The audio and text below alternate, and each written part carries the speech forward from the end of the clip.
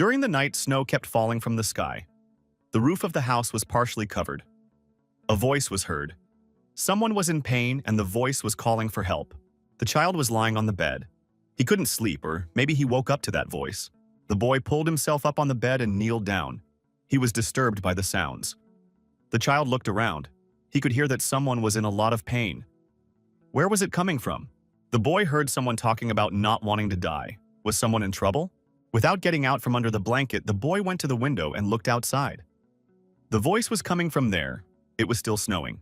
The child, with his shoes on and without even putting on any extra clothes, was hurrying to help. He left fresh footprints in the snow. The little boy stopped and looked at his hands. It was cold, and there was steam coming out of his mouth. The boy's hands turned red from the frost. The glowing balls that appeared in his palm rose into the air. The child looked in the direction the glowing balls flew. The boy quickened his step and walked in the direction where the balloons were flying. Everything looked very mysterious. Mysterious sounds and glowing balloons. A child saw a lonely kitten on the edge of the forest. Glowing balls began to swirl around the animal. Their bright light made the forest much brighter. The child, treading on the snow, approached the kitten. The kitten did not run away. The child and the kitten looked into each other's eyes. The animal was not afraid of the boy. There was hope and trust in the animal's eyes. The animal mewed pitifully. It was clear that it was cold. It was probably the kitten that was calling for help. The kitten coughed a little, and red bloodstains appeared on the white snow. It was clearly visible that the animal was sick. The child reached out his hands and took the kitten. They immediately bonded. The animal felt the warmth of the human body and, pressed against the boy, closed its eyes. The child loved animals. The boy, hugging the kitten, said that everything would be all right now. He won't be in pain anymore. Now he can stop crying and sleep peacefully. He might even have a good dream. The boy, lying in bed, opened his eyes. There were dirt stains on his face. The boy felt cold and rolled over onto his other side, determined not to get out from under the blanket. At the same time, someone knocked loudly in the room. The boy kept knocking and calling for Estio. It was the older brother, Theriot. He kicked at the door with his foot and asked loudly, "How long is Estio going to lie in bed?" Estio got up and sat down on the bed, but he didn't want to get out from under the blanket. The boy looked at his brother reproachfully. There was nothing to do, and he had to get up. He put his bare feet down on the cold floor. Estio looked sleepily at his brother, who had awakened him, but said nothing. Theriot wondered if his brother was going to get out faster. Had he forgotten what day it was? Estio said in a sleepy and indifferent voice that he would be right out. Estio, wrapped in a blanket, walked over to his brother. Theriot stared at him in surprise. Theriot threw the blanket off Estio's shoulders and looked at him. Why is his brother so dirty? Theriot clutched his nose and told his younger brother to put on clean clothes and swore at his brother. Estio asked in surprise why he didn't like the smell of him. Without letting the blanket out of his hands, Estio walks past the window and looks outside. Each time, the same thing is repeated. Today is the day of the coming-of-age ceremony. In the village of Selbia, where Estio was born and raised, every year, when the first Sunday comes around, those who have turned 19 come together and celebrate the coming-of-age ceremony. This event is considered to be the most grandiose here. Therefore, every young man should live his life becoming a worthy adult. Estio went down to the first floor. Estio approached the household, who were already downstairs. The girl shrieked and said she thought she saw a ghost. Estio had frightened her. A girl leaned over to the guy, sniffed, and asked why he smelled so bad. That girl was Roger's older sister. Estio didn't react in any way. Roger, covering her nose with her hand, said that the boy's hair was dirty and greasy. If anyone looked at him, they'd think he was a tramp. A father standing nearby agreed with his daughter. The coming-of-age ceremony is only once in a lifetime. Why does the boy look so dirty? His father added that Estio wasn't trying at all. He didn't even think he could have a child like that. Roger added that it would be a great shame if they went together. Luis would be at the party tonight too. The girl declared that they would go first. Estio should wash first, then come. The old man, saying nothing, stepped aside. Estio ponders where and how he will wash himself. He remembers that it is winter outside. Estio went out into the yard and approached the well. The guy was bare-chested. The young man looked down into the well and saw his reflection in the water. He really should have bathed. Estio was freezing cold. He was barefoot and standing in the snow. Who needs such water treatments? Estio began to freeze and his body turned red. We had to get this over with quickly. The guy poured water into a bucket, But at the same time, he heard a kitten meowing. Estio looked up and said happily that it was Tsiki. That was his name for the kitten he had found in the forest. After washing and taking water procedures, the guy walked over to where the kitten was sitting. Chiki threw off his clothes. Estio was very glad the kitten was here. Tsiki mewed again in response. Estio, holding the garment in his hands, asked what it was. Tsiki replied that it was a gift. In the guy's hands was a beautiful new shirt with embroideries. Estio asked the cat in surprise what it was. Tsiki replied that it was a gift. The cat sat proudly in front of the guy. Tsiki wanted to make the young man feel good. Estio asked Suki to answer honestly where she got it. The cat replied that she had gotten it. The boy was still surprised. Chiki jumped down into the snow and rubbed herself against the boy's leg. She said it was another gift for Estio. Suki raised her head and looked at the boy with a sense of trust. There was a very warm relationship between them. Estio decided to try on these clothes. Kat was eager to see the boy in her present. A horse-drawn carriage is traveling down the road. A girl, who happens to be on the road, screams in fear. She's about to be run over by the horse.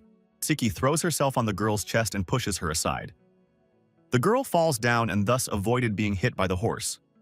The wagon passed by. The girl rushed into her mom's arms.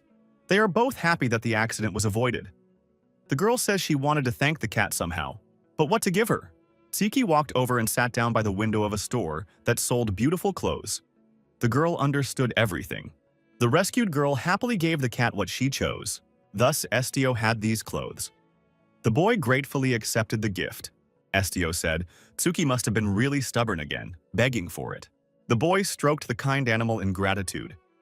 He said that Tsiki was good. She was a very kind cat. Estio put the clothes on, and he liked them very much. The boy thought that Tsiki sometimes brought strange gifts. On the day he was sick, she brought a bag of medicine, and when their crops failed and they were hungry, she brought bread. The young man held the cat in his arms and stroked her again. Of course, she can't understand and know the right time. It is only her feline instinct. A bird flew to Estio and started circling around him. It greets the boy. Estio greets Piria. Animals and insects appear around our hero. Estio is very happy and says that he has not seen them all for a long time. The boy sits down and plays with the animals. He knows their names. It turns out that he has been friends with them for a long time. Estio noticed that Tsuki had run off somewhere and looked behind her. A girl stealthily approached the young man. It was Bella. Estio recognized her. However, the girl, looking at the guy, couldn't remember his name. She went over the names in her head and never called him by name. The young man lowered his head sadly. As expected, she can't remember him. Estio was a little upset. Bella, hearing the guy's voice, asked, "Is he Estio by any chance?" Bella asked if he was going to go to the ceremony today. Estio replied that he was going to go. Bella smiled and said that she was on her way there now too. The girl ducked down to Estio's squatting form and offered to go to the ceremony together. The establishment where this party is being held is noisy and fun. People are raising their glasses and drinking. The party continues and everyone is happy. The man was worried if the kid would come here. He'd want the kid to have fun too. The companion with the bowl in her hand says that this boy is very lazy. He was going to come without even washing. On New Year's Day, she spent the whole day persuading him to wash. Interlocutors nearby told her to just let it go. The youths in the neighborhood agreed and all said it was best to forget about him. The old man, humbled, said that just waiting like this is cold. Probably should drink to his health. One of the young men stood up and told the headman to wait, for Bella had not yet come. The young men agreed that it wasn't worth starting without Bella. We should wait for her. The front door slid open and Bella and Estio appeared before the visitors. Estio in his new clothes. Everyone was happy that Bella had finally arrived. The young man was offended by the girl. He said he didn't even want to see her. He already thought she wouldn't come. Bella excused herself and said that her shoelaces had come untied on the way. The young man began to worry whether the girl had fallen on the way, whether she was in any pain. Bella only smiled in response. Bella said she was fine, plus she met Estio on the way over. The boy only then noticed that Estio had come with the girl. Estio said hello to Luis and told him that they hadn't seen each other for a long time. Luis couldn't believe his eyes. Was it really Estio? No one had ever seen him dressed like that before. Estio stood silently, his gaze lowered. This boy was often so thoughtful. Bella, to Luis's surprise, grabbed Estio's hand and told him they had to go faster. Estio was surprised too. Bella, fixing her bangs, continued to pull Estio behind her. Estio understood how Bella felt. The girl is left standing alone. She asks when mommy is coming. The mother, leaving her daughter, tells her to wait a little while. They will have dinner together later. A grown man tells a girl that he loves Bella. Bella, smiling, replies to her uncle that she does too. The guy puts his arm around the girl's waist and asks, "Will she marry him after the coming-of-age ceremony?" Bella replies, "Of course, Dino." Bella closed her eyes and yelled loudly that she was sick of it all. Bella, left alone with Estio, says she is very bored and wants something else. Could someone love and protect her like Prince Charming in a fairy tale? She wants a love like a romance in a book. Bella looks at Estio and doesn't understand why he's so pensive. Is he okay? Bella touches her hand to Estio's face, and the boy bounces to the side. He's embarrassed. Bella wondered if Estio was mad at her because she touched him without permission. The girl apologizes. Estio says not at all. He feels bad about reading the girl's mind. Bella felt guilty, though the reason was something else entirely. Estio thought it would have been better if he hadn't seen it. At the party, the fun continued. People raised a toast to the children of the village who had become adults. Estio turned to his companion. It seemed to her that the boy was troubled about something. Estio thanked Bella. The girl asked why, for she was the one who should thank him. Bella said she was late and almost got mocked. But it was nice of Estio to escort her. Luis, looking at the young people, thought, "Why is this guy with Bella? Where did he suddenly get new clothes from?" The clothes looked rather expensive. Sister asked Estio, "Did he really buy those beautiful clothes?" Estio was surprised. "Don't they have money for clothes like that?" Roger said, which is why she wondered where he got those clothes. Are there people in their neighborhood who wear outfits like that? Luis approached Estio and asked where he got such clothes. He hadn't seen such a design before. Estio replied that he had received these clothes as a gift. Luis couldn't believe it. Who would give such expensive gifts to him? Luis hugged the boy and asked him in a friendly way to tell him who the gift was from. Estio replied that it was a gift from a friend. Luis wondered from which friend. Was there really a rich man among his friends who could afford to give such gifts? The elder and his companion also looked at Estio carefully. The clothes on Estio raised questions and aroused distrust. Estio's father and his sister were standing not far away. They were all curious to know the truth, whether Estio was deceiving them. The guy was told he had to tell the whole truth. He stole it, didn't he? Estio saw glances on all sides at himself. Did all these people distrust him and suspect him of stealing? Estio remembered how he had already been treated with distrust. He had even been beaten once. A crowd of angry people were yelling at the boy. It gave him goosebumps. He could hear the screams in his ears for a long time. Estio doesn't want it to happen again. Then he lay on the ground, beaten and bloody. Estio asked for protection. He asked not to be destroyed. A man told an injured child that he was better off staying in the attic. Why did people treat him that way? Luis continued to ask questions. He said that Estio had been impossible to look at lately. He wanted to know the truth. Did the guy go to town and steal those clothes to look pretty at the party? The people around him tended to think so too. Otherwise, where did he get such beautiful clothes from? Estio thought sadly that he was an unlucky man. Why did they think so badly of him? After all, he had never stolen anything. After all the talk at the party, Bella was now looking at the guy reproachfully too. One of the boys threw a tomato at Estio sitting at the table. Estio sensed it and ducked. The tomato flew past. The tomato hit the lamp hanging over the table and shattered into small pieces. What was left of the tomato fell on Estio's head and he got dirty. Estio's hair, face, and clothes turned red. Everyone laughed at him and called him a freak. Estio looked at his father, hoping to get support and understanding from him. The father turned away from his son. Estio looked at his mother. The woman had done the same. She turned away from her son. The brother also shut Estio out. Everyone was ashamed of the guy. Estio thought he had expected that. People often treated him that way. Estio decided that there was no place for him here. The guy sadly left the event. The young man took off his expensive clothes and dressed in a familiar shirt. He was lonely and sad. It was a condition that often accompanied him. The boy cried. He felt bad that no one loved him and that everyone treated him like that. He thought he didn't deserve it. Estio did not want to hurt anyone. The young man makes a decision to leave. He packs his things, takes the knife and the clothes given to him. After packing all his things in a bag, Estio decides to go wherever he wants to go. The boy goes out into the street. Our hero turns and looks at his house in farewell. Estio thought that he just wanted to live. He misses simple human happiness. The young man stopped at a crossroads. Now he had to make a decision. Estio must choose which road he will take next. Left or right? This choice will determine the rest of his life. A wagon passed by. It stopped beside me. Estio raised his head and looked up. The wagon master asked why he was traveling alone in this cold and on foot. It was definitely warmer in the wagon, and the wind was not terrible. Estio stood alone in the snow. The owner of the wagon was friendly and offered to give the young man a ride. Estio didn't say no. He thanked and apologized for any inconvenience he might cause. Estio rode onward in the wagon. It was definitely warmer here. The young man warmed up a little. The boy heard some rustling overhead and looked up. Through a hole in the tent, he saw a familiar cat. It said hello and meow in response. Estio was glad that Tsuki was traveling with him. At least there was someone who hadn't forgotten him and who could take care of him. On the night that followed the day of growing up ceremony, Estio left his home village. In the morning, this wagon was overtaken by a real horse-drawn carriage. A knight came out of the carriage and looked into the wagon and saw Estio there. He asked how the lad could sleep in this cold. Estio, looking at the knight, wondered what was so surprising about that. The knight replied that this guy was a real cutie and a redneck besides. Estio thought he saw a knight guarding this wagon in front of him. The knight said that the guy must be very embarrassed, which is why he's so quiet. The knight wanted this kid to say something at least. They had picked him up, and he felt like this kid was going to be pretty boring. The young man said he is not silent and his name is Estio. He is grateful for the ride. The knight smiled in response and said his name was Rina or Rinakonder, and added that he thought the name was funny.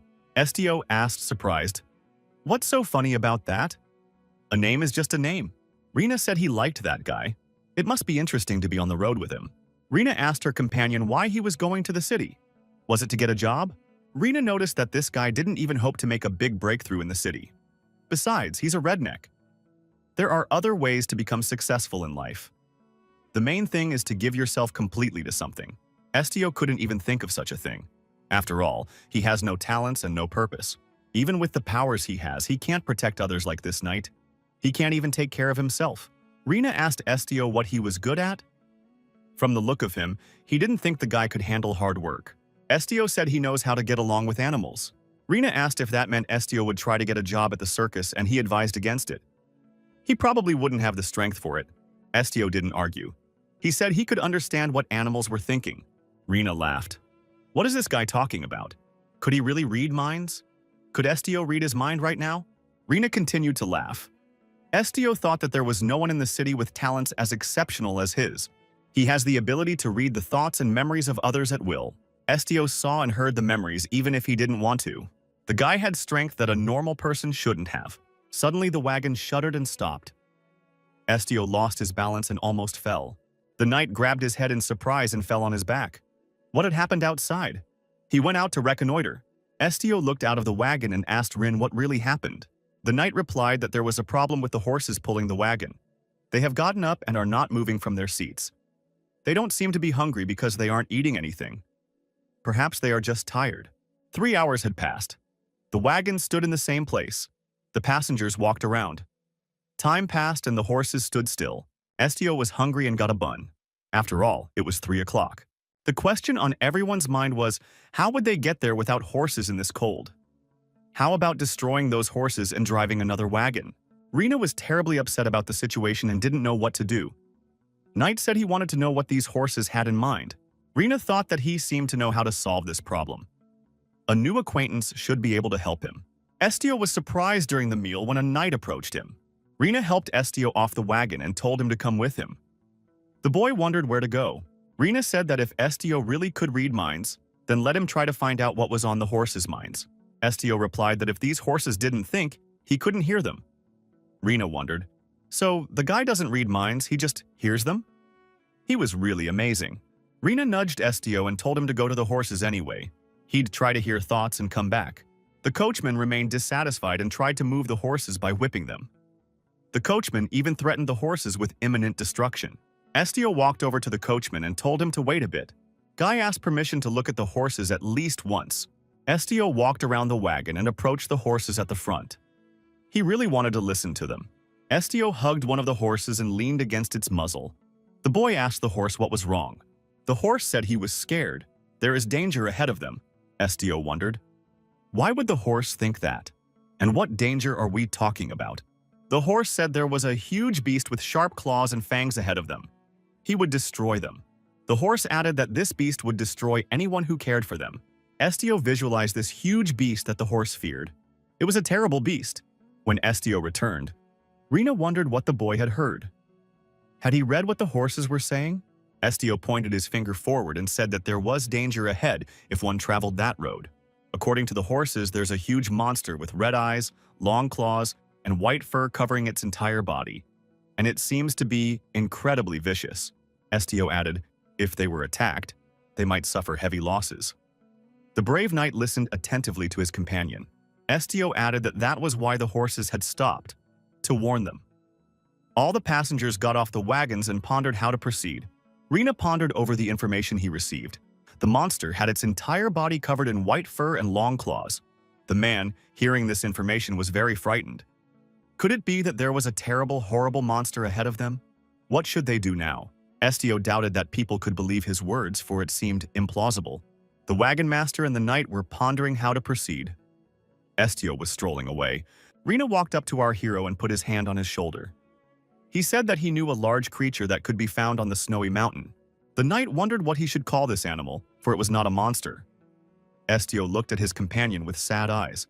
Rena said it was a big monkey. There might be a big white-haired monkey on a snowy mountain. The man hesitated and said that it was a very rare species. But if that was the case, this beast could very well be here. One of the wagon passengers said that he too had heard of the white-haired monkey. Such a cold she could live here. He had heard that its skin was quite popular among aristocrats. In that case, the warriors and other knights should be on guard again. Rena immediately grabbed his weapon. The wagon master said it was a beast after all, not a monster. Is that the reason why the horses were frightened? After consulting, they decide to make a test. The horses are unable to even move, so they have no other option. Rena said Estio would have to wait for him. Since he's a knight, he'll go with the others. The brave men armed themselves and said they seemed ready to move forward, to check out what beast lay ahead of them. Rena said that this time only half of the hired people went this time, although they all had good abilities. Estio had no choice but to wait. Suddenly, Rena took her companion's hand and asked if he wanted to go too. Rena started pulling Estio with him and telling him to get up faster. Estio was surprised and said there was no reason for him to go up there. Rena replied that Estio would go just in case. What if they needed an interpreter? Estio was scared anyway. According to the horses, their adversary is worse than a white-haired ape. It must be a beastly monster or something even worse. Estio wanted to stay alive and even decided to return to the village. Why should he get involved in such an adventure? Estio purposely didn't elaborate on his abilities because no matter how hard you try, it seems like everyone would think of it as reading the minds of animals. Estio assumed that this knight really thought of him that way. Estio's parents, brothers, and sisters feel uneasy about this ability of his. The moment they discover that he can read their minds, things take an unexpected turn. Estio decided not to take any more interest in other people, even if it was those who trusted him. Someone suddenly shouted that it was necessary to stop and pointed forward. Everyone looked in that direction. Estio and Rena were surprised to find that there was indeed something up ahead. The armed men spread out. Estio closed the procession. Rena stood beside him. One of the armed men lit a beam, and it became a little brighter. Everyone else joined him, and the area was illuminated. It was now obvious where they were going and what might be ahead of them. Estio felt something huge ahead, thought the nasty humans approaching. The monster with glowing eyes thought that it was about to destroy every human being. The creature was really like a huge monster. However, as the men got closer and illuminated the creature, it became clear that it was indeed a squirrel monkey. It had huge fangs and the same claws. Rena, Estio, and the other armed men approached this huge ape with glowing eyes. Estio had never seen such beasts before. If you're going to convey your thoughts to someone without touching them, even from here you have to have a will as strong as his. Even from here, Estio could sense his desire to destroy. Estio thought that this monster really wants to destroy humans. The white-haired monkey had one thing on his mind. He wanted to destroy these night travelers. Estio told his knight friend that they needed to go back right now. It's dangerous here. Rena replied that here is the only way forward. On this road, they must deal with the monkey. Rena asked if there was any other monster besides this one. Estio replied that there were no others, but this one was very dangerous. Rena was not afraid and drew his two huge swords. Estio watched the situation tensely. The girl accompanying the brave warriors asked, "Is it really that white-haired monkey?" The monkey stood up on his hind legs, rose to his full height and screamed loudly while beating his fists on his chest. The monkey roared so loudly that Estio even tried to get away from it. Rena, on the other hand, was not frightened and was ready to fight it with courage. Rena confirmed the girl and said that it was indeed that white monster. The girl, unafraid, asked, "Does this monster only have white fur?" People started throwing burning beams at the monkey. The monkey took cover and tried to defend himself against the fire. One of the warriors tried to attack it from behind. People continued to use their weapons with the desire to destroy this monkey. An archer shot arrows at it. Someone threw a spear at it. The archer took aim and sent another arrow straight at this wild animal. The monkey tried to defend himself and put up his paw. This animal did not expect such a massive attack. Blood from the wounds began to gush out onto the white fur of the animal. Arrows were sticking out in various places. The monkey was in pain. Estio stood back and watched what was happening. He felt sorry for the animal, but there was nothing he could do. The monkey rose up on his hind legs again and screamed loudly, but in unbearable pain. One of the hunters arrived and approached this monkey at a fairly short distance. The monkey continued to shout loudly. The hunter shouted for the monkey to stop his roaring.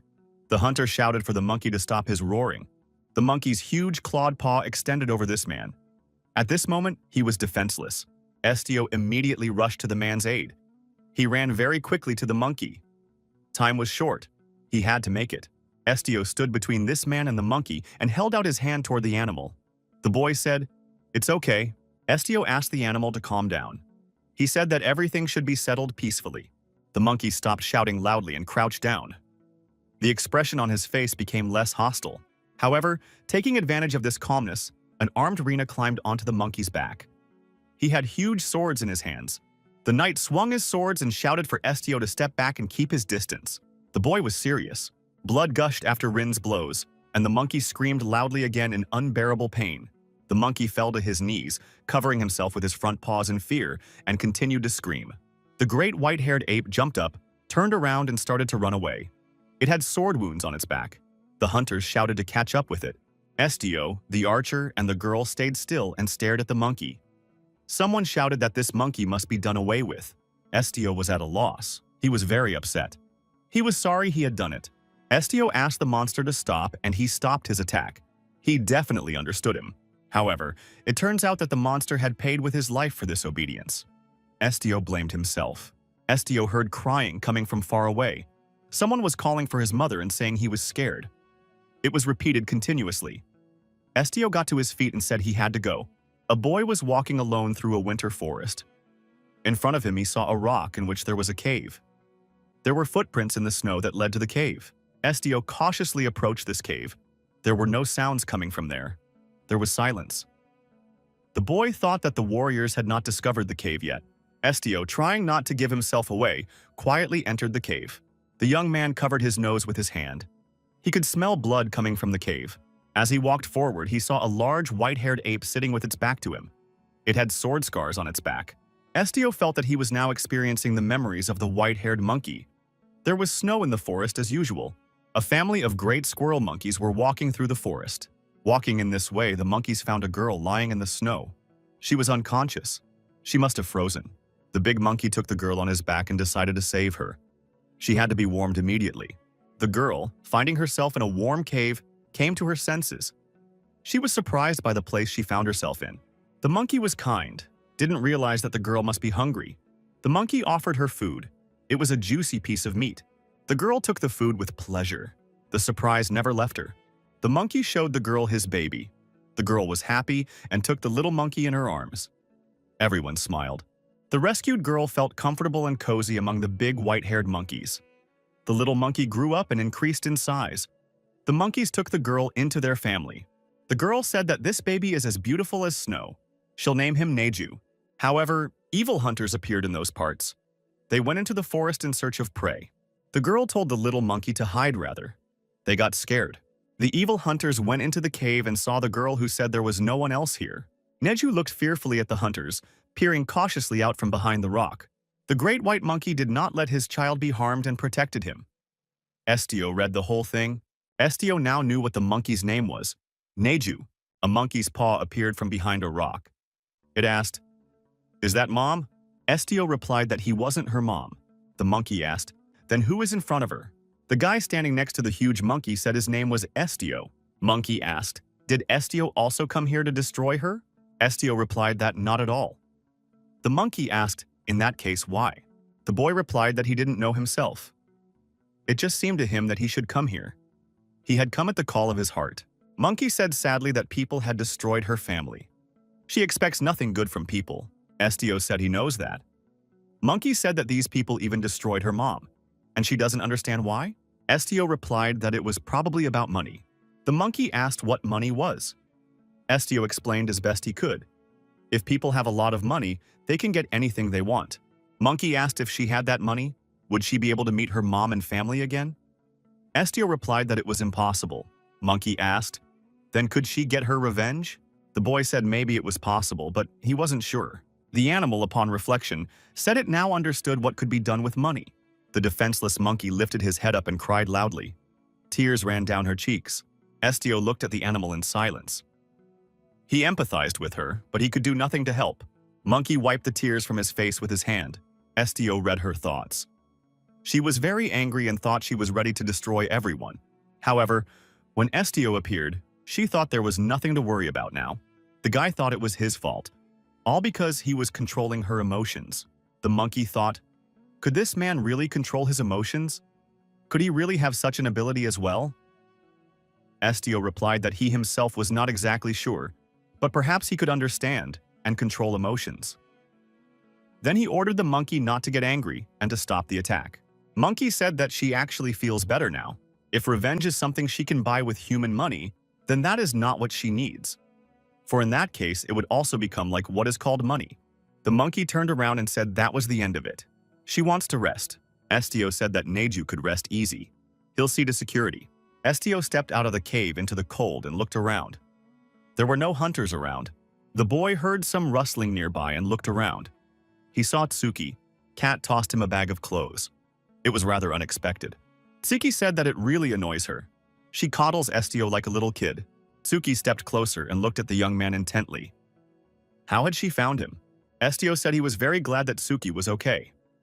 The cat remarked that this monkey child wouldn't be able to hurt her. She's not that weak. The boy wondered if Tsuki might want him to carry her. The cat said no. Tsuki turned around and walked. Estio wondered where she was going. Tsuki replied that she was going to the wagon. Estio wondered, what about Neju? He is all alone. Tsuki stopped, turned to the guy and told him to leave that monkey alone. Estio said he was wounded. If the men find him now, they will destroy him. Tsuki said that Estio might die of cold if he stayed here overnight. However, our hero could not leave the monkey alone. The boy suggested that the cat go back to the cave. Tsuki looked at this guy and thought, where did he come from so smart?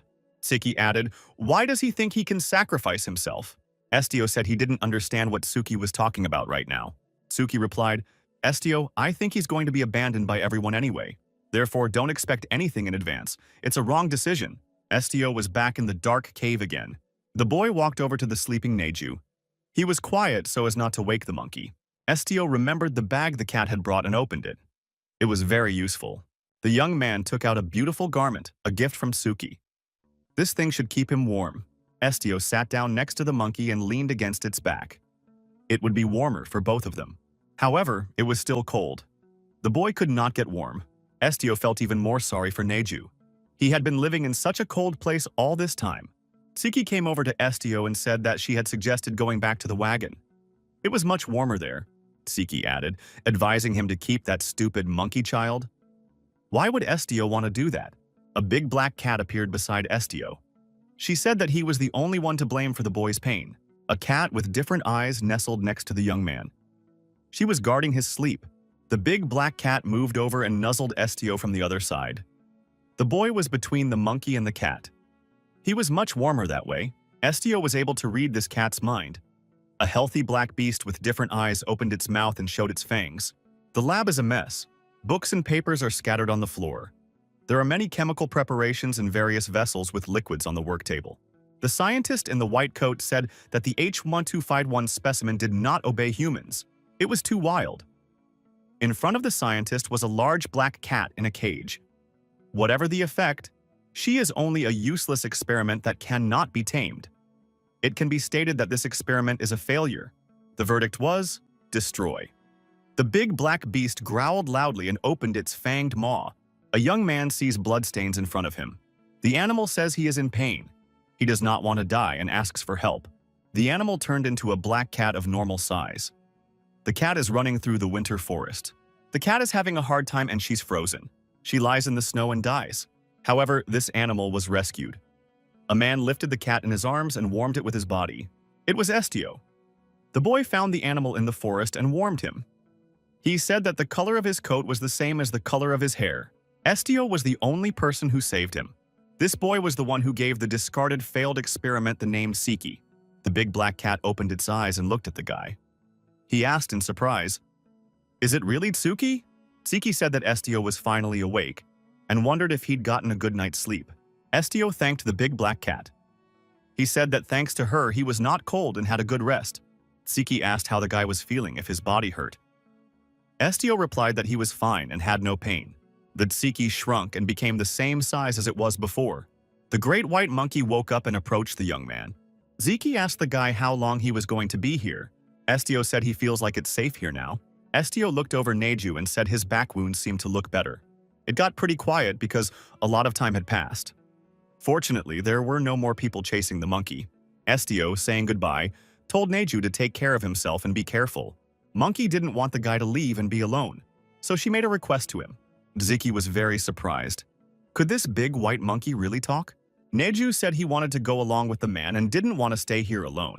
Estio wondered if the monkey was ready to follow him. But he would go where there were people. Estio added that he doesn't care, of course, but it could be dangerous for the monkey. He doesn't even have the strength to protect Neju if he needs to. Neju said that if necessary, he would protect the man himself, for he was very strong. Estio noticed that he didn't mean that at all. Neju noticed that there was no one in the cave right now, but he didn't like to be alone. Estio agreed and said that they were going to go to a town where many people lived. Neju should not be angry or frightened when he saw them. Estio read the monkey's mind. Neju wasn't sure he wouldn't be angry if he met the enemy who had destroyed his family. Neju expressed that he would be indifferent to other people, even those who had preyed on him the day before. Neju smiled and said he liked the man and wanted to go on a long journey with him. Estio warned that someone might show up who might want to destroy the monkey again. Neju wondered to the man, in that case, would he be able to get angry? Siki asked the man, what was he going to do in the end? Neju clung to Estio and didn't want to part with him. Estio and his animals came to the city of Galatia. Estio was traveling, and Neju kept him company. It looked quite unexpected and attractive from the outside. Estio and Neju found themselves in the central square, where there were many people. The boy reported that they arrived before it got dark. They had walked a long way. Was Neju tired? Estio looked around and, not seeing the cat, thought that Chicky had gone somewhere else again. Estio was approached by 2 paramilitary guards in town. They asked him if he didn't know that medium-sized animals must be on a leash. One of the guards asked, "Is it a white-haired monkey? That's a predatory animal. This guy could be in big trouble." A colleague said that this guy probably came here from the village. He is not familiar with the local rules. The guards said if they saw him off-leash a second time, they'd have to enforce the law. The kid needs to remember that. Estio got the leash ready. Neju said it's okay and the man can put it on. He understands everything. Neju said it's okay. Estio can't do anything about it anyway. Estio apologized and put a collar on the white monkey. The guard said that would be fine. They have just arrived in the capital, so they probably don't know anything here. But the young man needs help. The military man suggested to Estio that they act like smart people. The guy apologized to the monkey for having to go through this. Neju said that Estio was a lot like his mom. She was also very caring. Monkey said her mom also looked at Neju every day and often said, "I'm sorry." Neju wondered at first what she was apologizing for. But no matter how many times he asked, his mom wouldn't answer him. Neju added that he had often heard it from his mother, so he was beginning to understand. He was beginning to understand what mom's sorry meant. It meant she was saying she loved him. Estio and Neju squatted against each other in the town square and looked into each other's eyes in silence. One place refused to hire Estio because they wouldn't hire him with pets. There was no need for employees elsewhere either. There were no vacancies available here. The shop that sold watermelons didn't take Estio either. They said he looked very weak. Additionally, our hero was told that with such a large predator, He certainly can't expect to find a job. The watermelon seller asked the guy if he was looking for a job. Why not join the guild? The man added that maybe the guy could find a suitable job there. Surely there is at least one job there that he can do. It's the kind of place where they give you tasks and you have to do them. The guild building is in the center of the city. The guild the young man wanted was called Ignis. Estio headed for the center of the city, leading a white monkey on a chain behind him. Ignis wasn't hard to find. They had a big sign and everyone knew about it. The door to the guild was unlocked and Estio stepped inside. Neju followed him in. A girl met our hero on the doorstep and said to him, "Welcome." Here in the Ignis Guild, customer satisfaction is guaranteed. To make a request, you need to take a number from the window on the right and wait. Estio told the girl that he had heard they were recruiting newcomers. The girl got excited when she found out that there was a volunteer in front of her. Then the guy needs to go up the stairs on the left side and fill out an application. The curious girl took the initiative and asked if the young man knew how to fill out the documents himself. Estio replied that he had certainly studied writing and it would be no problem for him. The guy thanked the girl and said he would follow in the direction given. Estio and Neju walked up a large, beautiful wooden staircase. On the second floor, the young man with the monkey was met by a man. He bowed and greeted him. Estio said hello and told him he was a newcomer. The man thought he was standing in front of him. Absolutely redneck. Estio said that he came here because he heard that they were recruiting new members for the guild. He is the candidate who is willing to sign up. The man replied that they do need new recruits. But does the boy know what kind of work they do in their guild? Estio replied that he had heard that it was a place where requests were assigned and they had to be done. It didn't seem to be difficult. The man introduced himself, said his name was Hawk, and gave the guy his business card. He is the branch manager of the Ignis Guild in Galatia. Estio took a business card and said his name was Estio. Hawk turned around and told the young man to follow him. He would bring him up to speed. Hawk said he usually looks at the credentials first and only then decides whether to interview or not. But there have been a lot of requests lately, so they are short on manpower. Hawk laughed and added that right now he wouldn't even refuse the help of a monkey. Hawk took the form and a pen to fill it out. The branch manager asked where Estio was from. The guy replied that he was from Revo County. Hawk asked, "So Revo County is his hometown? Where is that county?" Estio specified that it was the village of Selbia. Hawk meticulously recorded all the information on the form. The man asked what Estio specialized in. Animal training? The boy replied, "Something like that." Hawk advised that in the future it would be best for the young man not to use wording such as "something like that."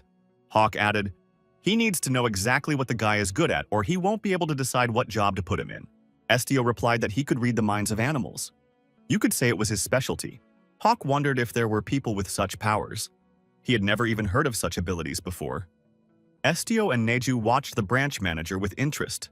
Wizard, medium, alchemist, healer, priest, knight. There are many capable people in the world. There are those who contract with spirits, or those who manifest magic and control it. Those who use special knowledge, heal wounds, and so on. There are very few people with such abilities, and most of them can be categorized into one large group. The ability this guy was talking about, some new power that doesn't fit under anything.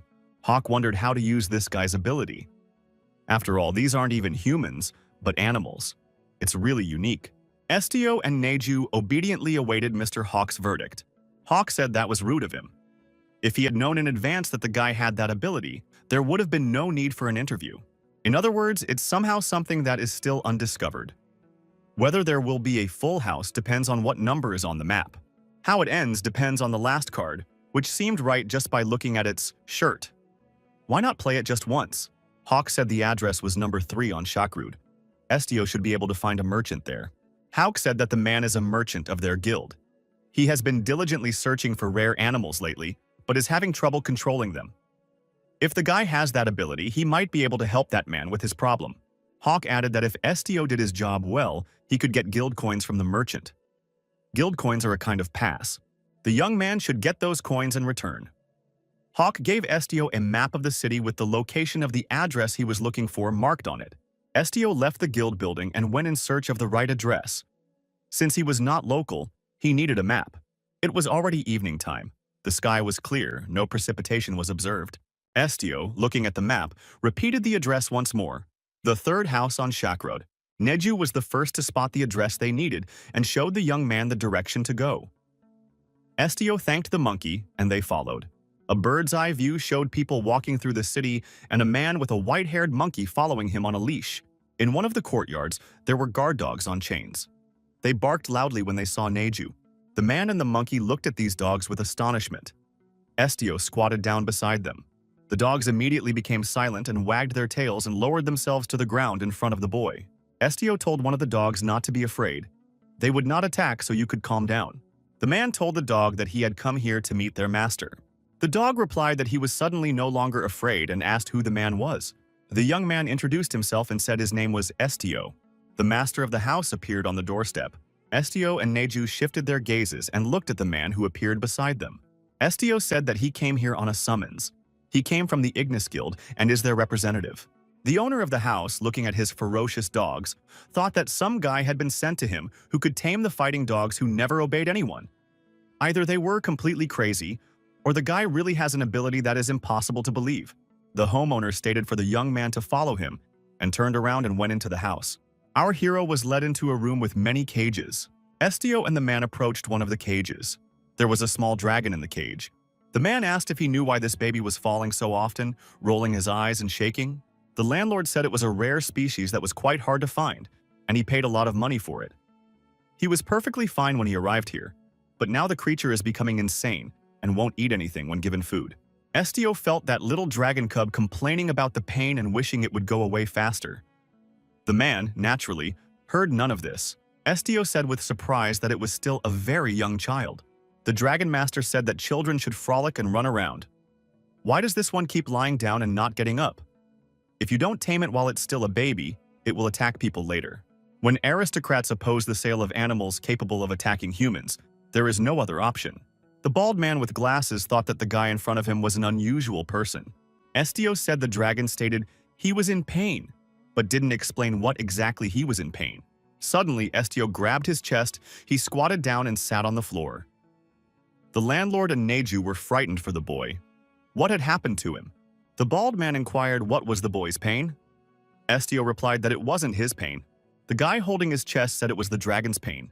He's feeling it now too. The Dragon Master was surprised. Is such a thing possible? In that case, what was his pain? Estio looked at the dragon and said that the memories of this little one were now surfacing in front of him. The man was frightened and asked why the young man closed his eyes and did not move. Why did he stop talking? Estio replied that the little one's heart was melting right now. Baldy was surprised at that statement. The man said he didn't believe. How can a heart melt? Is there a charlatan in front of him? The bald man asked Estio if he was taking something. The boy replied that this dragon belonged to a species that lived in very cold water. If you put sawdust or dry earth on it, it will not be able to breathe and will die. The distrust was growing. Baldy asked what the young man was talking nonsense. After all, a dragon is a monster that lives in the desert. The landlord added that this guild representative's words were like a fiction. Estio added that this dragon's heart, once formed from a piece of ice, was now melting. A man decided this guy was crazy. Is he saying there are animals in the world whose heart must always stay cold? The man who acquired the little dragon told him that winter would soon be here, so he would create an environment similar to the desert he had lived in before. And so it came to pass that this dragon was settled in a cage that had a desert instead of a cold edge. The dragon looked at the man with despair. He couldn't explain that he needed a completely different environment. The homeowner didn't even count on things turning out this way. Estio picked up a shovel located in the corner. The man told the boy to hurry up. He should go outside and get some snow from there. Estio wondered. Does he really have to do that? The landlord became indignant. Does the boy really think an old man like him should be doing this?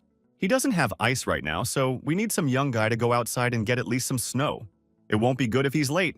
The man took the dragon and moved it to an aquarium with no water or sand. The dragon raised his head and looked at the man. It was good that there was no sand under his feet now. The man looked at the dragon and smiled. He had hope of saving the cub. The bald man came back and saw that the boy was still standing there. The man shouted, "Why is he still here?" Estio went outside. It was snowing. The guy returned to the room with the promised snow on his shovel. The man showed his hand to the aquarium where the snow was to be poured. The landlord asked why the boy wasn't getting more snow. Gotta hurry up. We have to keep shoveling snow until he tells us to stop. Estio went outside again and shoveled snow again. He repeated this several times. Estio walked into the room and poured snow into the dragon tank. A snowdrift was growing in the aquarium in front of the baby dragon. The dragon became active and, rising on its hind legs, studied this snow. The dragon cub's eyes lit up with happiness. It was a real ice dragon, and snow was its element. Dragons are basically rare creatures, and ice dragons are a species about which little is known at all, as they are few in number. The man took the shovel from Estio's hands and said that everything seemed to be fine now. The homeowner added that it was time to rest.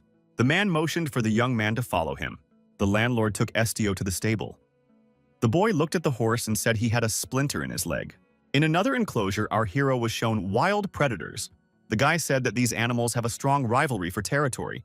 It's better to separate them.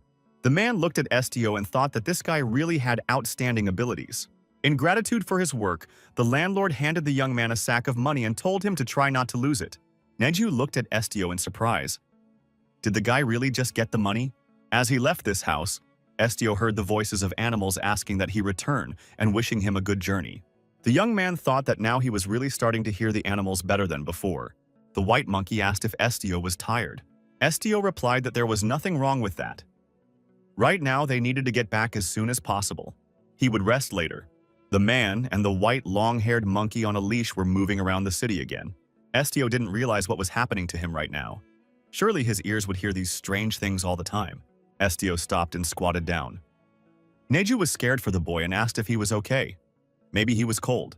His familiar cat Taziki reappeared near the young man. She came closer to the boy. Tsuki wondered what was going on with the man. It didn't look like he was sick. Tsuki told Estio to get up quickly. He might get sick if he sat out in the cold for too long. The boy petted his favorite friend. The cat, as always, did not mind. This friendly relationship had existed between them for a long time, since the first day they met. Estio thanked Ziki. Cat asked, "For what?" The guy said he thanks her for not avoiding him. Ziki asked in surprise, "Why should she avoid him?" Estio said he knows that Ziki hates being touched. Tsuki replied that it was indeed true. Human hands she hates more than anything else in the world. Estio heard those words and took his hand away from the cat's head. Tsuki said that Estio is indeed annoying. However, she said that he is different from other people. Tsuki added that Estio could do whatever he wanted and she wouldn't avoid him. Neju turned to the guy and told him that they were almost to the house where they had been earlier. Mr. Hawk pulled 2 coins out of the bag. It was even surprising. The branch manager thought that that meticulous old man had given not 1, but 2 whole guild coins. Hawk greeted the young man and said that he was a member of the Ignis Guild from now on. Hawk said that he would give the guy a badge and a costume, indicating that he was a guild representative. It is mandatory to wear the suit when performing work duties. Estio replied that he agreed. Hawk turned and ran away. He told the boy to wait for him. He'd bring it over. When he returned, the branch manager gave the young man his clothes and told him that on the 3rd floor of the building was a dormitory with all the amenities for guild employees. The conditions were not the best, but if you needed a place to stay, you could use it. Hawk said that pets are allowed, so we don't have to worry about that. Tomorrow morning, we have to go to the employee relations department again. Hawk said that at that point, the guy was free and he could get a good night's rest. Estio went up to the 3rd floor and entered the dormitory. There were bunk beds in the dormitory. Estio and Neju took a bath and gave themselves a good scrubbing. The boy tried on the new suit he got from Mr. Hawk. The suit looked good on him. He thought the uniform looked great. Estio looked in the mirror and decided that he would look like this forever. There was a completely different person standing in front of him in the mirror. Estio asked the monkey, "Does he look weird?" Neju, smiling, said the man looked cool. Without undressing, Estio went to bed in this suit. The bed was white and clean. Estio thought that at times like this he always thought of the past. He remembered the cold attic, when he had looked out the window, wrapped in his blanket. It was different now. A warm room and a clean bed. Estio turned on his side and asked if Neju was asleep. Neju was awake. He was lying on his back with his arms crossed over his chest. He too had a clean bed. Estio wondered if Neju regretted following him. He has a chain around his neck and his freedom is restricted. He often catches people's eyes. Estio added that things might become even more difficult in the future. The monkey continued to lie silent. Estio thought, as he supposed, that Neju was certainly sorry. "We must let him go tomorrow on the mountain." Neju replied that he is happy if he can follow Estio. He's not alone, so he's calm. Neju added that instead of hating someone, he can live by giving someone his love. Estio, thanking the monkey, turned on his other side and fell asleep peacefully. Neju fell asleep too, lying in the same position. He was warm, cozy, and safe. Estio remembered the time he'd crammed himself into the attic with a worn dictionary he'd inherited from his older brother. Reading that dictionary alone had taught him the language, but he couldn't understand all the words. He probably knows one word right now, and that word is connection. Our hero had cleaned himself up for the morning, and he looked great in his new uniform. Coming down to the office with the monkey, he made an impression. Mr. Hawk said this guy is unrecognizable now. The suit really suits him. The girl with the documents in her hands asked the director who it was. Was he a newcomer? The principal introduced the young people. It was Rosalie, his assistant. Rosalie recognized her as Estio's new employee. Hawk added that this was a new member of the guild who would be working with them starting now. However, the newcomer won't be working in their department. He also won't be helping the magic department or the fighter department. Rosalie was surprised, for the headmaster had recently said that the newcomer had abilities. Why wouldn't he work in the magic department? Mr. Hawk said this guy has a slightly different ability. He hasn't been determined anywhere yet, so we'll have to wait a little while. The matter will probably be resolved within a day. The principal was kind enough to offer the young man some candy. Hawk, smiling, added that not many people know, but the most delicious candy is actually onion-flavored. Rosalie, watching the principal, said it's starting up again. The girl told Estio to ignore him. He's always like that. Estio couldn't say no and accepted the onion-flavored candy. The department head, smiling again, said that he had a very good feeling. This guy would become a treasure of their guild. Estio, having tasted this candy, thought it was more unpleasant than delicious. The director said he didn't know where to place the young man yet. So he will be helping out in that department for a while. Rosalie told the boy to go through the first door. Estio did as he was told. Estio walked into the office and saw many documents piled all around him. Rosalie asked the guy if he'd seen a black rubber band by any chance. She looked all over for it but couldn't find it. Estio replied sincerely that he had not seen her. The girl stated that this rubber band was needed right now. Rosalie asked the guy if he didn't have a job right now to go out and buy a new black rubber band. Can't do without it. Rosalie told Estio to follow her. She would give him the guild seal. He'll just need to stamp the check. It is the black rubber band that is needed, so he needs to be careful. It would be enough if he bought one set. The girl added that if there was a unicorn feather on sale, you should buy it too. Total: 4 rubber bands and a unicorn feather. Estio went outside again. A passerby said that a haberdashery store has such things. The haberdashery can be found in the shopping plaza. Estio thanked him for the information he had received. Our hero and his furry companion reached the right store. They went inside. Estio lifted his head upward. There was a girl on a large stepladder on the second-floor level. She was doing something she was passionately engaged in. The girl heard a knock on the door and realized that someone had come in. She announced that she was very busy right now. The shopkeeper rejoiced and shouted that she had found it. She held the crystal ball in her hands and knew where to find it. The girl looked down from the stepladder and saw that the customer still hadn't left. It was a young man. The girl couldn't help but notice a huge furry creature next to the guy. The creature was on a chain. There was an attack of panic fear. The girl closed her eyes and screamed loudly that there was a monster here. The ladder staggered. The girl, of course, could not hold on and flew down from the stepladder. The young man was nimble and prevented the fall in time. The pink-haired girl landed directly in his arms. She was saved from falling to the hard floor. The young people looked at each other, and the girl thanked her savior sincerely. Estio said that it's not a monster next to him. There is no need to be afraid of this animal. The guy said the animal's name is Neju. It's a squirrel monkey. The girl blushed terribly with embarrassment. Whether from the fact that she was in the arms of a young man, or from the fact that she had mistaken the monkey for a monster, she apologized and said she was a little scared of the animal, and it turned out to be a client's pet. Estio said it's not a pet, it's Neju. That's what you should call him. The girl apologized once more. She looked at the monkey and assumed that Neju was such a name.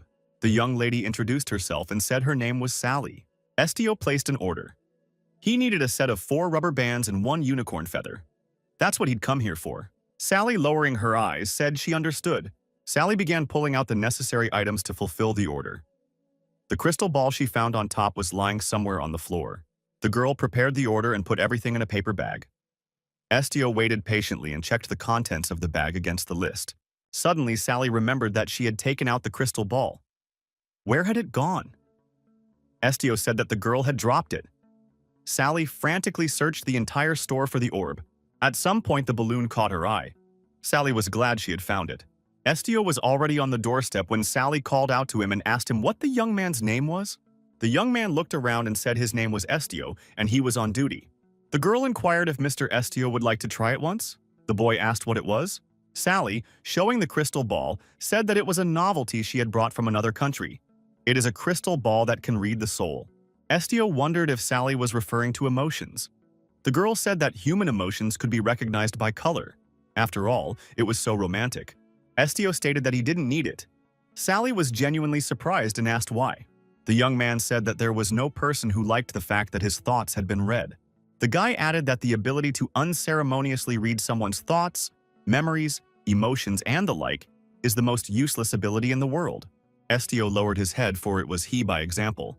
Sally noticed that Estio spoke like someone who could read other people's minds. Estio walked back to the guild office with the order completed. Mr. Hawk said he'd made up his mind. From today, the guy belongs to a special department. Our hero asked what kind of work should be done in this special department. The director handed the young man a piece of paper and told him to read it all. Estio read it carefully. It was necessary to help a girl of 10 to make her puppy become a good dog.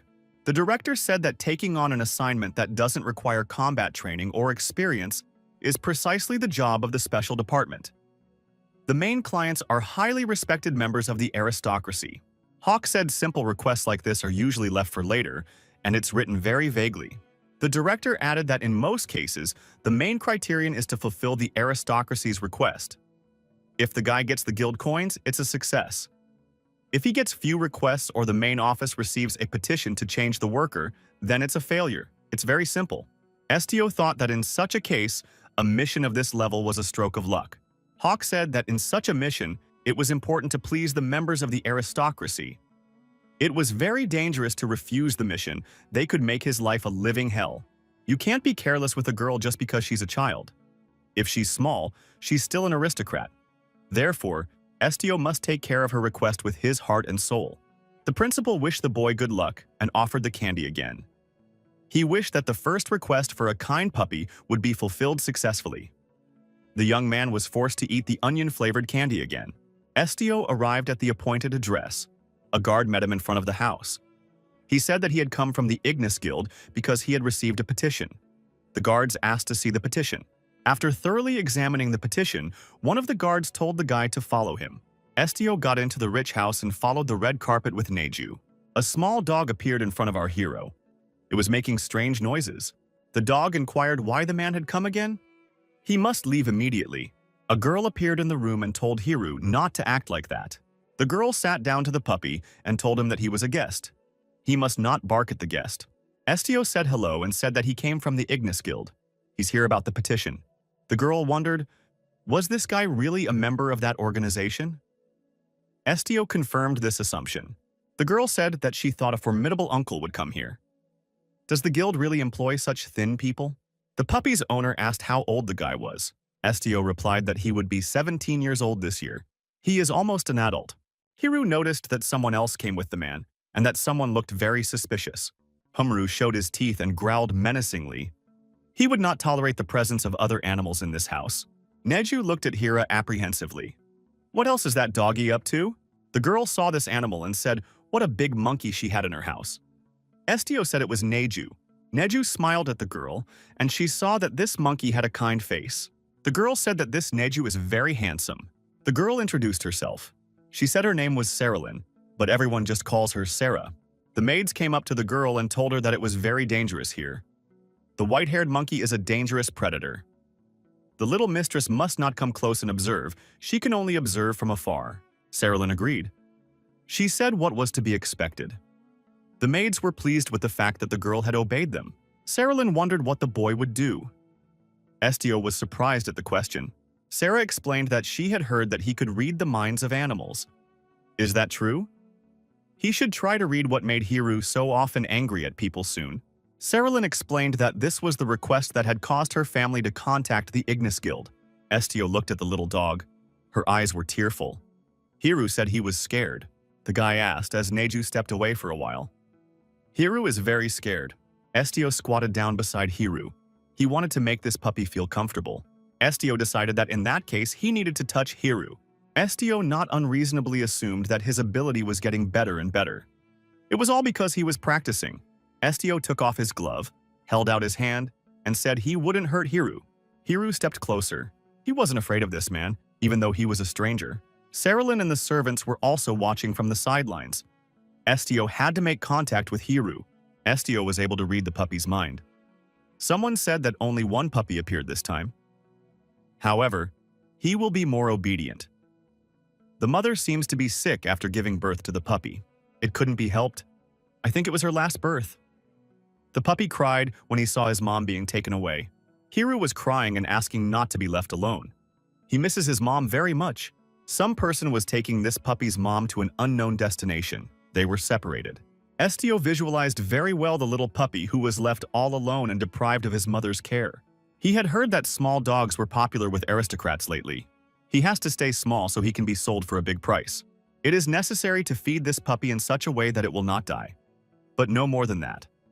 There was always very little food in Hiru's feeding bowl. The puppy's owner had an interest in selling it to Count Fabian. The arrangement was made, and the master said he would now wash the puppy and bring it to the Count. People who were breeding dogs took the little puppy out of the box. His fate was sealed. The puppy was crying and begging to be rescued. He was small and defenseless. The world is a very scary and cold place. This puppy is now called Hiru. He is washed, fed, and looks beautiful. However, people took his mom away from him and hurt him. Now he looks like a toy. A puppy was brought in a basket as a birthday present and given to his favorite daughter. The father told her to take good care of the dog. The girl was happy and thanked him for the gift. Sarilyn said that Hiru is so cute and adorable and will always stay that way. Sarilyn tossed the puppy up and said it was her precious angel. He was treated like a real toy. One day, Hiru, frightened, bit a man's hand. It was quite unexpected. The girl's father got angry and kicked the puppy with his foot. He said it should be thrown away immediately. Sarilyn stood up for him. The girl cried and said that she would raise him well. After all, Hiru is her puppy. My father said that a puppy that bites its owner is a bad dog. How can she raise this stupid and ferocious beast? Someone suggested the girl petition the guild. If they can't fix his character either, then they'll have to get rid of him. The girl must realize that. Sarilyn asked Estio after a while if Hiru had told him what he really didn't like. Estio replies that Hiru has told him absolutely everything. Hiru is afraid of all the love the girl is showing him. Estio believed that Hiru had never really been loved. Estio added with sadness in his voice that humans would one day destroy this puppy. Guy added that Hiru's fate would be the same as his mother's. Sarilyn didn't believe it. After all, she loves Hira more than anything in the world. If she had the ability to read minds, she would take even better care of the puppy. Estio said it's not just about mind reading. The guy said the puppy was a baby whose mother had been killed by humans. And those same people starved him to get more money from selling him. Sarilyn asked Estio if he knew how they could help the puppy get rid of that fear. Sarilyn was very upset that her puppy's mom had died. Estio replied that Hiru's mom was old, so she got sick. She couldn't give birth to any more pups, and it seemed the dog's owners had decided it was useless. Sarah was frightened when she heard such words.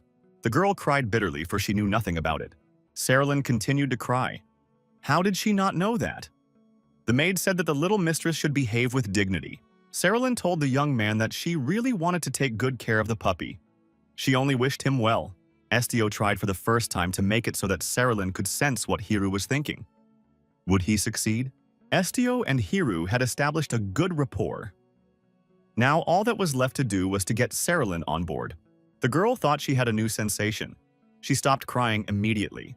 Hiru turned to Sarilyn, and the girl sensed it. Sarah heard Hiru say, a bit confused. However, Sarilyn does love him. That's good to know.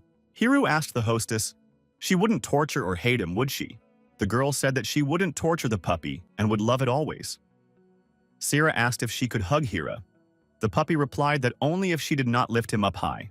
Sarilyn took the puppy in her arms and cuddled it gently. Hiru felt the warmth of her body and closed his eyes in pleasure. Sarilyn held Hira gently in her arms. The maids were pleased that a friendly rapport had been established between the girl and the puppy. Estio was satisfied with his work. Saralyn said that the Ignis Guild was truly amazing and thanked the young man. The girl said that she had sent a petition to the guild, but she didn't think there were people with this ability. Sarah stated that she didn't know anything about Hiru until now. All this time it turns out she was wrong. The girl clutched the puppy tightly to her. It turns out that Hiru was always wanting to communicate with her and tell her something. Estio replied that it wasn't her fault. After all, people don't know what animals want to communicate to them. It's the mistake of the people who sold Hira to you. They acted very cruelly for their own profit. Estio noticed that Hiru had simply misunderstood Saralyn. He wasn't used to being shown affection. After all she had heard, Saralyn was pleased that she and the puppy would have a different relationship now, and she would understand him more. Saralyn handed the boy a guild coin. It was a thank you for the work he had done. Sarah wished the young man a good journey. She told Estio not to let his older companions take coins from him. Someone on the outside said that this guy's ability was really outstanding. The young men looked around. Saralyn saw her father and the young men approach unnoticed. The girl was glad. The man, excusing himself, said he had no intention of following his daughter. As it happened, he had just returned home. The young man standing next to his father looked at Estio intently. The father stated that he heard the girl crying as early as the entrance to the garden. Sarah, excusing herself, said that she wasn't crying that loud. The girl continued to hold her favorite puppy in her arms. Her father stated that her older brother, Jeremy, had also heard the crying. Jeremy agreed that his sister did have a strong voice. Saralyn said she didn't want to discuss it as they had a guest at the moment, hinting at Estio's presence. It was only now that the girl's father turned his attention to Estio and asked, "Is this the one who was sent from Ignis?" The guy introduced himself. He said his name was Estio. He's a member of the Ignis Guild's special division. The girl's father noticed that this guy's special ability helped in solving their problem. However, what is this ability?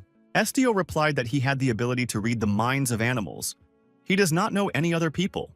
The man didn't believe it and said it was absurd. This boy should know what happens when ordinary people lie so brazenly to the aristocracy. The father told his daughter it was reckless. He wondered exactly what kind of animals the boy was able to read minds in. The man inquired, "Does Estio rely on mental ability or soul? And what about monsters and people with mixed blood?" The head of the family came up close to our hero and asked if he could not answer these questions. He suggested that this guy's true ability is reading hearts. Is he right? The count himself was surprised at his own inferences. It seemed incredible to him. The man thought, if this guy can really look into a person's soul, he's definitely a monster. Estio stood silent. He had read this man's mind. The head of the household, his eldest son, and Estio stood silently and looked at each other. Out loud, the man said that if the young man had such an ability, it was indeed an interesting ability. The count added that he had met many able men and heard many stories, but he had never seen such a special specimen as this fellow. Such an amazing ability is definitely unique. It can be called a talent. The man asked if the young man knew what that meant. He looked the boy intently in the eyes. It means that there is a job in this world that only he can handle.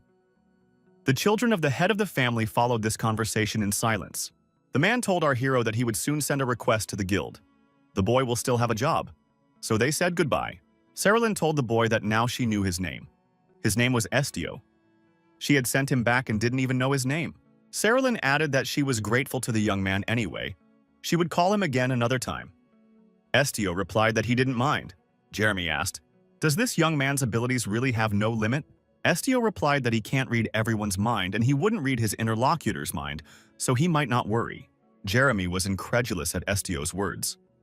He wondered if the guy was lying about being a mind reader. Jeremy said if that was the end of it, Estio could go. He began to push the young man out of the house. The sister screamed at her brother. Jeremy continued to stand his ground and yelled for this guy to get the hell out of their house immediately. Sarah cried and asked why Jeremy was treating a guest like that. Estio had helped her with Hiru, hadn't he? Jeremy told his sister that this guy was dangerous. She should listen to her older brother. Saralyn stated that she hated him. Estio left that house and traveled back to the guild with Neju. He took the coin out of his pocket and looked at it again.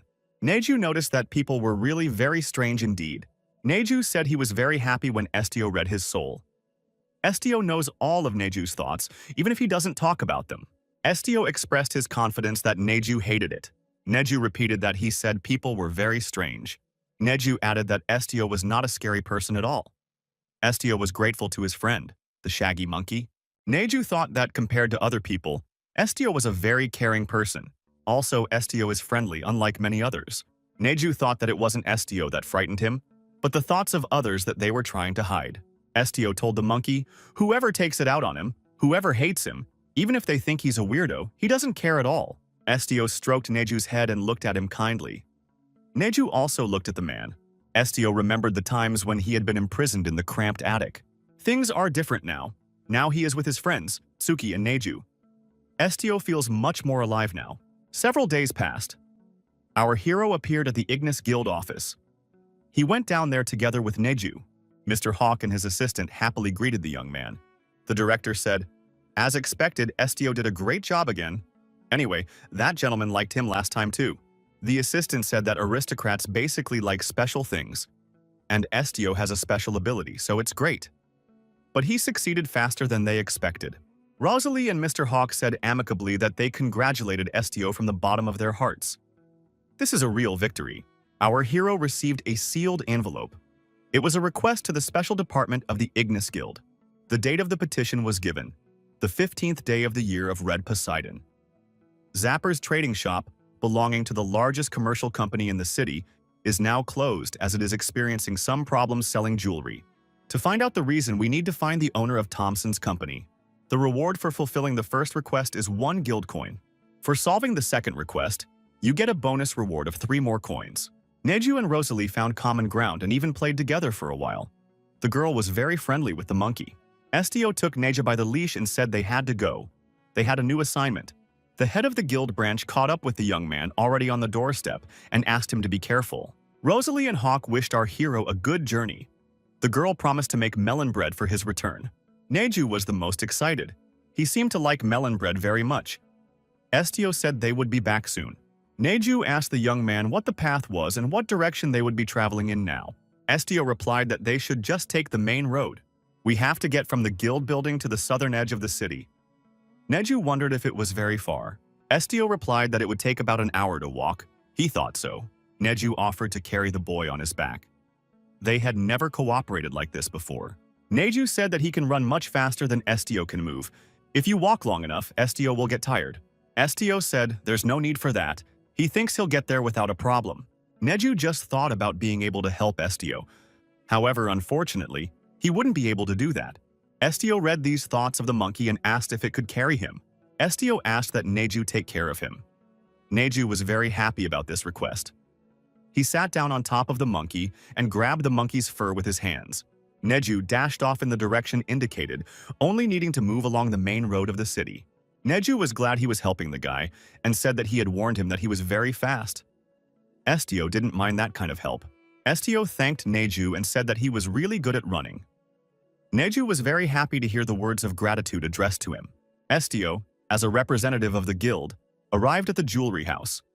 There was jewelry in the window of the house. Estio, looking at the jewelry, thought it was just colorful stones. What do people marvel at? The boy knocked on the door and asked if anyone was there. There was no answer. Neju said that no one seemed to be home. Neju inquired as to what they would do now. Estio stated that he had received information that the owner lived in the same building.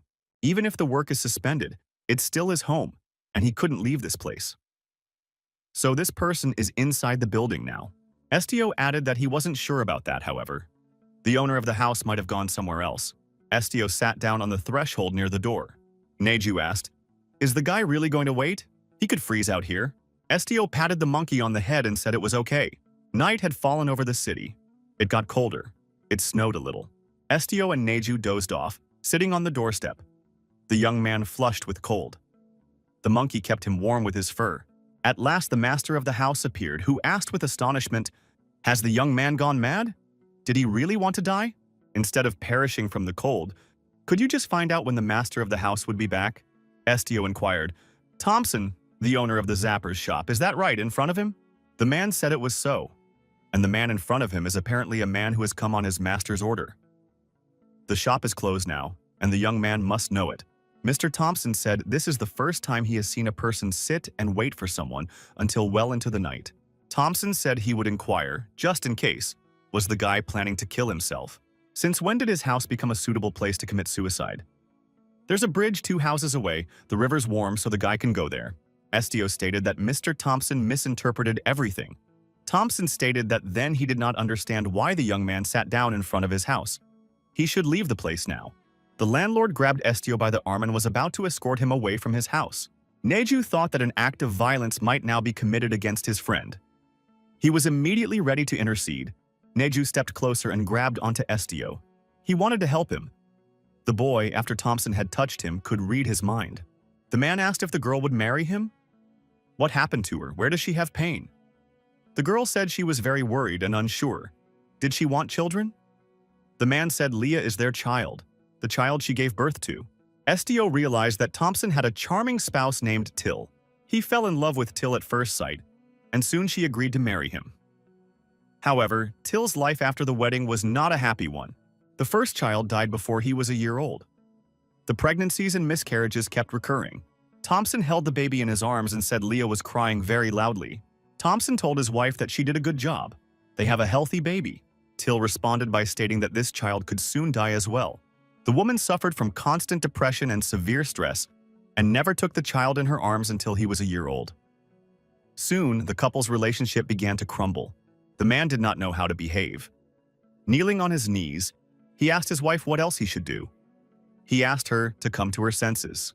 Thompson tearfully asked, would Till really let their child die? After a while, their trading shop was closed. Thompson concentrated on taking care of his little daughter. Mr. Thompson saw the monkey and asked why the boy had brought that monster with him. Estio said if Thompson's wife won't talk to him, he should just ignore her. Thompson wondered, what did this guy just say? What did he mean by that? Estio stated that people who avoid talking will not listen to him if he forces and talk.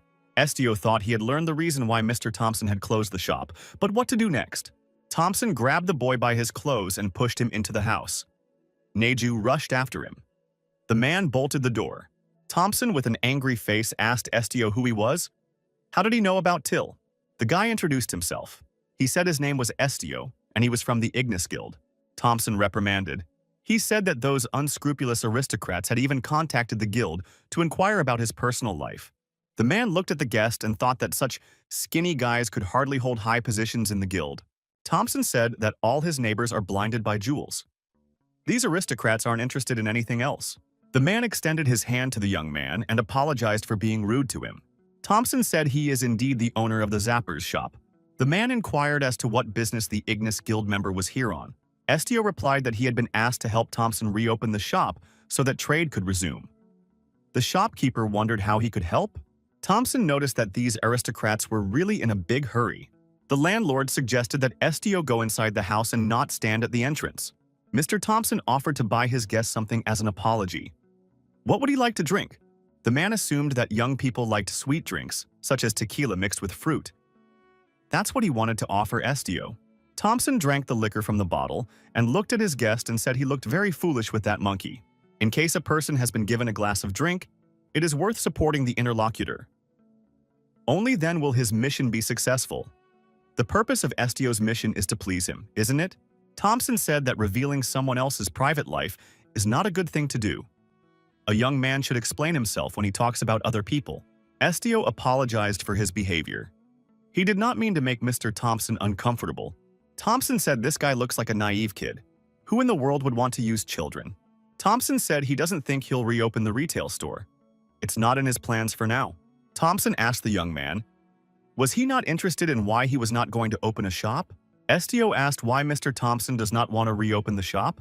The man thought, is this guy really not interested at all? The master of the house offered the young man another drink. Estio, in order to keep the conversation going, accepted the offer. Thompson laughed and said he was looking at a very interesting guy. He had never met anyone like him before. The man said he loves his wife Till and his daughter Leah too. These are the people he wouldn't trade even for the whole world. Pouring himself a glass of liquor, Thompson said his wife had been in poor health for a long time. Since the death of their first child, he had never seen a smile on her face. She stopped talking to him. Even after Leah was born, she won't leave the room. Estio pictured Mr. Thompson holding his wife's hand, pulling her behind him and telling her to come out to them. Till balks, screams, and won't do what her husband asks her to do. She is in a depressed state. Thompson said he tried to pull her out against her will again once, but she bit her tongue.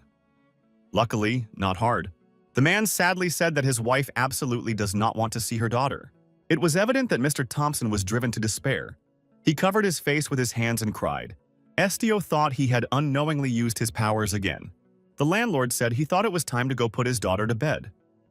The conversation was longer than he thought it would be. Thompson patted Estio on the shoulder. He seemed to have spoiled his mission. The man apologized. Even if it's completely difficult for him, he doesn't plan to open the store this year, so he should tell the aristocrats to look for other stores. Estio asked the landlord what would happen if his wife's health improved. Would he open a shop? Thompson replied that in that case he would most likely go back to trading in the commissary. The fellow said maybe he could help in that endeavor. He was told that there were problems that only he could handle. Estio formally told the man that he could force his wife to leave the room. Mr. Thompson did not really believe such statements. He inquired how the young man would be able to do that. Estio replied that he would do it with his ability. He touched his fingers to Mr. Thompson's forehead and conveyed his thoughts to him. The expression on the man's face changed. He didn't believe it and wondered, how could a guy do that? Thompson felt Neju telling him not to be afraid. After all, Estio wasn't a bad person. Thompson was so dumbfounded that he staggered backward. He was looking at the monkey, and something incredible was going on in his mind. The man fell to the floor in surprise. He said he had just heard someone's voice in his head. Estio bent over the master of the house, held out his hand and asked if Mr. Thompson would confide in him. Thompson extended his hand to the guy, and in the handshake an agreement was reached. Thompson thought he had nothing to lose either way.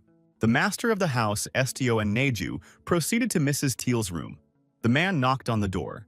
Mr. Thompson told his wife he was going into the room. They had visitors. There was silence in response. Thompson opened the door, stepped into the room, and called his wife by her first name, Till. Estio followed him. A woman, paying no attention to anyone, sat in a rocking chair near an open window. There was indifference and emptiness in Till's eyes. The woman stared at one point continuously. Her face was as if it were made of wood. The man closed the window and asked, "Isn't Till cold?" The woman didn't answer. Thompson took his wife's hand and said her hands were completely icy cold. "How can you do that to yourself?" Estio, to get his attention, said hello and apologized for the disturbance. Till didn't react in any way. The boy reached out and touched her head with his fingers. Estio thought it was too quiet. He detected no thoughts. Estio decided he needed to get into her head a little deeper. But how deep? He hadn't had the chance to tune it before. The young man was digging into this girl's thoughts. It was the first time he had ever done so of his own free will. Something happened that had never happened before. The young man's hand shone, and the glow was transmitted to Till's head. Thompson covered his hands in surprise and drew back. The man asked himself the natural question, what could it be? Naturally, he could not find a sensible answer himself. Estio, Neju, and Mr. Thompson found themselves in some unknown place. Thompson was surprised and asked, what was this place? There were trees growing all around. Next to the path lay a bucket from which vegetables were scattered. There were also logs lying nearby and an axe stuck in a stump. Thompson looked at Estio in bewilderment. He had the impression that he was watching someone. Not far away, at the edge of the woods, he could see a house. A girl appeared on the doorstep and said that it was very hot today. Even on days like this, we have to work in the field. The tired girl said she wanted some rest today. She had a bag in her hands. Thompson recognized the girl. It was her Till. She looked like her old self now. How was that possible? Thompson stood nearby and watched the girl. Estio stated that he hadn't even planned such a thing. The guy told the interviewer, he feels like they are in his wife's memories right now. Till wondered if she could play with Juan by the river for a while. She could do that during the day, right? The girl smiled. Till was the daughter of a poor peasant. That's how she lived her life. Her mother passed away very young. Till doesn't even remember her face. When Till was a little older, her father also left her. The only ones left with the girl were her younger brother and sister to take care of. Since then, Till has been single-handedly taking care of them. The girl raised the children. It wasn't easy on the girl. After all, she had been a child herself not so long ago. From morning till evening, Till worked on the homestead. She grew fruits and vegetables to feed herself and her brother and sister. The younger ones helped her. The brother said that he gathered kindling in the forest. The sister stated that she had brought edible grass. Till patted the younger ones on the head and told them they were the best brother and sister ever. The younger sister held out a flower to the girl and said it was a gift for her sister. Till leaned down, and the girl wove a flower into her older sister's hair. It was very pretty. Then came the time when Till fell in love. The young man was from the same class. They often met and parted sadly. At first it was shy glances. Young people were shy to show their feelings. But poverty dragged them down like a swamp. There was not enough money even for food or medicine for her brother and sister. Till thought even if she took more work, she couldn't see a way out. My brother once asked my older sister. They say Juan proposed to her. Is that true? Till wondered if Juan was the one who told him. There's no need to worry about that. His sister isn't getting married yet. She's already said no 3 times. Till explained to her brother that they had decided to break up. Till wasn't thinking of marrying him, so we need to let this guy go as soon as possible. That's how Till broke up with Juan. The girl took a new job. She started making deliveries. She had deliveries to 5 places that day. Till thought if she skipped lunch, she could get everything done before the sun went down. So the girl was always in a hurry. Counting the money she earned, Till calculated that she and her children would have enough for the next month. In her hurry, Till saw a young man who, while carrying boxes, tripped and fell. The girl, wanting to help him, stepped closer. Till asked if the man was all right. Did he need help? The man rose to his feet and looked regretfully at the scattered boxes. Mr. Thompson told Estio that was the day he first met Till. After all, he was the one with the boxes. That afternoon, Till helped Mr. Thompson get home. She offered him her shoulder to help him get around. After that fall, the man was still recovering for some time, lying exhausted on the bed. The girl showed care and nursed him back to health. When he opened his eyes, he saw a beautiful creature in front of him. She was glad that the man was awake. Without putting the matter off, Mr. made a marriage proposal to the girl. Since he was wealthy, the girl accepted. One day, Juan came running to Till's house and said he had heard the news of her wedding. Juan immediately stated that if Till really did leave him, he would die right here and now. Not to be unsubstantiated, Juan immediately took out the vial of poison he had prepared beforehand. Till was frightened. Was Juan really ready to destroy himself? Till says he can't do otherwise because to him, life without her is meaningless. The young man, holding the open vial at the ready, said for Till to return to him, please.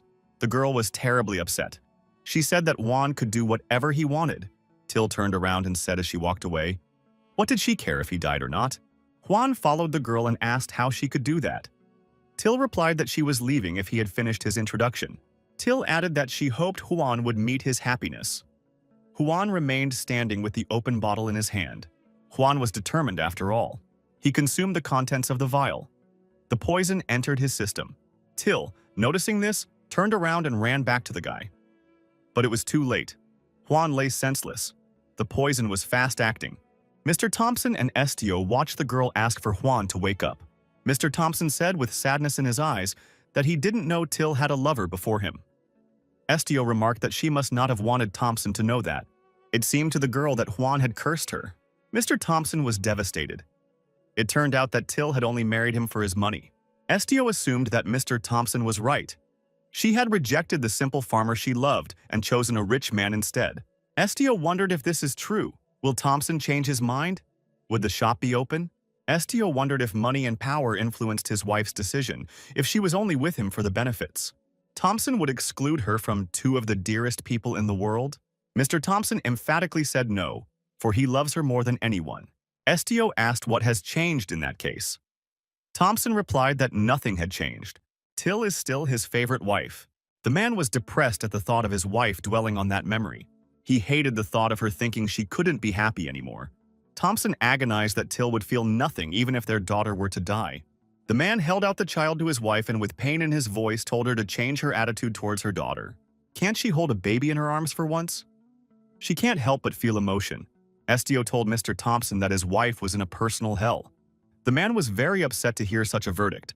Estio added that his wife thinks losing the kids every time is payback for her sins. Mr. Thompson walked over to his spouse and got down on his knee.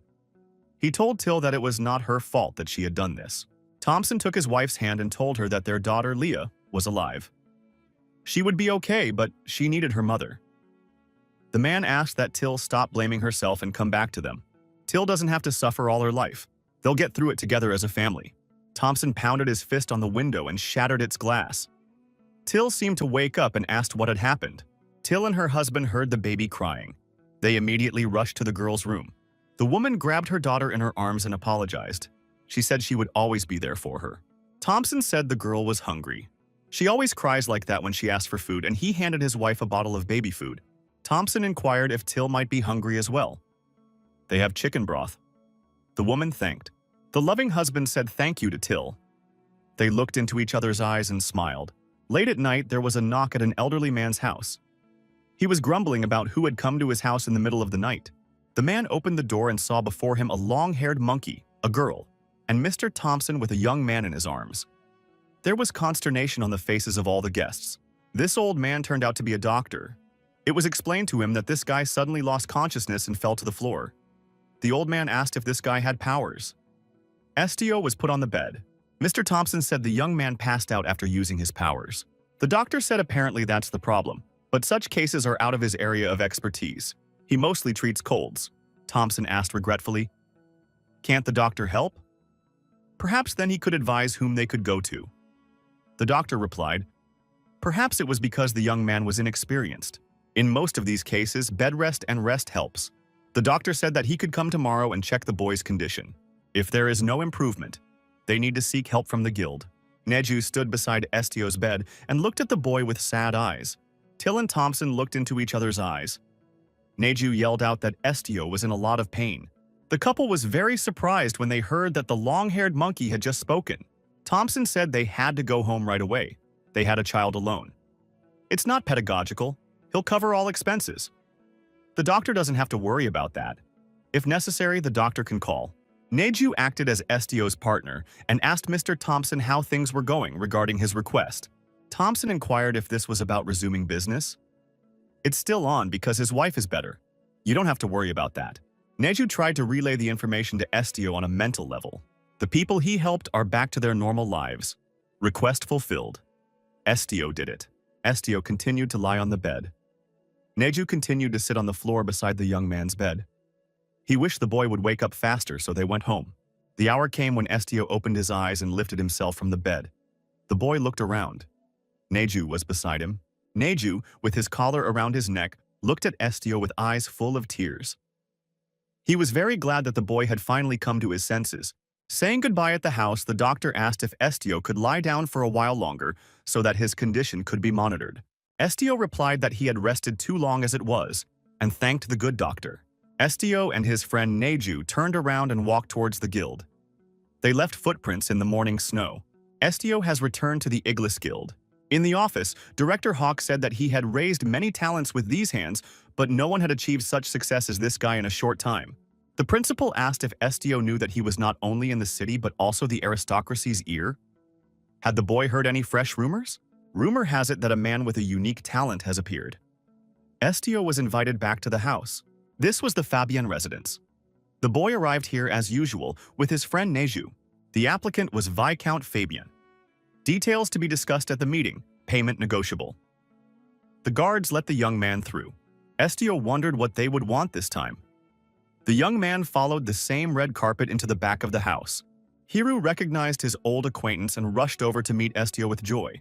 He wagged his tail and barked happily. The puppy told the young man that he was very happy to see Estio. Estio said hello to Hiru and bent down to rub his sides. Sarilyn appeared. The girl said that Hiru loves Estio more than her. Sarilyn even got a little jealous. She said she was a long way from Estio. Sarah wondered why Estio had come again. Had her father called him? The girl said she was very happy to meet Estio again anyway and asked how the guy was doing. Estio replied that things were not going well for him. Sarilyn asked with concern in her voice. Why isn't it good? What's wrong? Estio wondered. Wasn't Sarilyn afraid of his ability to read hearts? Sarah wondered. Why would she be afraid of this ability? Estio replied that he could learn her secrets and tell everyone about them. Sarilyn, after thinking about it, said that wouldn't be good. Estio added that he can also control the emotions of the interlocutor. This is when Sarah got excited and said it was awesome. The guy wondered, doesn't that scare the girl? Sarilyn wondered, why should that scare her? After all, Estio wouldn't do that. A servant came up and, apologizing, said that the guest was expected by the master. Sarilyn asked that before she left, Estio should find her without fail.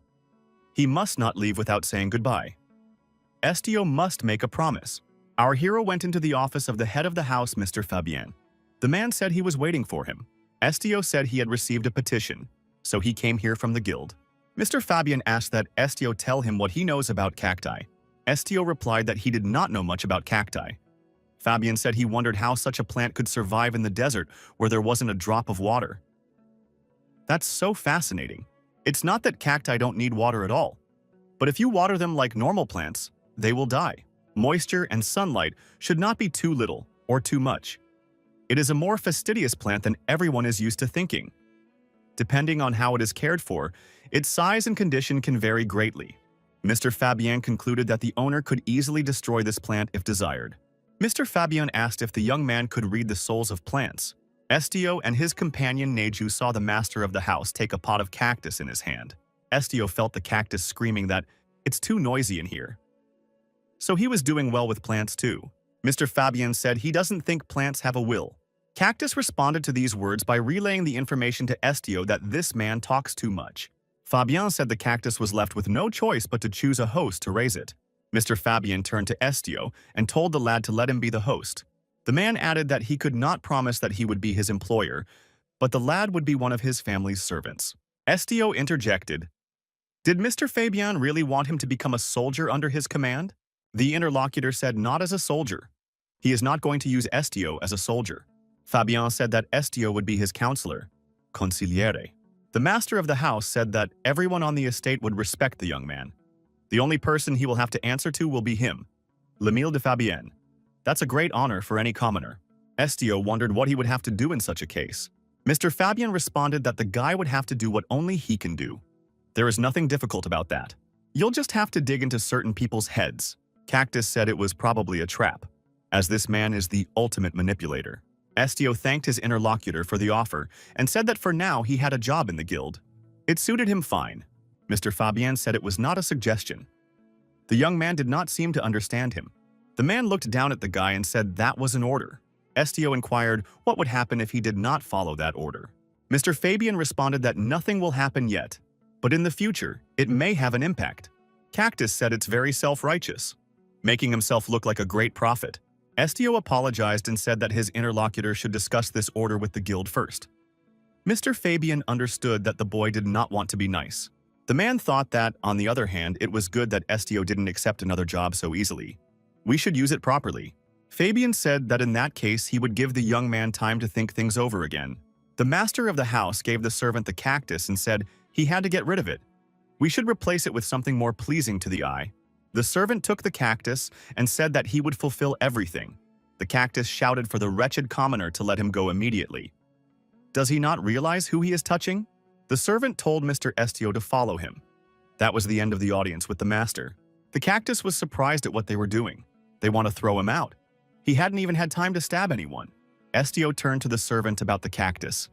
If they had no plans for the plant, he had a suggestion. Estio wondered if the servant would mind if he took the cactus, since they were going to throw it away anyway. The servant was surprised because this plant does not bloom. It is full of thorns, and this kind of cactus is quite difficult to care for. Estio wondered who had told the young man that this cactus didn't bloom. The servant said he didn't mind, and reminded him that my lady had asked him not to leave without saying goodbye. We must wait here for a moment. The cactus said it's very cold here, so he could freeze and die. Maybe you wouldn't be such a bad death, though. Estio said that he wasn't going to destroy the cactus. On the contrary, he is saving it. The guy added that he has no intention of freezing this plant. But today was the first time he saw the cactus and he doesn't quite understand what temperature regime it needs. Estio asked as the cactus told him to tell him the next time he wanted a drink. The guy added that he can hear the plant, so if he needs anything, he can speak right away. Cactus wondered, could this man really understand him? Who was he anyway? The guy said his name was Estio. Cactus said his name was Arukukukukukruhu. Estio said that was a long name, and he would just call him Aru. Neju said Estio can even talk to plants. That's pretty cool. Estio introduced Neju to the cactus and said his name was Aru.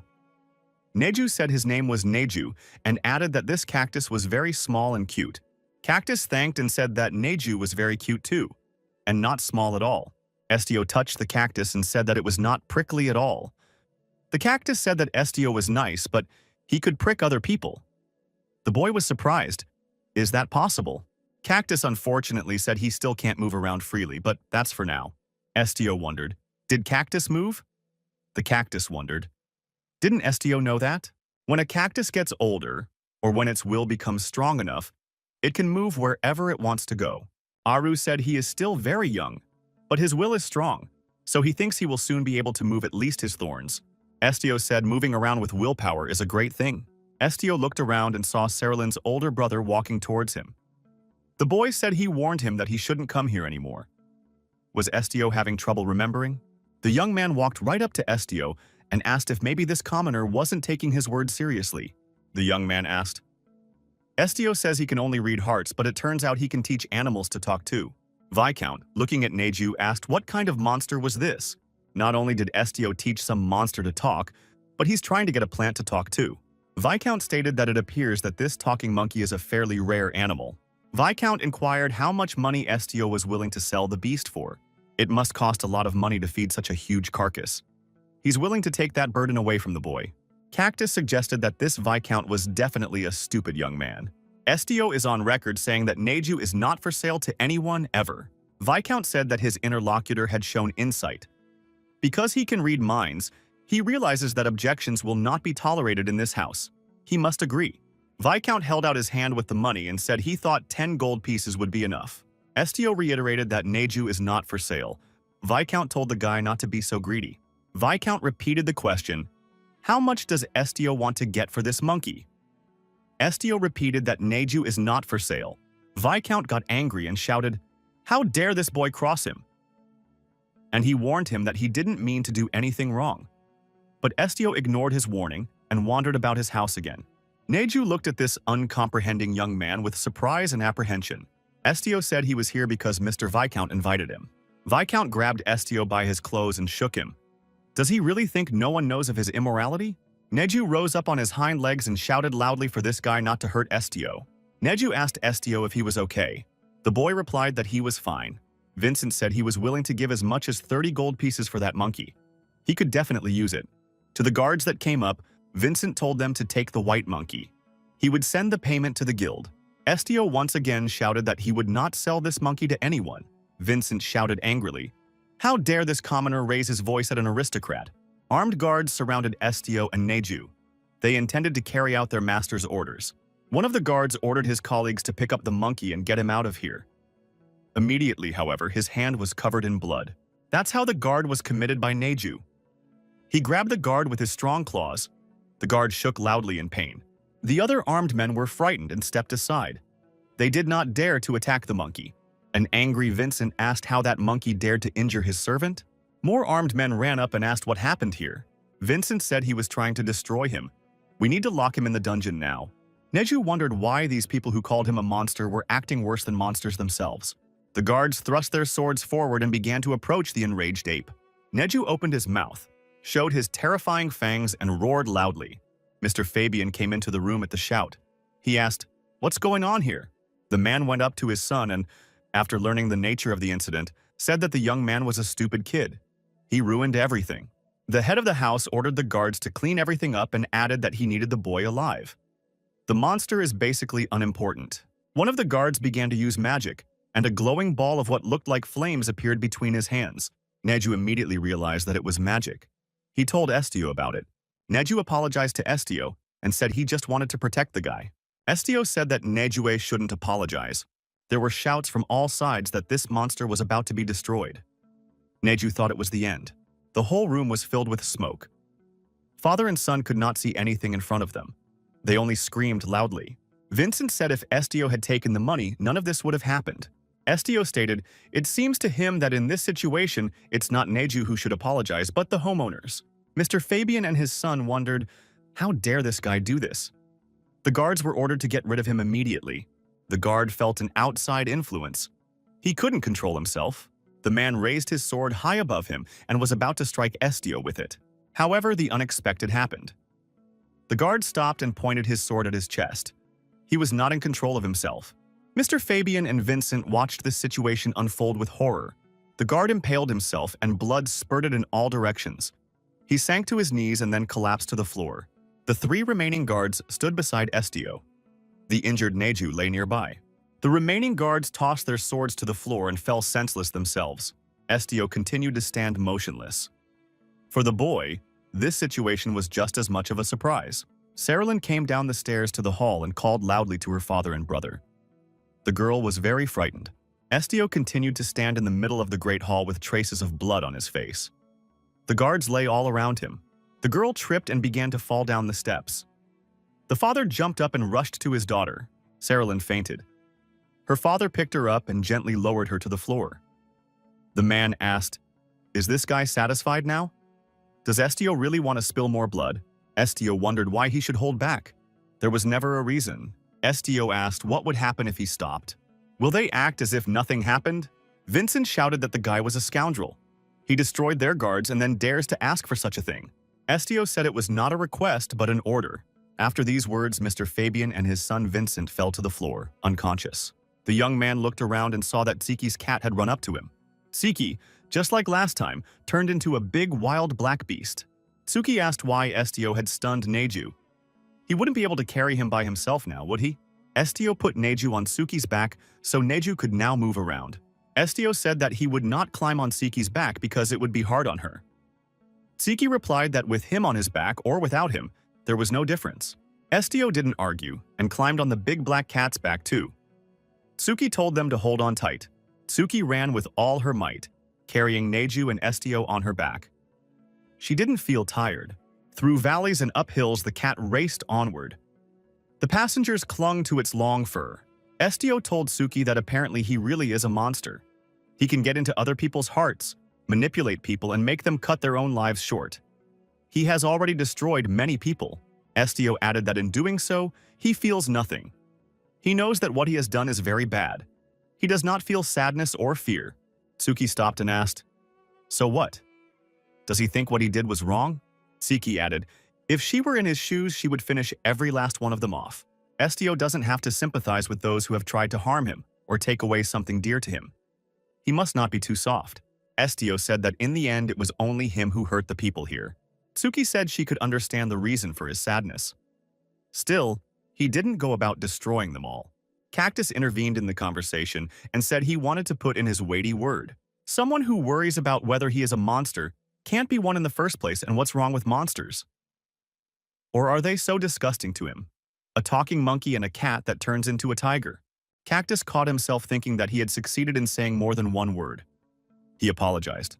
A guy with wings stood in front of the guild branch chief and apologized, saying that the order was placed by high-ranking members of the guild. Mr. Hawk yelled that's not what he asked him and called the guy a birdhead. The guy replied that he wasn't really a bird. His assistant, Rosalind, approached the superintendent. She asked him if he could calm down. A call came into Special Branch. Either the royal family pressured them or someone at headquarters thinks Estio might be dangerous. What's more, he hasn't shown up in 10 days. There's a strange rumor going around Fabian. Mr. Hawk shouted that this kid wasn't the type to hurt other people. The girl turned to Mr. Head again. The man was already getting nervous. Rosalind said Mr. Estio was back. The guy apologized for being late. Mr. Hawk was pleased and said Estio did a great job. Estio wondered if Mr. Director wasn't going to ask him what he was doing. The director said that the young man would actually have to turn in a progress report. They were very worried when he suddenly stopped contacting them.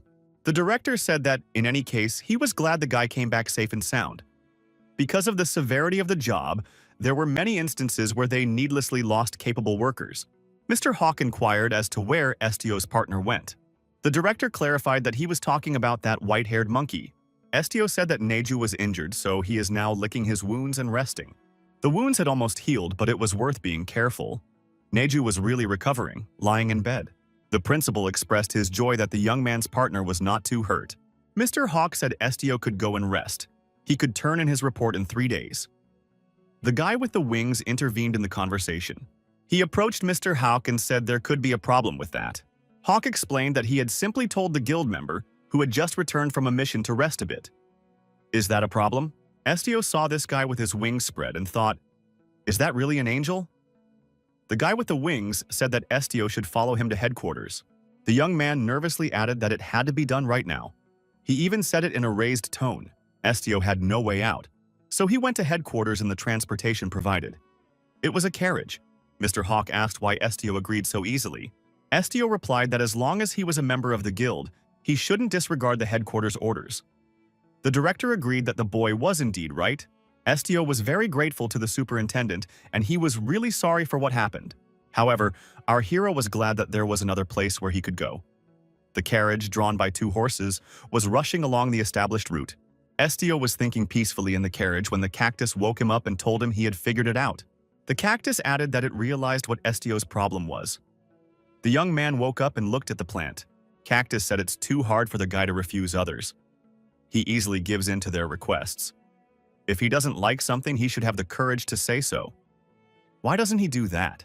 The guy with the wings asked what Estio was worried about. Estio replied that there was no problem. Cactus said that the guy's taking it up again. But this is too much. Cactus said he had been thinking about it the whole time and couldn't sleep. Aharu was very exhausted.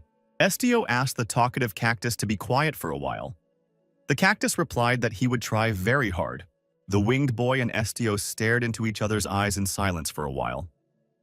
Then, the winged youth asked if Estio had just spoken to the plant. He added that it was incredible. He had heard that Estio could read other people's minds. Could Estio tell right now what he was thinking? At this moment, Neju opened his eyes and groaned slightly. He still didn't feel well. The man with wings was startled when he saw that Neju was awake. He said it looked scary.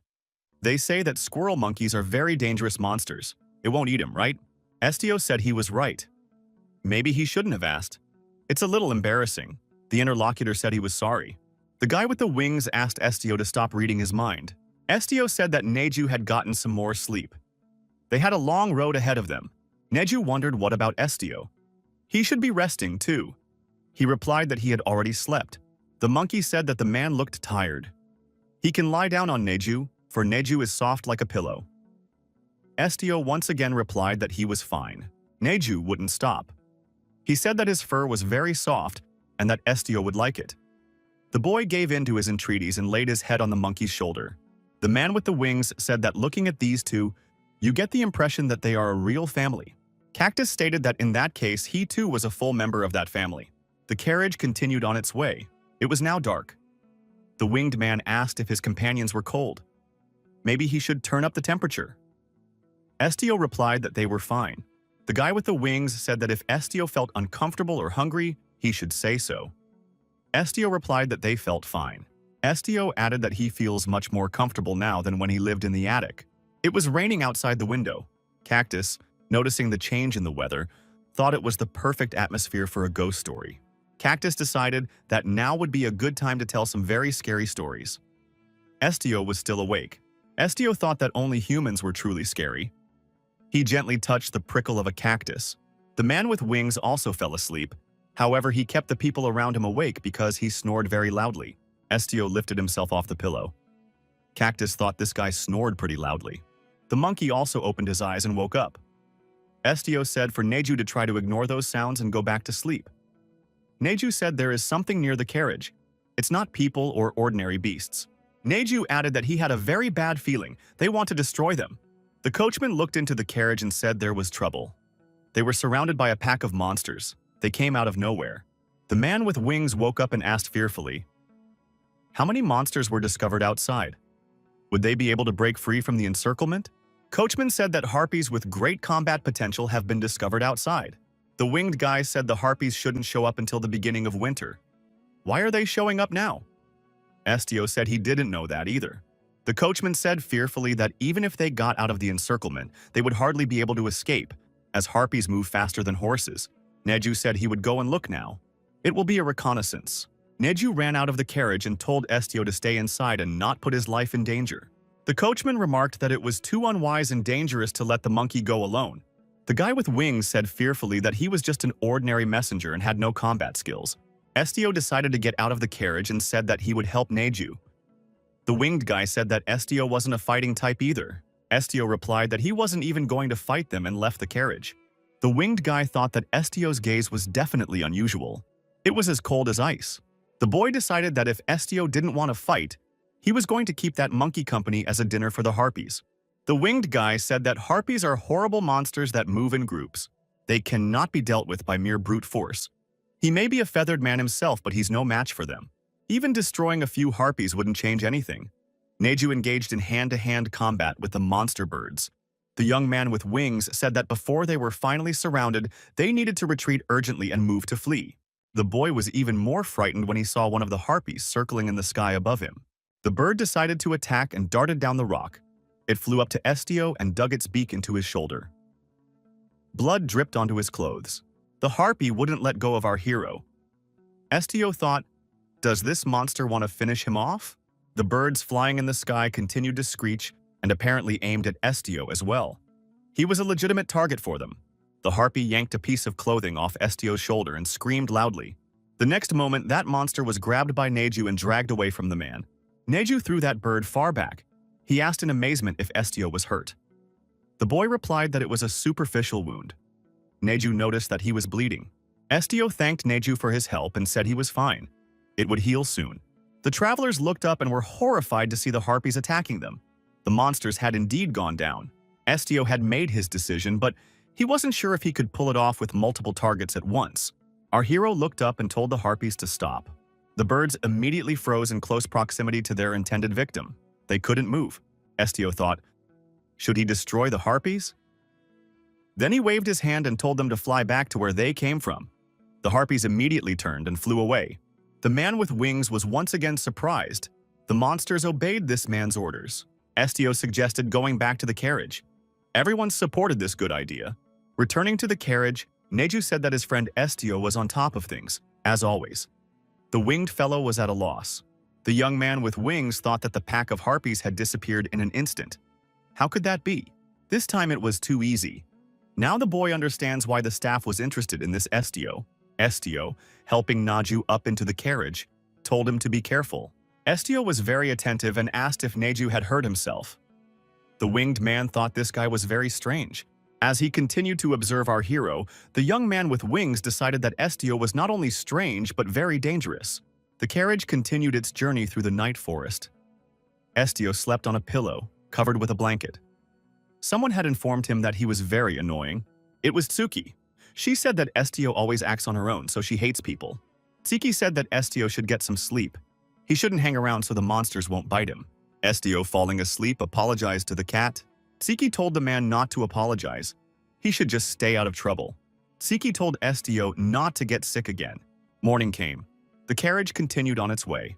The coachman was brisk and cheerful. The cactus woke up and wished everyone a good morning. Estio opened his eyes and asked the cactus what he was doing. The cactus said that he welcomed everyone. It was strange to see the pot of cactus moving around. Estio wondered if the cactus could walk. Ahuru said this guy just woke up and already found time to marvel at the walking cactus. Neju opened his eyes too and was surprised to notice that the cactus could walk. Neju touched the cactus by its prickles and said congratulations. The cactus thanked him. The guy with the wings woke up and wondered too. What kind of miracles are going on in this carriage? The winged youth said that Estio does have unusual friends. He thought it wasn't so strange that a cactus could walk. This Estio was able to chase away a pack of harpies with a single word. He can have friends of various types. It wouldn't be surprising if Estio could make friends with a dragon too. The guy flapped his wings and thought that being able to read hearts and own them was really pretty cool.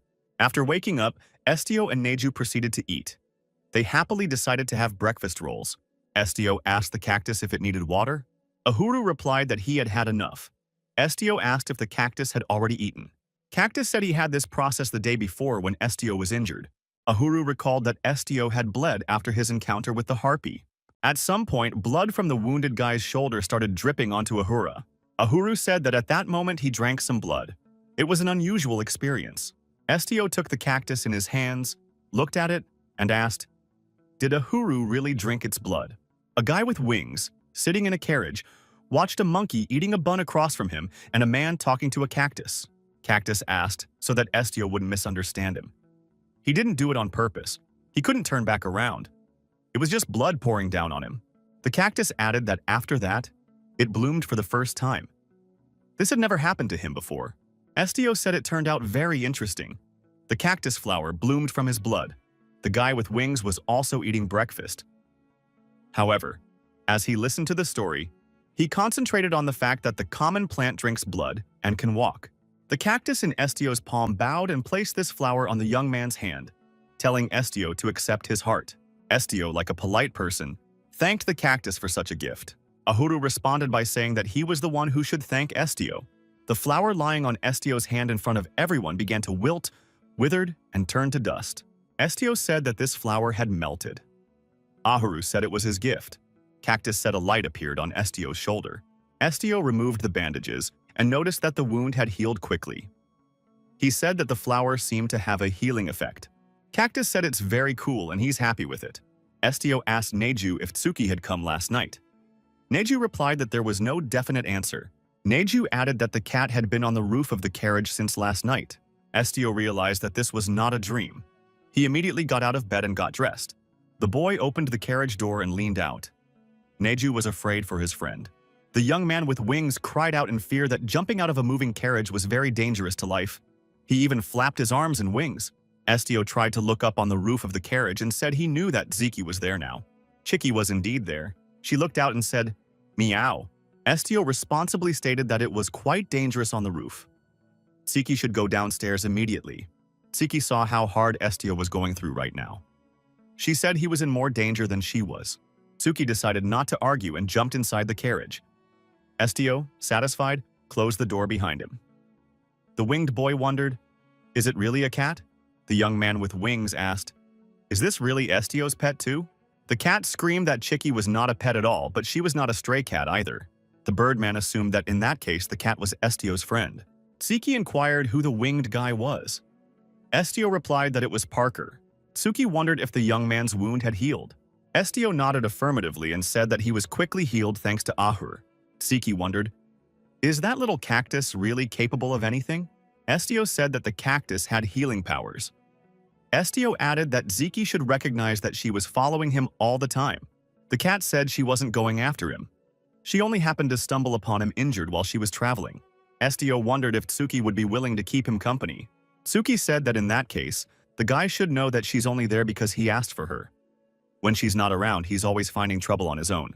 Estio agreed and thanked Tsuki for being overly helpful. Tsuki thought Estio had changed, and changed for the better. Parker told Estio that they had finally arrived at the portal that connected to the guild headquarters. Estio walked with the cat to the portal and peered into it. Parker was at that time placing a mark at the portal on duty. He said that it was Parker and Estio from the Ignis Guild. The bill for using the portals could be sent to the guild. The duty officer said that for safety reasons, this portal can only be used by 3 adults in one day. The duty officer warned that there may be side effects after using the portal. If everyone agrees, we should sign the autograph and proceed to the entrance. Estio signed and then moved closer to the portal. The young man stepped through the portal and found himself in a beautiful cathedral. Now he understood how it worked. After all the travelers were inside the cathedral, Estio thought that this was the headquarters of the guild. Parker said to our hero, "Welcome. This is the headquarters of the Ignis Guild." He's almost accomplished his mission. The travelers continued their journey up the spiral staircase. Estio thought it was an endless spiral staircase. It seemed to reach up to the heavens themselves. Estio wondered if heaven existed. He didn't say it out loud, so he didn't get an answer from Parker. People with wealth and power and those who support them. Estio wondered if things would get better if he went higher. Parker said they were in position now. Estio thought they'd gotten here pretty fast. Parker explained that this magical staircase was like a portal. In any case, Estio was supposed to meet the guildmaster, but since he had been gone for about 3 months, it was decided to organize his meeting with the vice guildmaster. The travelers walked up to the big, beautiful doors. Parker rang the doorbell. There was no answer. The guy with wings assumed that the vice guildmaster had fallen asleep again. He scratched the back of his head, wondering what to do next. After a while, the door did open. Estio saw the owner of the room. Cactus screamed, his head nearly exploded. How dare they? Estio wondered where this cactus's head started from. The door was opened by a guy with a sword in his hand and asked in a sleepy voice, torturing who had gotten them again. Upon seeing Parker, the young man said he didn't remember ordering chicken for breakfast. Parker grudgingly told the vice guildmaster that he had already told him 100 times that he was not food. Cactus wittily remarked that the young man was right about the chicken. Parker said he brought a guest. The vice guildmaster asked what kind of guest he was talking about. The vice guildmaster wondered, why would he personally receive the guests? Wasn't there someone downstairs who could do it? It would be fair to deprive this winged man of a month's wages for wantonly interrupting his sleep. The young man angrily said for everyone to get out of here immediately. At that moment, Chiki said, "Meow." The Vice Guildmaster lowered his eyes and said with interest that it was a cat. The cat said meow once more. The young man, smiling, crouched down on his knee and asked if this cat was also a guest. Siki said that this young man had been transferred to a special unit in Galatian. The Vice Guildmaster asked Parker, "So by guest did he mean their guild leader?" The young man extended his hand to our hero and introduced himself.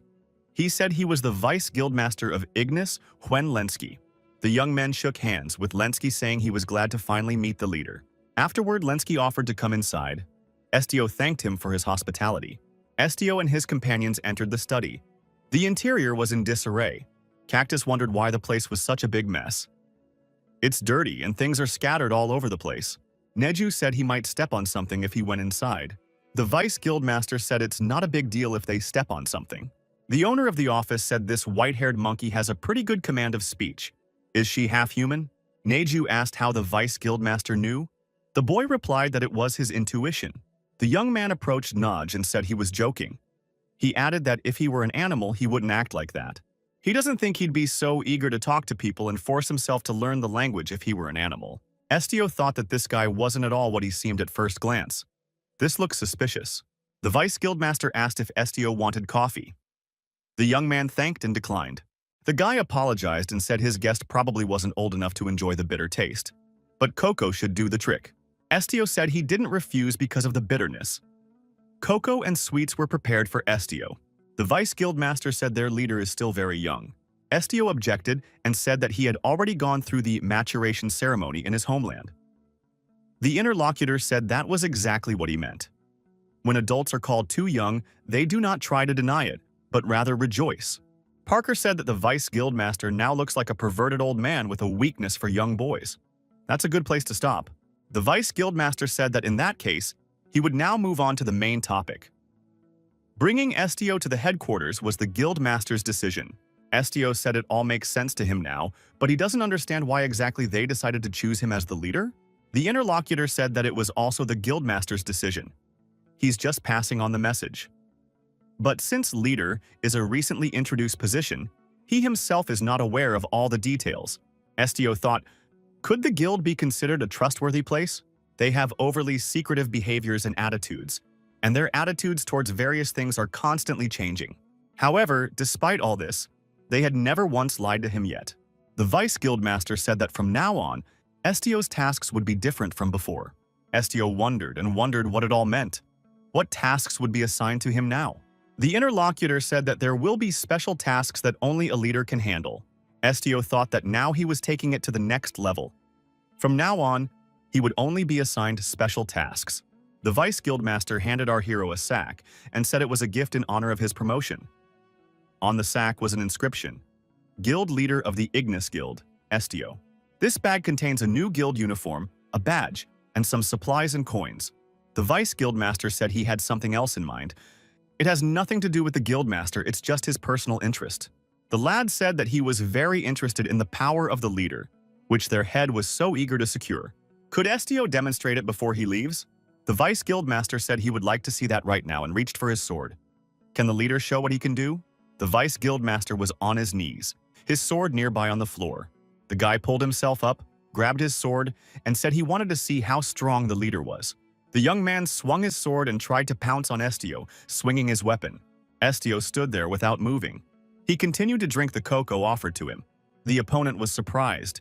Why doesn't this guy defend himself? He didn't even move his hand. At this moment, the young man with the weapon in his hands felt that he couldn't even move. Estio hoped that what the Vice Guildmaster had just seen would be enough. Estio sat on the couch with a cup of cocoa in his hand. The Vice Guildmaster was kneeling in front of him, dropping his sword to the floor. After a while, the Vice Guildmaster sat at his desk and thought that this had really struck him. He thought the Guildmaster should have done a better job of bringing him up to speed on this leader. This guy is more suited to be a boss than he is. How can he give orders to someone who's obviously stronger? Estio read that man's mind. He thought that everything would turn out well for him if he didn't at least become Estio's victim. The Vice Guildmaster felt that things had worked out well for him for the time being. What is happening now marks the beginning of a new era. Cactus looked around Estio's new office and said it was lovely. He liked it very much. Estio replied that he was very happy too.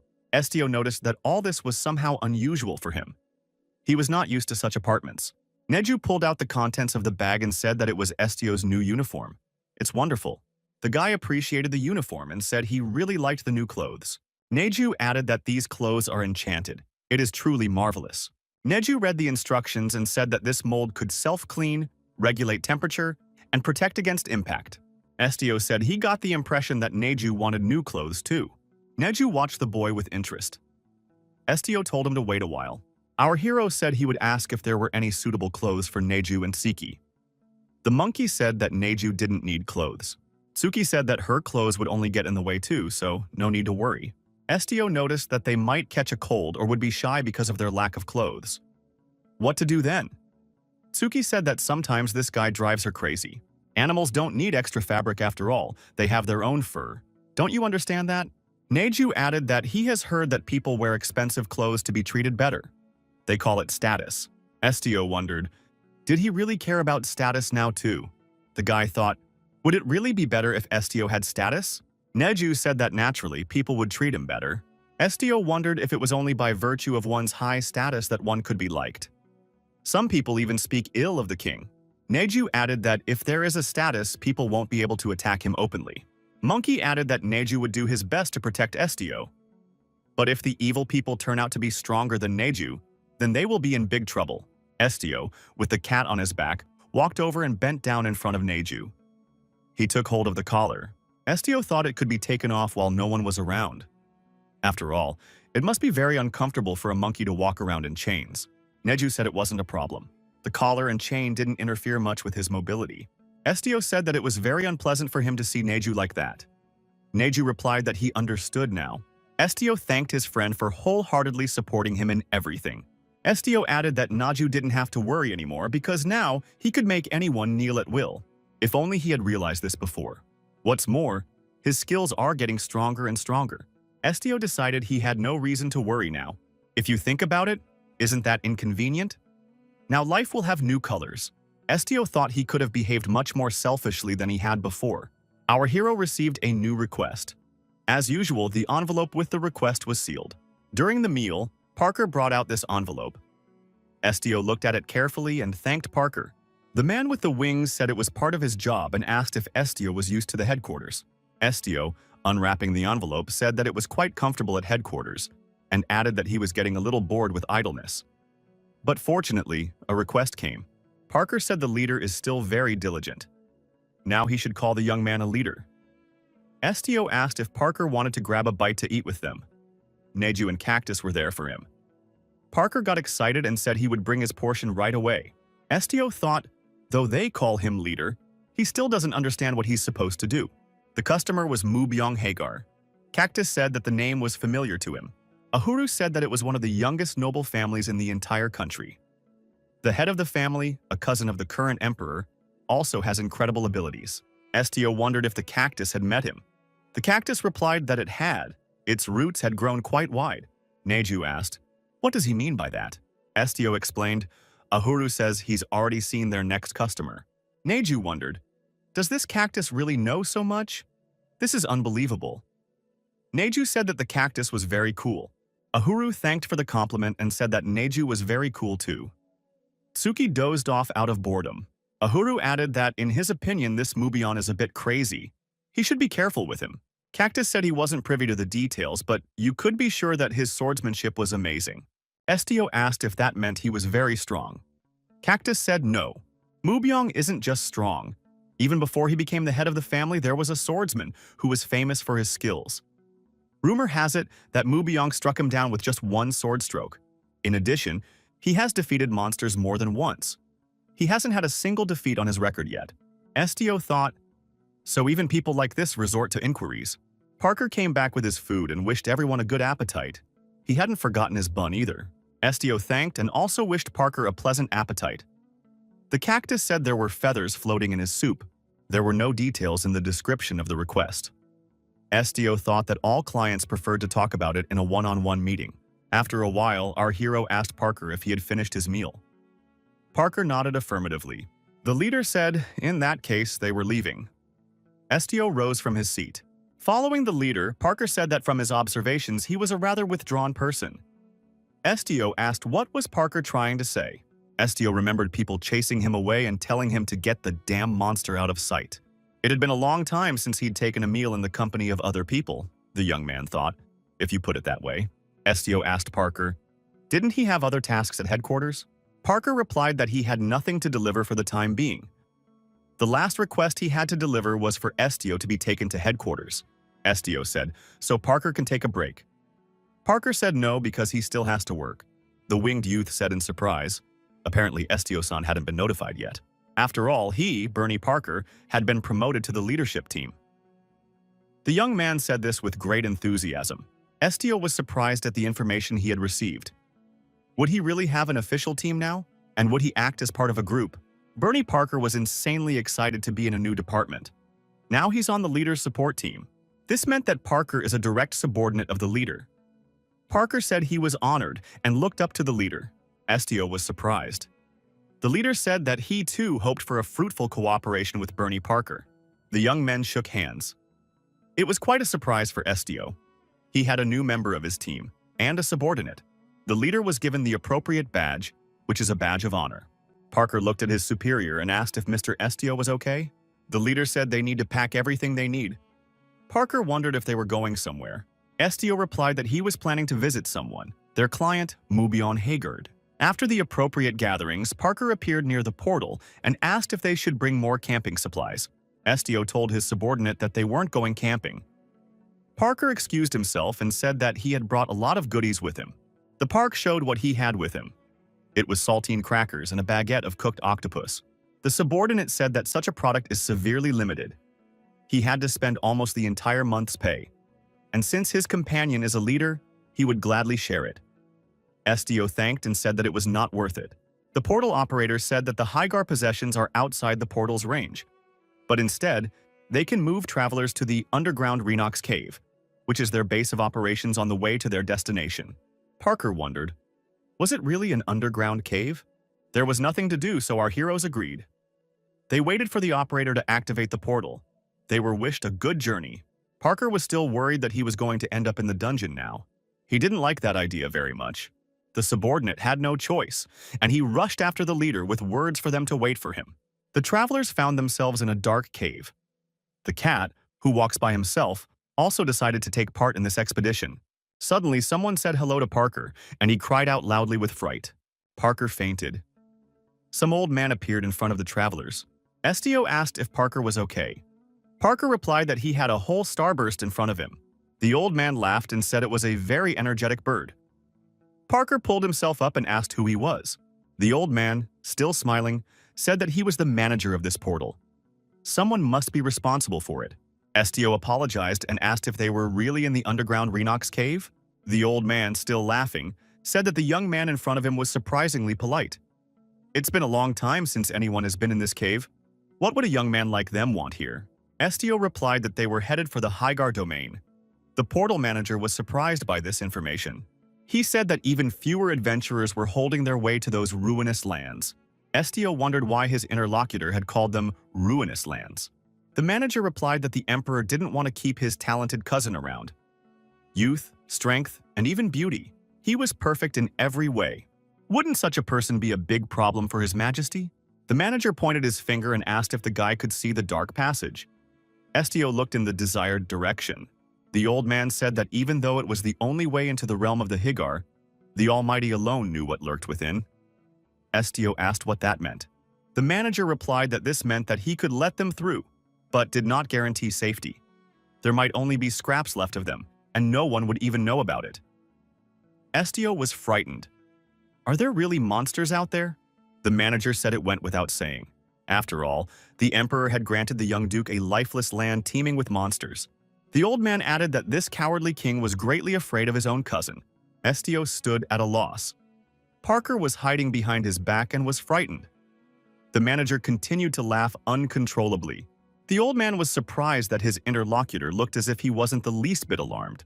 The cave dweller advised the young man to be very careful, otherwise this guy risks drawing the attention of that frightened king. The manager added that if young people don't want to be eaten alive, they need to break through their shell. Estio told the old man that he would like to deliver a message to the emperor. The boy added that he was even glad of such a welcome. The old man was also happy to have someone visit him after a long time. Estio hoped that someday the Emperor would be able to talk to him without having to hide. The portal manager laughed for a long time as he looked at the travelers. He took off his mask and became a completely different person. The travelers continued their journey through the cave. They were illuminated by the lanterns that had appeared. Estio apologized. He didn't know Parker had dungeon phobia. Parker wondered, had Estio read his mind? Estio immediately apologized for causing discomfort. Parker said it's all right. The leader can read his mind whenever he sees fit. After all, he is a subordinate. Parker clarified that it's not really a phobia.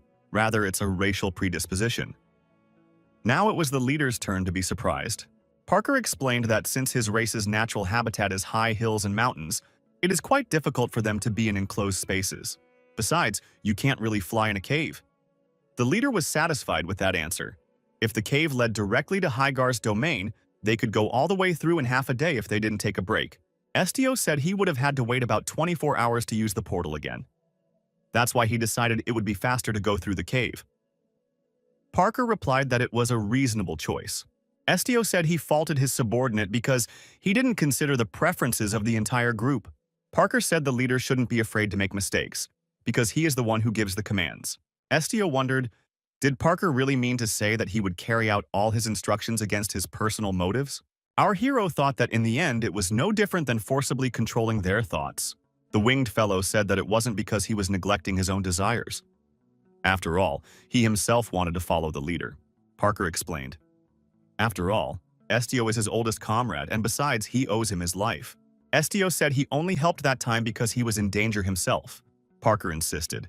The leader had saved him after all. He was grateful for that. The young man added that that was why he felt he should follow Estio. Neju suddenly growled loudly. Parker was scared again. He asked, "What happened to Neju?" Estio was surprised too. It turns out that ahead appeared a passage from the cave into some dark space. Estio asked Neju, "Is there really a monster in there?" Neju replied that there wasn't even one monster. Parker asked in awe, "How many monsters are there?" Neju replied that there were a lot of them, and they were pretty fast. Panic and fear continued to encompass the winged man. Parker asked how close the monsters were to them. Neju replied that they were right under their feet right now. At the same moment, monsters began to come out. They were simple sandworms. The cactus was surprised. It was the first time he had ever seen these worms in person. Estio was also surprised. Were they monsters? Cactus added that sandworms are not very aggressive. They have a peaceful character, so just don't provoke them, and then they won't go on the attack. Cactus said that here and now they were only watching the strangers. Neju watched the worms moving in the sand with interest. They showed no aggression. The cactus said they had no intention of attacking travelers. Besides, these worms are neither carnivores nor herbivores. Estio asked a reasonable question. What do these worms feed on?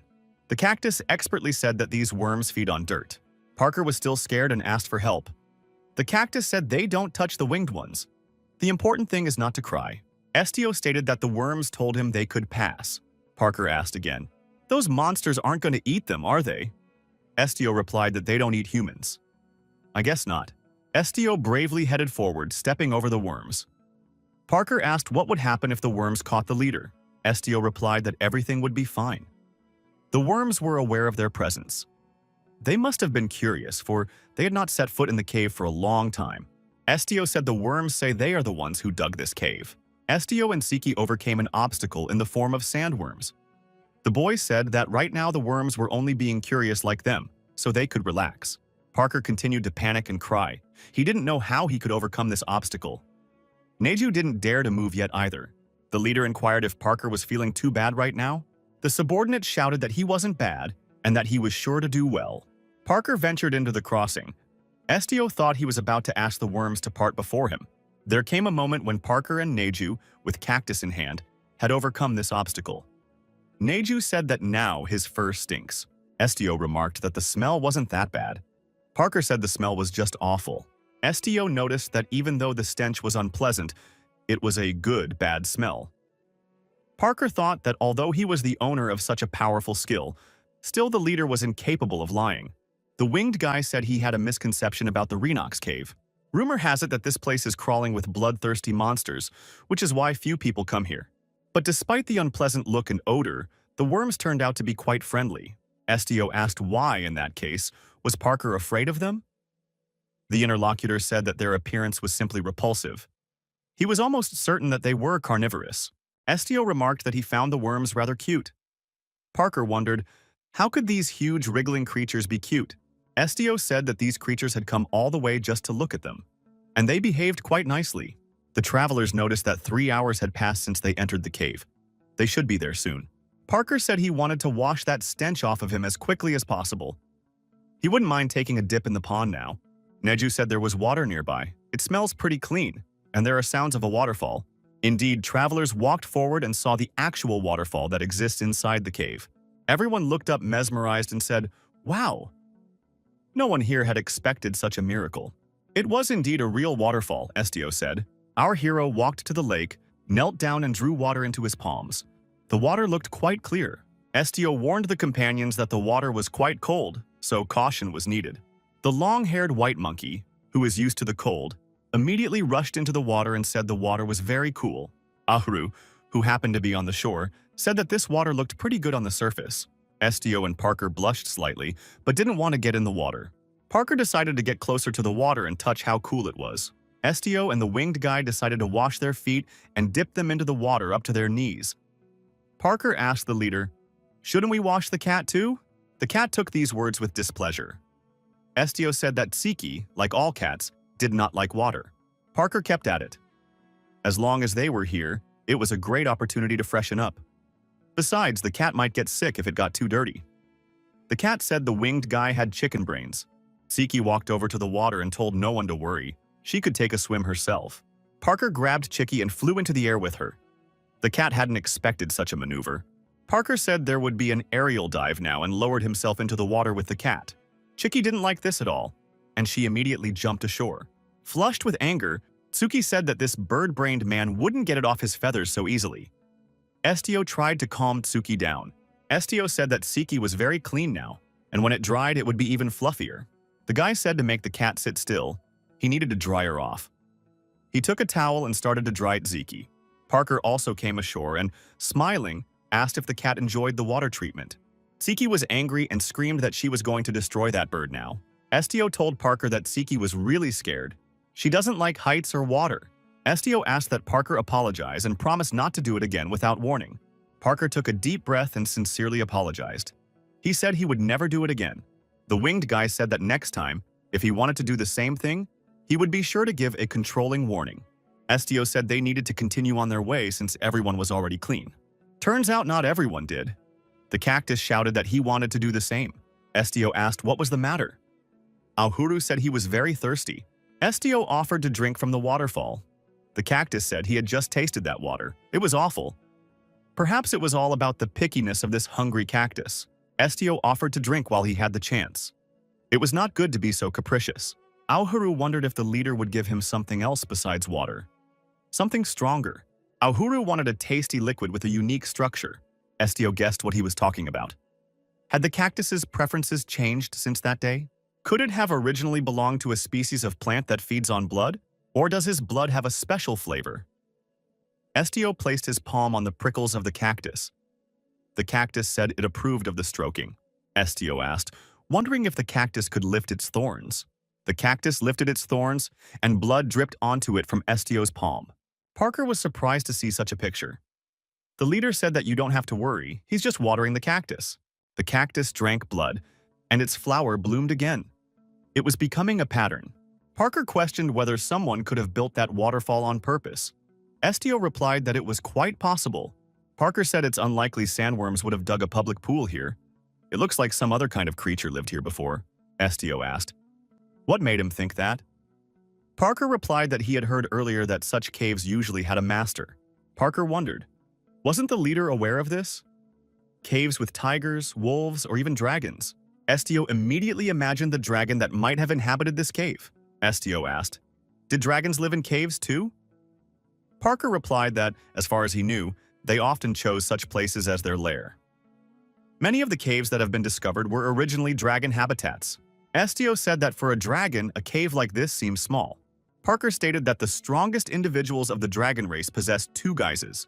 The first one had wings, a tail, and short front legs. But as long as they didn't have to use their true power, they could take the form of a human. Estio inquired, "So they transformed their bodies into human bodies?" Parker replied that it wasn't really a transformation. They had two bodies at once. Dragons were considered one of the favorites of the Almighty. Estio wondered, "Don't the scriptures say that the human form is God's true form?" Thus, dragons were given a second body created in the image of the Creator. It is impossible to say for sure, though, until you meet a real dragon. The leader said he had never been to the temple, so he had not heard anything about it. Parker was surprised. He knew that every village should have a place set aside for prayers. Estio stated that he had grown up in a very run-down mountain town. Also, even as God's favorite, dragons ended up being nothing in the end. Estio wasn't against dragons, but he didn't really believe in their existence. He didn't have enough proof. Despite all the power and greatness of their race, they all perished, leaving nothing at all behind. Parker disagreed with the leader. Against his assertion, he flapped his arms and wings.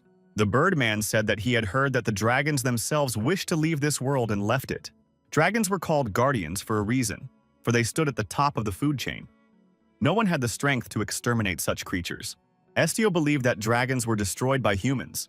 It's an established fact. Parker smiled and said it wasn't quite like that. The reason was the unstoppable progress of mankind and the wars that followed. The hearts of the dragons bled as they watched the world become progressively corrupt. Then the Almighty gave them a final choice: stay here as guards or move to your own world. Estio complimented. It turns out the dragons decided to leave. Parker said he doesn't know how true the story is, but that's what the scriptures say. It is safe to say that dragons were loved by the Almighty, perhaps even more than humans. Neju, with a cactus in his hand, alerted Estio that someone was approaching them. Estio wondered if it was the sandworms again. Neju said these ones didn't seem so friendly. Wild, aggressive, hostile wolves came out to meet the travelers. They growled viciously and glared. Parker identified them as cave wolves. He assumed this was their habitat. Cactus concluded that these wolves looked rather vicious. Apparently, they are affected by the intense hunger. One of the wolves decided to make a swift attack and pounced on top of Neju. The monkey screamed. Two other wolves attacked our heroes, approaching them on the ground. Neju had time to react to the attack and hit the wolf painfully with his paw. The predator flew back into the depths of the cave. Blood splattered in different directions. Neju successfully landed this wolf, and he found himself lying on the ground unmoving. The monkey showed his red, anti-wolf hostile eyes. This was no joke. The wolves surrounded the young men and the monkey from different directions. It seemed as if they were trapped. Neju fought off another attack from the predator. Blood was once again on the walls of the cave. The clawed paw of the long-necked ape left no chance for the wild animals to escape. The wolves continued to growl viciously, but made no further attempts to attack the humans. The next thing our hero decided to do. Estio stretched his arm forward with the intention of suppressing the will of the advancing predators. The wolves had no chance to disobey the guild leader. They sat down humbly in front of Estio and stopped growling angrily. Neju looked and immediately realized that Estio had used his power. It was phenomenal. Estio thought he didn't feel like destroying these beasts. Wolves seemed to live in packs. Estio had instilled in the wolves that he was their master from now on. The wild animals were enslaved and howled loudly in submission. After that, the raptors lowered their muzzles before their master. Estio told his companions that they were now free to move on. Parker said they had just recently bathed, but the white monkey's fur had gotten dirty again. Neju replied that he didn't see anything wrong with that. He would just wash himself again. Neju told Parker not to call him a white monkey anymore. That sounds kind of weird. It's better by name, Neju. Parker replied that he took that remark to heart. After another turn in the cave, the travelers noticed an exit in front of them. After walking some distance, they found themselves in the open. The sun was shining in the sky. The young men saw a castle and fortress walls in front of them. This was Hygar, the end point of their journey. Suddenly, everyone felt the earth shake. Parker asked fearfully, "Is this an earthquake?" Neju replied that the problem was something else. Neju suggested that everyone look in the direction of the fortress, and they would realize what caused the ground to shudder. The riders who had left the castle were rushing towards the travelers. There were a fair number of them. The riders approached the travelers, and the older of the two asked, "They came from the Ignis Guild, right?" Estio nodded affirmatively. The military man said his master was expecting representatives in the office. The travelers, accompanied by military officers, made their way through the city to the chief's residence. The local citizens paying attention to the travelers thought they were nobles, or, judging by their uniforms, members of the Ignis Guild. The townspeople noticed that one of the guests even had wings. All of the newcomers looked quite strong, so they were mercenary fighters. If the mercenaries had come here, there would be a battle. The townspeople decided that they too should prepare for the coming battle. The locals shouted that they would gladly help their lord and defend the city altogether. Estio, observing the locals, said it was a marvelous place. A military man accompanying the travelers asked why they thought so. Estio replied that he marveled at the hearts of these men, admires their fiery desire to protect their homes and their loved ones. Estio thought that he had never once in his life had the desire to protect his home. Estio and his escorts arrived at their destination. They followed the military man the whole time. Near the large doors, the officer apologized and said only the leader could pass on. People can't enter the Duke's office without his express permission. That's the rule. Estio turned around and told his companions that he would only find out the details of the order and return immediately. He asked them to wait for him at the door. Neju informed his friend to let him know if anything went wrong.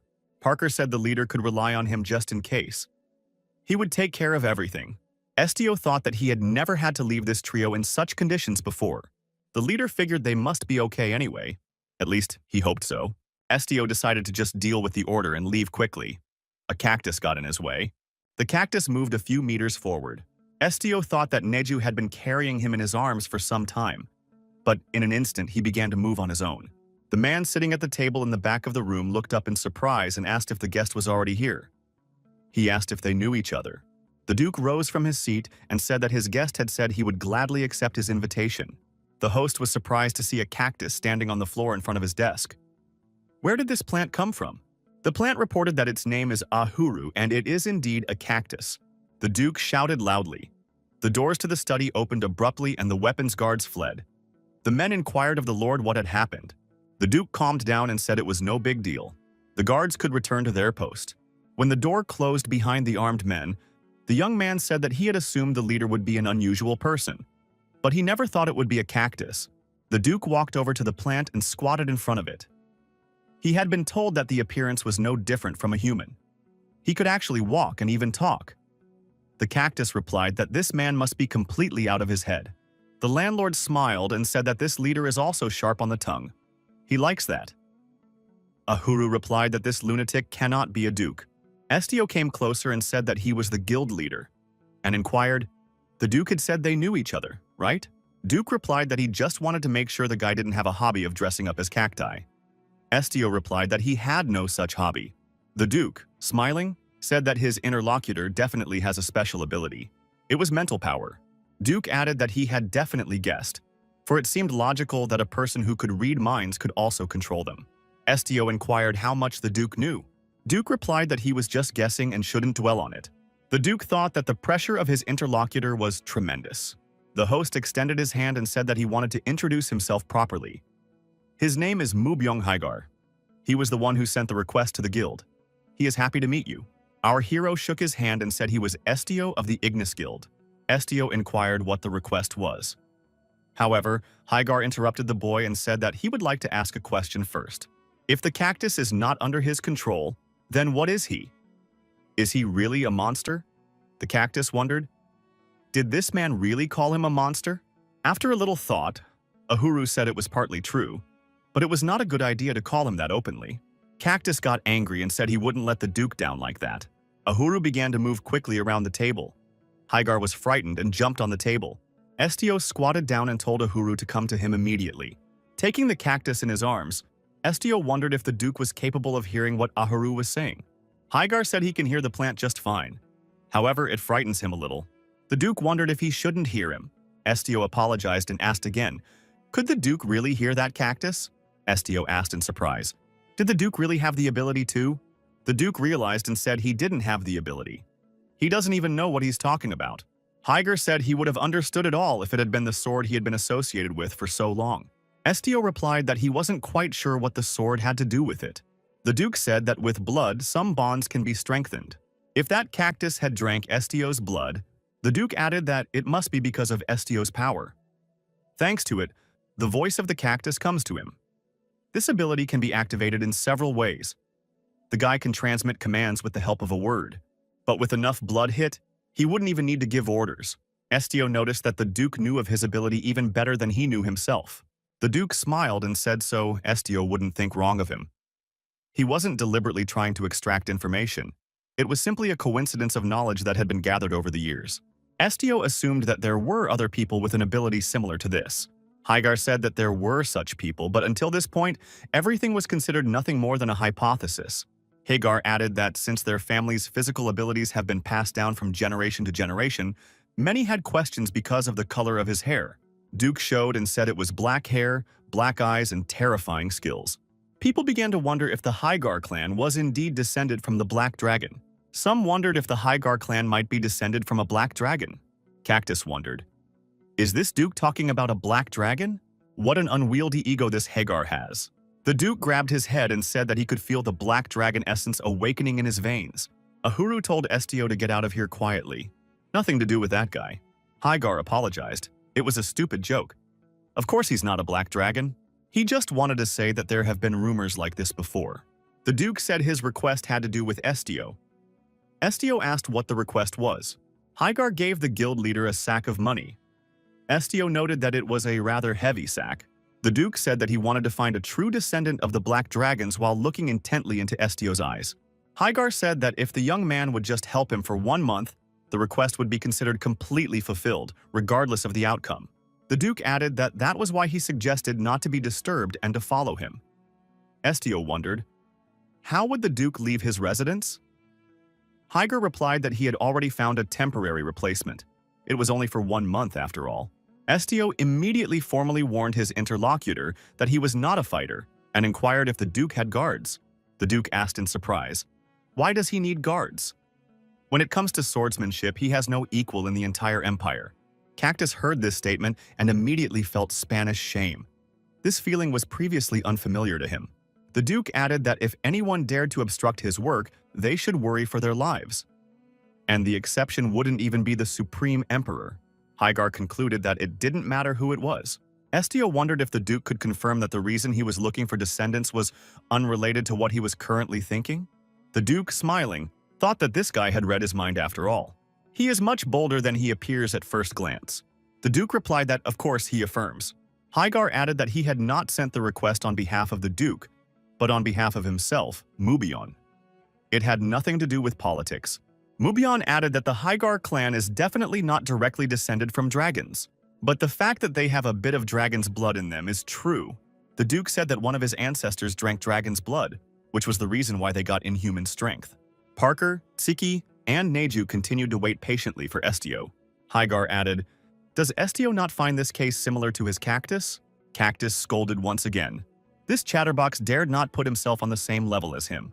Estio, after thinking, said that in that case Mr. Duke should give him his destination. The Duke pretended to ponder where they should go. Estio was surprised at this behavior. Hygar said that the main purpose of his request was to investigate Estio, the possessor of dragon abilities recorded in the ancient writings.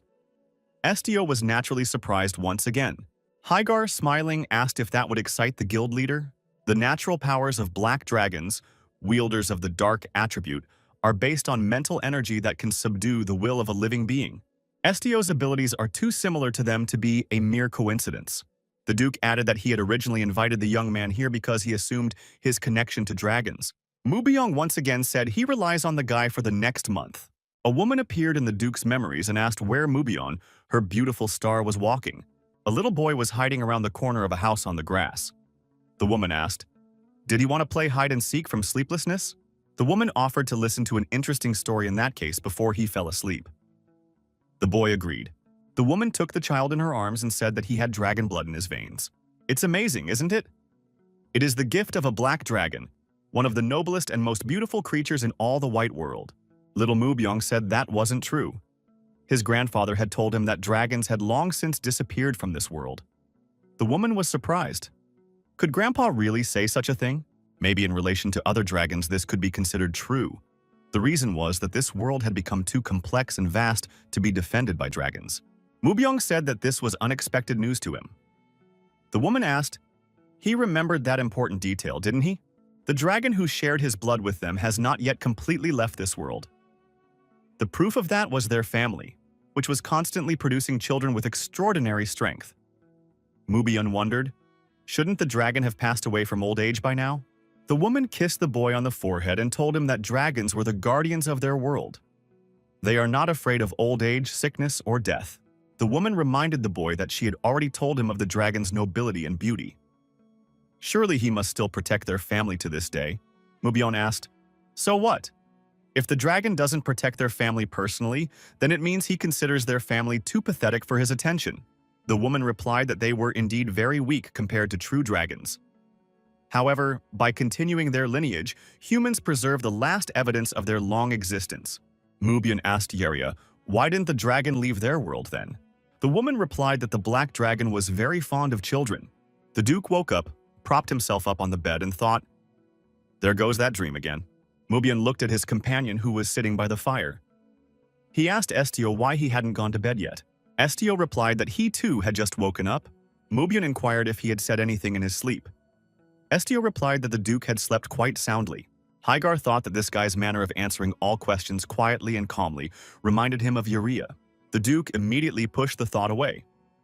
Yeria was a gentle and kind woman, and her hair was fiery red. She was nothing like this sullen boy. Mubyun asked, why then does Estio not lie down again?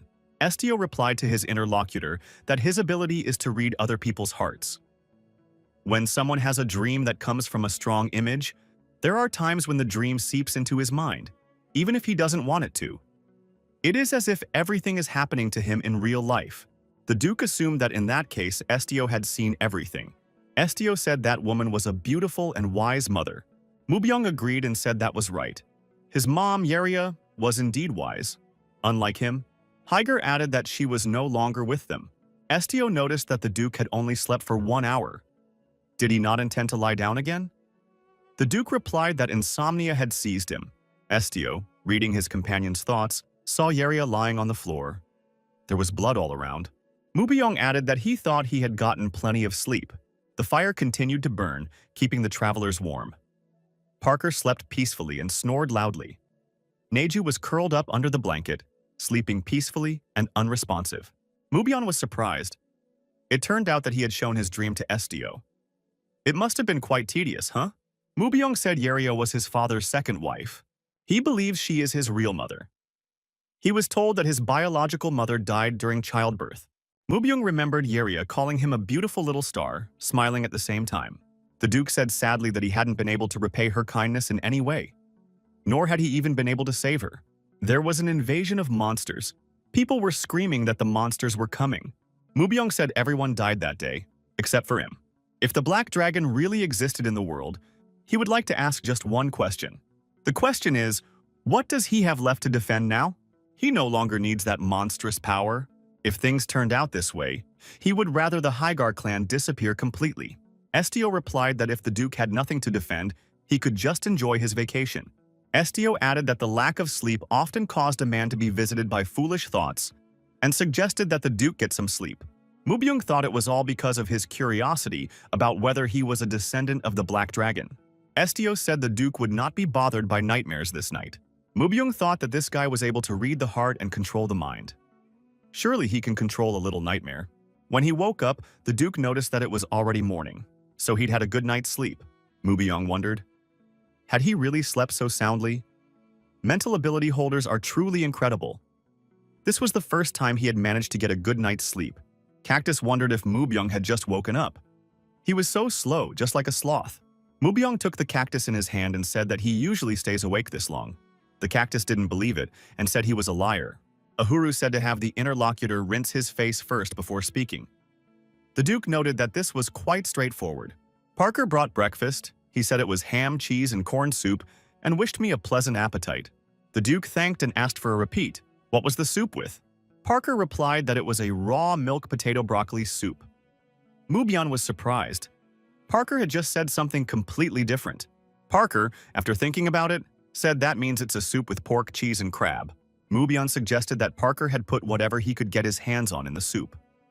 Parker said he hadn't, and asked that the Duke not insult his 20 years of soup-making experience. Mubyun inquired, in that case, how old is Parker? The winged guy said he was 21 years old. He made his first soup when he was 1 year old. The young man said he was responsible for his own baby food. But at the same time, Mubyong noticed that his companion's nose had begun to grow like Pinocchio's. The Duke thought this was strange. Cactus said it made sense. His race is related to the bird race, so they are already able to fly quite well at 1-year-old. Parker recognized that this was all true. What's more, he was very gifted and could fly as well as adults at an early age. And now, in his prestigious position as a letter carrier, he was also a member of the leader's team. Mubyong asked Parker where the leader himself was. Parker spread his arms out to the sides. The leader said he wanted to look around.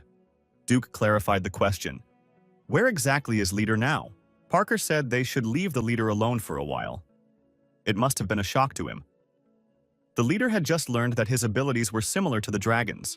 Mubyong inquired when Estio left. Parker replied that it was around the time he was cleaning the food pan. It had been quite some time. Parker added, after all, this is the leader. Nothing dangerous could happen to him. Mubyong stated that he hates to admit it, but the area is still unsafe. Hygar thought he should have warned Estio about this beforehand. Parker was frightened. Did the territory hold dangers at every corner? The Duke said monsters, bandits, soldiers of the enemy kingdom. Hygar, these are domains that have not yet escaped the perils of war.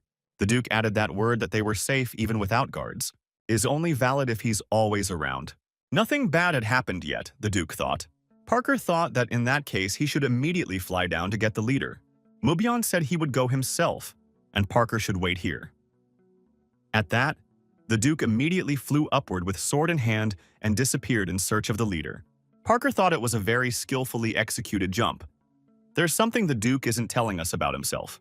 Picking a route in search of Estio, Mubyong thought he could smell blood. Seeing Estio walking alone, Mubyong landed and catching up with the guy, asked if he was okay. Duke saw the wild wolves next to Estio and thought, why are there cave wolves next to this guy? When the wolves saw the Duke, they roared. Mubyong thought it was all about mental dominance. Estio asked if the Duke was ready to move out already. The Duke replied that he had just eaten breakfast. Now he needed to rest. Estio replied that in that case, he too would be back soon. Mubyong inquired, what is Estio doing here? A wolf cub peeked out from behind Estio's back. Estio said they were the wolves their group had met in Renox's cave. They belonged to a special species that lives and hunts deep in caves. But when the wolves came out of the cave after them, they were unlucky enough to suffer at the hands of humans. Mubyong said that here in Hygar, wolves will be considered a big threat, so people are trying to exterminate them. Estio wondered, why were people so ruthless? Why should wolves be exterminated? Mubyong logically answered that because they are predators. The Renox cave is the only path that connects the Hygar domain to the outside world. To keep the people who follow these paths safe, it is wise to get rid of any beasts that pose a danger. For otherwise defenseless travelers could become lunch for hungry predators. The Duke said that in any case, Estio could do with them as he wished. Estio laid the pup down on the grass. The she-wolf began to lick him. Mubyong wondered if Leader had given him his blood. Estio said he did, but he wasn't sure if it would work. But his blood had previously helped a wounded beast. Mubyong said he understood the young man's desire to help. Mubyong sternly said that a leader shouldn't share his blood so recklessly. If Estio is indeed a dragon descendant, then his blood has the ability to subdue living creatures and turn them into guardians. Duke finished. He said that in that case, the blood would make them accept the Black Dragon's will. It's going to happen exactly as it did with his family. The Duke coughed and said that he seemed to have said too much. Either way, Estio shouldn't keep messing around with wolves. Estio replied that he agreed with the Duke to some extent, but right now they could change them. If the wolves promised not to harm the people of Hygar, Estio asked the Duke what they would be able to offer the wolves in return. It is said that in ancient times, the Black Dragon was the bridge between humans and all other creatures. The Duke thought he was one step closer to his goal. Mubyong said it was not enough for him to just promise not to attack his men. Perhaps if the wolves become the guardians of these lands, he will promise them food and safety. Are these conditions suitable? Parker, arranging the food on plates, saw that Estio had returned. Parker cried out in fear, "What does that mean? Where did the wild predators come from?" The winged man began to have uncontrollable hysteria, for the cave wolves appeared before him. Mubyong said that these cave wolves were now their new comrades. Estio added that they had decided that they would move on together. The hysteria continued. Parker shouted that he had no confidence that he could provide food for all those wolves. Estio wondered if Parker was raising a panic over this. The prudent winged man said that food was a very important aspect. Neju saw the puppy in Estio's hands and asked if it was a wolf cub. Estio replied that it was a wolf cub, but it was badly injured. If it's left in, the condition will only worsen. Estio said an enemy arrow hit his hind leg. Can Parker take a look? Birdman said that unless it was some kind of surgery, he could handle it. The puppy was placed on a clean blanket. Parker said he would check everything and give his opinion on the treatment. After examining the pup's condition, Parker said he was uninjured. If an arrow had struck such an immature body, it would have left a through-and-through wound. But this tiny scratch was hardly a wound. Body temperature's fine too. I guess the baby just needs to rest now. Parker asked the leader if he was sure the puppy had been hit by an arrow. Estio replied that he wasn't sure. Apparently, he was mistaken. Estio held the hidden arrow in his hands. He said he must have confused it with another wolf. Mubyung thought that Estio didn't want his group to know how special he was. I wonder why. The fire had died down. It was time to go onward. The wolves stayed with their wolf cub. Estio called out to Tsuki, who was dozing on a tree branch. The boys said they would be moving out soon. Tsuki opened her eyes and saw the wolf pack. Where did these predators come from? Tsuki asked menacingly. Where did these mutts come from? Estio explained that they were their new friends and would be accompanying everyone. Chiki jumped on top of the guy's head. She wondered where such friends came from. The guild leader explained that these raptors could now legally live in Hygar territories. Tsuki said indifferently that Estio could do as he saw fit. Where would they go next? Mubion raised his hand and said that he should have said so earlier. However, he had already chosen their next destination. Everyone fell silent and listened to the Duke. Parker didn't hold back and asked when the Duke chose this item. The Duke replied that he had just now. Mubion turned to Estio. He had heard that the guy was born in a provincial town. Well, where exactly is he located? Estio explained that he came from the village of Selbia. Mubyong cheerfully said that in that case, they were heading straight there. Everyone was very surprised. Cactus wondered why the Duke was doing this, even knowing that it made Estio uncomfortable. Ahuru looked at the joyful expression on Duke's face and said he was some kind of pervert. Estio wondered with surprise why the Duke would want to visit his home village. Mubyong replied that he had originally wanted to observe the young man. However, it is now clear to him that the guy himself does not know everything about himself. That's why he thought that meeting the family that raised him could provide a lot of useful information. Estio immediately recalled the faces of his older brother, his mother, his father. He did not recall them as friendly. Estio thought sadly. Wasn't the family that raised him the same as the one he was born into? However, that was not what was important now. Estio said he did not want to see them. Mubion came close to our hero and said that he was obliged to follow the request. Isn't that right? Estio replied that he understood and motioned to move forward. The expedition arrived at Galatia, the Guild of Ignis. The staff was happy to have Estio back. Mr. Hawk bowed and said he hoped the guild leader was in good health. Estio asked that Superintendent Hawk address him as he had before. It would make him feel much more comfortable. Hawk said he's being treated according to status, since Mr. Estio now stands a head taller. Estio continued to insist. Mr. Hawk so far and said unless the leader asks for it. Mr. Hawk smiled again and asked how Estio was doing. Estio smiled in response too and said he was doing great. Hawk said it's great that Estio has been able to take the lead.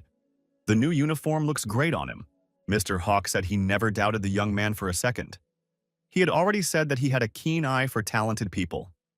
Mubyong thought that Mr. Hawk was somehow managing to praise himself. Hawk said management should have upped his rate, or at least delivered a full set of candy monthly or even weekly. The assistant principal came over and said she was glad to see Estio. She had heard that the boy was on his way to the village of Selbia.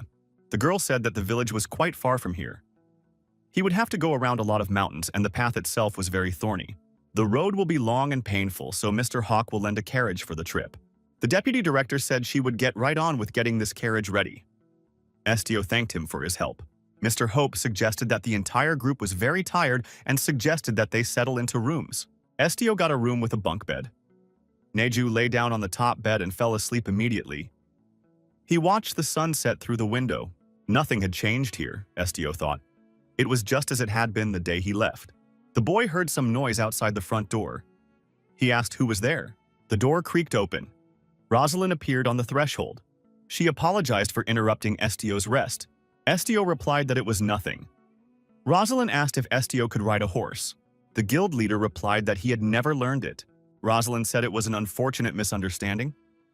She doesn't even know how to admit it. They don't have any carriages available right now. All carriages are used for other requests. There are a few loose horses in the stall, but you must be able to ride to use them. Estio replied that there was nothing wrong with that. They didn't have much time, so they would be able to get there on foot. Rosalind said she would at least introduce the guards to the expedition. At that time, Parker and Mubian looked into the room. Estio replied to the girl that there was no need for that either. Although he has no combat skills, his client is a self-proclaimed strongest swordsman, so they don't need to worry. Mubyong was upset when he heard he was called self-proclaimed. Rosalind said it was a relief to her. She asked that Estio not be shy and to come to her if he needed help. At the same second, Parker raised his hand and said that if he wasn't too distracted, he'd like to address something. Their supplies were practically running low. Plus, the wok is burnt and smells bad. It would be great to find a decent replacement for this pot. Could the guild help with that? Rosalind replied that the guild would help and offered to come into the office to explain the procedure. Parker asked if there were any other things they could buy. Rosalind replied that, of course. Mubion noticed that he still had to visit the armory. Estio wished everyone a good hike. These conversations woke Neju up. Mubyong wondered, would he really have to go to the gun store alone? Estio replied indifferently that he didn't know anything about weapons. Mubyong wondered, hadn't Estio told him earlier that he was in a similar environment? Estio explained that he was a member of a special support group, not a combat unit. Therefore, he had never had to use a weapon. Mubyong asked in surprise, so the guild leader doesn't know how to use weapons at all? Even though he lived in the province, he had never had to hunt? Estio replied that he didn't feel like destroying the beasts. The Duke inquired if the lad had ever had to destroy a man. Estio remembered that night of the Fabian family who had stabbed himself. Estio replied that he had. Mubyong thought this guy had determination enough. One who is stranger to cutting off the head of a chicken has managed to terminate the life of a human being if necessary. Mubyong said that he realized Estio had incredible strength anyway. The human body is much more fragile than it appears. It's best to keep at least one weapon with you. Herzog added that this is also part of his request. Estio told Neju to stay here with Aharu and wait for the Parker. Neju said he wanted to go too. Estio disagreed. He said he would be back quickly, so Neju should wait. Cactus wondered why Estio was taking a black tiger with him. Estio replied that Tsuki would follow him even if he asked her to stay. Tsuki said that Estio really knows her well. Who would even dare to stop her? The young men came to the gun store. The manager was not behind the counter. However, a man looked out from behind the counter and asked, "Who was there?" Mubyong replied that it was the customers. The man apologized and said he had forgotten to close the door before cleaning. The man added that the store was closed for the day, so customers would have to leave. The Duke was surprised and asked why. The man replied, because Viscount Fabian had bought up all the goods. As if that wasn't enough, he also ordered a big batch on top. The man replied that he had heard that new soldiers were being recruited, but he had run out of equipment. He is sure that the situation is the same in other stores. Estio wondered if Viscount Fabian was recruiting soldiers. He guessed from his uniform that he was a member of the Ignis Guild. He said the guy must know more than he does. A young lady of the Viscount's house suffers from a serious illness. Of course, this news our hero did not possess. Mubyong had not heard of anything like this before. The man wondered, are these young people out of touch?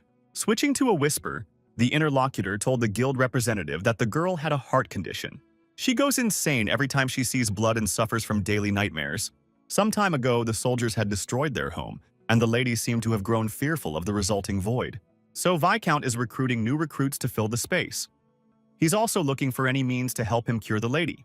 The vendor said it wasn't a good story and asked if there was anything else he could do to help.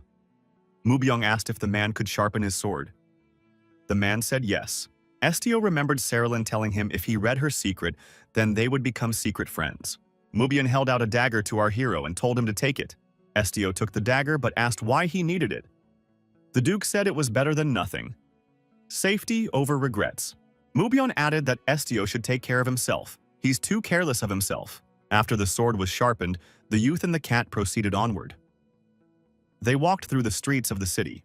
Estio asked the cat if Tsiki remembered about Sarilyn. The cat replied that she didn't remember everything. Estio suggested that it was probably true. It was probably best not to remember. Tsiki said those people made Estio's life difficult, but he's still worried. Estio said that Sarilyn had done nothing wrong. Siki wondered what he was going to do. Mr. Fabian demanded that this guy be brought to him immediately. He was told it was impossible. Fabian was outraged. Would the guild dare to reject his petition? The girl asked Mr. Fabian to calm down. They can't do it just because he insists. The manager explained that they had several petitions. Fabian stated that it had been 10 days. Estio saw the man and thought, "What is Viscount Fabian doing here?" The girl apologized and explained to the Viscount that Leader Estio was part of the main headquarters. Even if he petitioned, nothing would be gained. Mr. Fabian says this girl can't refuse him. Otherwise, he would close the shop. Behind Fabian's back were Estio and the Duke. The girl replied that the guild was an institution created by order of His Majesty the Emperor, and only the Emperor could close them down. Fabian continued to demand that Estio be brought to him immediately. The Duke took a step forward and asked, "Is this really the Viscount?" Estio confirmed the supposition. Mubyung said that this man looks more like a madman than his daughter. Where is his nobility? And why is he dressed like that? The Duke suggested just ignoring him and walking past. Estio agreed. The young men decided to do just that and headed past Mr. Fabian to go about their business. However, Mr. Fabian noticed our hero. He jumped up to the lad and said, "What a meeting?" He had heard that Estio had changed his occupation and had been waiting for him for so long. Mr. Fabian asked if Estio would be staying in town. Estio told his interlocutor to let him go. Fabian apologized and lowered his arms. The man said he was just going through a difficult time. He introduces himself again. He is Lyle de Fabian. He asks that Estio listen to him. Fabian said that his daughter Sarah wasn't feeling well. She needs Estio's help. Estio wondered why he would do that. Lyle de Fabian said that only Estio could do it. Fabian asked that Estio erase her memories or make it so she could at least sleep peacefully. Estio replied that he was busy with another petition at the moment and asked Fabian to leave. Mr. Fabian ordered in a menacing voice that Estio cancel the other petition. Estio replied that he did not want to do that. Fabian asked Mubion who he was. The Duke replied that he was a customer. Mubion said he had no reason to revoke the petition so Fabian could surrender. Fabian was indignant. How dare this fellow speak so rudely to the Viscount? The interlocutor said he forgot to introduce himself. He is Mubyung Hagar. Vicomte Fabian was very discouraged when he found out who was before him. His arrogance dropped at once. Everyone who witnessed the scene was terribly surprised. Such an important man as the Duke stood up for Estio. Hagar said that on behalf of the Duke, he apologizes profoundly for his childish and rude behavior, which does not befit his status. Mr. Fabian looked at Estio and asked, "Is the guy still mad at him because of that incident?" Estio remembered how his eldest son Fabian had threatened him and wanted to take Neju away from him. Estio remembered the guards trying to attack Neju. Fabian said it's all petty. Why is he acting like this? Fabian said, "If you look at it that way, of the two of them, he's the one who should be angry, isn't he? He's taken a lot of losses." The Vicomte said he had already forgotten everything. What is happening now is much more important than the events of the past. Estio thought that this man hadn't changed at all. He didn't know how to admit his guilt or apologize. Fabian says he's not asking for anything else. He wants Estio to help him now. Estio said he would repeat his question. Why would he do that? Fabian didn't answer anything. Estio turned around and walked in the other direction. The Duke continued to watch the scene. Fabian was depressed. He thought that it couldn't end like this. The man shouted that it was all about his daughter. He added that Saralyn wanted to see the young man. Fabian kneels before Estio and says he begs him to save his daughter. The Duke didn't expect this man to dare to do such a thing. Everyone watching was also shocked by this scene. Estio turned to the man and told him to listen to him carefully. Estio said that whatever this man offered him, he would not accept it. He would not coordinate all his further actions with him. Fabian continued to kneel. Estio thought that the man had never once apologized. Saralyn stood at the window in her room. A puppy was playing beside her. The girl heard some rustling outside, and then a black cat appeared in the window. Saralyn looked at the cat and asked, "Estio?" The girl added that the cat looked like him. Saralyn said that the guy seemed a little silly to her in the beginning. He was thin and quiet. He didn't like the fact that he could read the hearts of others at all. She would have been glad for such an ability, because then she and Hiru could talk every day. His face didn't express anything at all, even though cute Neju was around. Saralyn added that when she saw Estio, his eyes were very beautiful. Just looking into them immediately calmed her down. But the thought that he might have used them to destroy someone kept her in suspense. What her father and older brother had done really scared her. But at the same time, she felt relieved. Let all those people die, Estio hadn't touched her father and brother. Saralyn was frightened by these thoughts. The girl heard someone tell her it wasn't her fault. She opened her eyes. The man told Saralyn not to think badly of herself for something there was nothing wrong with. Saralyn saw Estio in front of her. It was a complete surprise to her. Estio smiled and said that it had been a long time since they had seen Lady Saralyn. Estio and Saralyn shook hands.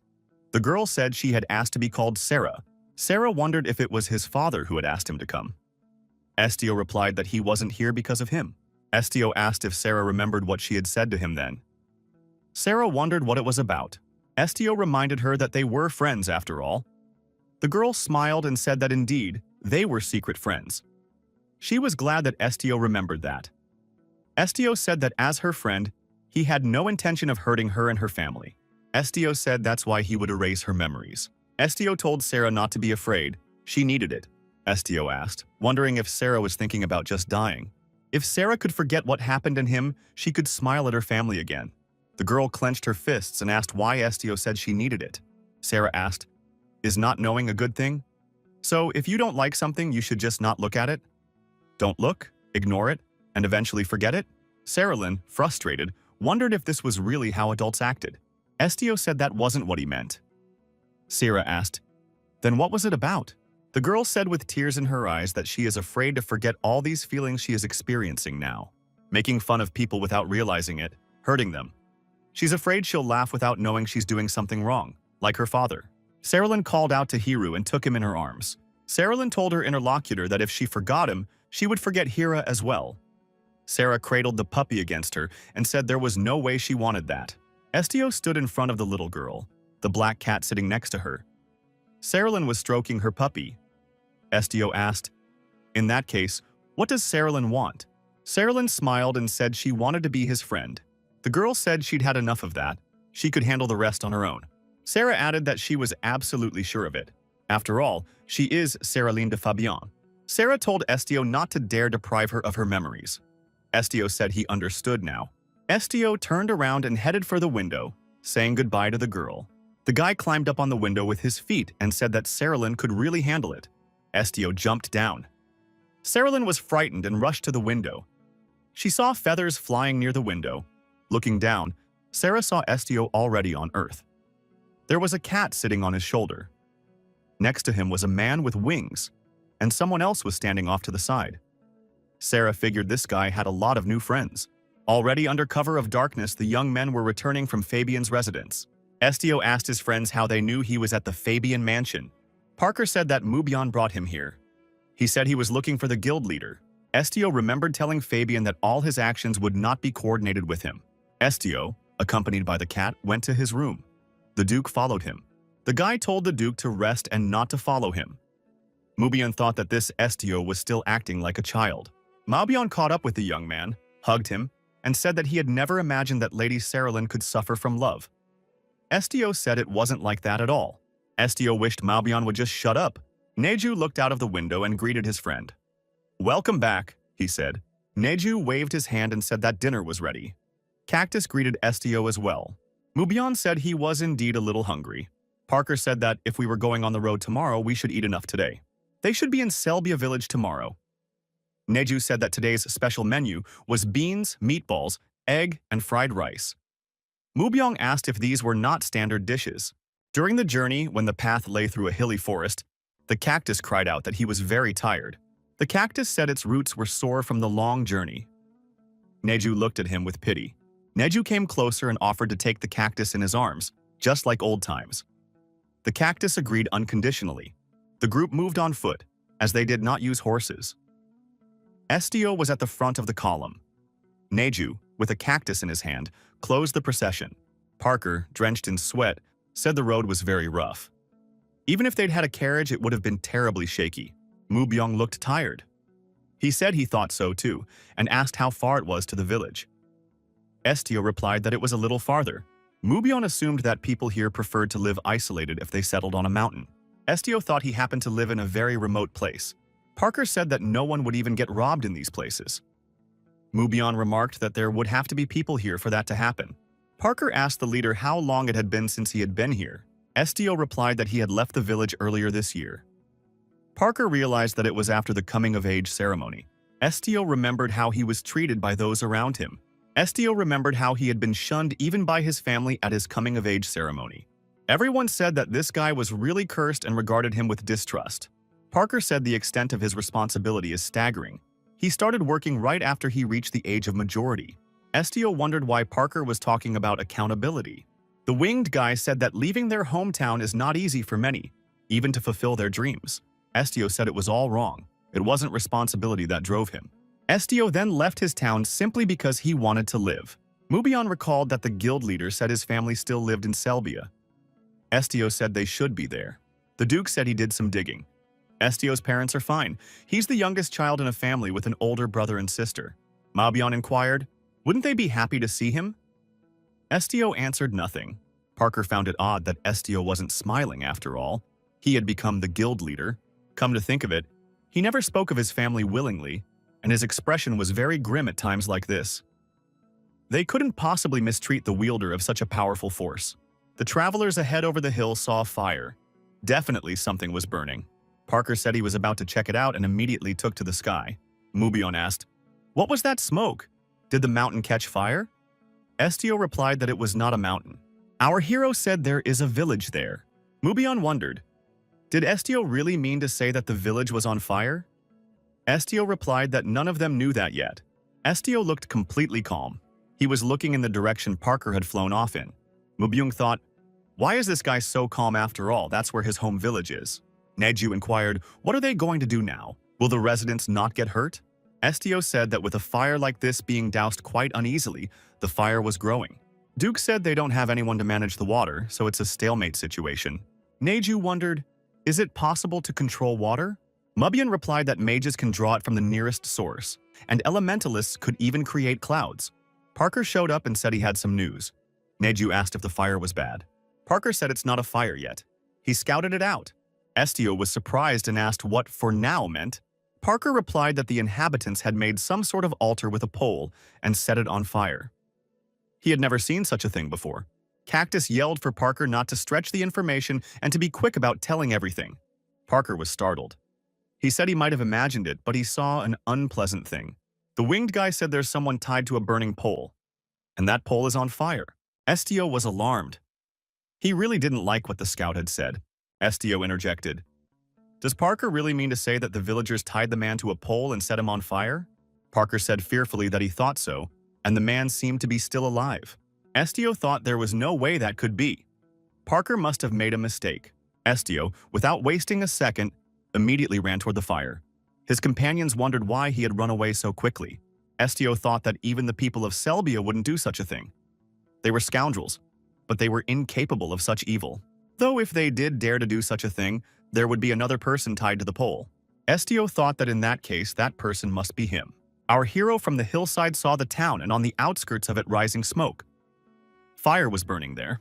Estio, panting from running fast, ran up to the fire. He stopped and couldn't believe his eyes. Estio saw a bonfire in the middle of the town square. Inside the fire was a pole to which a girl was tied. There were many townspeople standing around it. They were observers. The girl was crying loudly and begging to be rescued. Estio recognized her. It was Bella. The girl called for help and said she wasn't like that. Bella begged to be believed and saved. Bella begged her brothers Dino and Louis to free her and pull her out of the fire. The young men only lowered their eyes and looked away. Bella asked Mr. Jake to come to her aid. The woman shouted back, "How dare this wretch speak her husband's name?" Mr. Jake also stood aside and lowered his eyes. Big tears flowed down the girl's cheeks. Her face was sooty. She was crying bitterly. She was in great pain and afraid. As a child, the girl was often left alone. She would call her parents for attention. The parents would turn away and say they didn't have time to play with their daughter. She should not interfere with their work and sent her outside. Tears would appear in the child's eyes and she would say she wanted to be with her parents. Someone asked the girl if Bella wanted to play with them.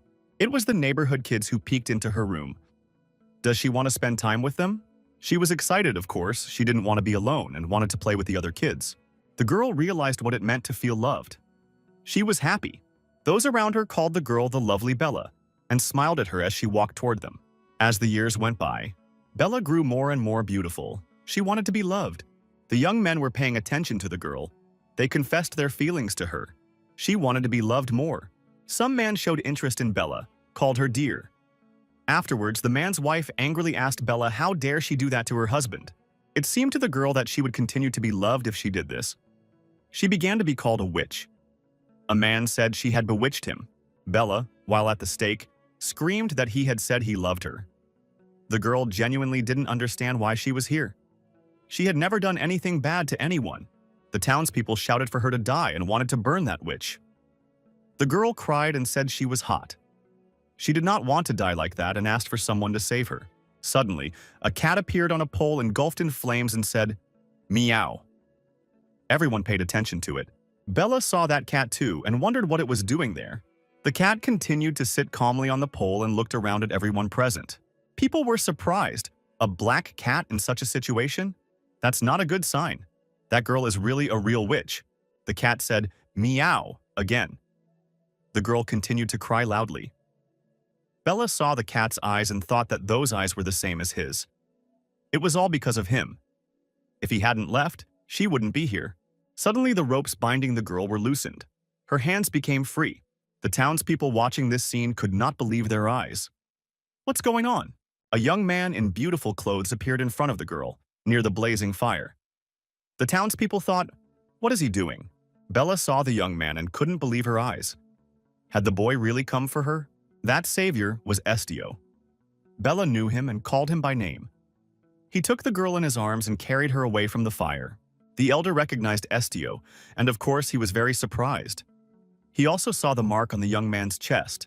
This sign was the Ignis Guild crest that the young man wore on his chest. Estio carried the girl to safety and set her on her feet. He asked, "What's going on here anyway?" The elder said that this maiden was a sinner. She had committed a terrible crime and had incurred the wrath of the gods. Now she must pay for what she has done. Estio inquired of the elder what was the sin of this girl. One of the women in the square said that this wench bewitched a man from a neighboring town and then destroyed him. That's enough to have her executed. The woman was Rosetta, Estio's older sister. She said that, judging by the boy's appearance, he had accomplished something, but what did that change? Rosetta claimed that Estio had saved the killer. Did he really think it was over? Bella shouted that she wasn't the killer. The townspeople called her a witch. She seduced all the men of the town, then destroyed those who fell in love with her and ate the liver of each of them. Some say she likes to eat people's insides right out of their bodies. The townspeople were screaming to get rid of this girl. She's a real witch. Estio asked the logical questions.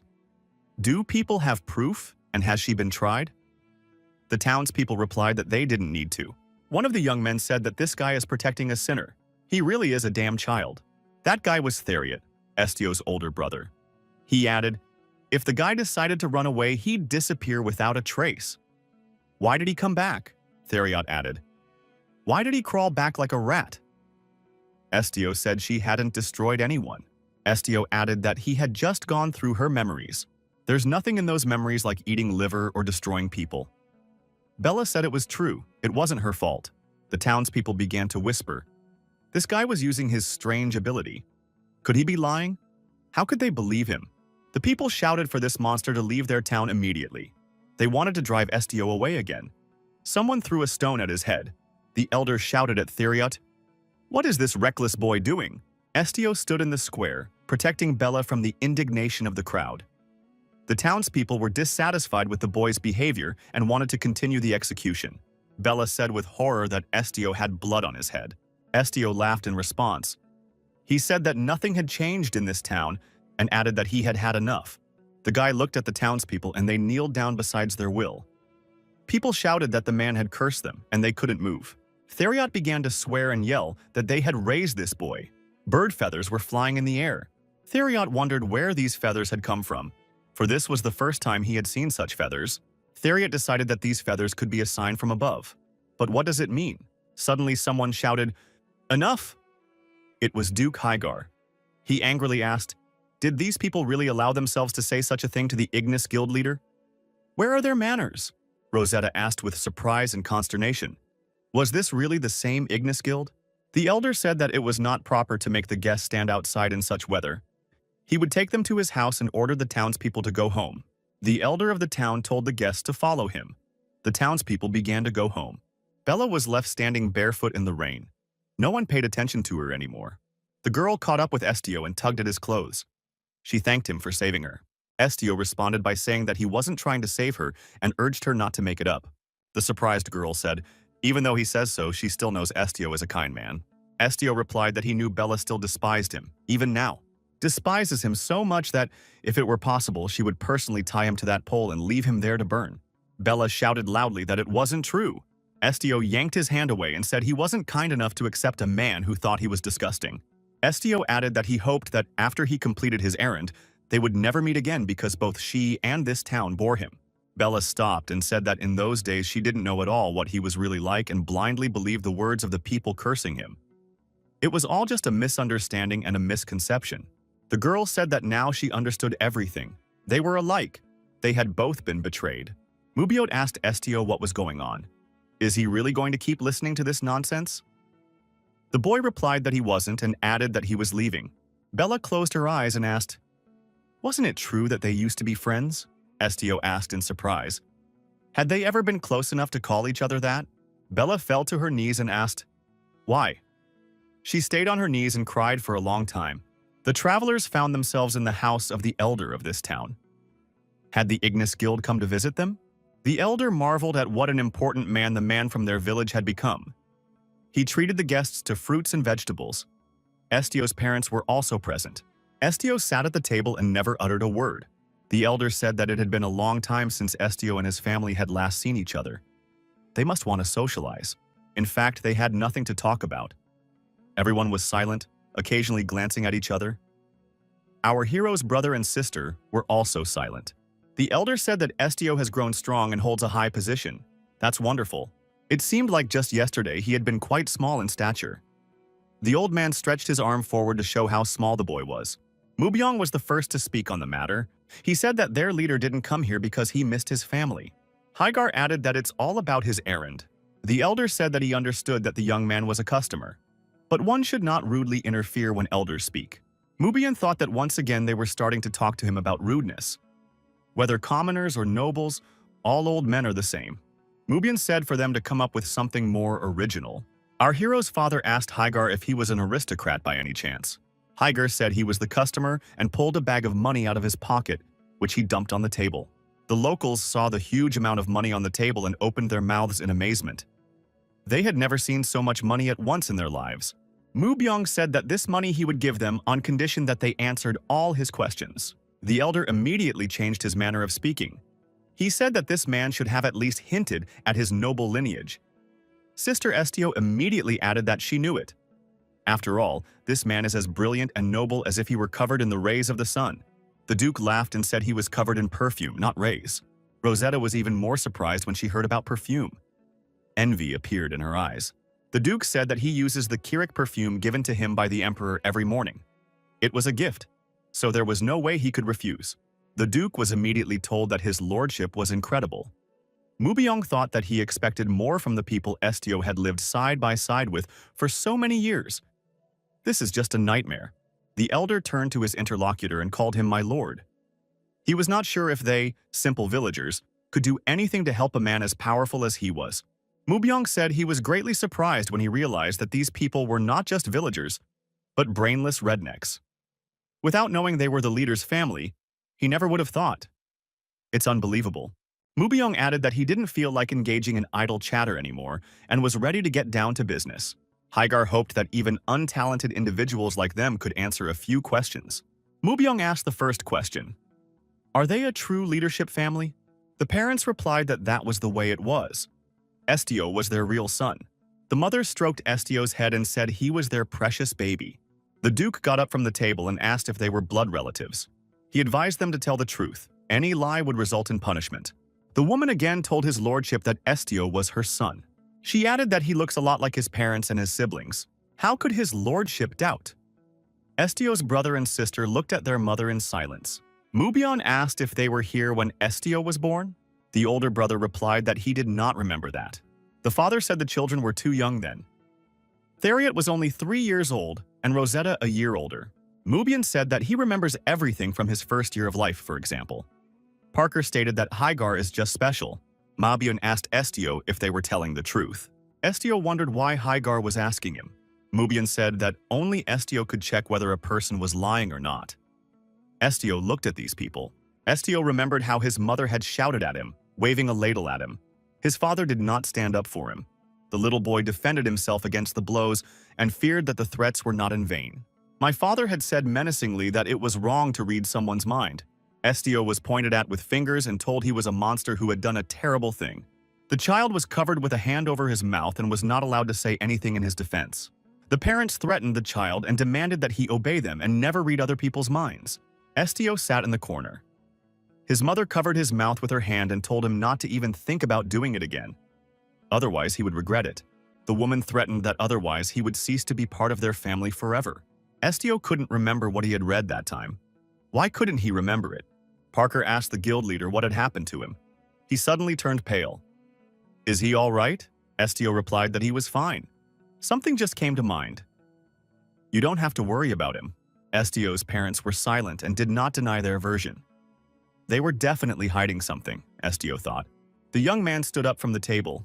His parents sat silent with their heads down. Estio said he was ordered by the client to read their memories. Do they consent to this? The mother jumped up from her seat and shouted that he couldn't do that. The father continued to sit in silence. The woman kept screaming. They had told Estio not to do that, hadn't they? He'd become a monster. How much effort did they put into making sure that didn't happen? Mubian got angry and pounded the table with all his might. The table broke in half. Guy said, "That woman is speaking untruths again. Doesn't she want to shut up?" Mubian added that her words might upset the real monsters. Estio was surprised. Neju confirmed Hygar's words and said that he definitely didn't like it. Parker said that, purely technically, he wasn't quite human either. Humans don't have wings. A cactus with a flower on its body said that it too could join in this discontent. The elder and Estio's parents were horribly surprised to see that even the cactus here talked. Rosetta was frightened and screamed that it was a monster. She had never seen a talking cactus before. Ahuru wondered, what was this girl so scared of? Rosetta continued to scream in fear. Ahuru said that if this screaming didn't stop, he was about to get really angry. She doesn't want that, does she? Cactus was shocked. They had a talking white-haired monkey, a black dragon blood heir, and even a talking bird. However, it was the cactus that scared her. Estio took the cactus in his hands. He said, "Is he really being ignored by everyone?" The cactus even cried. Estio said he's not being ignored. He is feared. Ahuru has managed to scare a lot of people. That's incredibly cool. Cactus pondered. Indeed, if you look at it from Estio's point of view, he is cool. Estio told those in attendance that if they wanted the money, they had to get together and answer questions. Theriot swayed. Does this guy even realize who he's trying to boss around? He headed toward his younger brother. Theriot grabbed Estio by the chest, called him names, and said he brings only trouble. Theriot said that he had endured years of scorn and humiliation from the other villagers, all because of Estio. Why did they have to go through this? Theriot added that he sent the guy to the attic because he didn't want him near him. Theriot asked if Estio knew that the attic was not intended to be a living room. In the middle of winter, it gets so cold there that it is simply impossible to survive. The old man told Theriot to shut up immediately. Theriot continued that they hadn't fed him for a month and he still survived like a cockroach. His father kept telling Theriot to shut his mouth immediately. Theriot didn't bother. What else was he to be considered if he had managed to make it out even from the hell they had thrown him into? Big Brother said he hates the fact that Estio is completely different from them. It's disgusting. Pretending to be their family, even though he just copied his mom's eye color. Mubyung was surprised when he heard the phrase, copied the color of his eyes. The truth began to shine through. Estio said he too has hated Theriot for a long time. Theriot once again cursed and swung his fist, wanting to punch Estio in the face. At the same moment, however, the old man defended Estio and stood in front of him. It came to pass that Theriot struck his father. Theriot was frightened. His father says that Estio is his brother. He does not ask them to get along, but Theriot cannot refuse him. Theriot was surprised and asked his father why he was saying that. Theriot shouted that his father hated him too. He was always afraid of him. The old man admitted that he feared but never hated Estio. Estio thought, if this was true, why did his father do this? Our hero put his hand on the old man's back. He tried to read his thoughts. What Estio saw and felt certainly surprised and amazed him. Everyone present saw the light diverge from Estio's hand. Dark clouds settled over the dark blue forest of big trees. It was about to rain. A man with an axe in his hand was walking through the forest at night, either to get brushwood or to go hunting. Suddenly, a bird cried out in the tree. It was strange because birds sleep at night. The man was startled and drew back. What was this obsession? He fell to the ground in surprise. The man cursed. Why was he here? This man realized he had taken a wrong turn. It turns out he had lost a lot of time. Suddenly, he saw a bright flash behind the trees ahead. What could have happened there? Without thinking, the man got to his feet and ran toward that light. He wanted help and an explanation of how to get out of here. The man shouted for them to wait for him, for he needed help. The bright glow continued. The man walked over to where the light was coming from and couldn't believe his eyes. Where had it come from? A man stood at the edge of a huge excavation. At the bottom of the pit was a large gold nugget. It glowed brightly. The man, without thinking long, went down to the bottom of this excavation. The man stepped closer to the stone and his surprise was unparalleled. He was indeed right. The man put his hands around the nugget and said that this gold belonged to him. He decided to take it with him. However, he heard a strange sound. It was a growl. When the man raised his head, he saw a black wolf in front of him. The man backed away. At first, he was frightened. He didn't expect anyone else to be here in the pit. The man looked alternately at the gold and the wolf. He had a choice to make now. The man remembered his family and thought if he could come home with that gold, that would change everything. The choice was made.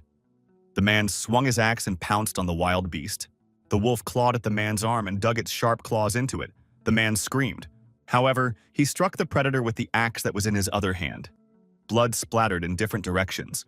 The battle didn't last long. Not far from the golden nugget lay the body of the destroyed black predator. The man was coughing and holding his wounded arm. The satisfied man smiled and thought that now all he had to do was carry that gold home. At night, there was a knock on the door of the house. The man told the wife to open the door. A woman with a child in her arms opened the door and asked where her husband had been for so long. The man told her to pack her things immediately. She wondered what he was talking about. The man closed the door behind him and said he didn't have time to explain. He should quickly pack his things and leave the village. The wife still wanted an explanation.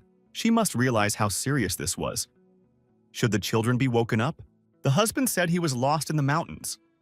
The wife anxiously asked if he was okay. Had he hurt himself? The man replied that he was fine. However, his wife would be surprised when she saw what he found there. The man took the basket off his back and said that he would show her now. The man said he had a precious metal in his basket that he had never seen before that day. The man, smiling, said that he had brought home gold. The wife was very curious to see it. The wife looked inside the basket and said her husband had definitely lost his mind. The man asked what she meant, and he himself also looked in the basket. He could not believe his eyes. At the bottom of the basket, instead of a gold nugget, there was a black-haired baby. The man screamed loudly. He didn't understand what was happening. The noise made the child scream too. The man fell to the floor and, apologizing to his wife, said there had been a misunderstanding. The woman pounced on her husband with her fists. Was this really the metal he had never seen? The man tried to justify himself. The wife told her husband to shut up immediately and stop telling some nonsense. She can see it all for herself. The next morning, a man picked up this child in his arms. He thought that there was definitely gold in that place. Accompanied by his wife, he went to the night pit. The man couldn't understand. Had someone played a cruel joke on him? A man with a child in his arms was walking along the same road that he had traveled through the forest the night before. His wife followed him with a stern look. The woman wanted this child returned immediately to where he was taken from. She doesn't want to know him. Thus, they walked through the forest for a long time. The man was trying to figure out where the excavation was located. The man reasoned, if the gold turned into a baby, then who was that beast? It wasn't like it could destroy a human being. After much wandering through the woods, the family came to the spot where the excavation was located. There were people at the edge of the excavation. At the bottom of the excavation, there was a priest with his assistants. During the daytime, the man noticed that this excavation is very large. It is impossible to pass by and not notice it. That is why the priests from the main cathedral arrived here so quickly. Looks like they got a revelation from God. But apparently the thing that was here just evaporated. The man asked the assembled people what had happened here. It was explained to the man that the people in the pit seemed to be from the main cathedral. Among them is the high priest himself. The man was frightened. The cathedral, the high priest. What's this about? The man asked why the high priest had come to such a remote area. He was told that there were rumors that the dragon's treasure was connected to it.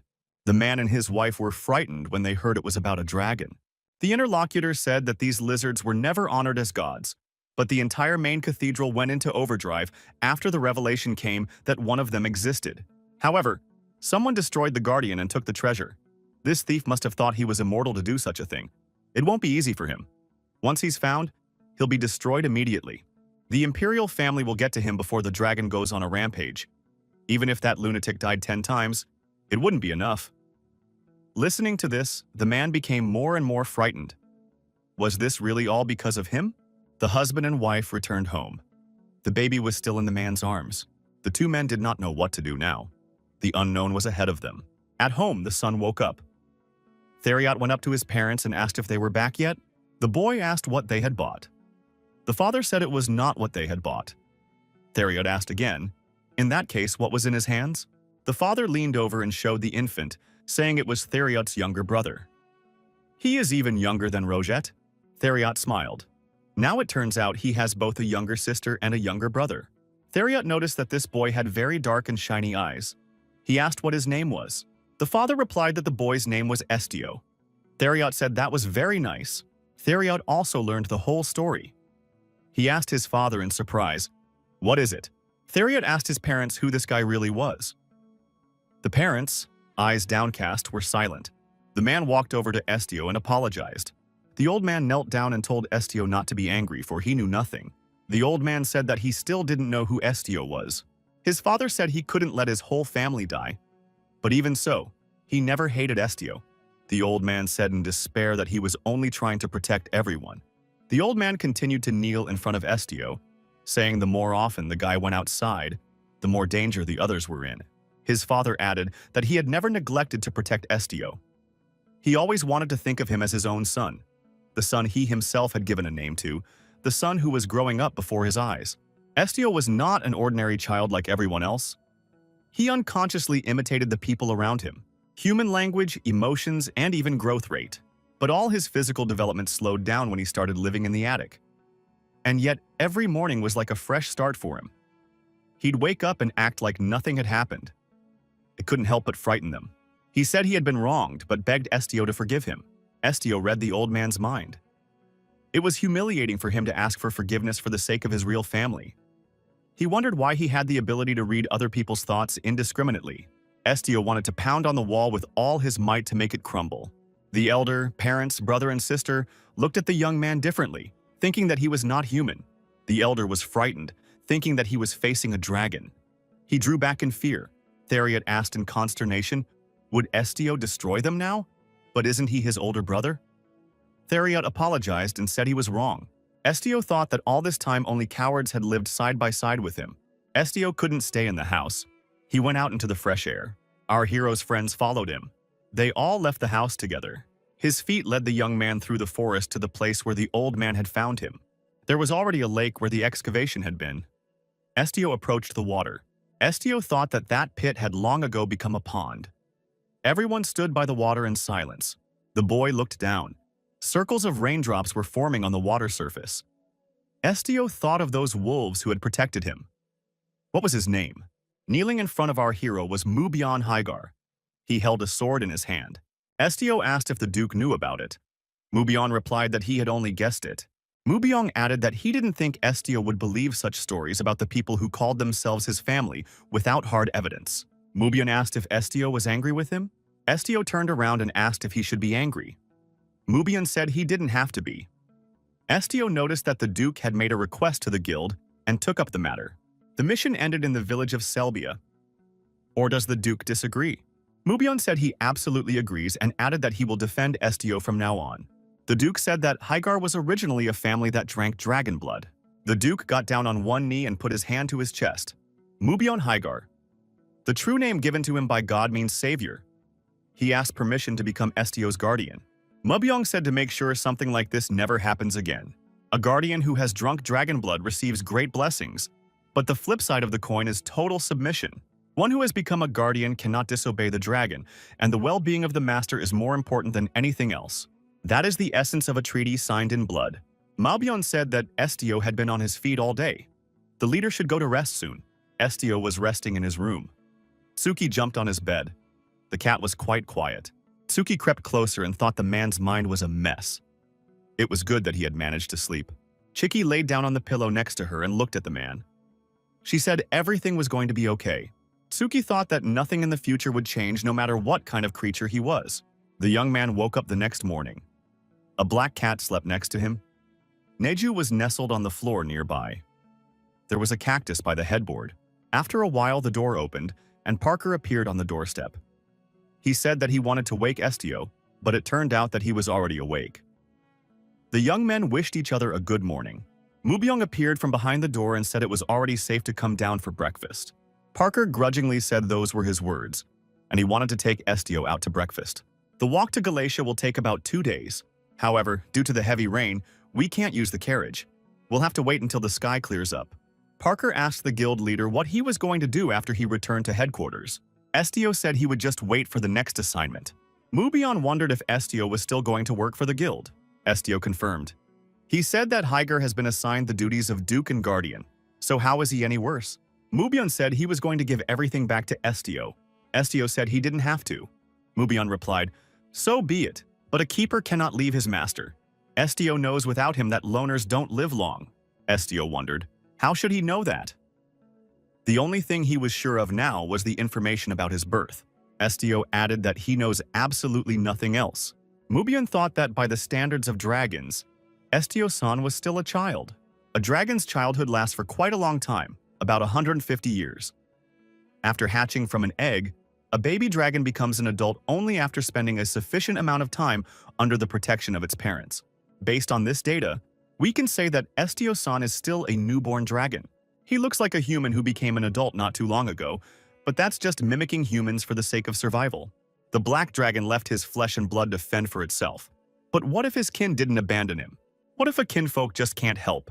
Estio said the task was done and Mubiong could return to his estate. Higar wondered why Estio-san was so eager to stay in the guild. Mubion urged Estio to go with him. His lands were much safer. Estio wondered if they hadn't found out everything.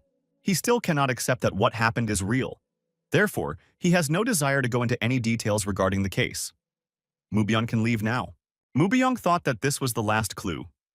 It wouldn't be good if all the effort he'd put in after meeting the master was in vain. Will the lineage of Higar become useless? Estio said he would need Mubion one day. Higar must return home and attend to his direct duties. He will call the Duke when help is needed. He will. At guild headquarters, our hero was informed that he was being sent on vacation. The vice guildmaster told our hero that the guildmaster personally wants to meet him. He'll probably visit Estio soon, so for now, he's on vacation. The vice guildmaster gave Estio a blanket and said that this thing was very dear to him, but he was giving it as a gift. The interlocutor said that Estio could not even imagine what it would be like to wrap himself in a blanket. It's great to lie in a warm bed and read a book. Or open a window to make the room cooler and wrap yourself up warmly. Collapse in bed with a cookie, and at some point fall into a deep sleep. And wake up in the middle of the night and eat the chocolate bar lying next to it. Estio remained silent in response. The vice guildmaster said there were more cookies left in his room. Estio thanked and declined. The vice guildmaster said to let the boy rest well. The guildmaster would visit him himself. Neju turned to his friend. Estio said he was listening attentively. Would Estio just leave it at that? Not even try to find out more about his real family? Estio said no. Would he really let the people who had caused him so much pain go unpunished? Cactus said that wouldn't do. He would go back to those people and pierce something soft with his thorns. Estio told Ahuru to listen to him carefully. Estio said that it would still be the same even if those people changed. So there's no point in changing anything. In the morning, the guild leader woke up in his bed. A black cat was curled up next to him. Estio has just realized that he doesn't know how to have fun. What should he do? The guy got off the bed and swung his feet down to the floor. It was time to get up. Estio went to the window and opened it. Fresh air rushed into the room. Our hero looked out over the morning city. He felt rested. A small town at the foot of the Green Mountains stretched before Estio's eyes. The sky was a little cloudy. The weather just perfect. After breakfast, Estio decided to take a walk. He sat down on a bench outside the house. A black cat was sitting on his lap. Nearby was Parker, strolling with a knight, an old acquaintance. Parker told the interlocutor that he would say hello to the leader and come right back. Knight said he would also say hello to the man. Parker wondered if Mr. Estio wanted to be alone. If they approached now, this talkative knight would not be silenced. Would it be worth the risk? Looking at Estio, it was hard to tell what mood he was in right now. Parker approached the guild leader, said hello, and asked if the lord had already eaten. As he did so, he spread his wings wide apart. Estio wondered if it was already lunchtime. Parker said that, to be honest, lunch was over long ago. But he hadn't had time to eat because he had to wait for a friend to finish his business. Parker remembered that he was on vacation for the same period of time as Mr. Estio. Parker offered to go to lunch with them if Mr. Estio didn't mind. Parker added that Neju, Ahuru, and Siki will also be able to keep them company. Estio asked if there would be anything wrong with him joining them. Parker replied that it would be just fine. Parker said that the guild leader had nothing to worry about. These guys are so shameless that their equanimity can only be compared to a tough dragon skin. A knight appeared from behind Parker's back and said that the leader reminded him of someone. Parker wondered, had they really met before? Estio and the knight looked intently into each other's eyes. The knight said that the face seemed familiar to him. The next moment, the knight said that Estio was in front of him. He recognized him. He had done so much in their last meeting that he could never be forgotten. The knight recalled how he and Estio had traveled together in the wagon. Estio remembered. He said the guy's name was Rena. The knight was glad that his name was still remembered. Rena said he thought Estio was finished off by that white-haired monkey and he's alive and well. He was thrilled to see him.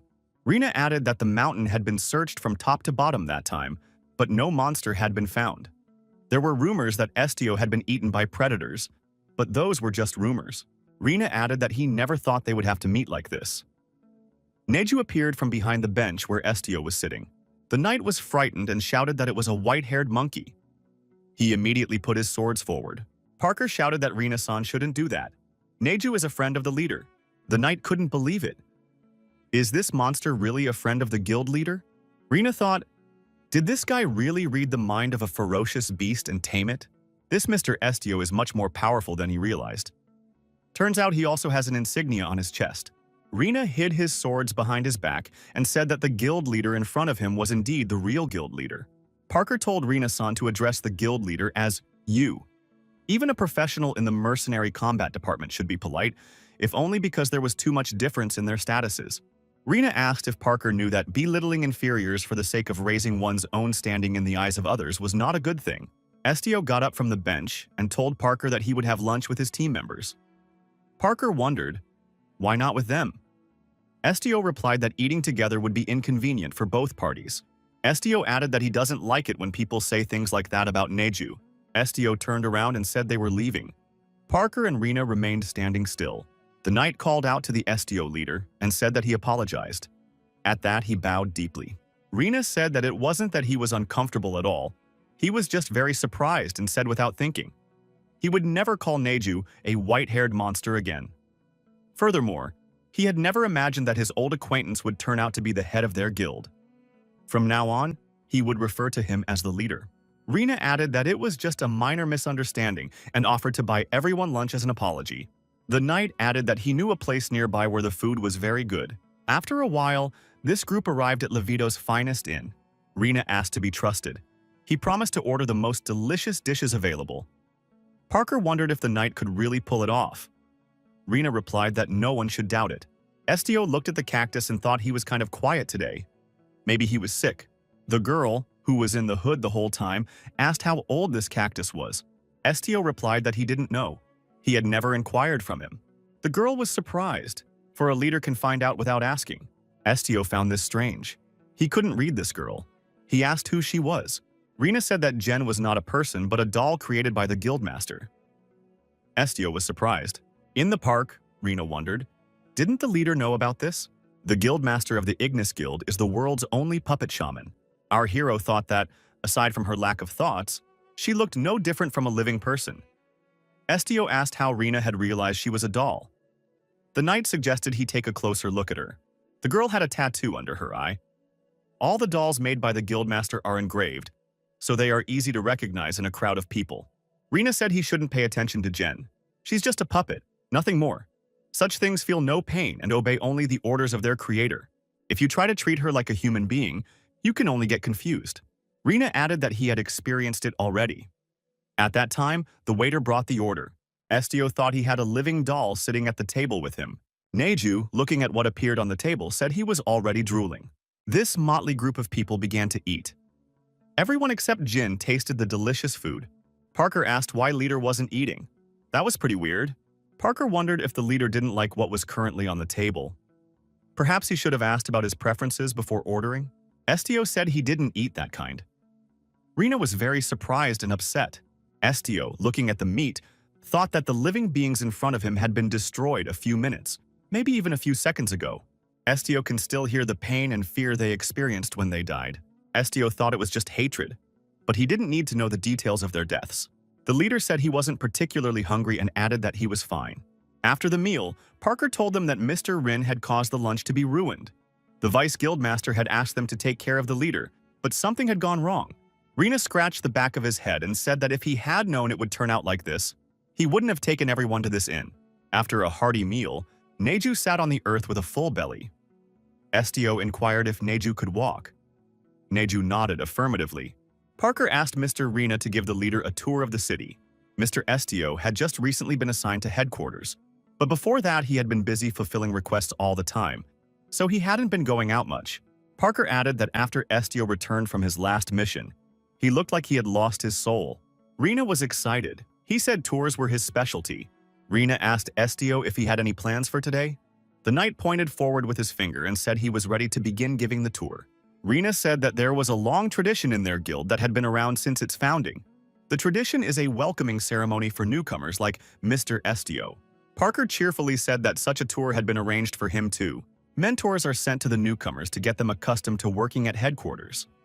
The newcomers are then called on the carpet and asked questions about the city center. For example, what is the largest sculpture in the square? Where is the most famous pastry shop? If the newcomer can't answer, they will be piled with work to the point of exhaustion. Rina said that the leader won't have to go through that kind of hell because he will help. Rina said he could be trusted. Now in front of them is the safest and most prosperous fortress, Levito. And Rina was about to give them a tour of it. The travelers continued driving through the city. Rina kept saying something. The doll closed the procession. Jin suddenly asked, "What's the big deal? Why is the leader too kind a person?"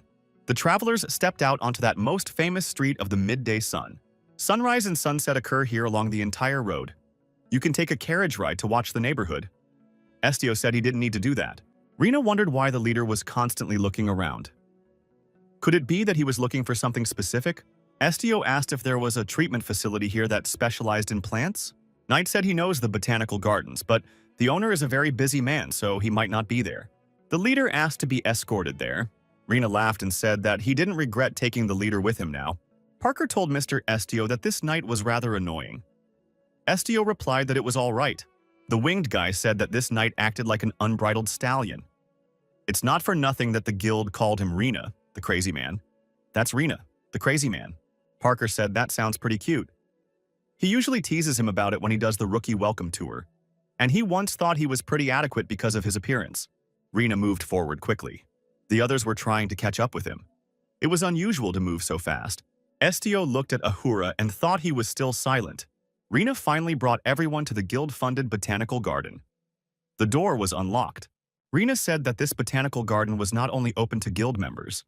Anyone can come to admire the plants. Parker said it's his first time here too.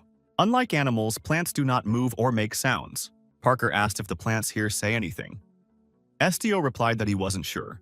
Rina wondered, could the leader not only read the minds of animals? Plants would obviously be more difficult.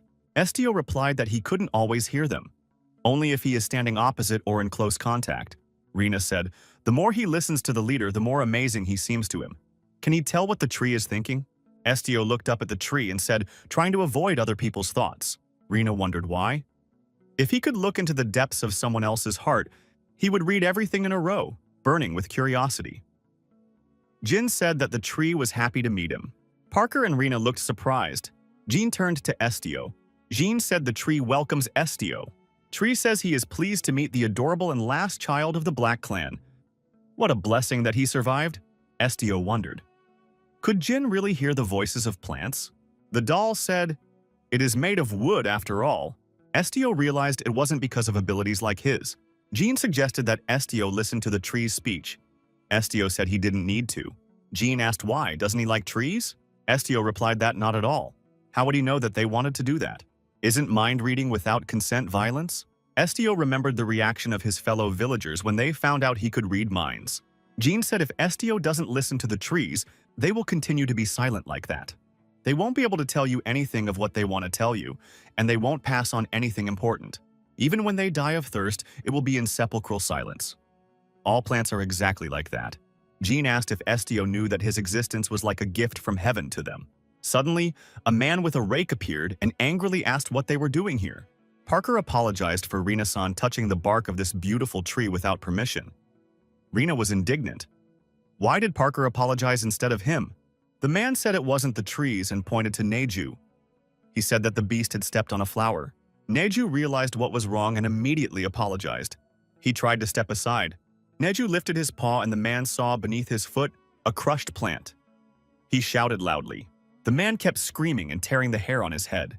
It was like hysteria. The gardener saw Rin and asked, "Is he really the one who came here?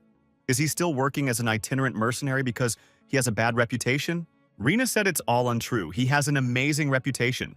Rina says he's now the commander of the assault support team. He's already starting to get bombarded with questions. So you shouldn't say embarrassing words about him in the presence of the leader. Gardner looked at the guests and tried to identify the leader among them. The man asked Estio, "So is he the most recently appointed guild leader?" The man introduced himself. He said his name was Brun Jaeger, and he tended the botanical garden. Estio also introduced himself. Estio shook hands with Mr. Jaeger and sensed what he was thinking. Jaeger thought that he was a talented young man who could read hearts. Jaeger smiled and was glad this guy had stopped by. One must be sure to ask the leader to read his boys. The plant specialist, Brun Jaeger, took a magnifying glass and examined the cactus closely. Parker asked what was wrong with Ahuru. The gardener replied that it was a rather complicated case. Jaeger asked, "So his name is Ahuru?" He added that this cactus had been very carefully cared for. The plant has no need for water or feed and looks quite healthy. I asked, "Does that mean it's okay?" Jaeger shook his head negatively. He didn't know why, but it was as if this little guy had lost his strength. Jaeger asked the leader if he could take the cactus out of the pot and examine its roots. Cactus perked up. He asked, "Is this man really going to do this? He's a real pervert." The cactus immediately ran aside. The gardener saw this and shouted very loudly. Jaeger was terribly surprised. He had never seen a talking cactus before. The cactus was surprised that the gardener was surprised. What kind of gardener was he if he hadn't seen talking plants? Cactus blushed and told this Jaeger to come over to him. Estio told Ahuru to calm down immediately and not to behave like this. Estio said that Ahuru stopped talking abruptly, so he sought the help of a specialist. Cactus wondered if the man was a doctor. The man came closer and said he was a botanist, Brun Jaeger. Cactus asked, "Does he really know about plants?" Jaeger nodded affirmatively. Ahuru said that in that case he could examine its roots. But to take it out of the pot is too cruel a measure. Jaeger began further inspection. Something seemed strange to him, something suspicious. Jaeger said that his roots looked very strong and healthy. The cactus said he was as healthy as an ox, just a little drowsy. Jaeger asked Ahuru how old he was. Ahuru, flirtatiously, said he was 200 years old. Parker laughed. Had Ahuru already lived 200 years? The cactus wondered if they didn't believe him. If you count the exact number from the day he was born, you get even more. However, 200 years have passed since it became independent. In addition, it is considered a rather young cactus among its relatives. Jaeger, with sparkling eyes, told the leader that it was a rare plant that was thought to be long extinct, giant acuminata. Estio asked what kind of plant was it. Jaeger explained that it was a large and beautiful desert flower that was rumored to grow to 1 millennium and bear the fruit of an earth nymph when fully grown. Ahuru said that his species is not extinct. His mother and other relatives in his native land are all alive and well. Jaeger said Mr. Ahuru is experiencing a decline in strength due to the hibernation season that usually comes during the growth period. What they had seen with their own eyes was like a dream. Estio asked how long the hibernation lasted. Since the plant is long-lived, it obviously won't take several days to sleep. More detailed information can be found in the historical records. Estio said that it was a botanical garden funded by the guild. So we should let Jaeger-san take care of Ahuru until his sleep phase is over. He should rest properly here. Ahuru said he didn't want that. Estio said if Ahuru is not happy here, he can ask for help at the residence of the Duke of Hagar. Mubyon is a strong fighter. The cactus wondered if the man might be uncomfortable with it. Estio said that's not the point. Cactus said he didn't want to sleep and there was no way he was going to sleep. Estio said he was very worried about Ahura. The boy put his hand on the cactus. Jurgen said that the plant in front of them was a special plant that could talk and even walk. So he could not be 100% sure. There is a possibility that Ahuru's condition will worsen if he refuses to sleep. Therefore, he should be watched over at all times. Plants may seem simple, but once you get to know them better, it becomes clear that they are just like animals, beautiful and diverse. Plants vary greatly in habitat, size, sex, age, and leaf shape. Jorgen said a big advantage for this cactus is that it can communicate with people. The gardener said he had prepared some bait and fresh soil. That might come in handy. Estio thanked the kind man. Jurgen said he had something else. The man held out a scroll and said it was an order from the guildmaster. Estio wondered, did the guildmaster really know he was coming here? Jurgen replied, not really. The message had been in his hands only a few minutes before the guild leader had arrived. Estio thought, not unreasonably, that he was being followed. Jurgen said, lest the leader misunderstand. The guildmaster pays attention to more than just him. It is the duty of such an important person to always look after all the members of the guild. Estio was surprised to find out that he was always looked after. Jurgen recalled that the guildmaster was the puppet shaman. The number of puppets under the guildmaster's control has passed 1,000. These are only the puppets that are in plain sight. Parker said that the owner was right. In reality, there are many more. The guildmaster has to make a lot of dolls because they often break and quickly become unusable. Estio read the message. It is necessary to find a wizard in the central market of Castle Levido in the allotted time. The reward will be given when you meet him. The order will expire automatically once the allotted time is up. Therefore, you should get started as soon as possible. Rena said that the message was written in magic script. It must be really urgent, even if there was a time limit. Rena said the leader has less than 30 minutes to spare. Rena looked at her watch and said that they should hurry. Estio wondered how long it would take to get there. Rena said that's not the problem. The central market of Castle Levito is huge. There are 8 branches from the main square alone. And that's without taking into account the tiny alleys and the many people. Parker said they also don't know what a guildmaster looks like. Rena confirmed. Usually communication was always through dolls. The only one who met the master personally was his deputy. Estio turned around and said that it was urgent to proceed to the central market. Estio told the gardener that all the plants in the botanical gardens are grateful for his work and love him very much, whether it was the ginkgo trees behind him or the flowers Neju accidentally stepped on. Each plant was as eager to speak words of gratitude to him as Jurgen was eager to hear their thoughts. Estio once again turned around and said that it was definitely time for them to leave. After a while, Estio and his team found themselves in the central market square. There were indeed a lot of people here. Estio thought, is it possible that someone in this crowd knows the guildmaster? We should give it a try. Estio tried to read the thoughts of the passers-by. Someone said he was very hot.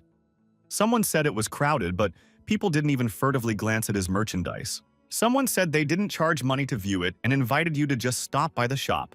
Someone said that this kebab wasn't good. Estio decided he needed to go deeper into his thoughts. Neju said that Estio was bleeding. The leader said it was nothing to worry about. Neju remarked that if a person has that happen, they are definitely not okay. Estio said what he found, and turning around, rushed off in the right direction. The guy walked up to the simplest shop in the market. From inside the shop, someone said to him, "Welcome." A girl came out of the store and asked if the customer would like to purchase a gift for someone. The girl had tattoos under her eyes. The girl asked, "Or does the gentleman want to pick something up for himself?" Estio realized that there was a doll in front of him because he noticed those tattoos. Estio told the girl that he had come here to meet the guildmaster. The girl stood and continued to smile. Her eyes squinted at the smile. Estio thought, was he wrong? But he had definitely felt it. After a brief pause, a girl came out of the shop and said that Estio had found her. Therefore, he should get the reward. And excuses are not acceptable. The girl sat down next to her and said she was pleased to meet the leader. The stranger introduced herself. She said that the guildmaster of the Ignis Guild was standing in front of Estio. Suddenly, Jin rushed over to the guildmaster and shouted happily. Parker, Rena, and Neju, who were present nearby, were very surprised. After all, it was the doll, Jin, who had just smiled. Jin ran up to the master and hugged her. Everyone saw that. The guild leader approached the girl and said that he was Estio. The guy said that the master had helped him a lot after he left his home village and didn't know where to go. Though late, he wants to thank the master. The master said that made her happy. They were able to help Estio in his time of need. And even if he owed his gratitude only because of that, they didn't care. Estio said that he considers himself a full member of the Ignis Guild. The master said that indeed, since Estio was now their associate, he was the guild leader. The leader asked if Estio would like to know anything.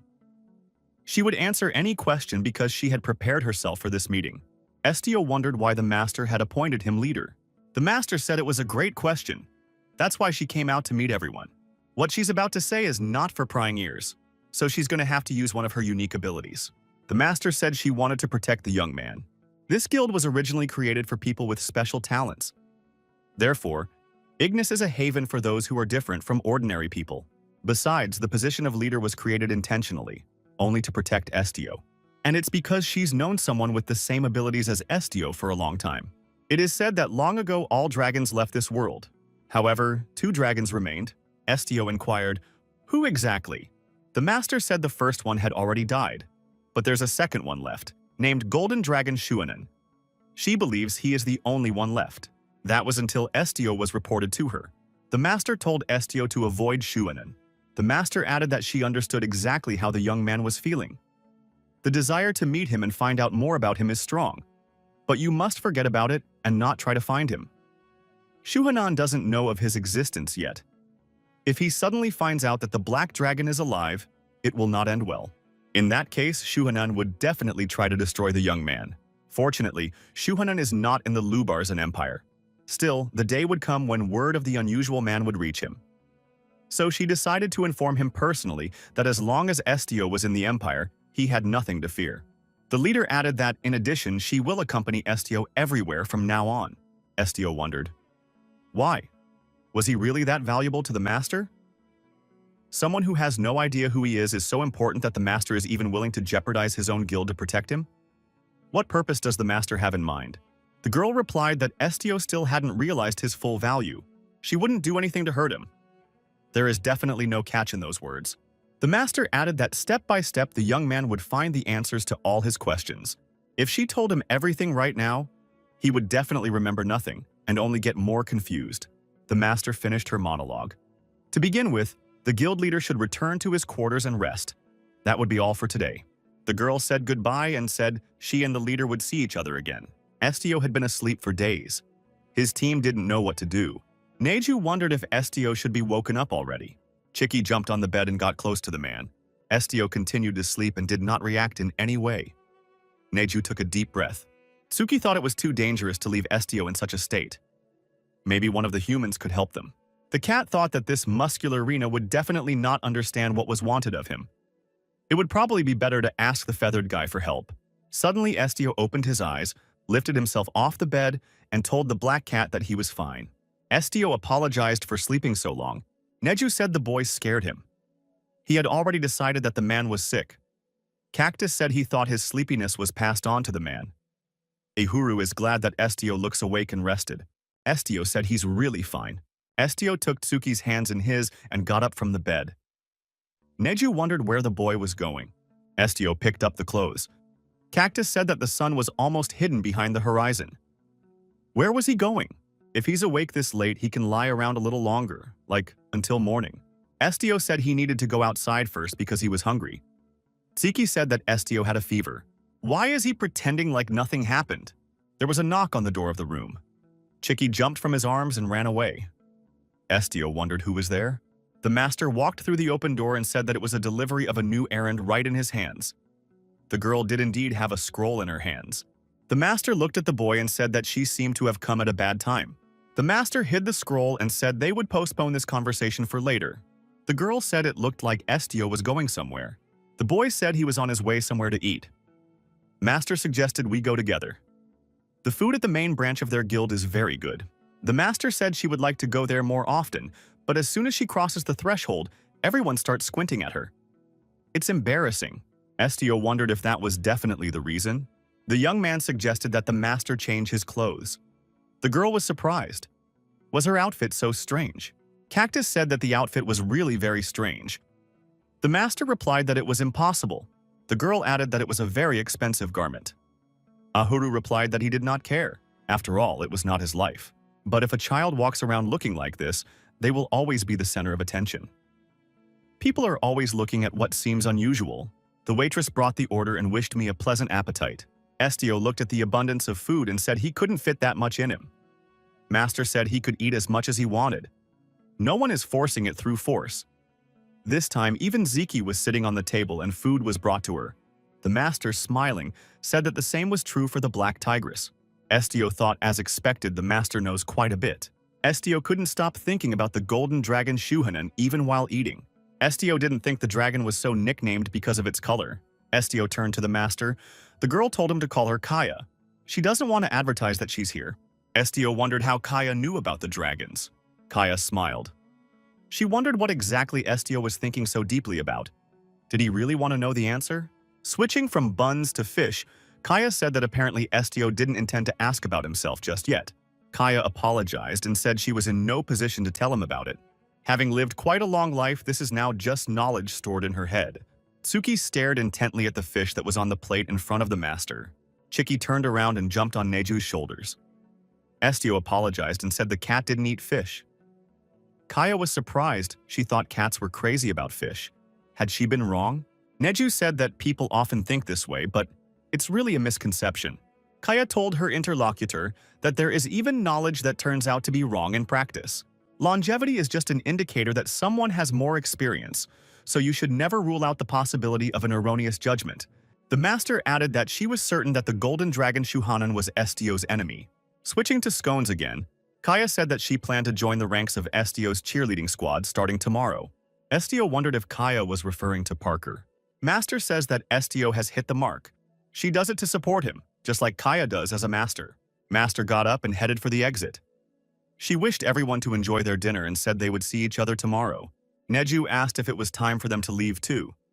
Estio said they'd finish eating in peace first and then go for a walk. After a delicious dinner, Estio and his support group actually decided to go for a walk. In the park, they saw many animals. The boy thought, have these animals always lived together? Suddenly, someone said hello to Estio. He lowered his head and saw the animal in front of him. Estio asked, is it really a raccoon? The animal took offense and said he was a red panda. Don't confuse the two. Estio apologized and admitted his mistake. The beast said that this time he forgives. His name is Pan. And what is this man's name? The boy replied that his name was Estio. He had just recently arrived at headquarters. All of these animals are part of the guild. They are slightly different from the ones he saw in his village. Pan walked over to the other animals and said that he and Estio were now one family. Estio inquired, are they not afraid of humans? Pan replied that they weren't afraid. Anyone associated with the Ignis Guild was always treated politely. Pan added that they are fed, taught different things, and even clean up after them. People play with them every day and are always around them. Pan added that this is why they are very fond of people. Lying in bed before going to sleep, Neju, remembering those animals, said that they were so cute. The cactus recognized that they were indeed cute and adorable, like the thin shoots on its roots. Neju said he liked the cutie Pan the best. Estio reminded him that Pan was a red panda. Neju looked out from behind the bed and said that he would like to see them again. Estio said that if that was the case, Neju could go there tomorrow. Neju said Kaya promised to bring a new request tomorrow.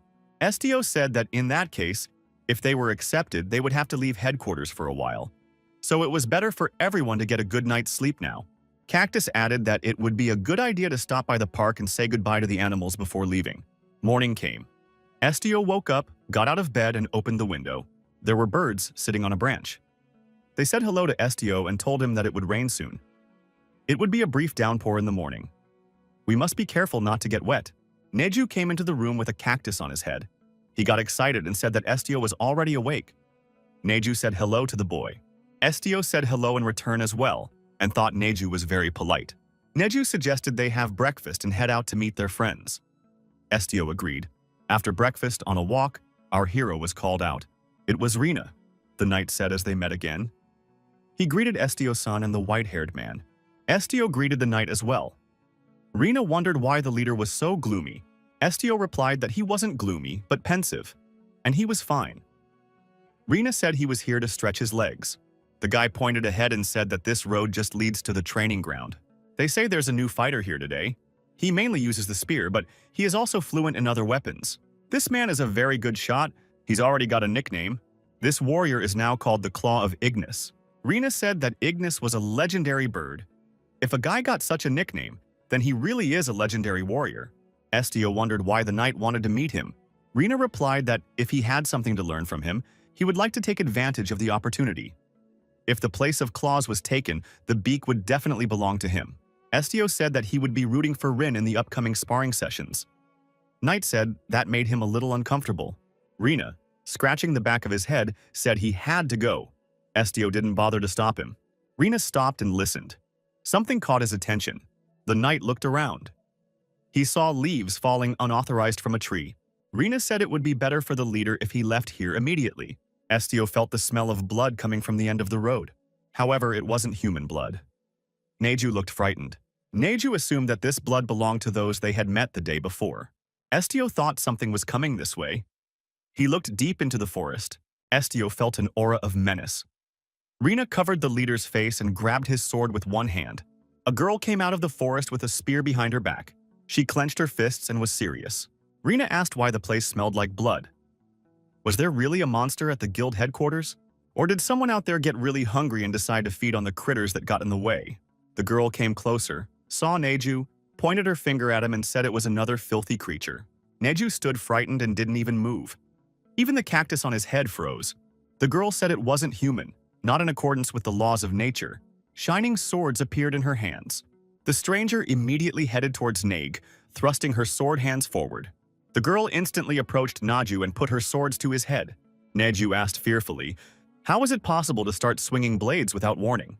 The girl wondered, "Is he really talking? Could it really not be a monster? Could it be a man with fur?" The girl said she was confused. She wants an answer. "He's not human, is he?" Estio walked over to the girl and took hold of her sword. He asked if it was human or not. Did it matter? Estio looked the girl in the eyes and did something, after which the swords dissolved.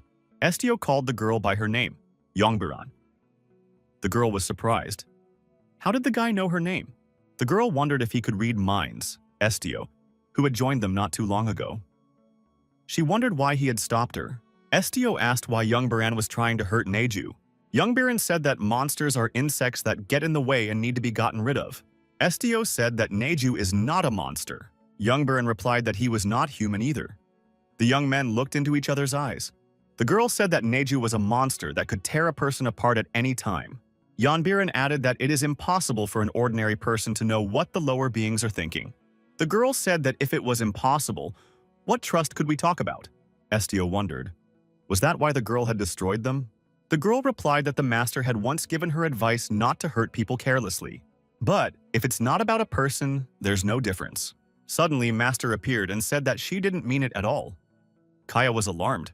Kaya approached the girl and said that she was just asking her to be careful to avoid unnecessary bloodshed. The girl said there was no bloodshed. The master replied that this also applies to animals that are under the guild's wing.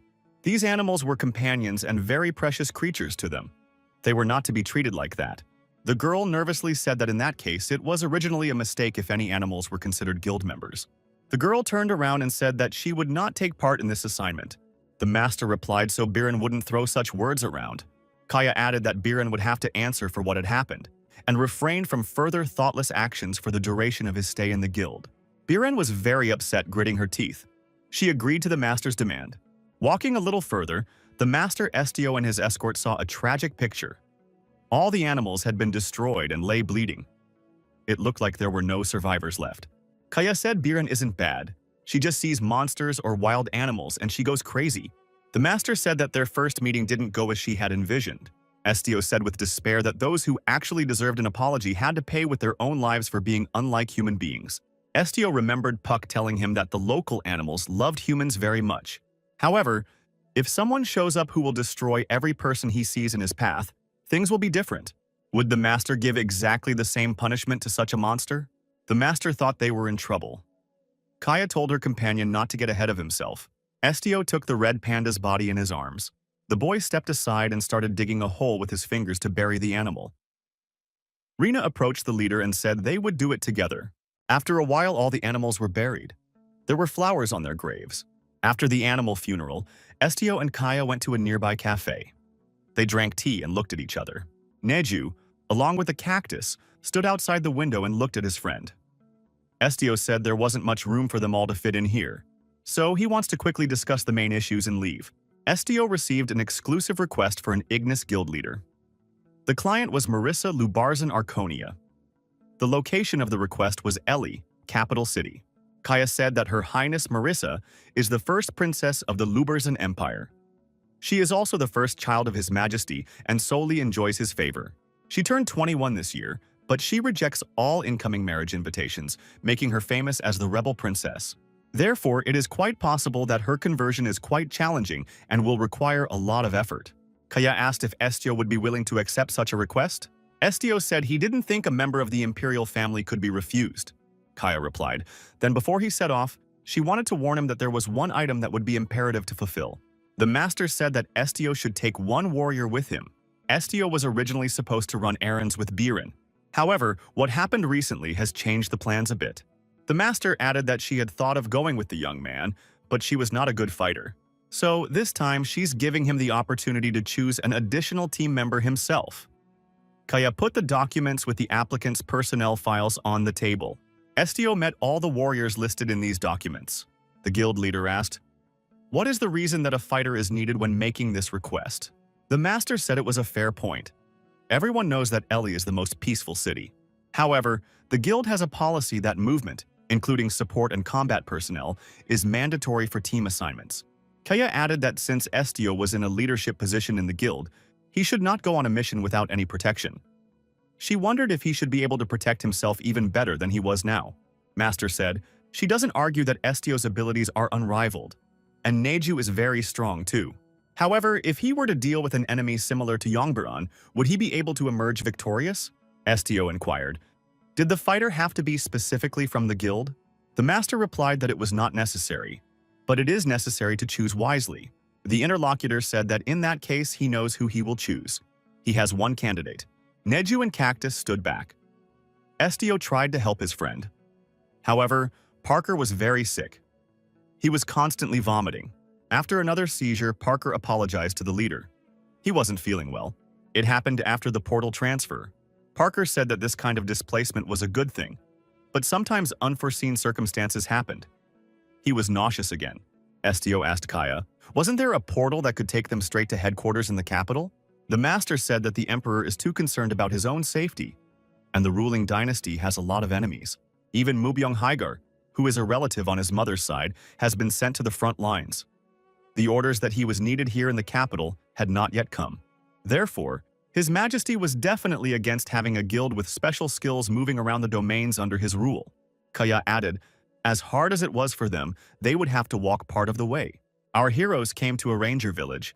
The locals were surprised to see these travelers. In this village, the people were surprised that even an angel, a man with wings, was among the travelers. The boys peering out from behind the fence recognized that the travelers had come from the Ignis Guild. However, those people who arrived here the night before were also from the Ignis Guild? The other kid said that it was the Ballista Guild the night before. The boys were naturally more interested in finding out which guild was actually stronger. A dispute arose among the children. They couldn't agree on which guild was stronger. One of the guys stood his ground. Among all the guilds, Ignis was the strongest and largest. Another kid said that this guild supports the emperor. One of the children suggested asking the travelers to help them. After all, a guild is a place that takes on a task. The other boys told Leon that they needed money to make a request to the guild. Leon replied that they had the money. When the boys decided to go to the guild with a request, Parker was put to bed. Estio told the guy to rest and recover. Parker said he was sorry and threw up again. Kaya appeared on the doorstep and said that she saw that there was a serious problem. She asked if Estio was all right. Estio replied that he was fine. He is worried about his friend and hopes that he will recover soon. Estio said he would be back soon and asked him to watch Parker. Kaya said she understood that Estio was leaving now for no reason. He doesn't have a fighter on his team yet though, so he has to be careful. Estio said there's no need to worry. He'll go with Neju. Neju looked out from behind the door as he left and said they would be back soon. The master waved at him. Kaya stayed in the room with Parker. The young man felt very bad indeed.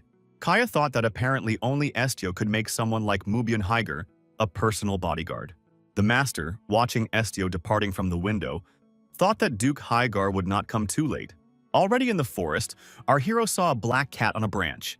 Siki said that the man was being chased. Estio said he knew. Chiki jumped on the guy's shoulders and said she didn't mean those. Estio turned around. Suki said, "Those people over there who look like mindless goons? They've been following the guy ever since he left the inn." Estio said he was also aware of their presence. The cat jumped down and said that humans were much faster at spotting things than she was. Estio excused himself and said that he had just unknowingly read someone else's thoughts. Estio said that even if he tries to ignore them, they still get into his head without his knowledge. Suki replied that it was even better.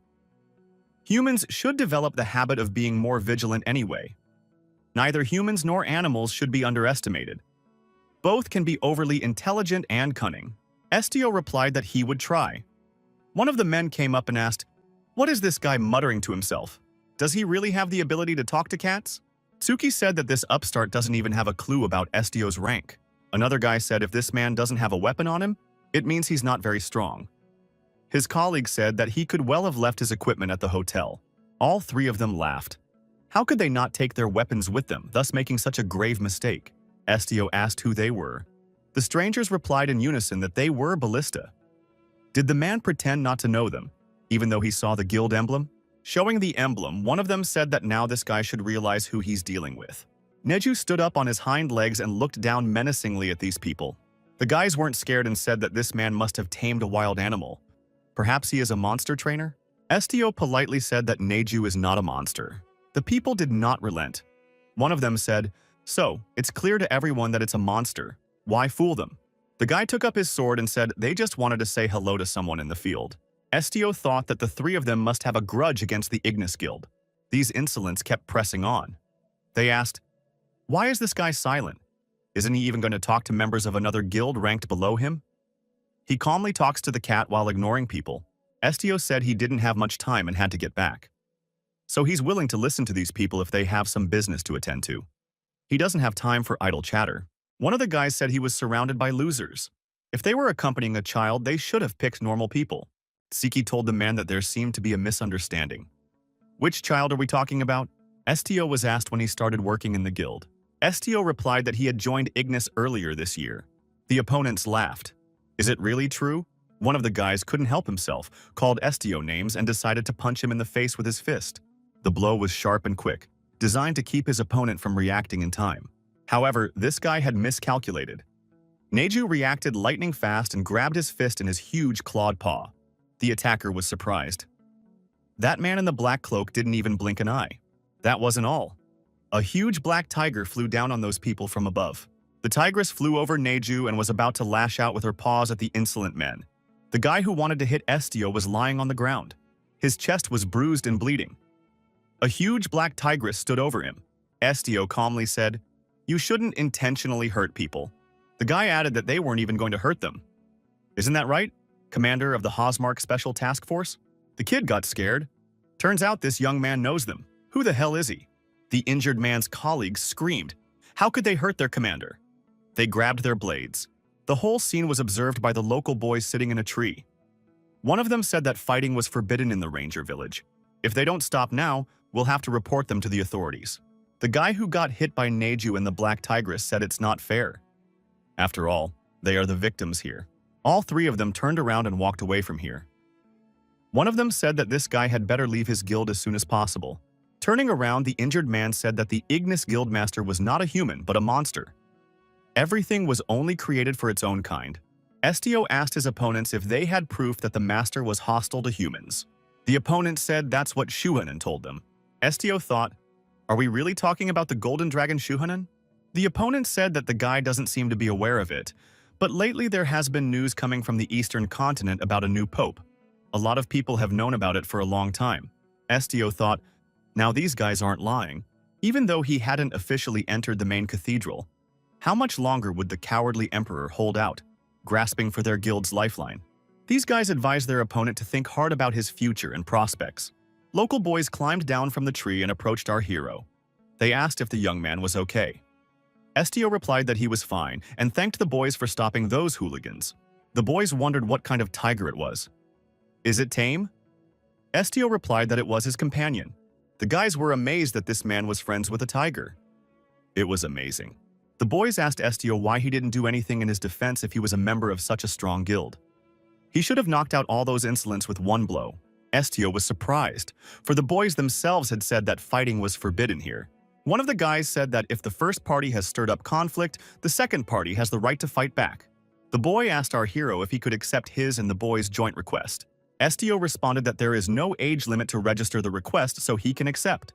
The boy rejoiced and said that this was a relief to him, for the Ballista Guild would not accept an assignment if the petitioner was under the age of majority.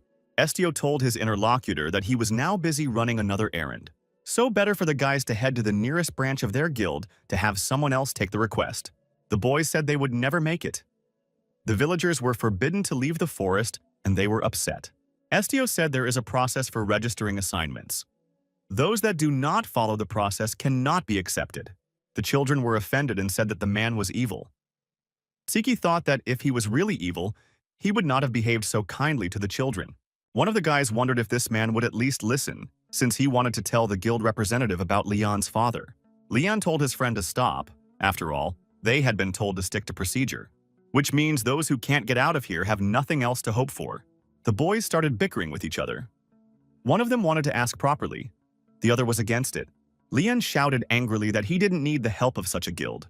Estio looked at the guy and tried to read his mind. He saw Leon communicating with his father.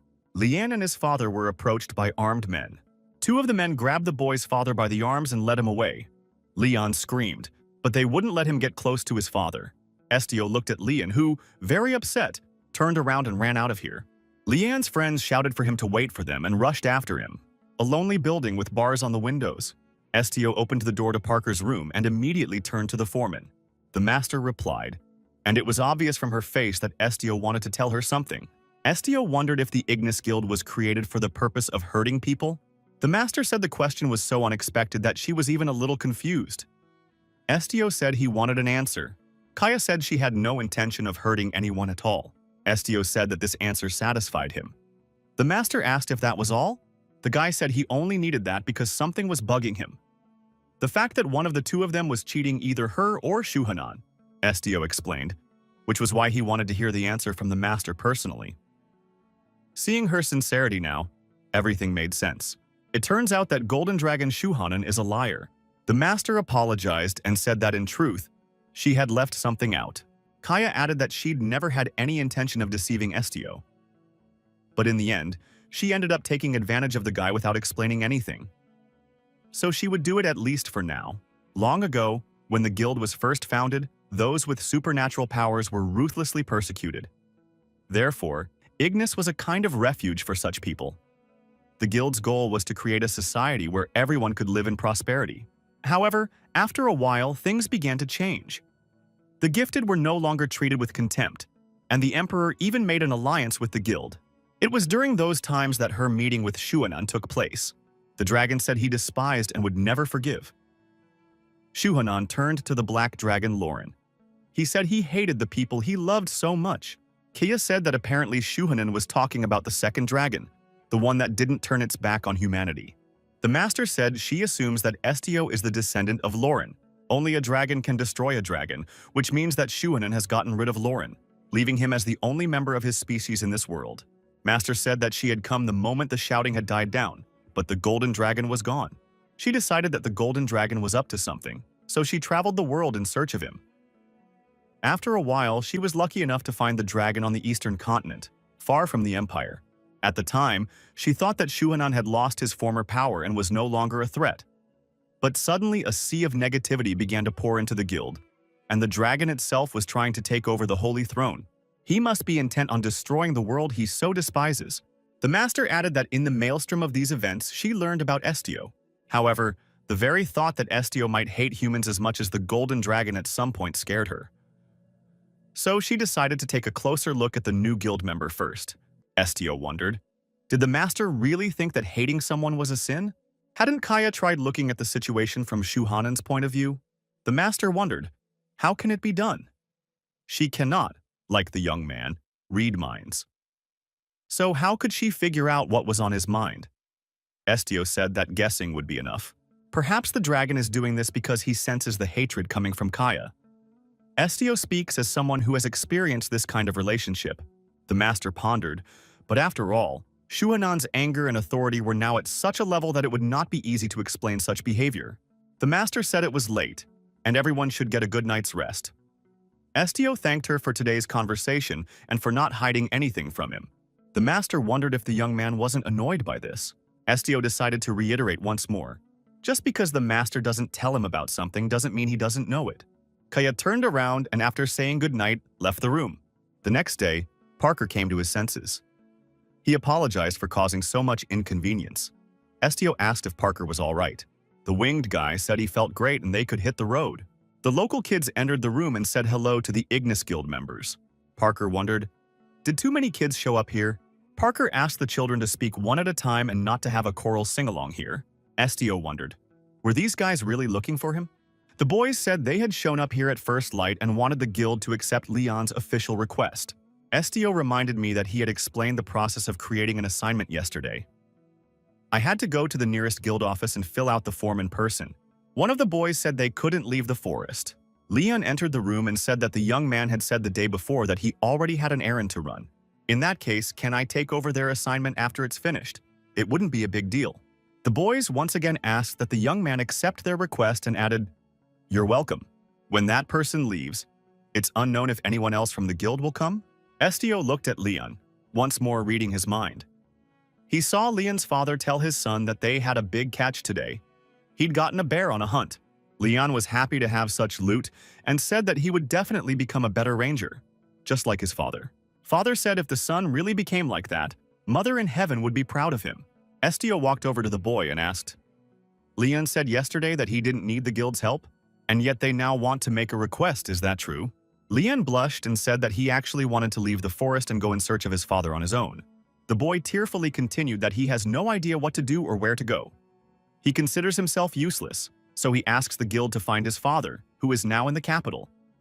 A little news that he is all right will be enough for him. The boy stood in the middle of the room and cried.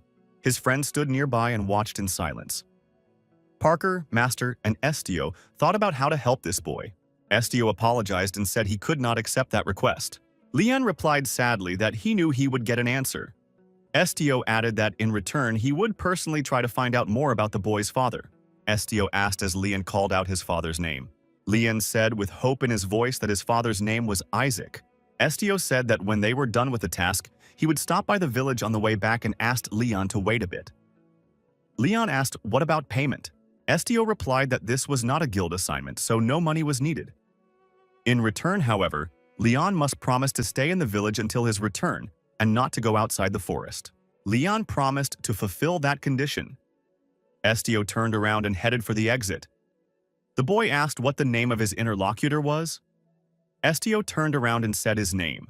The road lay through a forest in the mountains. There was a beaten path in front of the travelers. Ahuru said the weather is wonderful, but it's too hot. Parker said it's summer. The sun has been shining brightly lately that he even wakes up on his own in the mornings. Cactus said he wished winter would come sooner. Parker remarked that he likes winter better too. Parker wondered why Ahuru liked the cold. After all, he came from a hot desert. Cactus said that's a strange logic. So if Parker is a bird, he should only eat bugs and worms?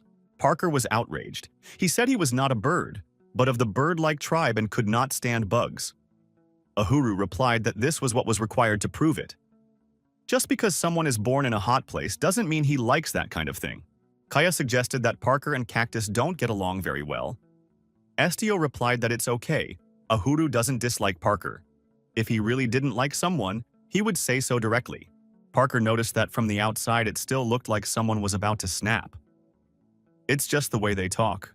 Estio added that he wouldn't have been so talkative with a foe. The master looked at Estio's face and thought it was really a smile on his face. When they left the inn, she didn't think so. This man is clearly different from Shu Hanan, who is all about hate. The master asked if she could find out the reason why Estio accepted the request from those children.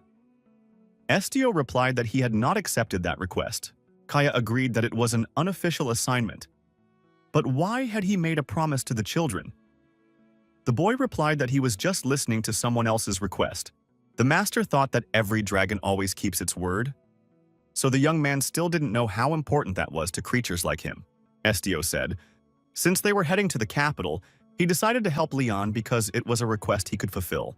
Tsuki said that this man doesn't know how to be heartless. Estio said he would find out about Leon's father on his own, and his actions won't cause any problems for the team, so there's no need to worry.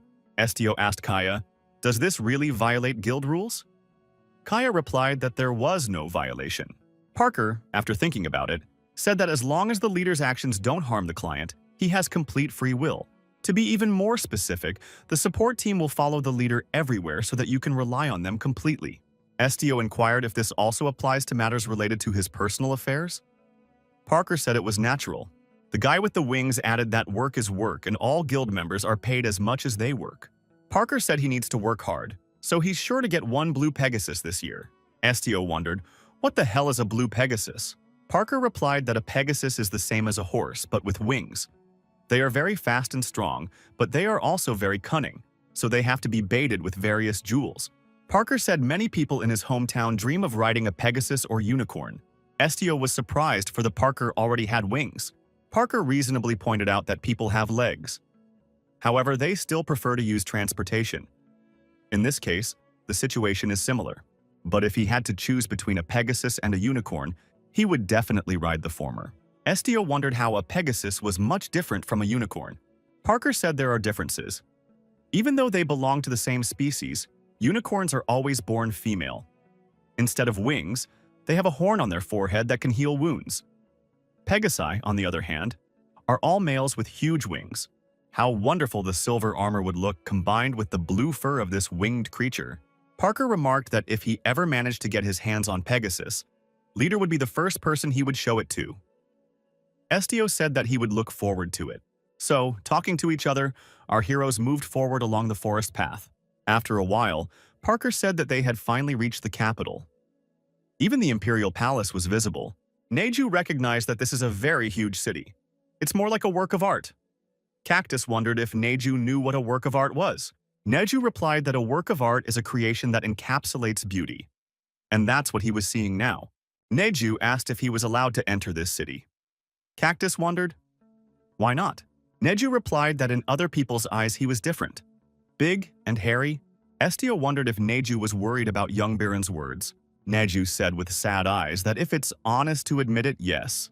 People always look at creatures like him with hatred. Estio apologized to Neju for having to hear such words. Neju threw his hands up.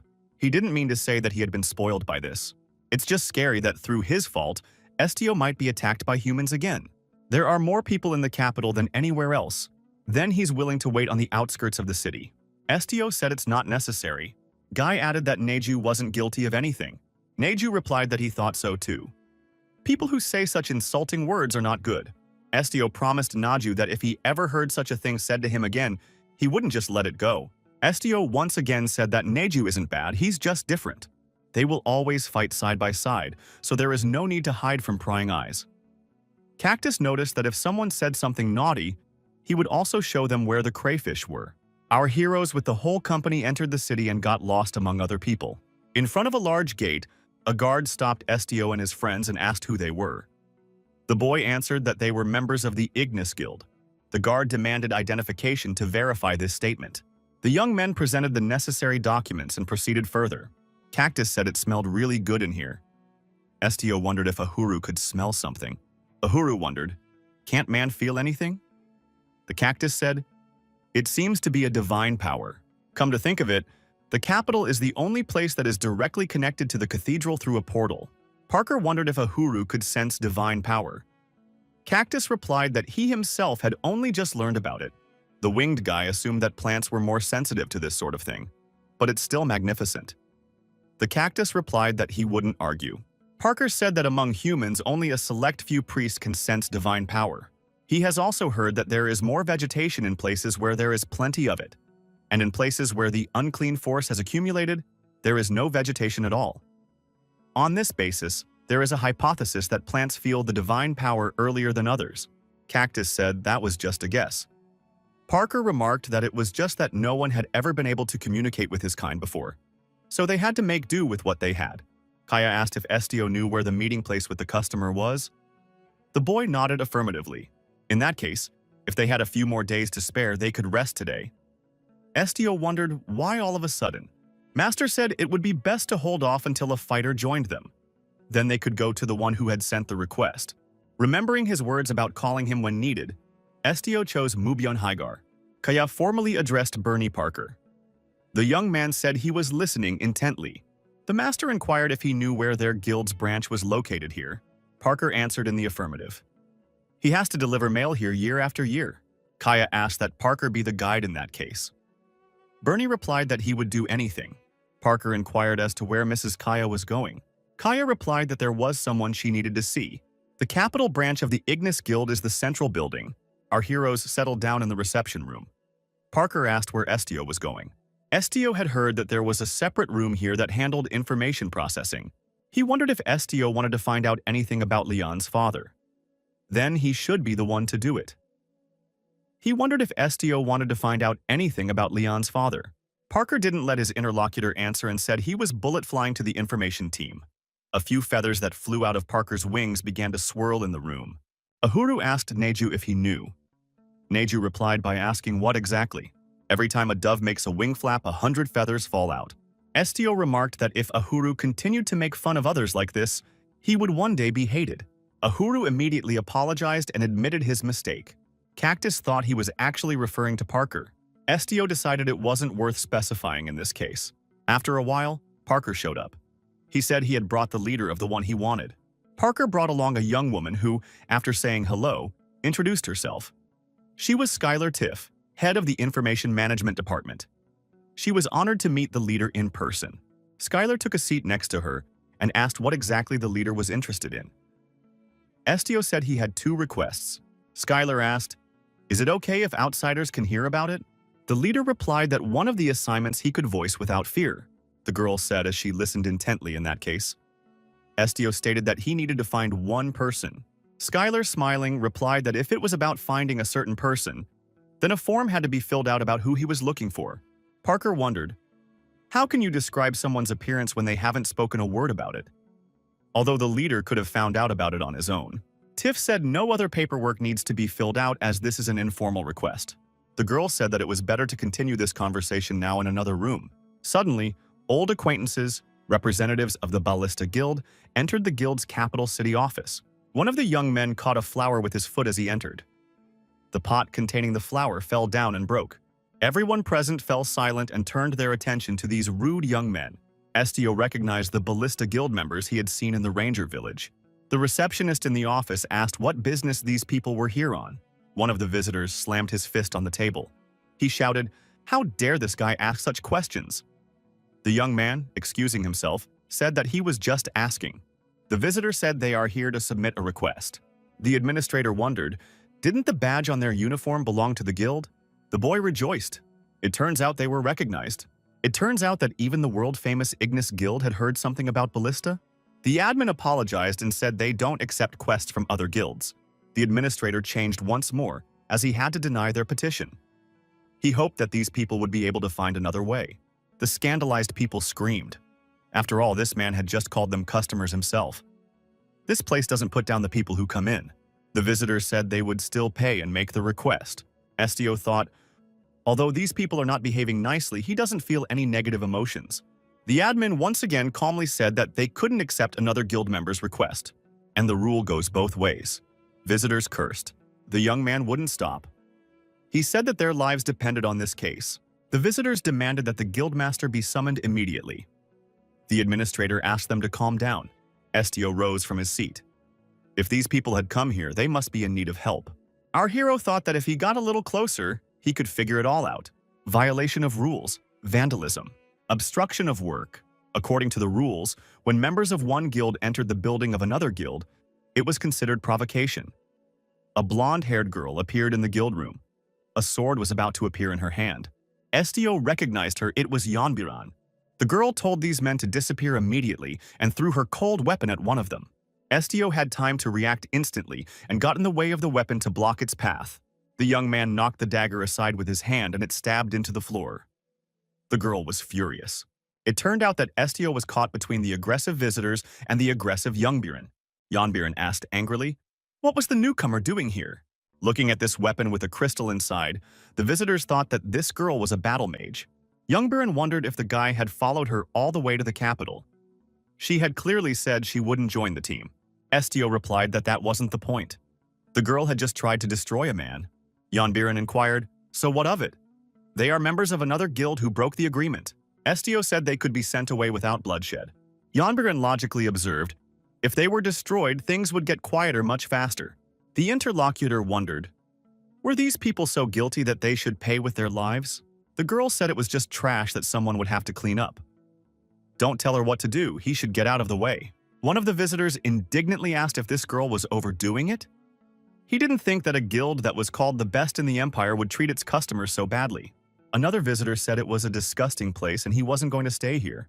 The guy said they only came here to make a request. They have no desire to fight. So if she didn't put the spear away now, they would have no choice but to bare their swords.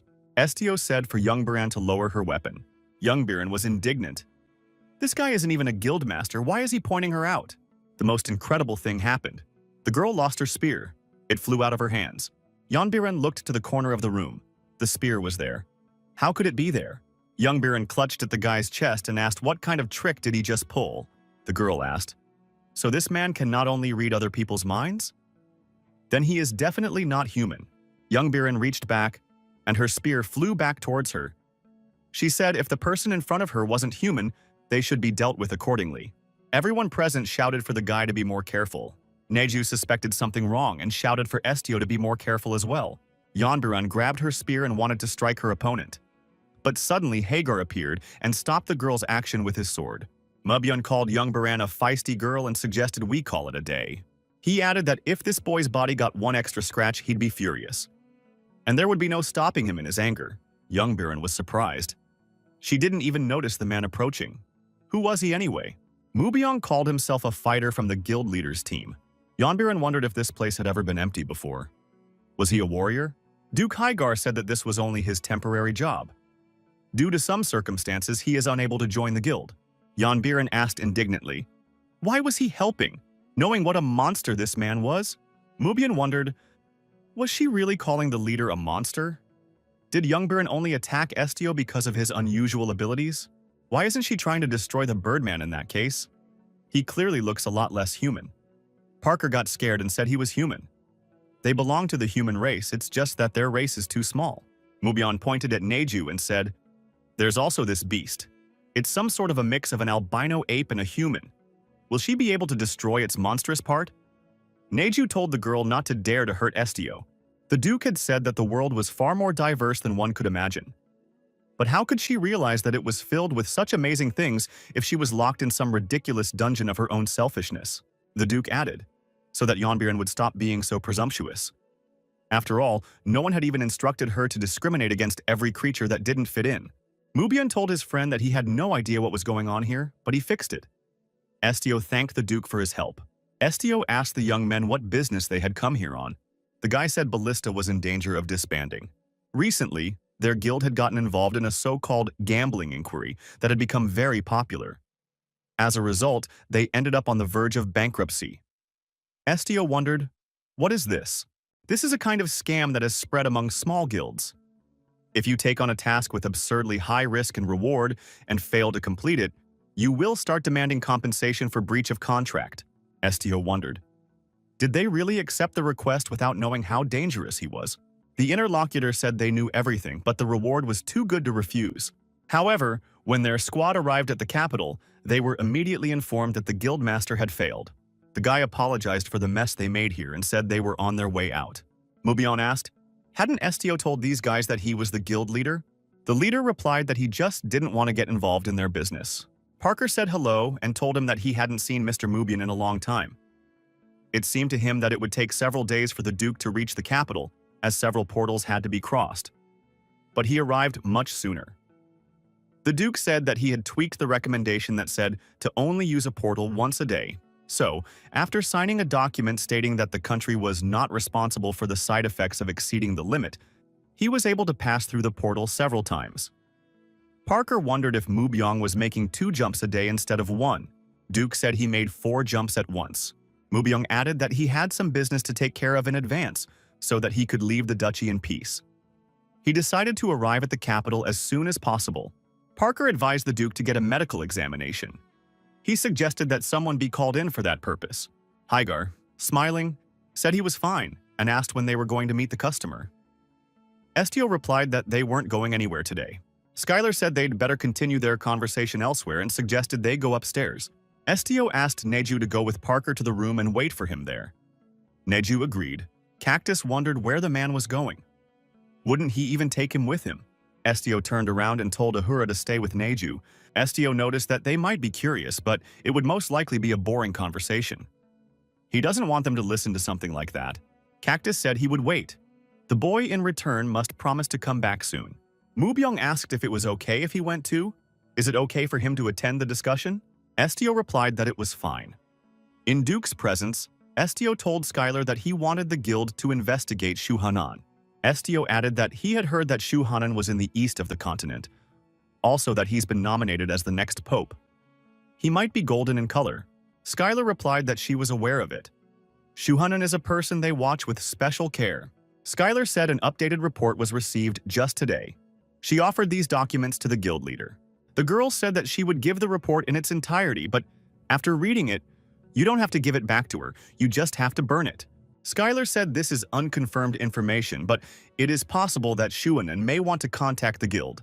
The Ignis Guild is convinced that Shu Hanan is the one submitting gambling requests and absorbing bankrupt guilds to increase their own power. Skylar added that if Shu Hanan tried to hurt them, a war would break out. When the young men left the office, Mubyong asked who Shu Hanan was. Estio replied that it was a dragon. Mubyong was surprised and then asked if Mr. Estio was joking now. Estio replied that he was completely serious. Mubyong thought, if he was facing a black dragon, it was no surprise that there were others. But isn't its appearance too sudden? Estio added that he had heard that Shu Hanan hated black dragons very much. The leader added that it was even possible that he was the reason why Shu Hanan targeted the Ignis Guild. Duke asked if Estio was really going to leave the guild. Estio responded that no decision has been made yet. Mubyong wondered, did this mean that such an outcome was possible? Assuming that the Golden Dragon had a grudge against him. Mubyong continued, why is there suddenly the idea that leaving the guild will solve everything? Estio replied that at least the reason for starting a war would disappear. Mubyong didn't bother. Leader said he wanted to stay here. It appears that Mr. Estio is simply avoiding a major battle. Hagar walked over to Estio and got down on his knee. He said he was waiting for an order from Mr. Estio. Estio said he didn't summon Hagar to ask for anything. No, he didn't. Their team just needs a fighter. Nothing more. Hagar had been there to talk about the dragon, to try to find some trace of it. Mubyong said, in that case, the trail was found. Estio was surprised again. The next morning, Kaya said hello to Mr. Hagar and told him that this was their first meeting. He arrived on time. Mubyong said that the meeting was indeed a first, but the girl without any embarrassment immediately addressed by name. The girl replied that she thought Mubyong was hiding his identity, so she didn't address by title. Mubyong said she owns the building, but because of the many dolls standing guard, it seems like she doesn't have much confidence in herself. So he just pretended that they weren't here at all. The girl said that Mr. Mubyong can call her Kaya. The Duke said that in that case he would just call her Mubyong. Estio, Neju, and Ahuru entered the room. Cactus said he could see the idol. Estio wondered if Kaya had already arrived. Kaya replied that she had intended to return before Mr. Mubyong joined the team, but she was beaten to it. This fighter is proving to be quite fast. Kaya looked at Estio's arm and saw the wound. Did something happen? She asked. Did Estio drink Ahura's precious blood again? Estio said that the cactus had indeed stopped drinking water at some point. However, it will be better to forget about such a food diet for a while. It is even now difficult to call it a common plant. Kaya said it was already time to go to the meeting with the customer. The weather was beautiful. The sky was clear and the sun was warm. Parker wondered if there was anything wrong with Mr. Mubyong going with them. What if they recognized him? The Duke nonchalantly replied that he didn't care. There was only one person in the capital he didn't want to cross paths with. He doesn't have any dislike for the other members of the imperial family, so it's fine. The person who sent the order probably doesn't even know him by sight. After a while, the company found themselves at the place. It was a lonely building surrounded by fruit trees. A girl appeared on the doorstep and said, "Welcome." She is Lantana from Evergreen Glade. What kind of flowers are the young people looking for? Estio said they had come to look at the crystal flower and asked that the girl point the way to the clearing where they were. Lantana inquired if they had brought an invitation with them. Estio showed a coin with the image of a flower on it. The girl thanked and said that the inspection was over. We should go inside and wait for a while. The entire company remained in the room. Lantana left the room. There were still people in the room that Mubian identified as knights, though they were without armor or weapons. The girl bolted the door behind her as she left. Mubyong thought that this worker was a maid of honor. After a while, Lantana appeared and offered the guests iced tea to help cheer them up. The flowers from which it is made have a mild flavor similar to mint or tooth powder. Drowsiness disappears instantly. Parker tasted the tea and said the flavor was really strong. And I don't feel like sleeping anymore. Lantana wondered if the young man was surprised by the tea at all. Everyone who tasted it for the first time said it was hard to drink at first. Estio said he was familiar with candy with a similar flavor. Lantana was delighted. The candy-flavored waves are excellent. The girl said that the taste of waves is a specialty of Philadelphia. Lantana took Estio's hands and said that it was difficult to find people versed in such subtleties, because few people preferred such sweets. She was very happy to meet the young man. Mobian asked the girl what the point of the case was. Lantana apologized and said she seemed distracted. The girl introduced herself once more. Her name was Lantana. In accordance with Her Highness Marissa's will, she will submit a request to the guild with her, as the princess is forbidden to leave the palace of her own free will. The girl said that they had heard rumors that there was a telepath in the Ignis Guild. The assignment and His Highness is this. The princess will pay a visit to 3 people and ask them questions. The leader, on the other hand, will just need to be present and determine if these people's answers are true. It's very simple. Estio wondered what would happen to the 3 if they told the truth or lied. Lantana replied that she couldn't say for sure. The first case is nothing bad, but those who lie to a member of the imperial family are punishable by death. Mubyong thought that they were now trying to use the leader as a political tool. It turns out the rumors about the princess being fair to others are not true. A true daughter of her father. Estio said that he was accepting the request. Mubyong was very surprised at this answer. Lantana also said it was somewhat unexpected. She thought the boy would hesitate. Did he really have no fear at all? Estio asked, should he really be afraid? Lantana told the leader to think twice about his decision.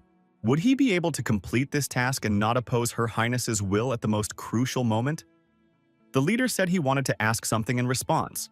Is this question now being asked of him by Lady Lantana? Or is it Marissa, the first princess of this country? The girl was silent and stared directly into the eyes of her interlocutor. Parker dropped the teacup from his hands and apologized. He said he'd clean it up now. The girl said that it was a perfect match to the rumors about the young man. After all, he had just read her mind. Lantana was her childhood name. Her mother called her that because she looked like a pure white lantana flower. However, her real name is Marissa Lubarzan Arconia. The girl used color-changing charms and her hair changed color. She became blonde. Marissa said she was their customer. The girl explained that she was looking for a traitor who had betrayed His Majesty. The list of suspects was reduced to 3 people, but the investigation stalled further. If it turned out that the imperial family doubted these people, the consequences would be unpredictable afterward. That's why she can't act like a princess, because everything must remain strictly confidential. Estio replied that the princess had already received his consent. She just had to tell him whose thoughts to read. Count Endymion, Duke Delphia. The 5th prince, Hirsch Ruberzan, Archidion. The interlocutor said he was surprised. He had not expected Her Highness to suspect her much-loved younger brother, although this family has been on the decline for a long time. Mubion didn't stop touching the plant's flower. The cactus said, "Stop torturing the poor plant." He doesn't like it. Mubion asked Mr. Estio if the crystal flower was uncomfortable with his touch. Estio replied that he could not hear anything unless the flower wanted to talk to him. Mubion told the cactus that the flower was okay with it. The cactus was outraged. Just because a flower is silent doesn't mean it can be touched with impunity. This is a violation of plant rights. Mubyong wondered, do plants really have rights? The cactus said it was not worth picking on his words. Mubyung wondered if Estio could really handle it. The Imperial Palace must be like a real battlefield. Estio replied that he didn't feel like, as a member of the guild, taking requests and then turning them down. After all, it was because of the Ignis Guild that he was here now. The master had been standing silently against the wall the entire time. The window was open and it was raining outside. The cactus looked at the plant and said that its crystal flower was soaked to the skin. Someone should take care of it. The flower changed color. Kaya was surprised. This plant changes color when it comes in contact with water. I guess that's why they call it the crystal flower. It's very beautiful. Estio took the flower in his hands. Mubyong wondered if the leader wanted it off the windowsill. Estio said that this flower is frightened by the sound of rain. The flower thanked the last seed left by the black dragon. Estio was very surprised to hear the answer, and wondered if Tsiki would be okay, since it was pouring like a bucket outside. Parker asked how the leader was feeling. The young man was pensive and motionless. Estio said that Tsuki can't stand the water, so he'll be back again soon. He'll only calm down when that happens. However, the storm was raging. The clouds were dark and low, and the rain was really pouring down. Parker was depressed. This rain hadn't stopped for a week. Mubyong said it's time for tropical rainstorms. It will continue like this for another 2 or 3 weeks. Bernie looked out the window and saw a horse-drawn carriage. Where are they going in this weather? Parker shouted that it seemed that someone had come for them. He ran to the exit and said that he was about to inform Mrs. K. Estio said that in that case it was time for them to pack. Crystal Flower asked that these people take him with them. He wants to go to her. A knight appeared before the young men and said that he was Talon Zephyros, a knight serving the first princess. Once they got into the carriage, they would immediately become guild members accompanying Duke Mubyong Hygar, who is on his way to the Imperial Palace to attend Her Highness Marissa's birthday party. Talon Zephyros continued. If an unaccountable problem is caused by their actions, the Imperial family will not be able to help. Knight asked, are these people really willing to accept the request? Estio replied in the affirmative and added that they would move out immediately. Zephyros said that in that case he would escort them to the garden of the first princess's palace. The young people found themselves in the winter garden. There was a glass dome above them, and now they were not afraid of the rain. Parker noticed that the sound of the rain was so strange that it sounded like it was dripping on their heads. The princess appeared unexpectedly and rejoiced at the young people's visit. Mubyong knelt down and said, "Glory to the sun that illuminates the empire and its descendants." He greeted Her Highness. The Duke wondered if such a greeting was too dry. Anyone who saw it would think it was their first meeting, even though they had known each other for a long time. Marissa told Duke Hygar that the palace walls also have ears. The Duke said that in that case he would follow the princess's will. Marissa said that was fine, because they better not cross her from now on. The young men obediently bowed their heads before the princess. Marissa smiled and said she was just kidding. You don't have to worry so much. The princess said that very soon they would meet aristocrats who were as nimble as the hedgehogs. So there might be difficulties if any of them slip up. The princess asked the maid to serve the tea she had prepared for the guests. Marissa says there's nothing to worry about. It's just a normal birthday party, though there's nothing surprising about their excitement. Even she, used to this sort of thing, is nervous a lot. Mubyong thought that he had never even heard rumors of the princess's social life before. She helps people outside of the Imperial Palace in every way possible, so she's obviously heard a lot of compliments on her. But Her Highness clearly has power, even after giving up her right to the throne. Some of the princes are trying to keep her in line. After the tea reception, the princess asked her guests how they had relaxed. Parker said all his excitement was gone. How can that be? The princess said that this tea contains herbs that calm the mind and relieve stress. Mubyong inquired, was it really a medicinal decoction? The princess said that she only used harmless ingredients. The Duke shouldn't look at her like that. Mubyong lowered his gaze and said that he had in no way intended to insult the princess. He apologized for his tactlessness. Marissa said she understood his concern. From the outside, it might seem strange that medicinal herbs were added to the tea. However, this drink is also used for medicinal purposes. It is made from the petals of the tul flower that grows in this greenhouse.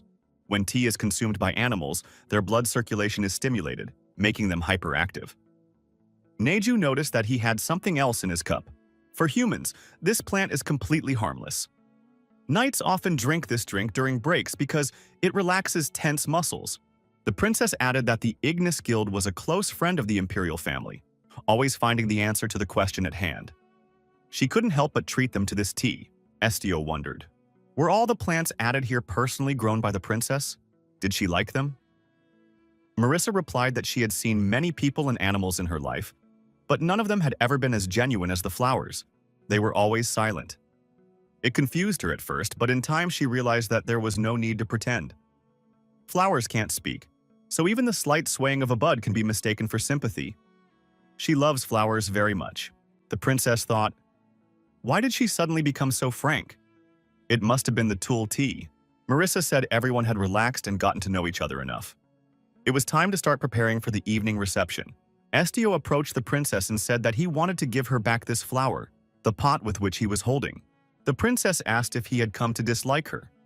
She thought that Estio liked plants if he traveled with a cactus. Estio replied that it was a wonderful plant. However, he wants it back for the reason that it would be much better off with its true owner. Estio gave the princess the flower and went to the guests. He said they would meet again. The princess held the flower in her hands, and she got the impression that the flower was glad to be back. Marissa thought Estio was a far more unusual person than she had previously believed. Neju said regretfully that he couldn't go with the humans and wished them good luck. Ahuru added that they would eat some goodies when they returned. Ahuru asked if the black tigress had never returned. Estio confirmed this assumption. Neju said that he was very worried about Suki not coming back for so long. What if she's been kidnapped? Cactus said that's the stupidest reason to worry there is. Malbyon, dressed in a smart suit, approached Estio and offered to escort him to the guests. Estio agreed. The door to the banquet hall where the guests were seated was opened by a servant. Everyone in the room turned their attention to the new visitors. It turned out that the rumors were true. No one expected Duke Hygar to actually attend the banquet. Why did he decide to arrive now? Does this young man really have something with Her Highness? However, such subtleties of the imperial family are not known to many people. The princess met Duke Hygar and said she was immensely pleased that he had responded to her invitation. The duke bowed and congratulated the princess on her feast. The guests noticed a young man who was following Hygar. He was also a brunette. Did the duke have a brother? However, it became clear that it was a representative of the Ignis Guild judging from his uniform. So, who's going to get here first? A young man approached the duke and said that he was glad to see him back in the capital after so many years. He hoped all was well in the duke's domain. Hygar said hello, apologized, and said he didn't recall the young man. The young man apologized for the tactlessness. The guy introduced himself and said his name was Liz Endymion. This year, he inherited the title and became the head of the Endymion family. Hygar extended his hand in greeting and said that this was the genius the princess had high hopes for. Endymion rejoiced and asked, "Did Her Highness really say that?" Hygar said he had heard that the young man was making sure that the quality of the wood was fully in line with consumer expectations. Mubion thought it would be hard to put such a man down as a traitor. The duke inquired what Endymion's baptismal name was. Endymion lowered his eyes and said that unfortunately he didn't have such a name. It was just the way things were, Estio thought. A bastard who didn't get the approval of the papal curia. Mubion is definitely not the kind of man who doesn't follow social life. Apparently, he didn't care at all about the feelings of others. Estio decided that there was no point in further communication with the young man. He called out to Duke Hygar. Another person appeared and said that his elder sister's palace, which had always been so quiet, had suddenly become lively. It turned out that it was because of the appearance of a special guest. The Duke turned to the man and bowed to him. He said that Mubyong Hygar welcomed the fifth prince. The young man said he was pleased to meet the Duke. He called himself Hirsch Lubarzan Arconia. The Duke had not expected to meet him at such an open event. Marissa rushed out to meet the prince. The prince was overjoyed when he saw the birthday girl. Marissa said that if the prince came, she should have said hello right away. She had almost overlooked his arrival. The prince apologized. He really should have found his own sister first instead of going to the guests. The guests stood back and watched the prince and princess chatting amicably with each other. Marissa said that the prince seems to have been studying a lot lately. Will he have any trouble keeping up with his grades by attending this reception? Hirsch replied that he was, after all, her brother. Therefore, he had no right to miss such events. The girl lowered her eyes and said that the prince was addressing her in you again. The older he gets, the less cute he is. The prince thanked Marissa for remembering his childhood years so often. He said that unfortunately, it was time to say goodbye. As the princess had said, he had a lot on his plate lately. He only came because he wanted to personally deliver the holiday gift. The young man presented the birthday girl with a gift. It's a sacred artifact. It has the power to heal wounds. It was a pendant. The princess tried on the gift and said it was a beauty, and added that she would cherish it. The prince, pointing to Hygar and Estio, asked Marissa if those black dogs were her return gift. The prince added that he'd known he would be tested by the princess. Marissa thought that the young man had come here even knowing that. Hirsch hugged his sister and said that he was ready to show her everything without secrecy. But in return, he wanted Marissa to promise him something. The prince asked Marissa to always be at his side and not to leave him. Hirsch hugged his sister and looked at Estio, thinking to keep the boy out of the way. After all, Estio is the one who can read minds. He shouldn't get involved in all this and should just keep his mouth shut. Only then will their guild not be harmed. Hirsch continued to broadcast his thoughts, but if Estio still did his own way, he would wipe the Ignis Guild off the face of the earth. So it's better for the guy to rack his brains and make the right choice. He must realize who will be the next ruler of the Lubarzan Empire. Mubyong said that this prince is a lousy prince who knows how to ruin the mood. The duke added that he looked an awful lot like the current monarch. Parker remarked that the prince was getting along quite well with the princess. Bernie added that the prince even brought the gift himself. Seeing such an idol between brother and sister makes him excited at the thought of a future peaceful relationship in their family. Mubyong noticed that this guy was definitely not the kind of guy who would bow to everyone he met just because he wasn't the heir to the throne. Parker wondered, did the duke really think so? Even he understands how much the fifth prince loves his highness. The leader thinks so too, doesn't he? Estio apologized and said he was thinking. He didn't hear the question Parker asked him.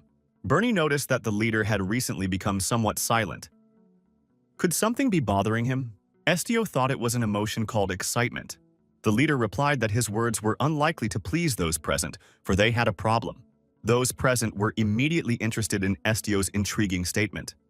They asked with one voice that the leader tell them everything without secrecy. Estio said that at the banquet, the prince showed that he was the truest threat. Mubyong remarked, even though the prince is young, but this kind of thing crosses all limits. Parker asked that the leader deny the request immediately. They need to get out of here immediately. Mubyong said he was of the same opinion, but it was up to the leader to decide for himself. Parker immediately remembered that the princess had threatened to separate their heads from their bodies if they refused. But hasn't the very nature of the mission changed? It's no longer a simple search for a traitor. Now it's about the struggle for the throne of legacy. Parker remarked that the guild should definitely not get involved in something like this. His Highness had correctly warned them. Then get involved in something like this? Let the guild master handle the rest. The master said it was exactly as she thought it would be. Parker wondered if the master knew everything. Kaya confirmed it, but added that the situation was far more dangerous than she had realized. Kaya wondered what the leader was going to do. She was certainly interested in Estio's opinion. Estio replied that such a decision was clearly not for him to make. Marissa ran into the room and said she wanted to cancel her request. She will also pay the fine for canceling. Therefore, she asked to leave the imperial palace. Estio asked the princess if the thoughts she read from the reception didn't need to be reported to her either. Marissa replied that she didn't have to. Nor should he tell anyone, including her, about what he had learned today. Marissa said there's no need to meet with Duke Delphia anymore. She wants to cancel the request now. Estio read the princess's mind. She doesn't want to know anything. It would be better if she couldn't find any evidence. Everything will be fine. After all, there's no one to support Hirsch. Estio replied that there are such things. Hirsch is much more powerful than the princess thinks. Estio told the princess that the prince had obviously started preparing a long time ago. He had never begged for anything or complained about anything. And yet, the request that Marissa not leave him was sincere. The princess said that Estio was being impertinent. Who gave him the right to say that? The reason for her special treatment was only because the guild leader had been assigned a task. But now they were no longer connected in any way. Mubyong said that they would leave the imperial palace immediately. The young men withdrew. The princess took in her hands the pot with the flower that had been left on the table. The girl thought, wasn't it absurd that Hirsch turned out to be stronger than she thought? And the fact that he had been preparing for a coup for a very long time? Are all three suspects traitors? Estio and his entourage left the imperial palace. The princess put the flower aside and ran out of the palace. Marissa screamed loudly. She tried to stop Estio. Marissa ran up to our hero and said she wanted an answer. How deeply is a young man able to penetrate another person's soul? Estio inquired as to what exactly the princess wanted. Marissa nervously took the young man's shoulder with a trembling hand. The girl said in a trembling voice that she had to stop him. The princess asked the guild leader to share everything he had learned with her. Several horse-drawn carriages moved through the forest one after another along the established route. Parker, who was in one of the carriages, said regretfully that things had turned out strangely. Mabian said if the princess herself asked for something with tears in her eyes, no one would refuse her. Parker agreed. He thought that the princess would cancel the request altogether. Who would have thought that after that, they would all accompany Her Highness to the Duchy of Delphia together? A short time later, the carriages arrived at their destination, the Duchy of Delphia. The young man bowed and said that he, Shin Platina Delphia, welcomed the first princess of the Lubarzan Empire. The princess greeted the duke and said that it had been a long time since they had seen each other. Shin Platinum stated that he had ordered hot water to be prepared. Marissa must have been tired on the road. The girl thanked. Duke Delphia asked, "What was the wind that brought Hygar here?" After all, his family had no connection to the ruling dynasty. He smiled and said that he and Delphia were blood relatives. Duke Delphia said that Hygar should show more respect to the imperial family. Then he would be treated differently. Hygar asked, why was it the Duchy of Delphia that the princess had decided to go to in the first place? Delphia pretended to be offended and said that Kagar was still talking out of turn. Hygar thanked him for the compliment. Delphia said that Hygar was still worthy of respect, if only for managing to defend his honor despite that incident with the emperor. Delphia said that it might be considered normal to behave like a wild beast in Hygar's domain, but in his castle one must forget the usual vulgar behavior. The master said that the servants would take the guests to their rooms. He had already given the appropriate orders. The young men were invited to dinner. Tonight, lamb ribs were served. At the table, the princess told Duke Delphia to ignore these commoners. They are her people. At the appropriate moment, Marissa told the Duke that she had come here to convince him to change his mind. Duke Delphia made a surprised look and asked what decision we were talking about. The princess said that it was an informal conversation. Therefore, there was no need to pretend. Marissa added that she also wanted to ask something so that their future dialogue could be as candid as possible. The princess looked intently into his eyes and asked the master of the house who he was serving. Duke Delphia wondered why the princess was asking such a strange question. The princess repeated the question, "Who exactly is the duke following?" The Duke of Delphia rose from the table and knelt down on one knee in front of the princess. The young man said that he was a descendant of the Delphia family and had served and would serve, like all his ancestors, only one man, His Majesty. The princess said that this was a lie. If the duke really does follow the emperor, then who then had the outrageous idea of using Hirsch as a draft horse to gain power? The duke replied that no one would dare to even think of such a thing. The princess was nervous. Delphia said that members of the imperial family always try to get as many associates on their side as possible. His Highness is no exception. Marissa jumped up from the table. She had said that Lucian had been chosen as the crown prince, not him. Did they really intend to go against the emperor's will? Duke Delphia replied that with all due respect, nothing lasts forever. Duke Delphia added, once Crown Prince Lucian ascends to the throne, the fifth prince will immediately get rid of all his siblings. Prince Hirsch may still be young, but he's determined to fight to protect the princess. The ducal house of Delphia will always follow His Majesty, and that will never change. And if he has the power to give the full might of his family for the future of the ruling dynasty, he's a man who fights to protect his own kind. So he will humbly accept punishment for infidelity if the princess so desires. The princess, having listened to this monologue, turned away from the duke. She was in thought. Marissa said she would leave tomorrow. Mubiak said he's really bored now. Parker said he was scared. Would their actions be the beginning of something serious? Mubiak wondered. Isn't internal strife inherent in any empire since its formation? Malbion asked Parker if he had ever raised dogs. Parker said he hadn't and wondered why such a question. Mubyung said that these animals always prefer someone who feeds them all the time. For them, a master is a being who cares for them, someone who loves them. Mubyung added, the same could be said for him. He did not raise his sword to defend the country, but leaving the princess now would only complicate matters further. Estio said he now has no idea how the request should be handled. He is at a complete loss. Estio and his company were together. However, no one knew what they should do next. They did not understand where they should go. The pause was interrupted by Cactus. Why can't we just use the Duke and Crown Prince? If you just order these two not to destroy anyone, then the problem will go away by itself. Estio said that the effects of his powers are limited. So unless he was in the Imperial Palace all the time, it would be impossible to pull this off, Estio thought. He didn't want to use his powers in such a way either. After all, isn't that the reason why humans stopped communicating with dragons? Cactus asked about attacking first. Neju replied that in that case Estio would be in danger. Cactus replied that perhaps Mubion should support this principle. If the two dukes sided with him, the emperor would have no choice but to agree to the terms. Mubion said that he could not openly oppose the monarchy. Cactus was surprised, for Delphia had quietly done so. Maubion said he and Delphia have different situations. Simply put, in his case, the lives of feudsmen are at stake, who reached out to him when the ducal family was in danger of collapse. Tsuki appeared on the windowsill beside Estio. The cat asked if Estio remembered the boy from the ranger village who had asked to find his father. She found him, Leon's father. His name is Isaac. He was constantly being moved from one place to another, as if trying to cover his tracks. So it took longer than she thought to find him. Estio wondered, had Tsuki personally set out on his trail? Tsuki said that the last time Isaac was in the palace of the fifth prince. He was now in the capital. Master wondered if the Black Tigress had found the father of that child from the ranger village. Estio replied that Isaac seemed to have been taken by Hirsch's men. Kaya assumed that Hirsch had gathered men in his palace who were good at ambushing and hunting. Tsuki said she saw that there were several people from the same village with Isaac. In addition, everyone was not treated very well. What was going on was like conducting some kind of secret training. She didn't think it would be easy to meet Isaac. Estio took Tsuki in his arms and said he was grateful to the cat for such important information. However, he wished she would give him advance notice of where she was going. He was very worried. Estio clutched the cat to his chest. Tsuki said she would warn the young man next time.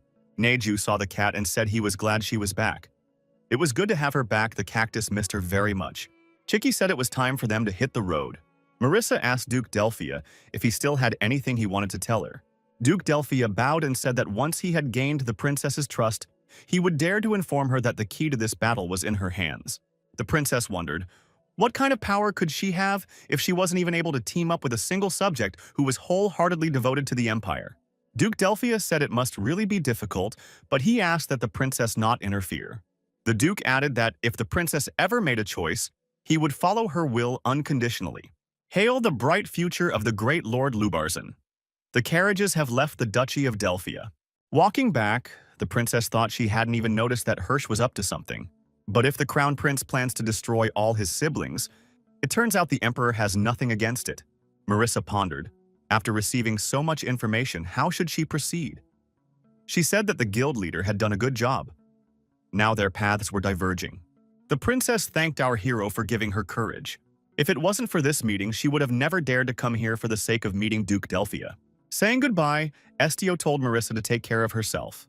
The princess, smiling, wished the young man the same. The next moment, something flew past the princess. The girl was very frightened. There was an unauthorized explosion on the premises. The room was engulfed in flames and smoke. The security representatives shouted that it was urgent to protect the princess. The princess was unhurt, but she was scared and at a complete loss. Marissa asked, "What just happened?" A group of strangers in black cloaks appeared in the room. Their faces were hidden under hoods. The guard asked who they were. The knight protecting the princess told her that they were professionals with first-class magical training. The princess asked fearfully, "Is she really their target?" Marissa said she's fine. Her knights can focus on the enemy. We must be sure to catch at least one of them. Take him prisoner and interrogate him to find out who the customer is, the guard said as he proceeded to carry out the order. The opponents did use their magic abilities. Marissa instinctively covered herself with her hands. The room continued to fill with smoke. However, in the next instant, the black-cloaked attackers disappeared. The princess saw Estio appear in the room. However, as far as she knows, this guy doesn't know how to fight. The perpetrators, after the failed attack, tried to escape and remain unidentified. However, one of them froze and could not move on. The villain in the black cloak said his legs wouldn't listen to him, so he couldn't move. Colleagues dumped the man and said they were leaving first. The attacker thought for a second as he met Estio's gaze. Why couldn't he move his legs now? Mubyong said he was upset. He was going to catch them all, but he miscalculated his strength and one scoundrel died. When the smoke cleared, everyone saw Neju. He was carrying 2 opponents on his back. The white-haired monkey said that he had also caught 2. The winged guy, flapping his wings, brought 1 villain. He said he had a package too. Eventually, all the attackers were deactivated and captured. They were gathered in one place. The villain, who couldn't move his legs, said it was better to destroy them. Estio said that the opponents could calm down and sit down. The interrogation will now take place. Estio said for everyone to drop their weapons and put their hands behind their heads. The villain couldn't understand what was happening to him. His body was moving on its own, on the orders of the guy. The princess said that thanks to the young man, all the criminals had been caught. She thanked him. Estio replied that the hunt for their leader was not over yet. Marissa decided that if the situation turned out this way, she would need their power again. The princess asked the guild leader to help her until they caught the customer of the attack. Estio asked, "Is this an order from a member of the imperial family?" The girl said she was requesting her cooperation as the first Princess Marissa Lubarzin of Arconia, and it was an official request. The Palagon Magic Guild, one of the best guilds specializing in magic, is made up entirely of wizards. The members of this guild do all the dirty work for Lucian. Marissa didn't want to believe it. However, the words about the crown prince wanting to get rid of his siblings turned out to be true. However, the current evidence will not be enough to convict. More solid evidence is needed. The princess said to wait here for a while. She'll be back soon. Parker was glad that they were back in the winter garden. The other guild members had never visited this garden twice. Master said that it was true. It's very rare, although the Ignis Guild has close ties with the imperial family. Kaya added that it was just an exchange of paperwork, nothing more. Kaya recalled, if memory served her correctly, Vice Guild Master Hwen Lensky had said that he had had the pleasure of meeting His Majesty in person. Parker said that's not surprising since he's the one who handles most of the external relations, though that doesn't inspire much confidence. Kaya said that thanks to Estio, the imperial family would be in a huge debt to the guild. Perhaps Estio had purposely induced the princess to ask again. The master asked when Estio resolved the power struggle issue that had arisen. Was it part of his plan to use the favor rendered as an excuse to defend the guild should Shuhanan decide to attack Ignis? Estio replied that not really. He just wants to help the princess, and so the master shouldn't blame himself for this unforeseen situation. He wanted it for himself. Kaya thought once she learned of Estio's existence, she immediately began to see him as a weapon against Shunhanan. However, this guy is different from the Golden Dragon. There is no rage in him, and he can feel emotions just like humans. Was it right to drag him into this? Among all the flowers in the greenhouse, there was, among others, a crystal flower. Mubyeon wondered if this wasn't the same flower their cactus was so worried about. In that case, why does he look so lifeless? Neju said he thought the flower looked the same as before. Estio said he would try to find out what the matter was now. The cactus in Neju's hands was worried. Was the crystal flower really sick? Had it caught some kind of disease when it came back here? Estio replied that the flower is not sick. But like Parker said, it doesn't look good. This flower could die very soon. Mubyeon asked how Parker was able to recognize the symptoms of wilting. Parker replied that he had a feeling, but he hoped he was wrong. Parker said it's sad. The flower can't even tell it's dying until it actually dies. Mubyeon noticed that his wish to return to his mistress had been granted. Perhaps it made him happier, even a little. Flower said he wasn't happy. Is there anyone who would be happy about impending doom? Yet he has no regrets about returning to the place where he was born and being here before he withered away completely. Parker wondered, had the flower just moved, or had he imagined it? A maid appeared and said that Her Highness, the princess, was inviting everyone to dinner. Marissa told everyone to come through soon. She was a little embarrassed that she hadn't been able to get everything ready properly. Mubyeon wondered what Her Highness was even talking about. The princess replied that she just wanted to thank the young men for their help. The princess is well aware that any man would look for profit in the task assigned to him. And taking a side where that benefit was not available was like something out of the realm of fantasy. But the guild still decided to support her. The princess said that with this humble meal she was showing her appreciation, and added that everyone enjoy the meal. Parker ran ahead of everyone to the table and thanked the princess on behalf of the entire company. Mubyeon thought that the princess was different from the emperor's coward. The guests sat down at the table and began a pleasant meal. Marissa was very glad they had come to her. Marissa intercepted Estio's gaze and wondered if the young man had something to say to her. Or maybe the guild leader is uncomfortable here and wants to move to another seat. Estio replied that he was fine with it. Marissa moved closer to Estio and wondered what was wrong with his face. Or was he always like this? The girl, smiling, said that Estio didn't seem like a stone, but she had always wondered why he never showed emotion, and immediately apologized. Had she offended him? Estio said again that he was fine. He thought, people can't read minds, so they pay attention to the facial expressions of their interlocutors. But when the interlocutor has the same face, it looks strange. The princess raised her glass and offered everyone a drink. She made this drink from the petals of a very useful flower. Marissa offered to drink to their victory.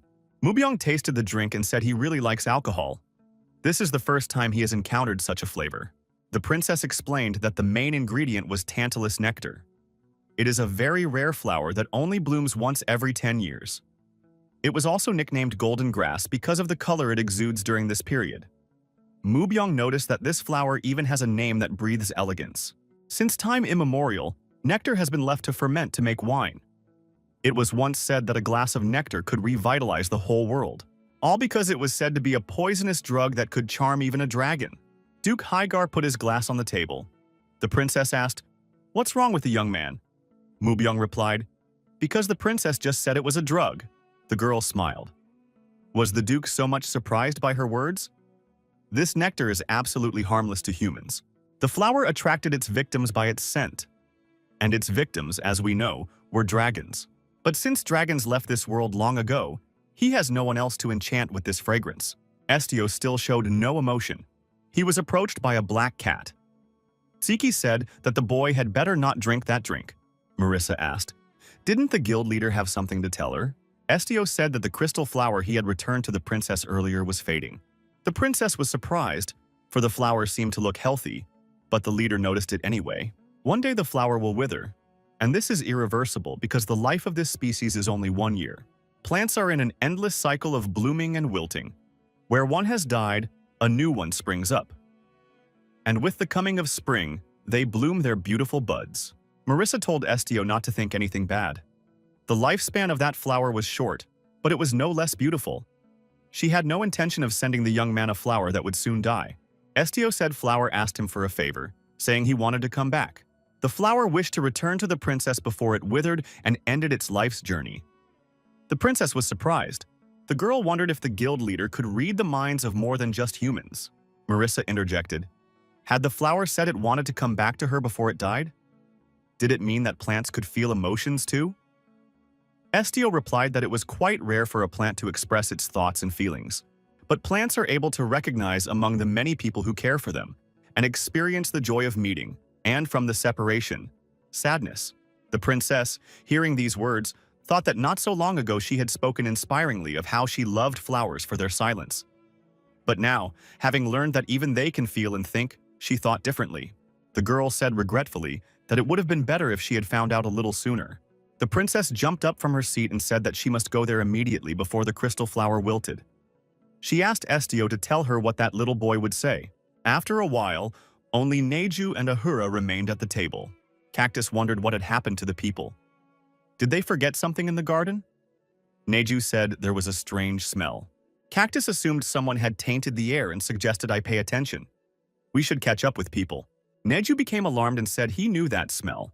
Marissa said that this glass greenhouse was a gift from His Majesty for her 5th birthday. At first, she really liked the place because it was incredibly beautiful. But as time went on, her feelings began to extend more to what was inside. The flowers became the ones that always kept her going. Over time, gardening became her passion. The size of any plant depends on how much one loves it, and it blooms in proportion to how much effort is put into caring for it. So the princess always thought that in a place like this, the gardener's touches seemed to be the best in the world for them. And even though it's a one-sided relationship where one takes care of the others, it never occurred to her that her little ones were capable of recognizing her. Marissa remarked that she had been short-sighted before. The girl took a pot of crystal flower in her hands and said they would meet again next year. An alarmed Neju ran in with a cactus in his hand and shouted that something was burning somewhere.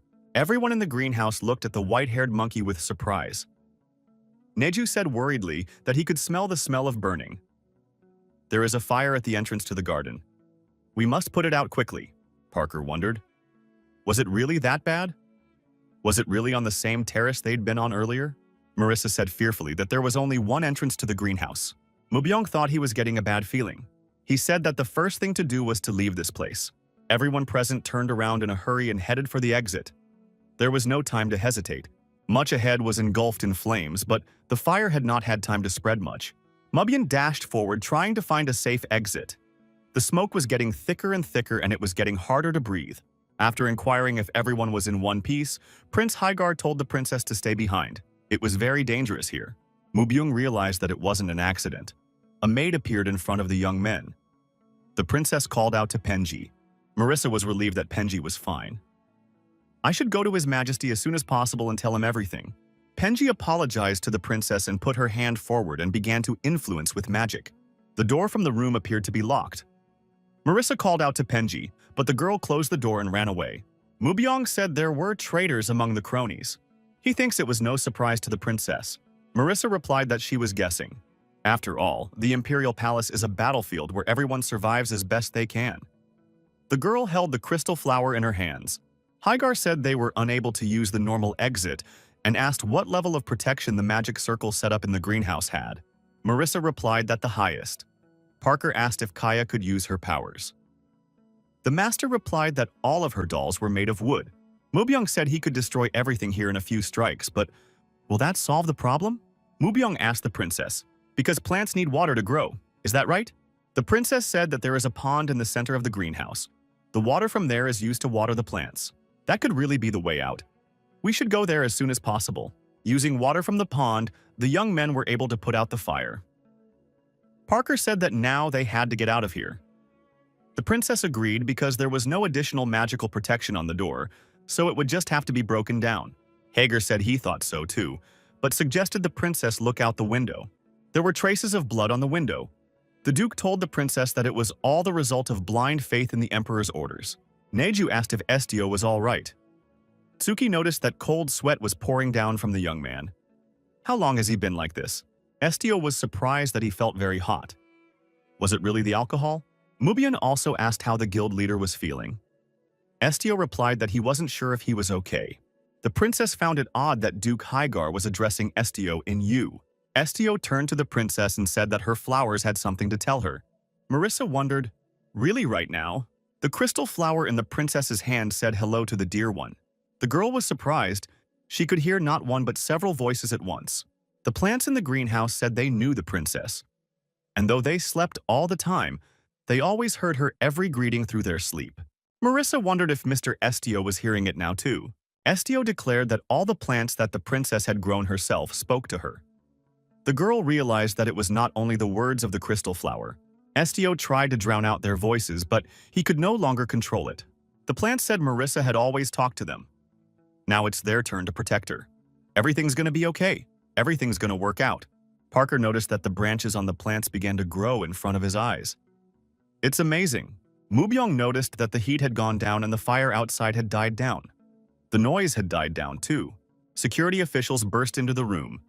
The knights asked if the princess was all right. They came to help. The princess stated that she was fine. Marissa looked up and saw ash falling from above. The girl was surprised. The princess kept hearing words that they would protect her and things would get better. The princess thought it was her plants that put out the fire and were always there for her. Marissa said sadly that she wished she had known their feelings and emotions a little sooner. The girl thanked the plants for protecting her. The plants replied that they wished they had too. The potted crystal flower wilted. He said he was very happy that he could spend at least his last moment with the princess. The girl cried and said she had never given the flower a name, and she could not call or address it. Marissa suggested calling the crystal flower Perla. It means pearl. The princess said that from now on, she would always remember the flower by saying the name aloud. At that time, the master turned to the princess and said that she would be able to save the flower. Kaya added that even though he would have a different appearance, he would stay alive. That's what the princess wants, right? Marissa asked with hope in her eyes as Kaya helped her. All the guards and attendants were replaced due to the fire. Some fell under the emperor's hot hand, and their heads flew from their shoulders. However, no one cared about finding the culprit of the incident. This means that whoever is pulling the strings has realized that the ruler has chosen to remain on the sidelines, silently watching the sibling power struggle unfold. The princess knows that her father also loves plants, but after such inaction, can she call him a man? A country that recognizes a ruler who knows how to listen to the voice of the people and a monarch who cares for the people is a mutually protective state. The princess wondered if the Lubarzan Empire was such a country. The princess raised her head high and said that she had made her decision. She intends to take the throne. That means she is going to fight. The girl asked if Estio would take her side. As she looked out the window at the carriage, Marissa thought that they had all left. But they could be her strength if they stayed with her. There was an unwavering determination in their eyes to return home. She didn't want to force them. Marissa turned around and said they had a lot to do. The princess told Perla that it was time for them to go. Perla smiled in return. The carriage, returning home, continued through the forest thicket. Tsiki, addressing Neju, said that he was very noisy. Neju replied that he was very fussy. Tsiki told him not to make a fuss. Silence is the best helper, Parker thought as he finally heard Saika's voice. He didn't realize the voice seemed so harsh and deep. Mubion noticed that this was no ordinary cat. Mubion thought Estio was starting to slowly go insane from mind reading. He doesn't know if it's the nectar, but he can't get his abilities under control. Neju noticed that they were already at the gates of the capital.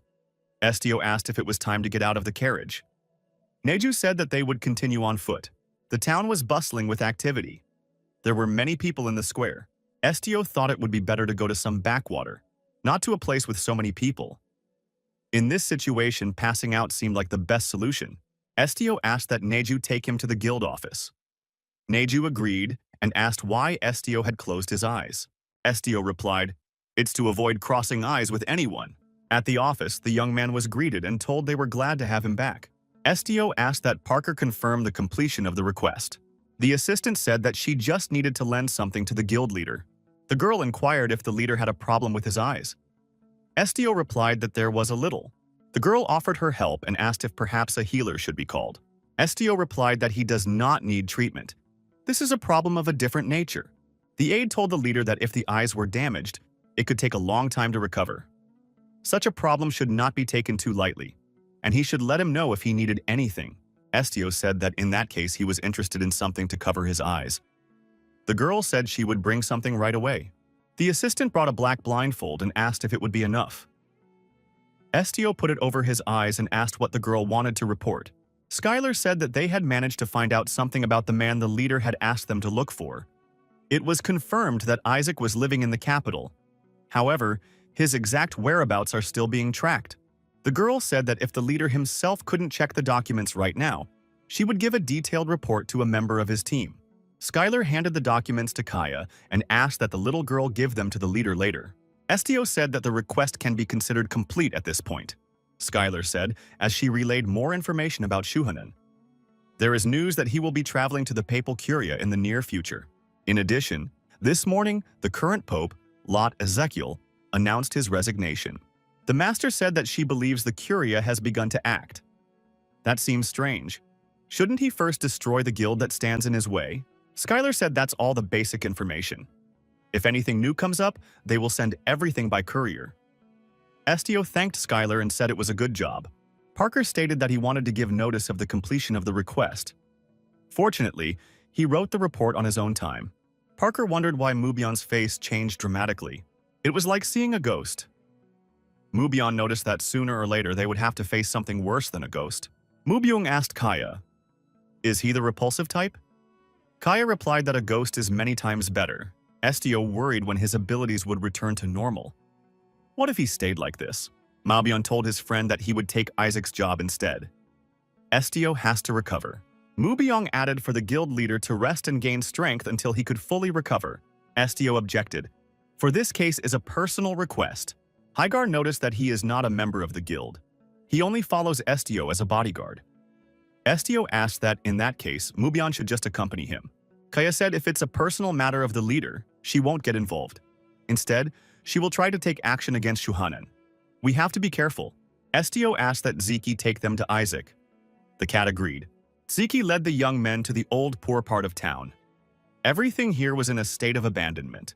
The place looked like a gathering of illegal immigrants and people with no fixed abode. The poor people slept directly under the open sky. Instead of beds, they had wooden pallets. Ziki announced that they had arrived at the place. In front of them was an old wooden door in a gnarled wall. Mubyong wondered. The fifth prince uses Isaac as his strength. but doesn't provide proper maintenance. Is it really true here?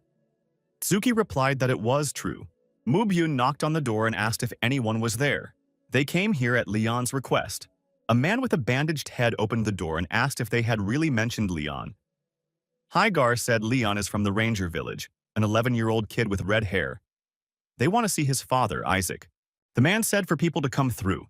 They look like guild members, but why did they come here? Did someone make a request? Estio said he could smell blood and wondered, is this man alive? It was explained to the young man that for the time being the man was alive. There was a man lying on the floor all wrapped up in bloody bandages. Parker said this man has serious injuries. Treatment needs to be provided sooner rather than later. The man who opened the door said no one would do that. Everyone here dies like flies. The man explained to the honored guests that this was the dumping ground of the imperial capital, and added that he was leaving them with Isaac. They could call for him when they were done talking, Estio inquired.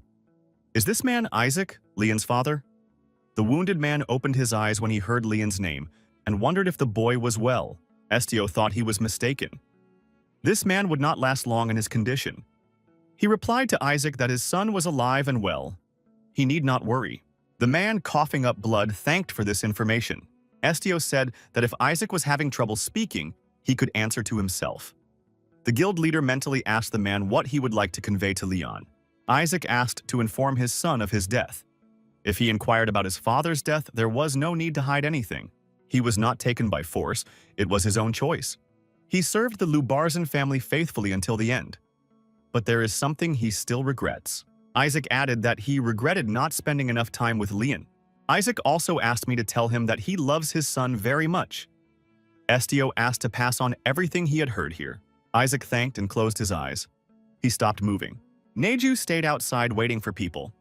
He was told that he was too big and should wait here. The beggars watching the monkey from the side thought that there hadn't been any guests here for a long time. Someone heard that these guests were from the Ignis Guild. This must be their beast or pet. Someone watching offered to steal the beast and sell it.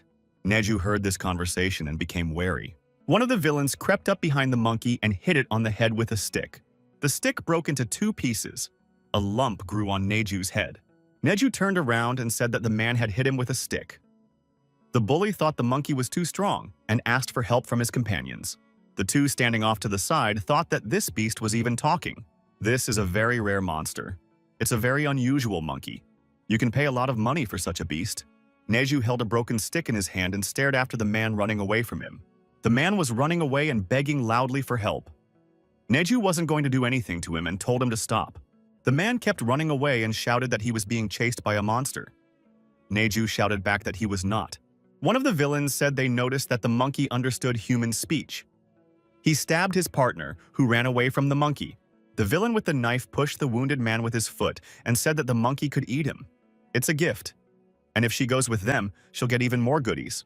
Neju said he doesn't eat people and is not a monster. Neju shouted loudly, Estio said he's not a monster.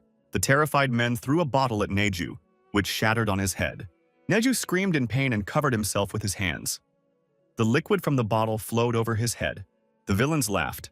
They had another bottle in their hands. One held a knife in his hand. The rogue said that once the liquid was absorbed, even the strongest monster would faint. Neju stood up on his hind legs, his eyes glowing furiously. He growled loudly. The 2 robbers were frightened and covered their hands and cried out in fear. They had not expected such a turn of events. At that moment, Estio came out of the building. He shouted for Neju to calm down. Estio walked over to Neju and told him to look at him. Neju, still not calm, continued to growl. Estio said it's all right. The people who made Neju angry are no longer here. Neju said with anger that the rascals destroyed his comrade and threw his body to him as food. That's disgusting. Neju said he wasn't a monster and something strange was thrown at him. His eyes hurt, and he got angry and lost control. Estio apologized for leaving Neju alone. Neju was surprised. It turns out Estio was already without a blindfold. Neju asked if Estio didn't need to close his eyes anymore. The boy replied that he still needed the blindfold. Estio put the blindfold back on and said it was time for them to go back. Some time passed. Estio, lying on the bed, thought that 10 days had passed since he drank the nectar. The noise in his head had subsided, but he was still struggling to control his abilities. He should definitely curb them. He must. Estio was still blindfolded. He pulled himself up and sat on his bed. This is his power. Why is he unable to subdue it? Perhaps he needs training. But the only one who is more or less aware of such a thing is Shuhanan. However, Kaya said that Shuhanan hates black dragons. Then, if he despises them so much, why doesn't he return to the dragon world and try to destroy the humans? Estio thought he needed someone to help him. Our hero called Kaya. The master said she's been here for some time. How did he know that? She had entered quietly on purpose so as not to disturb him. Estio replied that he didn't know. The master looked around and asked where everyone had gone.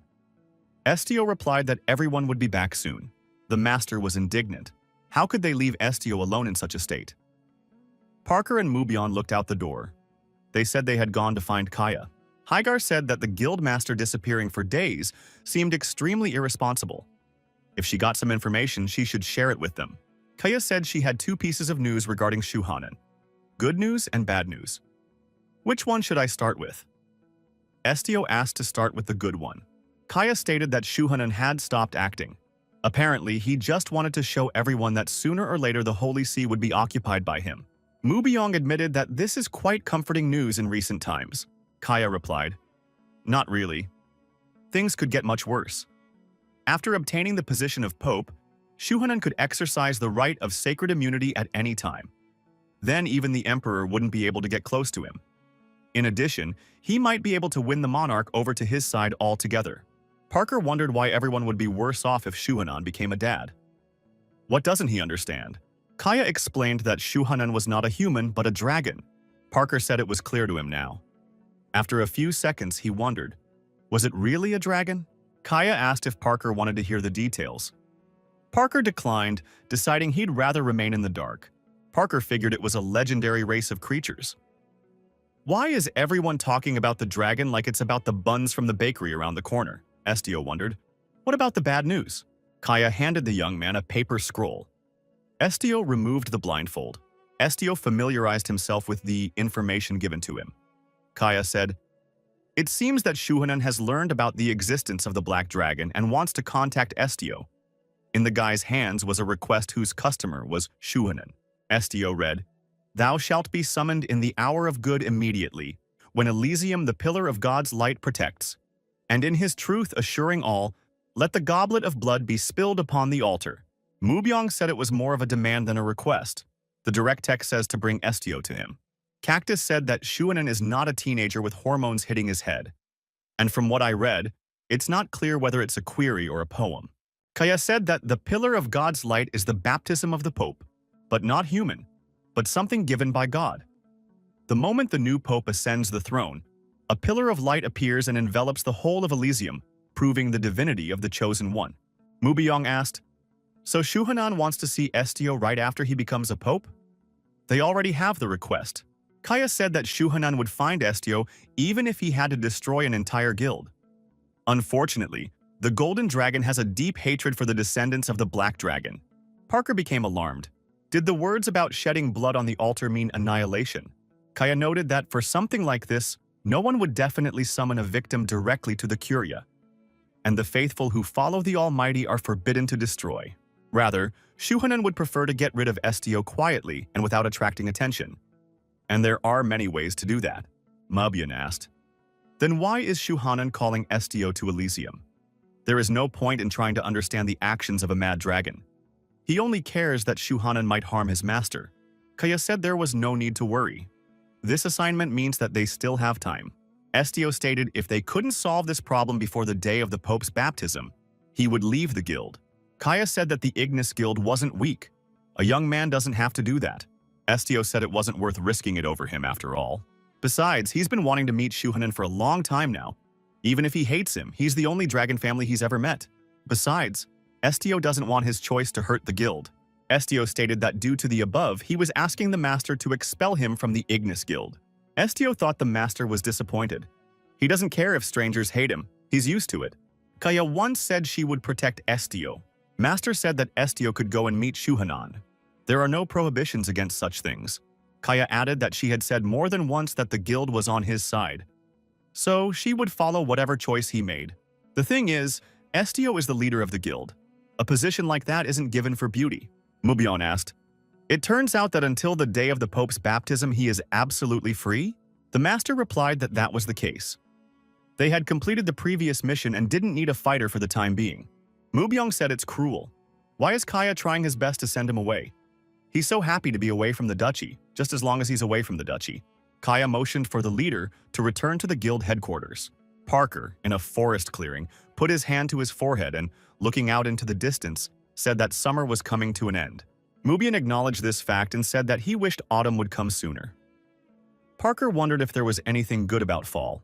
Hygar said one of the most spectacular events of Lubarzan is the Leaf Fall Festival. Although there are many monsters on the territory of the Duchy of Hygar, but unfortunately, there is not a single place where you can quietly admire the fall foliage. Mubyong added that with the arrival of the new season, he wanted to go to a place where yellow, orange, and red colors were a blaze of color. Parker wondered if the Duke would ever return. Parker said such foliage can be seen in his hometown, a winged settlement. It's just a mountain range there, of course. But literally at every turn there are many different colors of leaves. Some trees are even ripening very tasty fruits by this time. Mubyong inquired if Parker wanted to go home. Parker replied that he didn't want to. He likes his current life. The guild is his home now. Still, when the opportunity to take a vacation comes up, he immediately goes to the settlement to visit his family. He would be glad if his friends could keep him company sometime. Neju said he wanted to go there too. Parker expressed doubts that Neju would be able to get up there. Neju remarked that he could climb mountains very well. Parker thought, it's not really mountains up there. There's a real peak. The travelers returned again to the ranger village. Parker said that just after this village it would be a short walk to Rainville. The local boys, led by Leon, saw the travelers and shouted that the Ignis Guild had returned. Leon ran up to Estio-san and asked if he had found his father. The boy, delighted at this meeting, said that he had behaved well and had not left the forest. He asked what news. Had his father been found? Estio stood blindfolded in front of the boy and squatted down and said he had something to tell him. There was a long pause before Estio told everything. Estio told Leon what happened to his father and where he found him.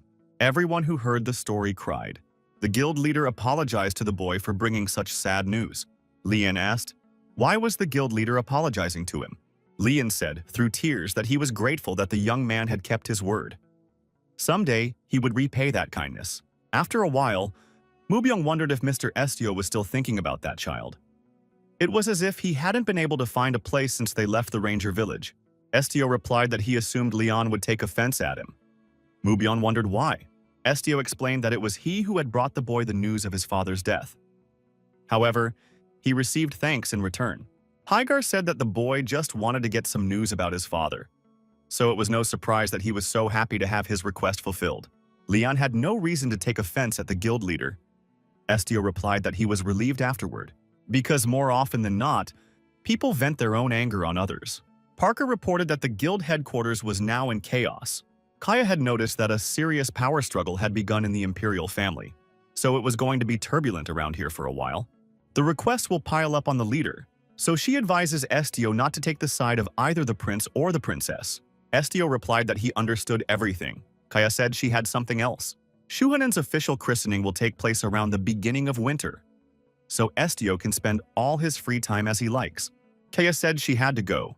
There was still a lot of unfinished business. Estio could call her if she needed help. A surprised Parker said there were 88 requests for the leader's name. Would he read all of them? Estio replied that right now he was only interested in those not connected to the imperial family. Parker said that leaves only 9 letters in that case. Estio thought it was still a lot. Parker wondered, was the leader really going to get to work right now? Bernie added that Estio hadn't recovered yet. It was better to rest now. Neju agreed, for they had just gotten back. Mubyong notices that Estio finally has some free time. He suggests going on vacation instead of running errands. He says he's supportive. Estio asked Parker where the kitchen was at headquarters. Bernie asked in a troubled voice. Was there something wrong with the guild cooks? Estio handed Parker a request. It was a request from the kitchen. Bernie said it was amazing. It is extremely rare for a guild member to ask for help in this way. The request was from Cheese, the head of the kitchen. He reported that there were 2 almost indistinguishable creatures in the kitchen. They've been causing a lot of injuries. He asked to get to the bottom of it. Bernie asked if the leader was going to accept this request. Estio replied that he didn't want to turn down any of the associates. Parker stated that in that case they shouldn't split up because they still have work to do. STO stated that Parker would not be involved in this case. The kitchen is not far away. It's not a long journey, so there is no reason to worry. The guild leader added that the others should rest properly today. Tomorrow, they will start their assignment. Parker is being sent on vacation. Bernie scratched the back of his head with his wing and decided that the leader was right. He was really tired. And the assignment seemed easy, so Parker decided to go on vacation. Mubyung told the guild leader that he did the right thing when he decided to stay. Tsuki and Neju were not allowed in the kitchen due to the presence of Wool. Mubyung assumed that if they were purposely going to the kitchen at non-dinner time, it must be quiet.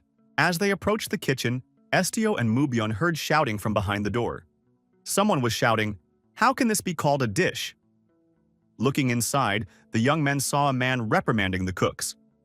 Where is it seen that the cook was so inattentive? This is some kind of madhouse. STO put the blindfold back on as he sensed that a commotion was coming. Mubyung just cursed. Hygar said hello and hoped that the request had not been sent for them to get involved in this verbal scuffle. The enraged man did not calm down. He told the chef to bring his dish right away. Or rather, a medley that would make his eyes pop out of their orbits. The cook apologized and said there was a slight error in the cooking process. The man shouted that one should know what to do, especially when it comes to condiments. A man with a weak stomach collapsed unconscious and was immediately dragged to the hospital. Mubyung thought that this man was not red from anger, but from the large amount of peppers in his food. A man in white clothing appeared in front of the disgruntled man and said he was the chef. Just then, another man like that showed up and said he was the chef. The scandalized man was at a loss. Two large identical chefs stood before him. Which of them to continue the conversation with? STO thought that these were probably the people the request was referring to. The two began to work things out between them. Each of them said he was a chef. The food-affected man asked in amazement, "Are they really twins?" Both of them screamed that it wasn't funny. Well, which one of them has never had a brother? Each of them is an only child in the family. One of the cooks present in the kitchen at the moment noticed the guests and rushed over to them. He asked if by any chance the leader was in front of him. STO confirmed and said that he was here because he had received a request. The cook immediately cried. Mubyung wondered why he was crying. They had come to help.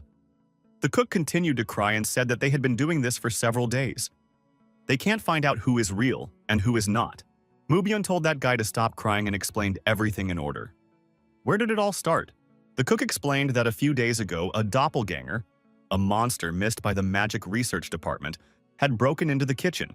A doppelganger is a monster of a spiritual type whose body is like a mirror. The doppelganger is a spirit-type monster whose body is like a mirror. After the transformation, monster and human become completely indistinguishable in appearance. Doppelganger, although he doesn't harm people, is constantly mischievous with his food. He probably likes to tease others and draw attention to himself. The cook said he was very glad the leader came here.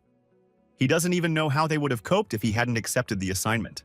Inexplicably, Yongbaran said that it was simply possible to destroy both of them. Mubyung said hello to the girl and told her they hadn't seen each other in a while. Yonbiran was surprised, after all. Hygar wasn't a member of the guild. How did he end up at the headquarters? Did he come at the call of his master? The girl didn't understand why the Duke was serving some boy with such talents. It was a waste of resources, Mubyung remarked. So from the outside, he looks like a worthy servant. Yongbiran headed towards the chefs. Her magic spear began to appear in her hand. Mubyung said to Yongbiran to stop. After all, this case doesn't even concern her. Yongbiran told Hygar to back off and put her spear to the throat of one of the chefs. The girl introduced herself and said that she was an independent guild fighter. She came here at the request of the Magic Research Department to deal with the monster. The girl asked the terrified chef, if he didn't want to die, should he answer which one was the real one? The chef replied that he was the real chef. The doppelgangers began bickering again.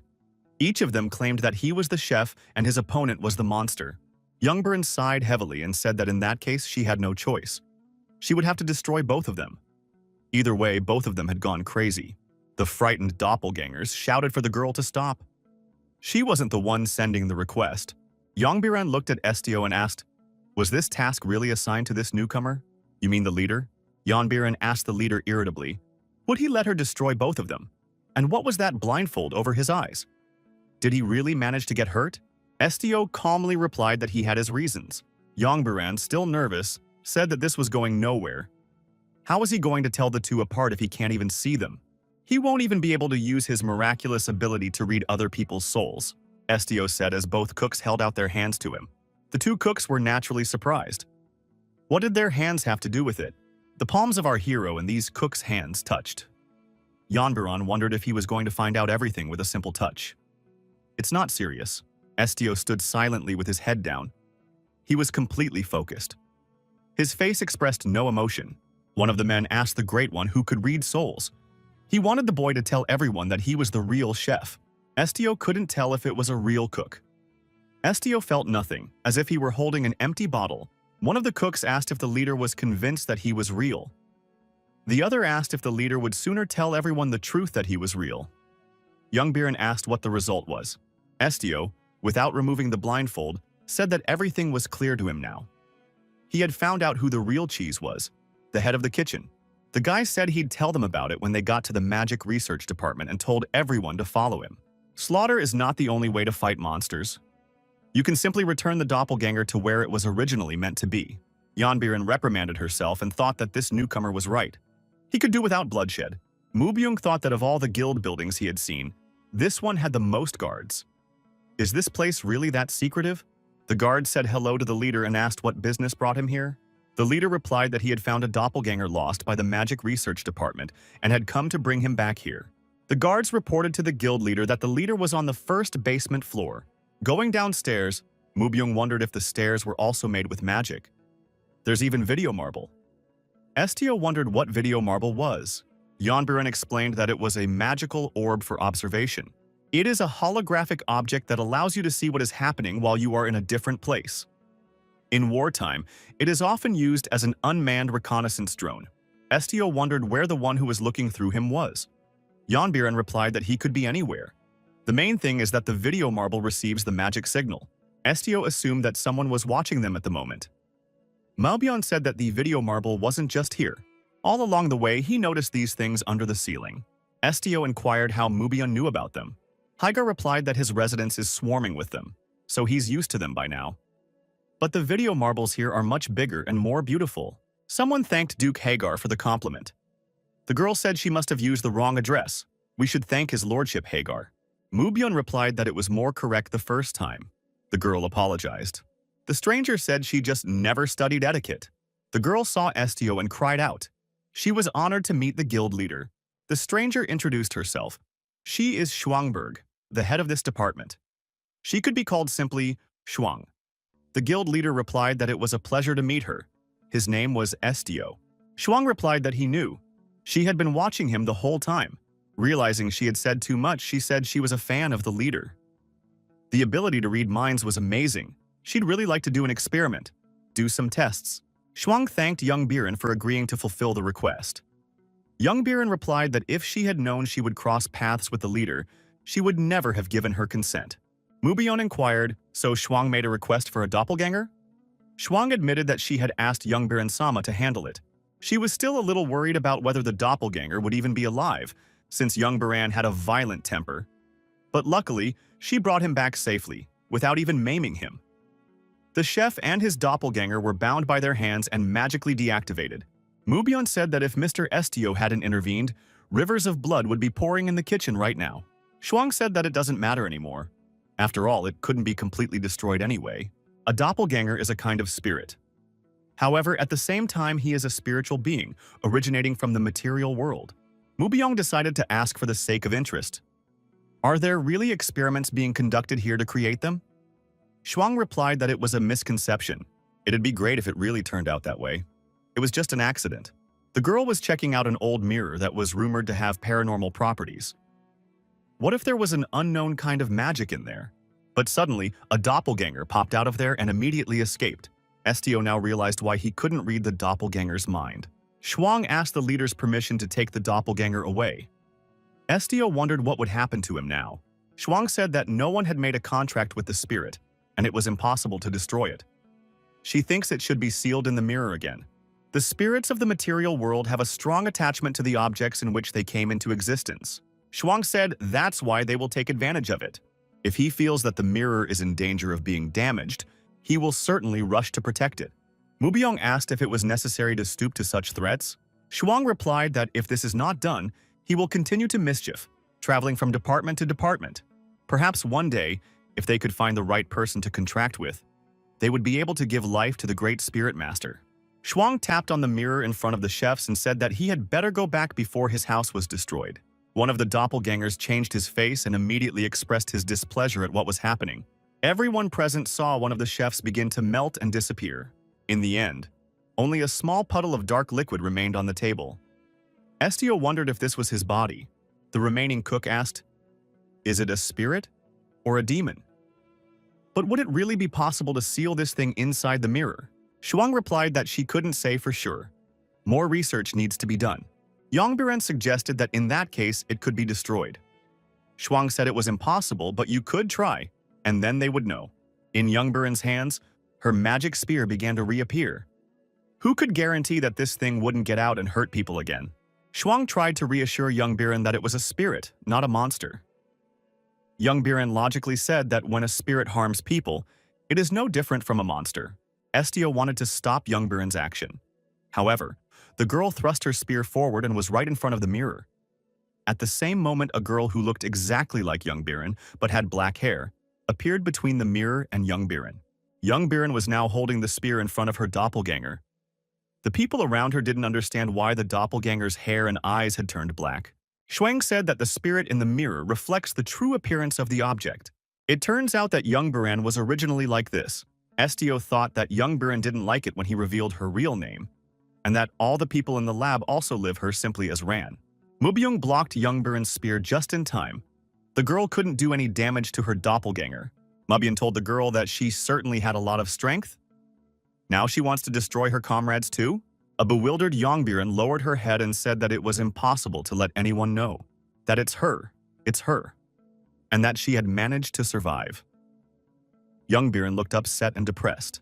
Mubyung asked Yongbiren, "Does she come from Hedong?"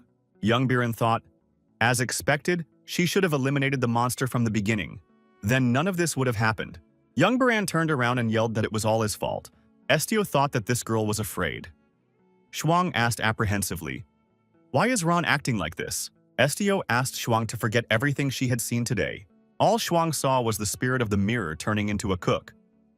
It is necessary to forget about the girl with black hair. Ran had never been to this place. Estio told Shuang to get some sleep. Shuang immediately began to pass out and fall asleep. All the lab staff and the chef had also fallen asleep. Mubyung was also motionless. Estio turned to Yongbiren. The girl got angry again and shouted for the guild leader not to call her by that name. Estio said there was no reason to panic anymore. The sleeping people would no longer remember that the girl was here. Yongbiren asked, how could she believe the leader? There's also a video marble here after all. Through that sphere, someone else is watching this place. Estio replied that there was no problem with that. Estio added that if he lied to her, she could come and destroy him at any time. Yongbiren tried to calm down and assess the situation. Perhaps she should have believed the guild leader, Yongbiren asked, because Estio had had her head scanned from the beginning, hadn't he? And her real name, and where she was from, and why her hair color was black. It's precisely because he knows everything that he erased the memories of others. Isn't that true? Estio replied that it was true. Yongbiren wondered why he hadn't told her anything. Knowing her secret, he could tell the others or threaten her. The girl had her magic spear in her hand again. Estio replies that he didn't mean to do that. Yongbiren therefore asks why he didn't mean to do that. The guild leader asked, did one need a reason for a heart that felt it was the right thing to do? Yongbiren tearfully said that she couldn't tolerate types like him. The girl, still crying, turned around and ran away. Mubyung, who had regained consciousness, and the brunette looked after her. Estio wondered to the brunette if she should pursue Yongbiren. He knew he was talking to the spirit from the mirror. The girl thought, do people really hate her? Is she not allowed to go outside? Even though she's not mischievous anymore? Had she hurt someone now? Is she such a useless spirit? Then why did this spirit even come into existence in the first place? The brunette began to melt and turned into a dark puddle on the floor. Estio squatted down in front of the puddle and said that someday, someone would come to this particular spirit. It was bound to happen. Estio stated that there is not a single useless life in this world. 1 month has passed. There was a request to go to the Turk branch to fulfill it. Mubyong asked. If this was about Turk, it was that huge desert to the south, right? It was the first time in a long time that they had received a request from a place so far away from the main office. Would the leader mind going there? Estio said that this request is related to the transportation of the mirror spirit for sealing. It is a continuation of the previous request that was related to the mirror spirit, so he wants to deal with this matter definitively, even if the desert is far away. Cactus was surprised to hear that it was the Turk Desert. It was his homeland. Neju suggested that Aharu's family was most likely there. Cactus said he was excited. He will see his mom soon. Mubyun wondered, were plants also not strangers to such a concept as family? The cactus said that they don't remember something like family like humans do, although they do remember their mother, brothers, and sisters. There are simply too many to mention them all. Mubyun stated that it was still amazing. The master said she had heard that the leader was going to the desert in Turk. The desert will be a difficult journey. Kaya stated that she had a burning desire to go with Estio, but the situation made it difficult for her to do so. Young Burin entered the room.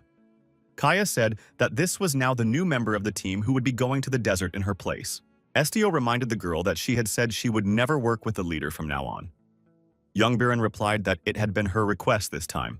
She asked Master to enroll her as a member of the guild leader's team. If he doesn't want to, he can refuse. She doesn't do it because she likes it either. Young Burin said she had a debt to repay. She also feels safer when she knows where the person who knows about her secret is headed. Estio said he was refusing. His team is fully staffed. They don't need any new faces. The guild leader said the girl is going back to her place. He won't reveal her secret to anyone. Young Burin told him not to make her laugh. How can she believe in something like a promise? Estio said he doesn't trust her either. What does he have to be to accept someone he doesn't trust one bit as a teammate? Young Burin lowered her head and said she was wrong. She apologizes for touching his pets and for treating them like monsters. Now, knowing that he hates destruction, she won't hurt anyone without getting permission. Making a promise. The girl said that Estio should also keep his earlier promise. Estio agreed. If she kept her word, he would accept her as a member of his team. But there were some things she should remember. Estio told the girl that these guys were not his pets, but his comrades. If she joined the team, they are now her comrades too. Young Burin recognized that they were now her comrades too.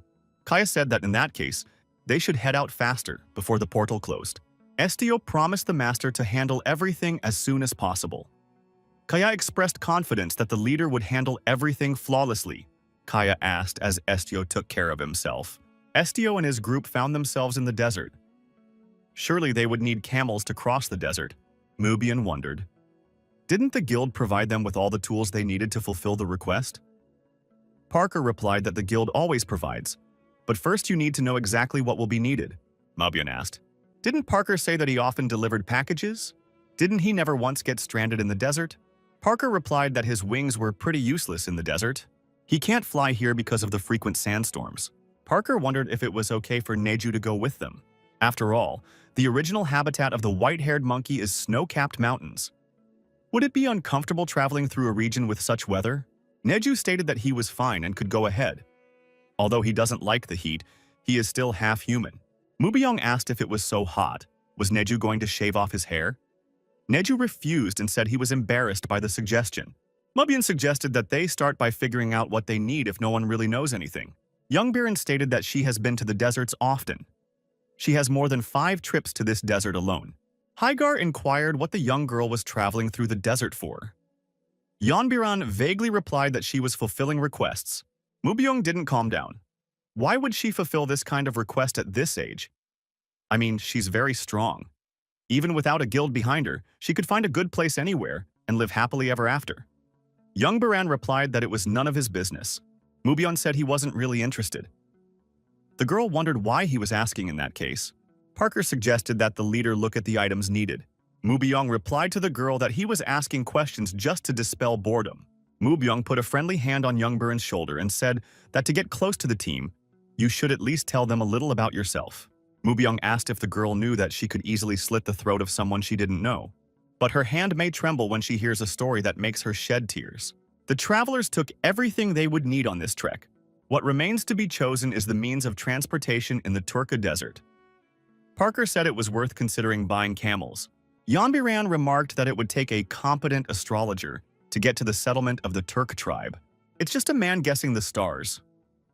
Parker said he doesn't think it's a scam or anything like that.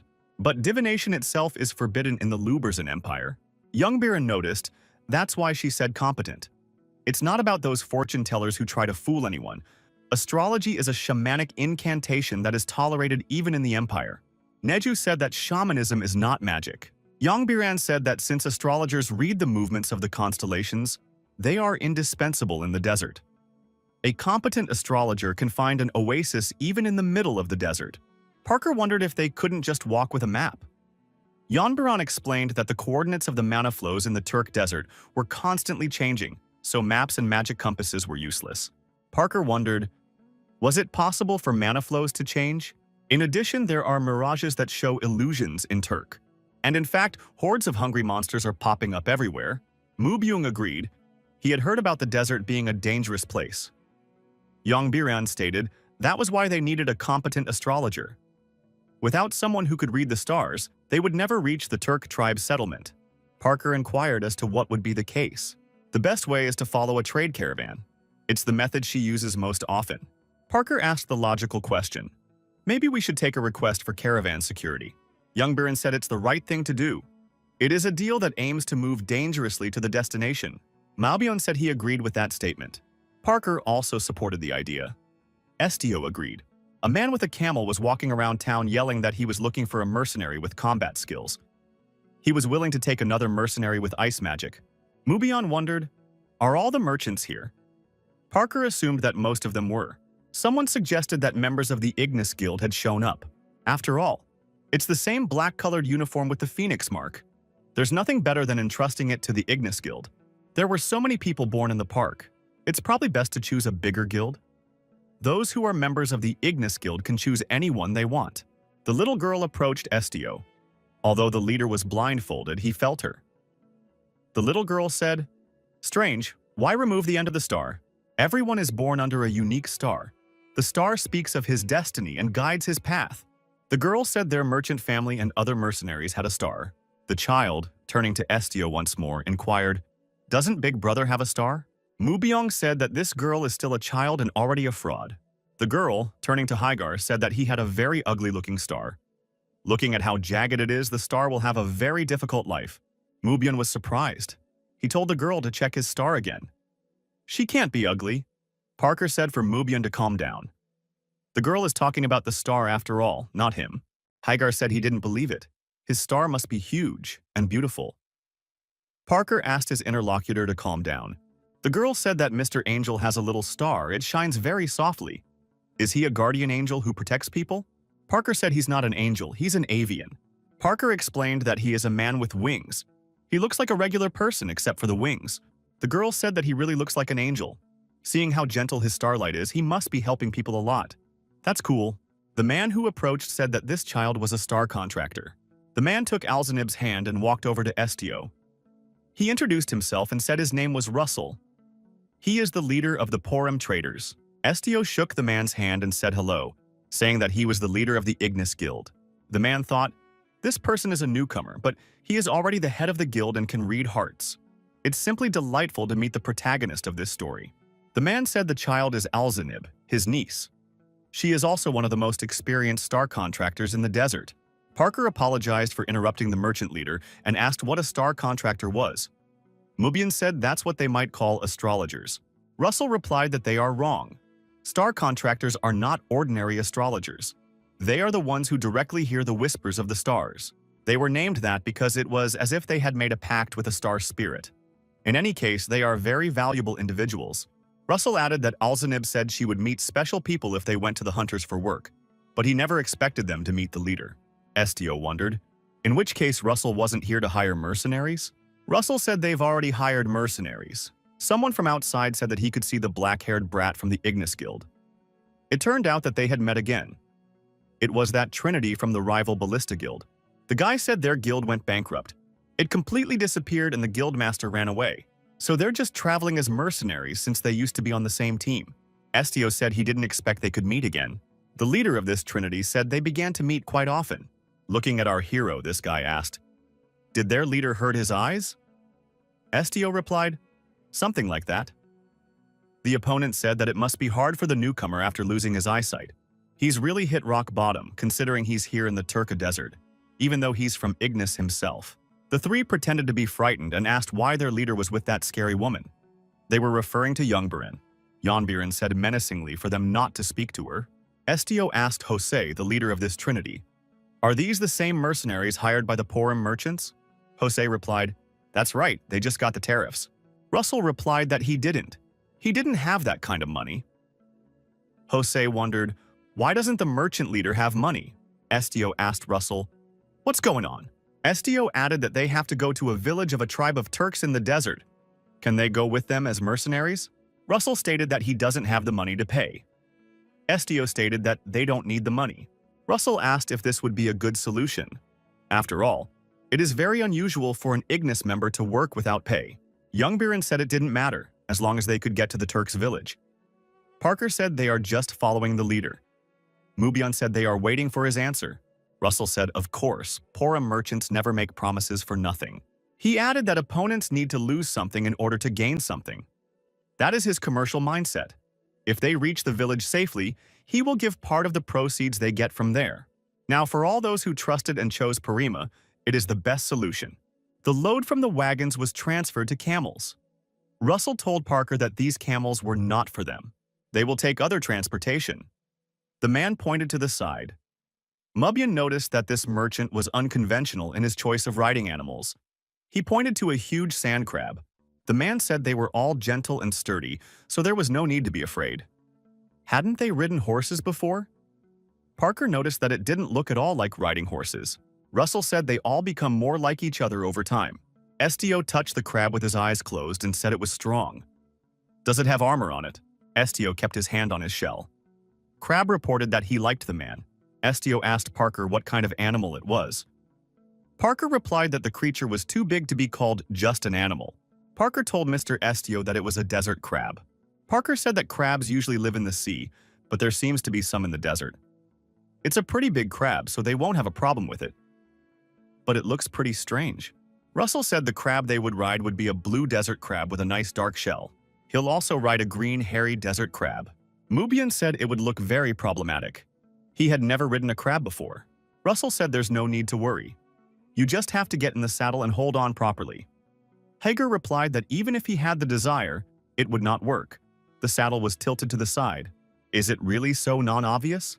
Youngbiren, sitting down on the crab, asked, "Isn't the Duke an educated man?" Crabs walk sideways. Youngbiren had already settled on the crab and was apparently feeling very good. Mubian was indignant. Hadn't he just been told that crabs go sideways? Somehow his crab went in a straight line. Youngbiren said it was a pebble crab, a different species. Doesn't that sound reasonable? Parker, seated on his crab, wondered if everyone had made it. Bernie saw that Estio was not yet seated and asked if the leader was all right. Estio replied that he was fine. Parker stated that he was a little scared and the leader still had his eyes closed. Don't they say that people are more afraid when they can see? Parker wondered if the leader might ride with Neju. Desert crabs are very large, so several people can ride them at once. The crab told our hero not to leave. He picked him up with his claw and lifted him up. The crab said he liked the man and could ride him. Crab sat Estio down next to the girl. Estio inquired if Alzanib was next to him.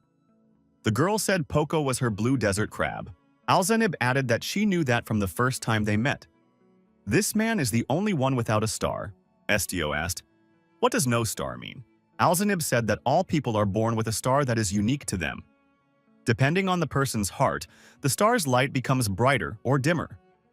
They come in many different shapes, and they also sometimes tell you when danger is coming.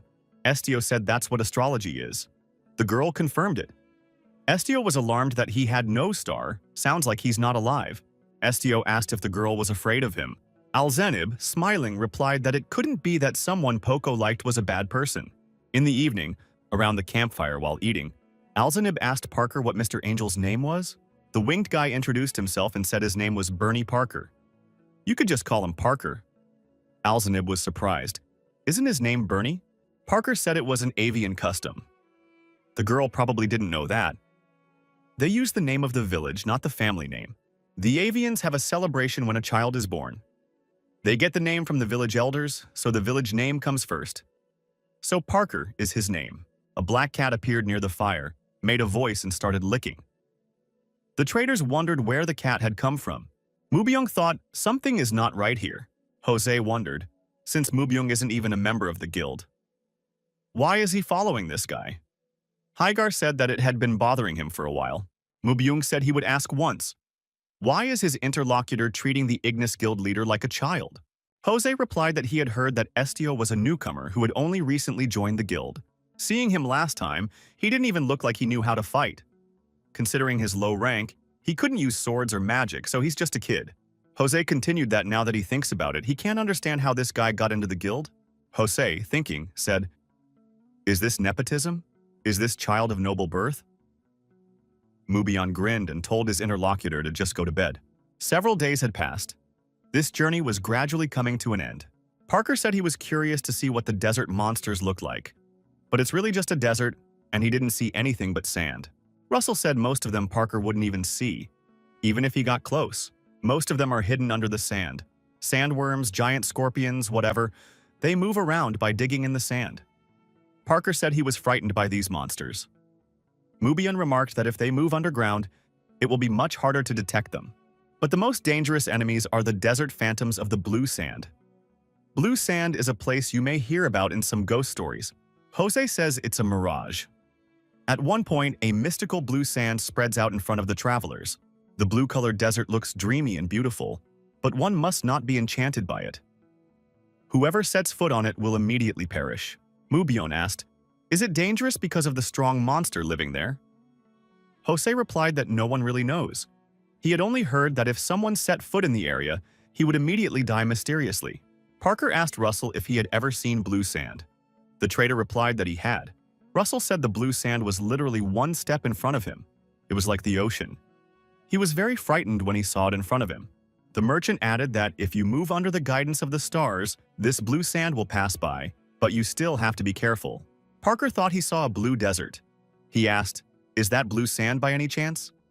Then he looked in the same direction and said that it was indeed blue sand, and they should get out of here immediately. But what happened this time? A giant scorpion appeared in front of the travelers. Young Biren said they were vicious monsters moving in packs. Parker stated that the scorpion was very close, but he didn't see it at all. Yongbiran activated her magic spear and said that scorpions move underground and one must be careful. He was definitely stalking them during the day, thinking they were his prey. Yongbiran told Parker to wake everyone up. The girl attacked the scorpion and told his companions to get out of the sand. Yongbiran attacked that monster and wounded it with her magic weapon. Several huge scorpion monsters were already standing in front of the warrior girl with a spear in her hand. Russell shouted that it was necessary to retreat. "We have to leave and not fight the monsters. We have to get out of here now." He asked Mubyung why they weren't doing anything and were standing like stumps. Shouldn't they be helping Yongbiran?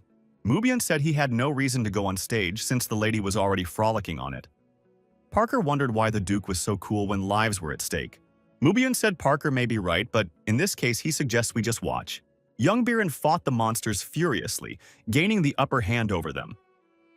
Mubyung said that the girl would probably get even angrier if they interfered. Parker remarked that there was no point in arguing here. Mubyung suggested just watching the flank.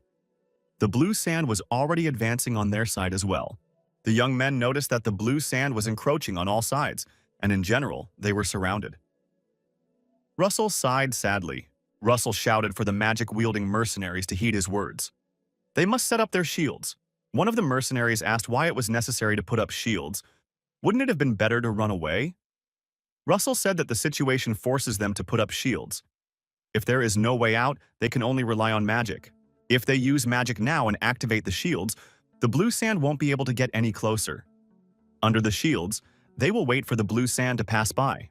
The mercenary wondered, would they really be protected by this magic until the blue sand passed? How long would it last? Russell said at least one day. If their situation worsened, it could take several days. The mercenary was indignant. Did the merchant really think he was a dragon or something so hardy? He wouldn't be able to last that long. Even half a day would be difficult. Russell said they had no other choice. We have to listen to what he says. You have to hide the crabs in the sand and gather everyone as close together as possible, creating a small cluster of people. The guy thought, if this sand is touched, it will surely destroy him. Jose told Estio to gather his comrades in a pile. When the shield was activated, it would be impossible to get through.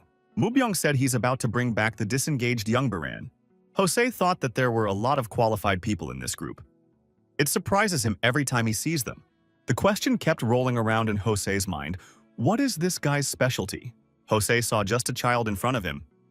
After a while, Mubyong said that he had brought the lady back. Mubyong carried the deactivated young Baran in his arms.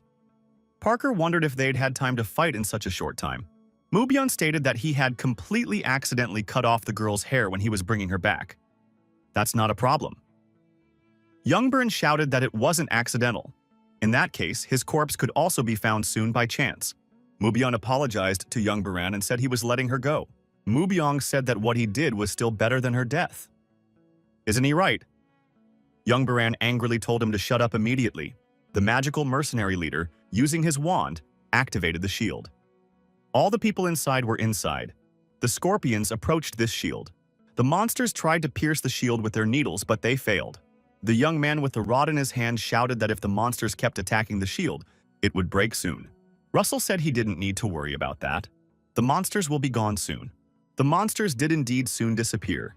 They sank into the blue sand that came closer and closer to the protective shield. Parker was amazed. How could this be possible? Mubyong asked in surprise. Maybe it's some kind of plague? Mubyong took a few steps forward. Parker said it was dangerous and not worth approaching. Russell said not to worry. He wouldn't be able to get through the shield anyway. Mubyong turned to Parker and said everything was under control. Everything is just fine. Even if it's dangerous, the sand won't penetrate that shield. Parker asked what would happen if the shield disappeared. Mubyong replied that their lives would then be in danger. Mubyong wondered why Parker was so afraid. Can't he just fly away and avoid all this trouble? Parker said he was afraid for the others. Mubyong said he had a grand plan. Everyone will line up in the shape of a ladder and hold on to Parker as he flies away. Parker said he can't carry anyone heavier than himself. Estio, still standing blindfolded, thought that something was wrong here. He had heard that blue sand in the desert was a strange phenomenon. One could be killed if one touched the cursed blue sand.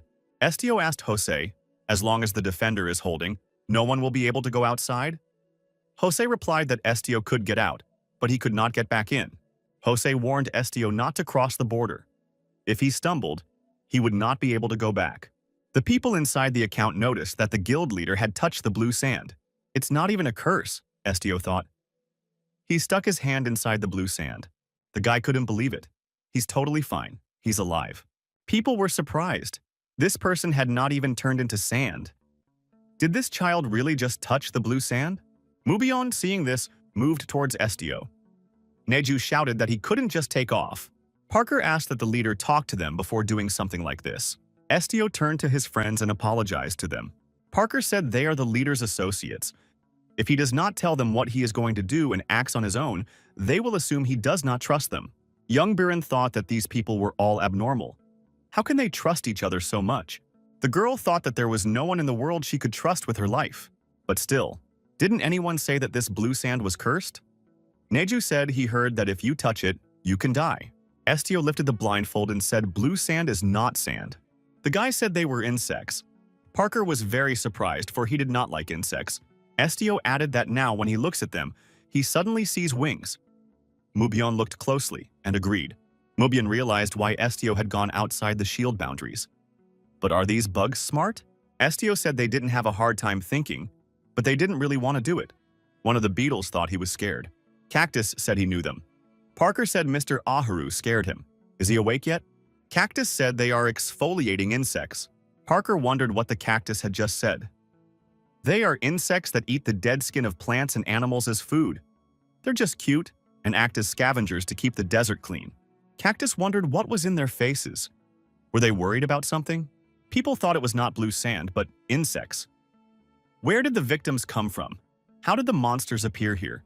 Were they all eaten by insects? Can we deactivate the magic shield now? Russell wondered why these insects weren't attacking them. Cactus thought it would be strange if insects attacked people. They are usually very lazy, sometimes starving to death from their laziness. He said he understood everything. He just didn't understand who was saying it. Estio reported that the reason these insects attack other organisms is because of fear. Have these insects lost their minds? They attacked anything that came their way when their survival instinct overcame them. Estio said he doesn't know the reason for this. He thinks he sees something, but it is only fragments. Mubyung said to the leader not to overdo it. Despite everything, it wasn't the bugs that mattered now, but the guild leader's health. Parker said it was good that everyone escaped the danger of the blue sand. He's very happy about that. Mubyung had to admit that he shared Parker's opinion. Jose wondered, how did this boy know all this? Blue sand is an insidious phenomenon that has caused a lot of trouble for many people. But he recognized it as soon as he saw it and neutralized it. Now that he thinks about it, he finds it suspicious. Jose expressed his hope that this is not the case. He really doesn't want to be deceived. Jose asked, had the young man studied necromancy, forbidden in the Empire? A sinner who has made a pact with the spirit of the dead, causing the living to perish. This is a forbidden art of the Empire. If this rule is broken, the necromancer and all those associated with him will be put to death. Yoanbiren said it was stupid. She let him be important and say whatever he wanted to say, but all that came out of his mouth were lies. Jose was indignant. Is she really picking a fight? Does she want to fight? The girl said that the man was the leader of the Ignis Guild, Estio. He had just accused a guild member, whom even the royal family treats with respect, of being a necromancer. Isn't he ashamed of that? Jose thought to himself now that he was looking at it. The clothes looked very expensive. Considering he's been wearing it all this time, it has temperature control magic. There's no way a random newcomer would get quality clothes with magic enchantments. Jose was frustrated that he hadn't guessed to confirm his hunch. He had a real sir in front of him. Jose inquired, is the head of the Ignis Guild really in front of him? Estio asked if Jose still had doubts. Should he provide more evidence? Jose said that this evidence was enough for him. Yoanbiren said strange words. If they hear any more speeches like this, a direct answer must be given. Estio replied that he didn't mind much. The girl didn't believe that he was the head of the guild. Yoanbiren said that insulting the guild leader was tantamount to insulting Ignis. He can't tarnish the name of the guild and still be the head of the guild. Parker said he felt as if Mr. Estio could send these insects elsewhere. Estio replied that it was impossible. It seems to him that these insects have nowhere to go back to. Parker replied that in that case they should get out of here as soon as possible. Estio replied that nothing would change even if they left. More and more insects continue to be feared in the area. Mubyung wondered where Mr. Estio got such inferences from. The merchants wondered if he couldn't just guard them until they arrived at their destination. Couldn't he protect them? Right now, they should at least get to the village of the Turk tribe. Estio thought that he wasn't in full control of his power yet. Would it really be better to go to the village first? Russell said he would be under Alzanib's care again. Estio stepped onto the blue sand and heard the insects say they were scared. Estio replied that he was sorry he couldn't help them. The beetles asked that he save them. Upon arrival at the village, the traders thanked Estio for protecting them all the way. Russell, shaking hands with the young man, said that though they were merchants from Parima, they were very few in number, but he could guarantee their loyalty. The merchant said that he would never forget what the guild leader had done for them. The man said they needed to get to the other side of the desert. The other mercenaries would go with them. Alzanib held out a crystal ball to the young man and told him to take it. When he returns, he'll need to take the same route he did when he came back here. The girl said that a lot of big and influential stars have gathered around the guy. He should be careful. Estio thanked him for the warning. He told Alzanib to be careful too. The girl waved Estio's hand and thanked him for the journey. She said they would meet again. The travelers found themselves in the middle of a village of Turks. Life was bustling. Everyone was going about his business. Parker approached a passerby and said he had a question. He was interested in the Ignis Guild building. Passersby, hearing such a question, said that this young man appeared very timely. The man said he was just about to apply for the guild and suggested Parker go along with him. Estio and company followed them. The stranger said that judging from their outfits, they were from the guild. Are they new employees of the Turk branch, or are they just here? Estio replied that they were here to deliver something. When asked what exactly to deliver, Estio said he couldn't say. The stranger said that this guy was very straightforward. In any case, it had been a long time since this town had had any visitors. However, Parker said that he had heard that traders often passed through here. The man said that a lot of vendors may be passing through, but it's a different feeling than tourists and commuters. He doesn't know how to explain it properly. Estio said merchants who always come with the same intentions feel like familiar co-workers, but all visitors have their own unique reasons for visiting, so it feels different each time. The guy said the man explained everything perfectly. It was like he was able to look right into his heart. Parker inquired as to why this man was going to the guild. The stranger responded that there was something that the entire town decided to bid on. The man said he was going to the guild as a representative from the city. The young man introduced himself. His name is Calvin Turk. He will represent this city in the application process. Parker asked Mr. Calvin if he was the lord of the city or perhaps the lord. The man replied that it would be more correct to call him lord. But he was not used to the title of empire. Parker thought, how had he gotten to the point of asking the lord for directions? Now that he thought about it, most of the people in this town seemed quite friendly to each other. The lord of the city asked if the travelers knew about the blue sand that appears in the desert.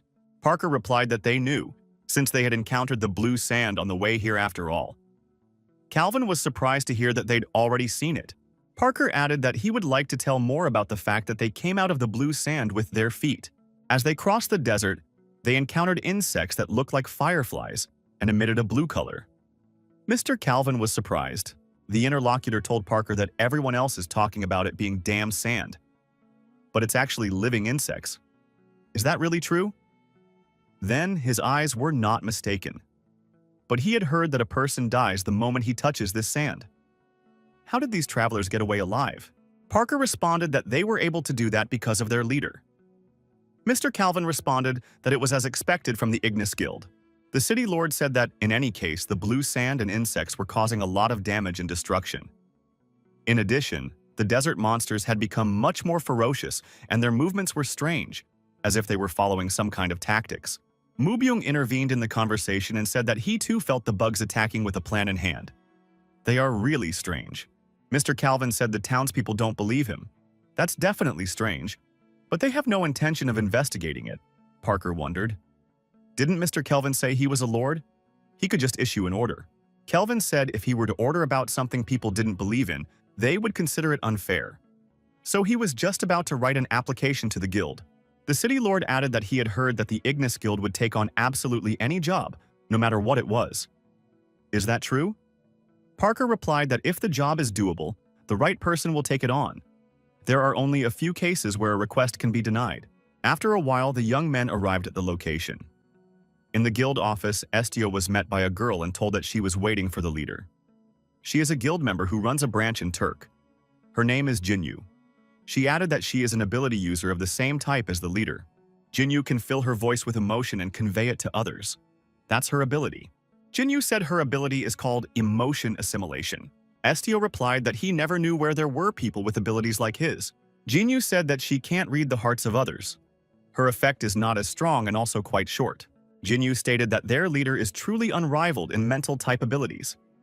She is honored to meet the leader. Parker said the request of the lord of the city should now be heard. Jinyu apologized to Mr. Calvin and asked what his request was.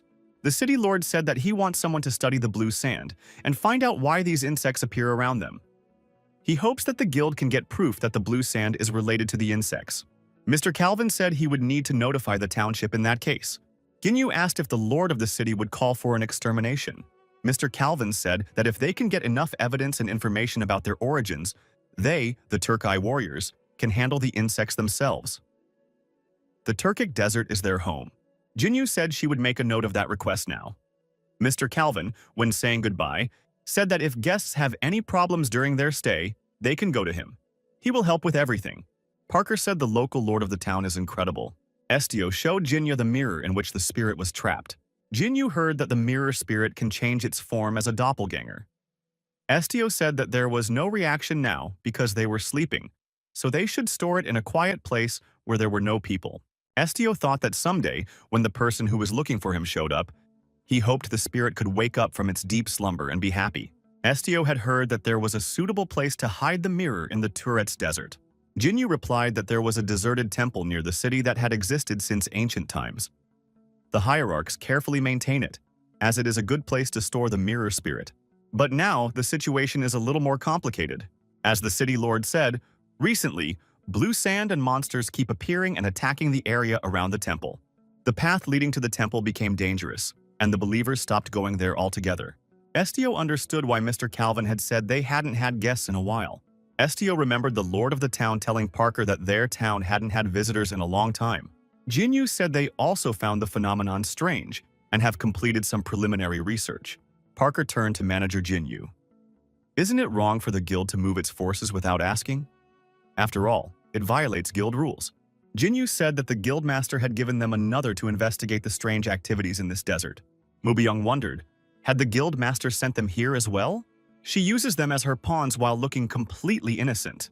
Due to the lack of hotels in this city, Estio and Mubyung were forced to sleep in the same room, even in the same bed. Neju was resting on the next bed. Estio did not sleep. He got out of bed quietly. The guild leader got dressed and left the room, hoping he hadn't woken anyone up. However, Tsuki heard everything. She asked where the man was going. Estio replied that it didn't matter and left the room. He went outside. Suddenly, Estio heard someone following him. Mubyung said that it might be dangerous for the leader to go on. Estio wondered if Mubyung had been following him all this time. Mubyung replied that it was his responsibility. Safety is paramount. Tsuki, who also happened to be here, said that all Duke does is follow the leader. Mubyung leaned over to the window and said that there had been no fights, so he hadn't shown himself in any way yet. Tsuki agreed that security was still top-notch, even though it was boring. Mubyung told the guild leader that this wasn't the best place to walk around. Is Estio-san having trouble sleeping? Estio replied that there are days when his body is tired but his head is empty, and there is only thinking left to do. Estio couldn't shake the idea that this city might be in danger. Mubyung said that when he had days like that, he felt he had to do something. So he went hunting a lot. Tsuki wondered, what kind of hunting is the Duke talking about? Is he a hunter? Duke said he was referring to the monster hunt. Everywhere he went, monsters were everywhere, so it was good for him to forget himself in the hunt. Higer told his interlocutor that he had a question after his experience with the desert guy. Is it possible that someone is controlling the monsters? They don't act on their own, they do someone else's will. In that case, the wilderness may be a lot more dangerous than he thinks. Then this desert of blue sand and docile monsters becomes an extremely dangerous place. Suddenly, a foreign sound was heard from the side. Mubyung grabbed his sword and asked who was there. The night's troublemaker turned out to be Mr. Cactus, who was also awake at the time. Cactus asked irritably, "Why are they just standing there in the dark?" He thought they were monsters and was almost scared. The cactus came closer and asked what were they doing here? Were they going to fight? Mubyung replied that they were now on a night walk. Estio asked the cactus if he wanted to go back to his family. Estio couldn't understand how the cactus had traveled all the way to Galacia.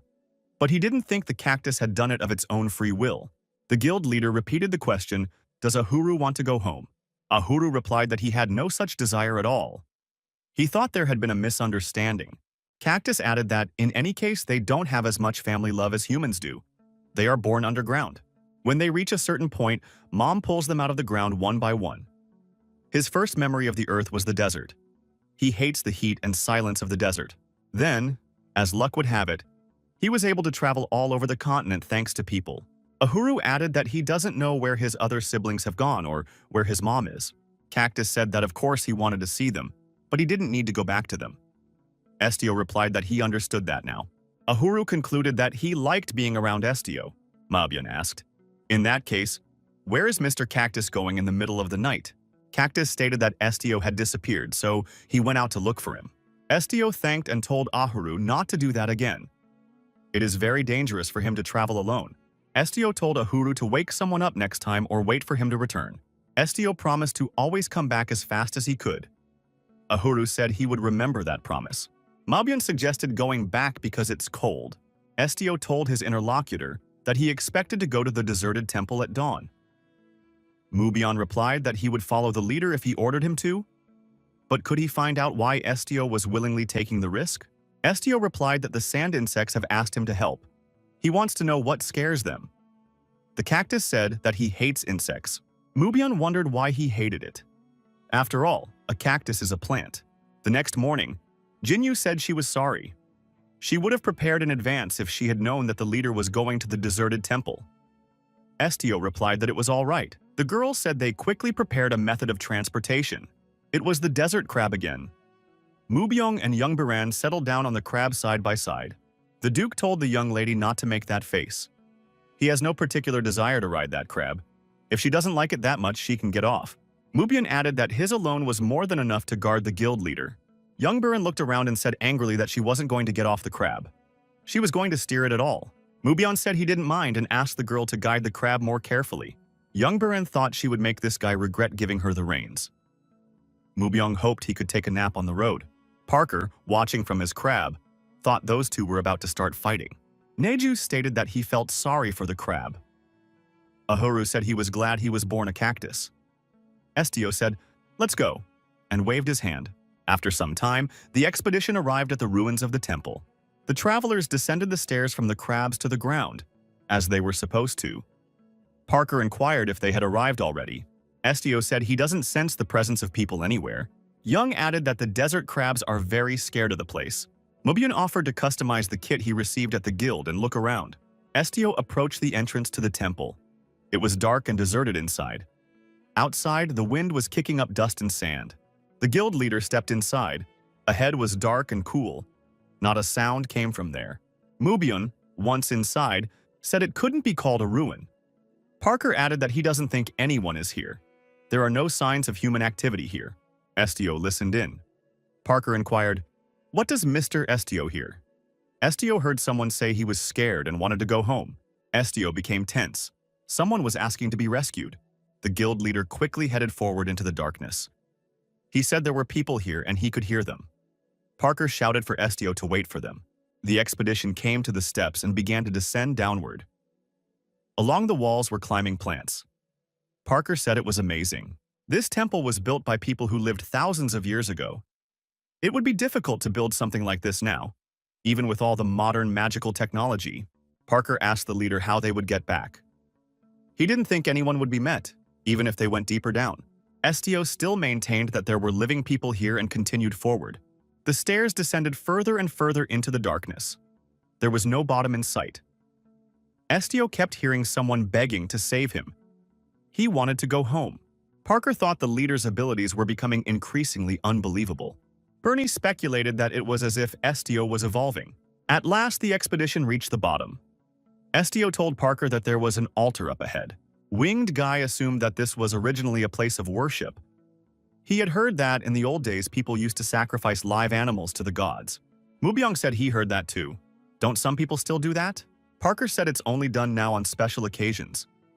In ancient temples, sacrifices were offered every time they prayed. Mubyeon asked if there are records of them sacrificing people. Mubyeon suggested that these were just hypotheses. When the ancient ruins were first discovered, human corpses were found in the temple dungeons. Parker wondered, why would those who worshipped the Almighty do something like this? Perhaps those people were coming here for some sort of funeral. Mubyeon said that traces were found suggesting that living people were put into coffins and pinned up so they couldn't get out. They also covered them with magic-preserving powder to keep them from rotting. Parker shouted loudly that they were from the Ignis Guild and asked if there were any survivors here. Someone replied that the Almighty had answered their prayers. There were voices saying that they were alive. Parker stated that he too was now hearing those voices. Estio squatted down and tapped the floor. He wanted to know where the sounds were coming from. Estio said the floor inside was empty. The guild leader laid down on the floor and listened.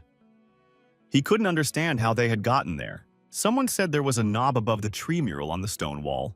Estio lifted himself up, walked to the wall and found a knob. He pulled it, and the hatch in the floor opened. Everyone present was naturally surprised. A man looked out from under the floor. Everyone saw him and exclaimed. Mubyeon saw him and thought he didn't know how long they had been downstairs, but it was a wonder they hadn't come up for air. The man gave thanks. He said that if it weren't for these people, they would have dried up and died here. Estio said that this mechanism could not be opened from the inside. The prisoner said they were chased by bugs, and they ran inside as fast as they could, but the door could not open from the inside. Estio inquired if the blue sand had been here with them. The prisoner answered with horror that there had been. The man said they needed to get out of here right now. More people appeared from the dungeon. Estio asked what it was.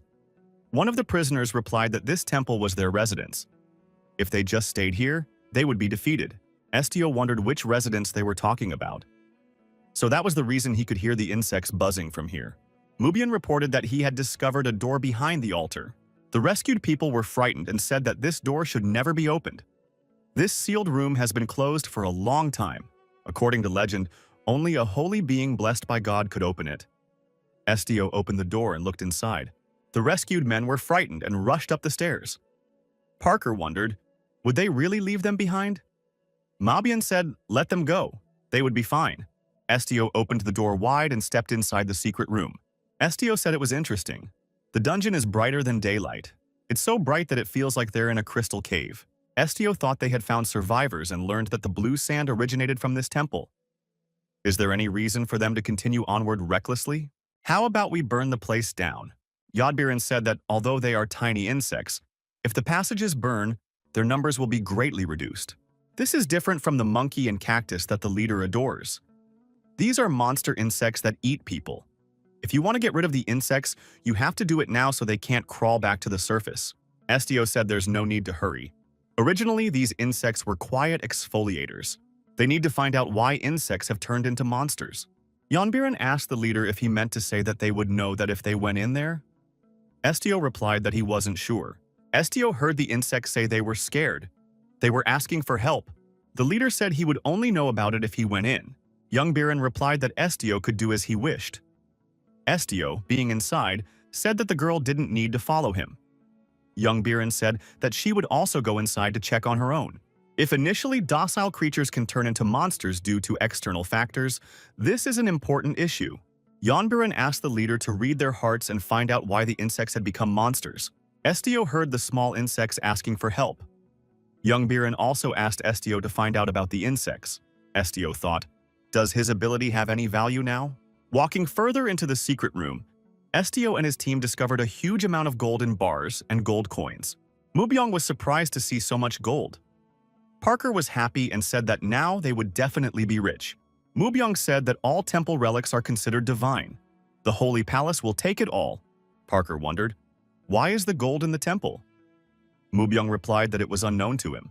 Besides, in a secret place like this, Mubyong suggested that maybe the beetles were born from gold. Neju disagreed with this theory. After all, there are no bugs near gold. Now that he thinks about it, there are only bugs in this place.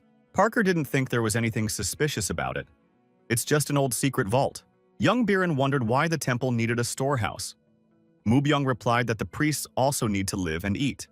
This is saved to purchase their daily bread. The pontiff is also rich. There are probably 10 such storehouses in the sacred palace. Young Biren said that in that case it was sacrilege. Mubyong was surprised that this was spoken by one who did not believe in the Most High. Young Biren wondered, did Mubyong really believe in the Almighty now? Mubyong replied that all nobles of the empire are baptized at birth. His religion was decided before he was born. Young Biren remarked that it was a forced faith. Duke Hagar said he believes the Almighty exists, is interested in people and sometimes intervenes in their lives. Estio heard someone asking for help again. Estio heard someone say, box. Parker inquired if leader had found anything. Estio replied that the bugs are talking about the box right now. Parker asked what was meant by the box. The guy with the wings, as usual, was showing increased curiosity. The box was discovered in this room. Parker took it out and set it down on the floor. Estio stated that the movement of the bugs has changed. Opening the box, our heroes saw gold there. Mubyong said they are wrong, it's not gold. The omniscient cactus said it was the scales of a golden dragon. Mubyong politely inquired what cactus knew about the scales of the golden dragon. The cactus replied that it assumed the name. These are dragon scales. Unlike fish scales, it contains magic. Dragons are the very race that created magic. It is only natural that each of their scales possesses incredible magic. Mubyong inquired, what does that mean? Parker asked if he had magic that allowed him to destroy people and turn monsters into hostiles. Ahuru replied that it was exactly like that. Mubyong concluded, it turns out that this Shuhanan or some golden dragon is at fault again. Neju asked what they should do in that case. The cactus said that it was necessary to simply break the scales. The beetles and scorpions should then return to their normal state. A surprised Parker asked how Cactus knew all this. He doesn't read books. Ahuru said he had inherited his mother's memories. That's the way it is with cacti. Parker asked if by Mother Ahuru meant a 1,000-year-old Akumeneda in the Turkic desert. Cactus said 1,000 years was a bit much. His mother lived back in the days when dragons and humans lived together. His mother had personally talked to them. She also learned many secrets from a large number of sources. She was very inquisitive. Ahuru added that he and his brothers have inherited all these memories. Akumenata is such a species. They are all one and can become any of them. Cactus said, summarizing. It is clear that only a dragon can destroy a dragon. Cactus added that this meant only Estio could do it. Estio said he would do it. Cactus said he objected. Wise Tsuki said that it could be extremely dangerous. A person thinks of dragon scales as just plain old scales. The cat added that it was suspicious. Even just thinking about it, it's impossible for it to break as easily as a branch. Tsuki said that Estio came here to investigate. Hadn't he heard in that case that the Turka people would handle it themselves? Chiki said they should just go back and tell the people what their problems were. Let them decide for themselves. Estio said he would do it anyway. The blue sand destroys every living thing it encounters. These insects also suffer because they are forced to harm others. Tsiki asked, would a man really put himself in danger because of bugs? Estio replied that he wasn't just trying to help someone. The guild leader added, all because he sees it, because he's here. So he can't just ignore it and leave. Tsiki said she doesn't want the man to be in danger. She doesn't like Estio getting involved. Estio thanked the black cat for worrying about him. The guild leader picked up a large golden scale and wondered, how could he break this? Tsiki said that Estio should use his power. The boy replied that he didn't think his power would help here. Tsiki clarified that she wasn't talking about strength, but ability. Estio thought his ability was to read hearts and control emotions. What could he do in front of an inanimate object? However, Estio decided not to give up and try to use his abilities. He took a deep breath and tensed up. With that, the scales were in his hands. Our hero did well. The scales darkened and turned black. Parker looked at the result and was surprised. The leader was able to destroy the golden dragon's scales. It was hard to believe. The far-sighted Mubyung immediately assumed that in that case, the magic controlling the insects should be removed now. Parker yelled out of the blue that he had a bad feeling. Mubyung said he had a bad feeling too. Parker inquired if Sir Estio could stop it. Estio replied that he needed time to get the scale under control. The agitated Yongbiren shouted, in that case, what should they do now? Estio, holding the black scales in her hand, said she should sleep for a while and wait in her sleep. Estio closed his eyes. Someone said hello to him. The boy asked who it was. He heard unfamiliar voices. The young man wondered if he knew these people. Estio saw in his dream a girl walk up to a blonde-haired boy and say to him, hello, Shuhanan. The girl said she was Roarin, one of the four. The boy opened one eye and asked, one of the four? The girl said she was excited to meet someone her own age. She had a friendly attitude. Estio realized that what he was seeing now was Shuhanan's memories. It was probably because he had touched the golden dragon's scales. The boy lifted himself up in his arms and said he would forgive the girl for her rudeness because she was still young. However, he was not a child. The girl said in surprise that this guy looked pretty small. The boy shouted that he did it on purpose to appear nicer to people. The black-haired girl said she had never talked to people. What are they like? Does the boy understand them? The boy said she asked too many questions, which is expected of a child. He doesn't like people. The girl wondered, then why was he here? And why did he change his shape? The boy answered that he did it for fun. Roarin said she'd still come back to play with him. She is interested in stories about people. The boy said not to let that girl come back. She's annoying. However, the girl came after a while and they spent time together. These meetings began to recur. The children had grown up. They continued to meet and spend time together. They had fun together. A young man once asked Roarin why she liked people. Roarin replied that in her opinion, people are nice. The guy said he'd heard that black people have great powers concerning the mind, reading hearts and the like. Roarin said correctly. She could also hear the heart of the person she was talking to. The young man was surprised. The girl said she'd been hearing his heart since the first time they met. Everything he wanted to tell her, Roarin asked. Because Shuhanan actually likes people a lot, right? The guy covered himself with a blush and said he liked them now. He started to like them because a girl likes them. Roarin recalled Shuhanan asking why she liked humans. The girl replied, it is because they are born mediators of this world. Among all, blacks are born with love for all living beings. Blacks share their thoughts and emotions. That's why she can't help but love people. After all, even a single lotus flower looks cute. Some time passed.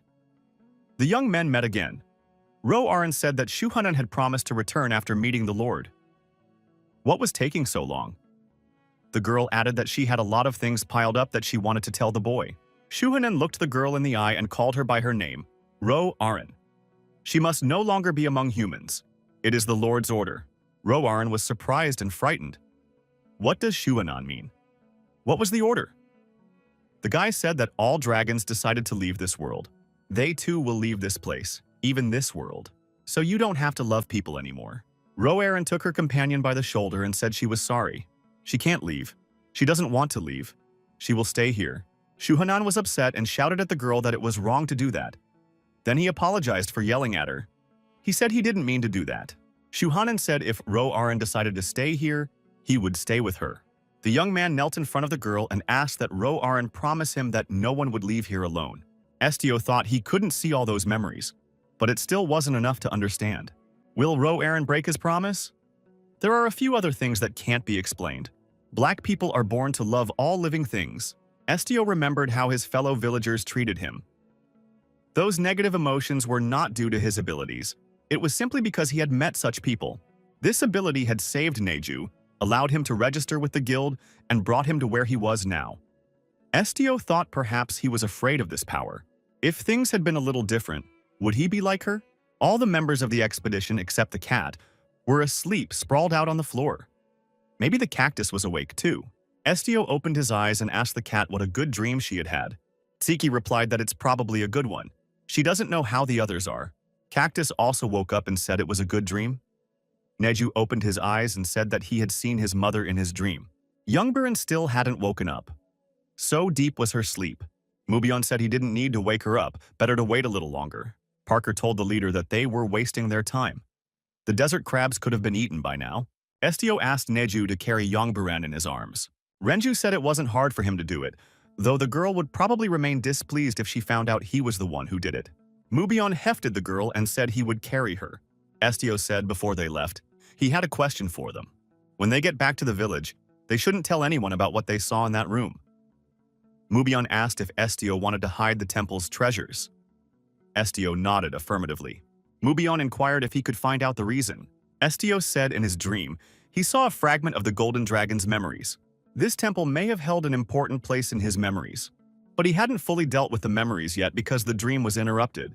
Estio added, he doesn't know the exact significance of the treasure to him, but he doesn't want to touch anything without permission. The guild leader added that he also wanted to leave the spirit mirror here. Everyone promised to keep this room a secret. It's been a few days. The journey this time seems to have been successful. The mission is completed without problems and the leader's condition has improved. Estio said at least he didn't unintentionally hurt anyone. The leader added that he was worried about Ms. Youngbarang. Why is she still not waking up? It would be necessary to return to the guild headquarters soon. Mubion said they wouldn't be able to get her through the portal in that condition. Estio said that in that case he would enter her dream and get the girl out of there. Parker wondered, is that possible? Estio replied that he wasn't sure. He hadn't done it yet. But he could try. It's different for everyone. Caius wondered if he should leave it alone. Should we wait for her to wake up on her own? He doesn't like her. She's the one who says all non-humans should die. How many animals did she destroy in front of their eyes? The cactus added, and it also feels like his nose is going numb from the smell of her blood. Parker asked if the cactus had a nose, even though it was a plant. The cactus replied that the nose is in his heart, Estio said, telling the cactus to stop braying. The guy added that he doesn't want to fight with Aharu.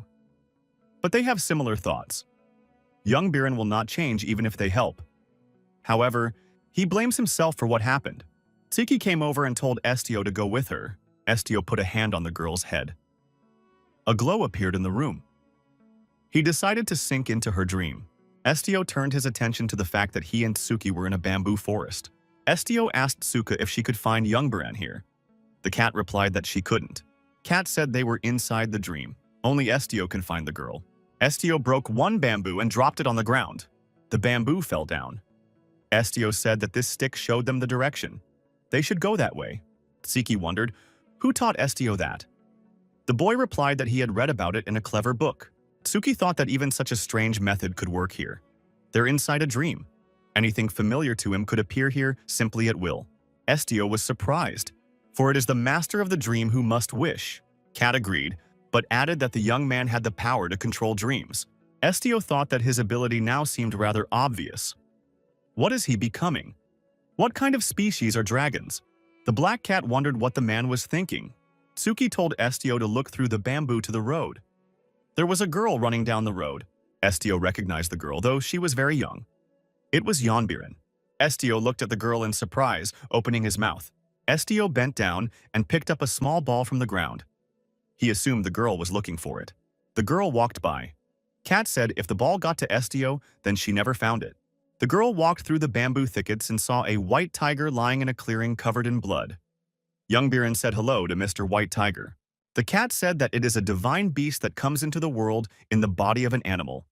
However, they are gods not for humans, but for animals. The cat said that they were not real gods, but animals could never resist the orders of a divine beast. The girl came closer to the animal and asked, "Is Mr. Bill's tiger hurt?" The tiger growled softly. Youngbiren asked, "Is he in a lot of pain?" Youngbiren wondered if the tiger could make it to her house. There she could treat it. The white tiger opened his eyes and looked intently at the girl. The animal, enduring the pain, tried to rise to its paws. Youngbiren shouted that she should just leave the tiger there. Estio noticed that an adult Youngbiren had appeared beside him. She said that if she had ignored the tiger back then, her clan wouldn't have experienced such pain. Divine beast, white tiger, or whatever, she shouldn't have trusted him. Youngbiren asked as Estio simply called out her name. Either way, they're inside her dream. Estio looked at the girl in surprise. Youngbiren asked, "What was that look on her face?" If he read her mind, he should know everything. Estio said he came looking for her here because she hadn't woken up for a long time. Youngbiren said that the guy feels responsible for her. She should just walk away. She won't take offense at him just because he's stuck in a dream. Estio stated that he felt responsible for her. Estio expressed regret for locking her in her sleep. He would do everything he could to help her leave the place. The girl wondered, who said she wanted to leave this place? The young men watched the dream. The woman from the dream called out to Youngbiren. The girl screamed, "Mommy!" and ran to the woman. Youngbiren asked Estio how many times he thought she had had this dream.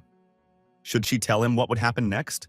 That divine rogue beast she had helped in the forest had put a curse on her family. Who was this underdeveloped divine beast who couldn't even make a contract with the king he would protect? In the girl's memories, there was a burning house with a white tiger standing in front of it.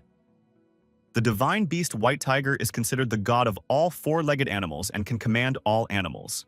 Youngbiren said that she ended up passing out right afterward and doesn't know why she was the only one left alive. However, there was no point in thinking about something like that right now. Shortly thereafter, an army sent by the king arrived in the area, and her family, who took care of the white tiger, were declared traitors who stole the divine beast from the palace. The girl said that everyone had suffered because of her. Without trial, they were declared traitors and branded as criminals who had harmed the divine beast.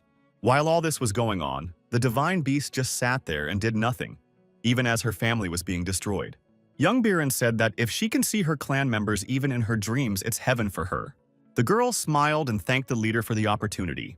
Tsuki said that it was true that divine beasts were animal gods, but they wouldn't destroy humans for no reason. Estio said that he would help Youngbiren. The girl replied that she didn't need it. Youngbiren asked, what could she do by leaving? This king and this country are insane. What will she be able to do against these cursed creatures she can't even communicate with? Estio said he still doesn't like her but doesn't want her to die. The guild leader asked that Youngbiren pick herself up and get on with her life. The mother took her daughter by the shoulders and told her that Rang would definitely survive. Estio said he would meet with the white tiger and ask who framed this girl's clan. The guild leader took Youngbiren's hands and told her not to run away again. Estio asked that the girl meet with the king, who claims she and her family are criminals, and tell him of her sorrow. Youngbiren said that even if the leader helps her, she won't change much. Estio replied that he didn't expect much. Estio said he was only doing it because he wanted to help her. Youngbiren stopped crying and blushed with embarrassment. The girl said she would follow the leader and asked that he wake her up. After a while, Youngbiren woke up and stood up on the bed. Estio woke up and found himself sitting on the floor. Estio said they would be back at headquarters tomorrow. Today was a rest day. Youngbiren, still blushing, thanked the guild leader for his help. Parker was surprised. What had happened in the dream? Did Ms. Youngbiren really say thank you? Mubyon said he had heard that people change before they die. The girl stated that she wasn't going to die. Youngbiren said the leader promised to meet the white tiger for her. A cursed divine beast that has taken the form of a white tiger wants to use animals to crush and dominate humans. Mubyon said the girl had to contact someone earlier to solve the problem. Youngbiren said they won't see it now. They will go when the leader says. A messenger entered the room and said he had orders from the master. Castle Revito, headquarters of the Ignis Guild. The master, smiling, stretched her hands forward and said that she was happy to see the guild leader. Kaya said that the guild leader did a great job in the Turk desert.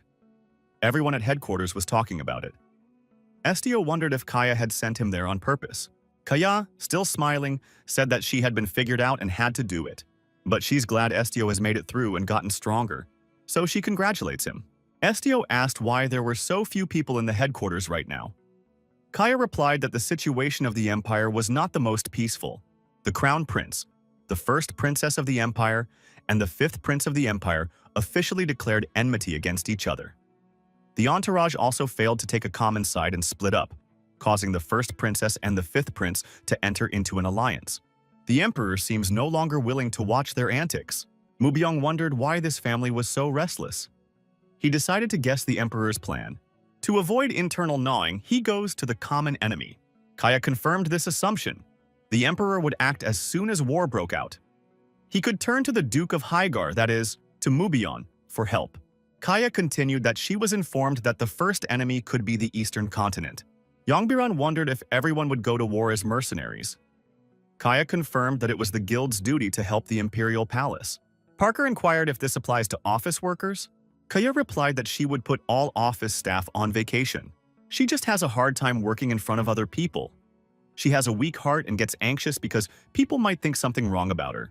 Kaya added that the decision is up to the leader, but she asks him not to get involved in this war.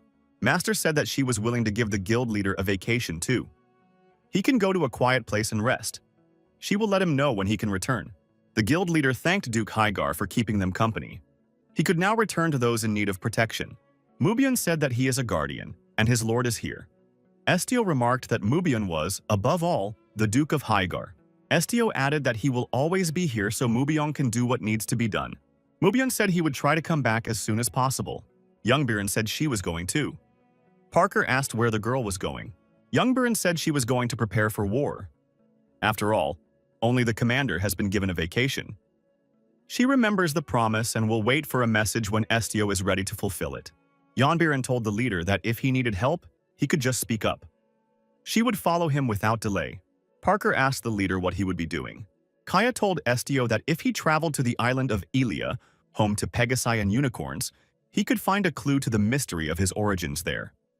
The island is accessed through the top of the windswept cliffs. The leader told Parker that he was thinking of going to Celestial Island Elia. Parker said he wanted to go with the leader. Estio wondered, did Bernie Parker really want to spend his vacation with him?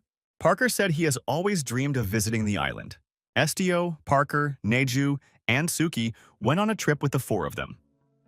At the park, Parker said it was the first time they had visited his village since the beginning of their journey.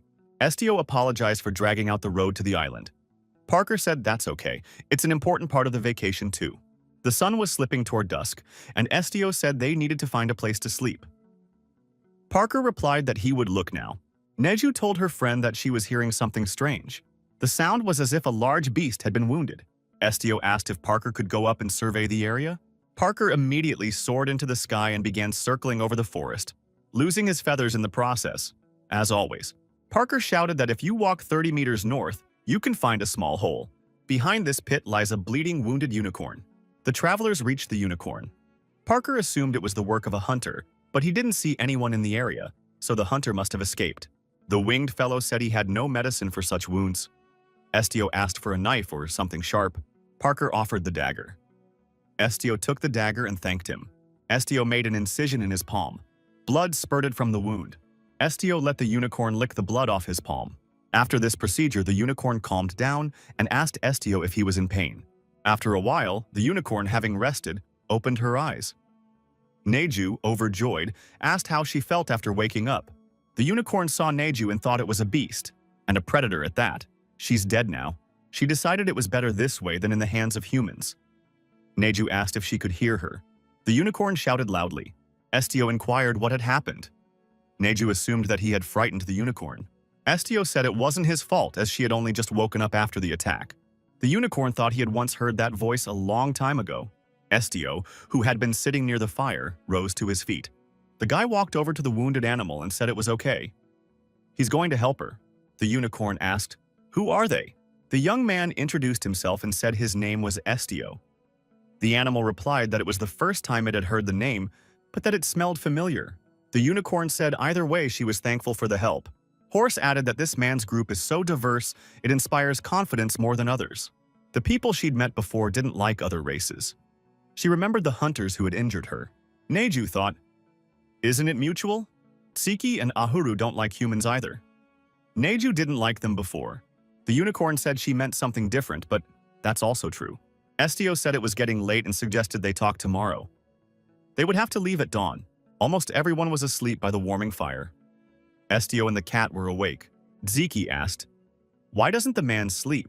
Estio replied that he couldn't sleep. Why doesn't Suki sleep? The cat said that sleep was a problem. Estio stated that it is safe here now.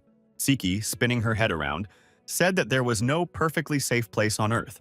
Tsiki added that she knows she's repeating herself, but it's time for humans to stop blindly believing everyone. Of course, as long as she's around, there's nothing to worry about. She keeps an eye on everyone instead of him. Estio told the cat that he had heard that Shuhanan hates humans too, but for some reason stays with them. Cat recalled what Kaya had said. There was nothing stopping Shuhanan from destroying this world at any moment. The cat wondered if the man thought there was any other reason. Estio thought it was troubling him. What had become of Ro Arin? Had she not died? Or did she betray Shuhanan and disappear? Or maybe Ro Arena didn't exist at all? Estio said that there are many thoughts but no words. He doesn't know why Shuhanan dislikes humans so much. Tsiki said that a person probably won't know until he reads his thoughts. Estio perked up. He thought it was a good idea. He would have to meet Shuhanan anyway. Tsiki asked, what if it's about a mad dragon? What would his plan be after reading the dragon's mind? Estio answered honestly that he had no plan. Tsiki said that Shuhanan is dangerous. She won't be able to talk him out of the meeting. Tsik-task, again, you shouldn't sympathize with everyone. Estio wondered, did he really sympathize with Shuhanan? The horse breathed a sigh of relief this morning and said she thought she was done for. Could it be that they're on the same path? Then it's fate. The unicorn couldn't understand how such wounds healed so quickly. Estio answered nothing. Estio wasn't sure he could explain how his blood worked. It was better not to say anything at all. Neju inquired as to when they would arrive at the site. Parker replied that they weren't close yet. Chicky was resting peacefully on the unicorn's back. Parker said they had a long way to go. Only the first summit was ahead. There were still 5 more of these before the island. Bernie said they were lucky, as he knows a shortcut. In front of the travelers was the forest road. Parker said that this was the shortcut. The unicorn suggested that everyone go up into the sky. Parker said he was the only one who could fly. The others can't fly. The unicorn said it's no big deal because now they have her. The horse said he wanted to pay this guy back for his help. Estio thought he heard the pounding of hooves. Neju pointed his finger to the sky and shouted for everyone to look there. More unicorns appeared in the sky, some even had wings. However, everyone could fly. The unicorn thanked the elder for responding. The elder expressed satisfaction that the unicorn was fine. The birds had told her that the humans had started hunting her. The unicorn confirmed and said that the man had saved her, and asked if they could take them with them to Elia. The elder replied that people were not allowed on the island anyway. The unicorn said that these people are not hunters. She is only alive because of them, and wants to repay their help. The elder wondered, had the humans really saved the unicorn? The elder asked how this was possible. There wasn't a single scratch on her and there was no smell of blood. Was there even a wound? The unicorn replied that she was caught in a trap and hurt her leg. Then they used magic and it hurt a lot. The unicorn and the Pegasus began to confer. They found this case unbelievable. Only the Holy Spring of Elia could heal the Pegasus's wounds. If not the Holy Spring, then only the dragon that created Pegasi could heal such wounds. Pegasus asked the young man what his name was. The young man said he was Estio. Pegasus bowed to the guy. Parker stated that there are Pegasi and unicorns everywhere here on this island. Unicorn asked, is he really that surprised by this? They have a good relationship with the avians. They are frequent visitors here. Parker said he left the village a long time ago for a job in the city, so everything here is new to him. The unicorn said they were more interested in them. The unicorn looked at Estio and said that it was a dragonair and looked like an ordinary human. Pegasus called Estio to the pond and told him that unicorns were born from this pond. He dreamed of showing this place to Lady Roarin when she returned. The heavenly racers blessed by her are still born here. Estio stated that he is not a Roarin. Pegasus said he thought the young man should also visit the place, for he was the last heir of the Black Dragon, Sir Estio. Estio thought he didn't choose this title. The pond holds ancient power, and its stones are imbued with the mana of the golden dragon and the light of the sun, and together they create new life. Estio understood how Pegasi are born. Pegasus said no more are born. Pegasi were born from the mana of the black dragon. Estio dipped a hand with black dragon scales into the water. Pegasus said, "If Lady Roarin has returned to God's abode, there is no one else to give mana to." Pegasus asked, "In that case, couldn't Sir Estio share his magic with them?" Estio replied that he could not. He doesn't know what type of mana it is, and he and the dragon have a different connection. Estio threw a black scale into the water, and Gaz said if Estio couldn't, he wouldn't insist. The guy said he had a question. "It's about Shuhanan, isn't it?" Pegasus wondered if the boy knew Lord Shuhanan. Pegasus found that odd. The Lord had never spoken of this man. Pegasus said that Shuhanan wanted to destroy everything Lady Roarin loved so much. But Elia was the last thing on his mind. Estio asked why. Pegasus said he didn't know exactly, but Lord Shuhanan used to be kind. The elder said for Estio to call him Kirin. Estio asked Kirin, had Shuhanan really destroyed Roarin? Kirin replied that not at all. That's not what this is about. He wondered how dirty rumors were spreading among the humans. Shuhanan and Roarin were a couple and shared one heart for two. If one died, both would die.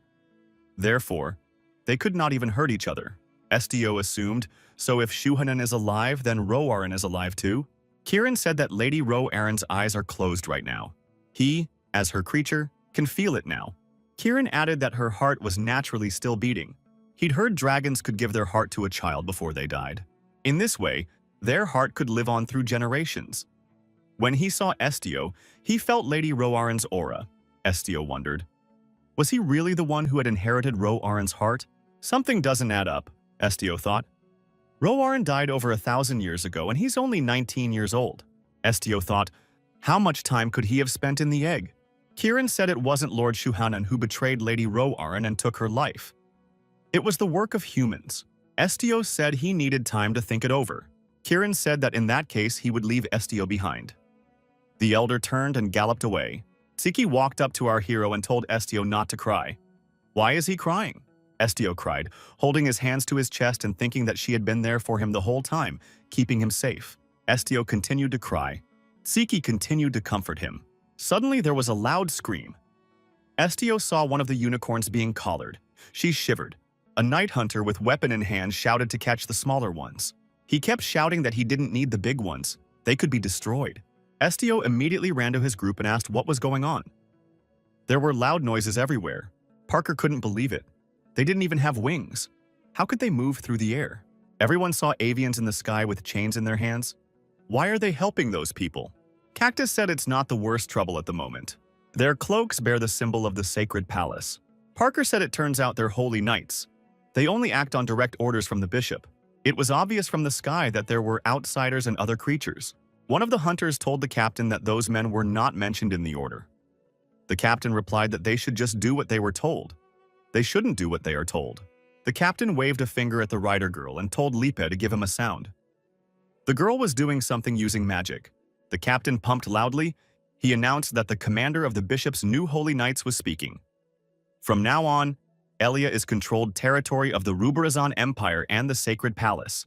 The unicorn said angrily that this land has no owners and never will. The commander swung his weapon and said that any opinion against would be considered an act of sacrilege. The captain continued, heretics will be punished. The captain threw his weapon with all his might, which stuck into the ground. One of the warriors wondered, does he really want to destroy this island? Lipe said he couldn't. Less than half the land was affected by this strike. The order was to release, and he had already burned almost half of it. The elder thought, so this is how the sacred palace treats Elia? That's really mean. The captain asked Lipe if this counted as an uprising. She assumed it was. Parker on the ground waved his arms and yelled for them to stop.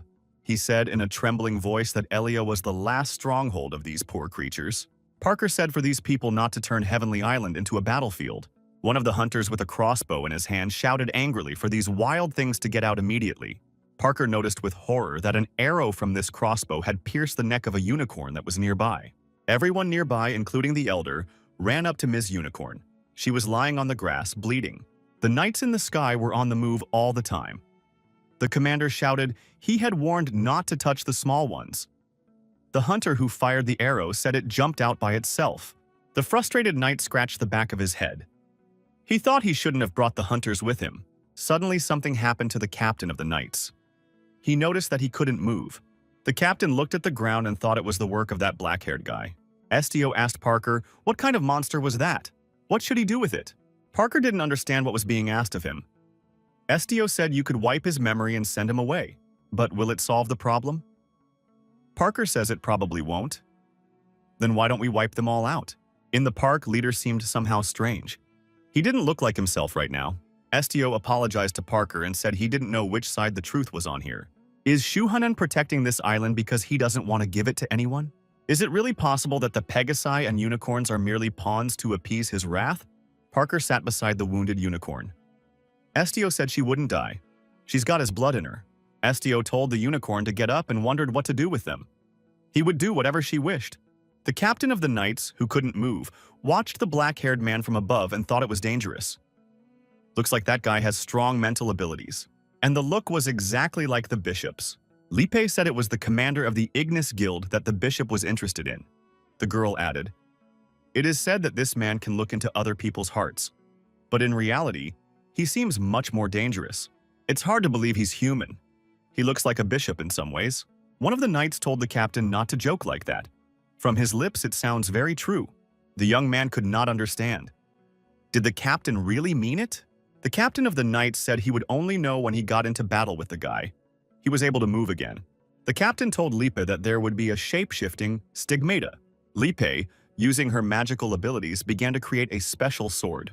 When the sword was ready, the captain of the knights took it with both hands. He said he had to deal with the foreigners first. A huge flash of light was seen on the island. Everyone present squinted their eyes. There was a lot of smoke. When the smoke cleared, it was clear that the hunters were dead. And they were the only ones. The captain of the knights descended to the ground and addressed the commander of the Ignis Guild. He said that the hunters were not a threat to his opponent. Therefore, he decided to speed things up a bit. The knight introduced himself and said his name was Ruberius Saint. He is a holy knight who has come to protect the island of Elia by order of the new bishop. Estio said that without an official ceremony, the new bishop cannot take power. So he has no right to give orders to the sacred knights. Estio added that in that case these knights were not followers of the bishop, but followers of Shuanan. The guild leader said that the man in front of him was not a knight, but a guardian of Shuanan.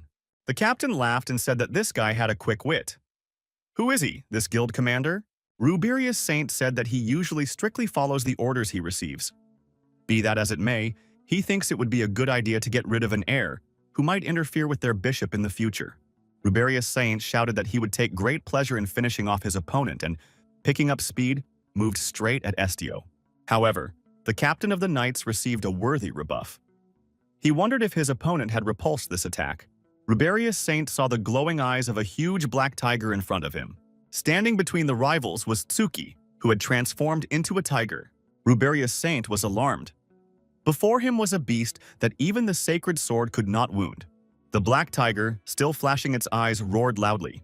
It slowly advanced towards the captain of the knights. The captain said, "It looks like his opponent has a great guard too." Estio asked Ziki to calm down.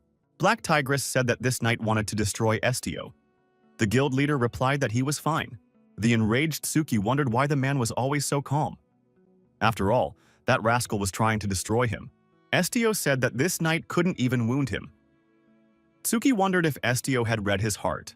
Estio said as he looked into the soul of his sword. After a while, Ruberius Saint asked Lipe what had happened. After all, he hadn't given the order to turn back into a human.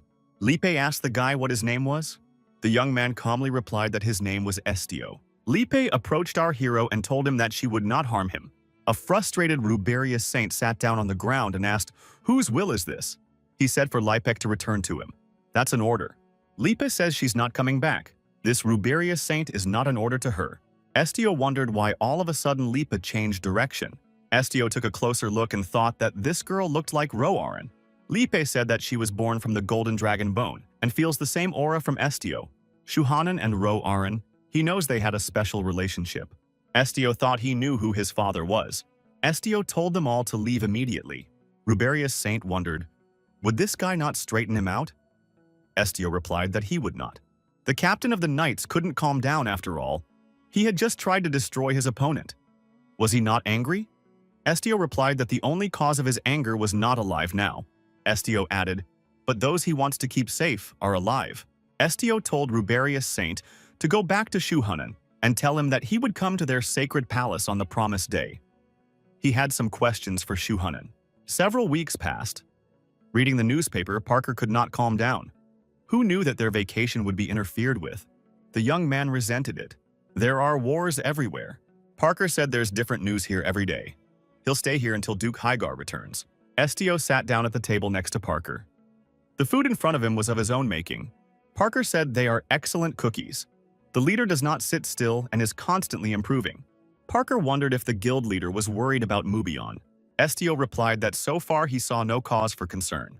Parker noticed that Estio had said earlier that everything was fine, as long as no bad news was heard from the Duke of Hygar.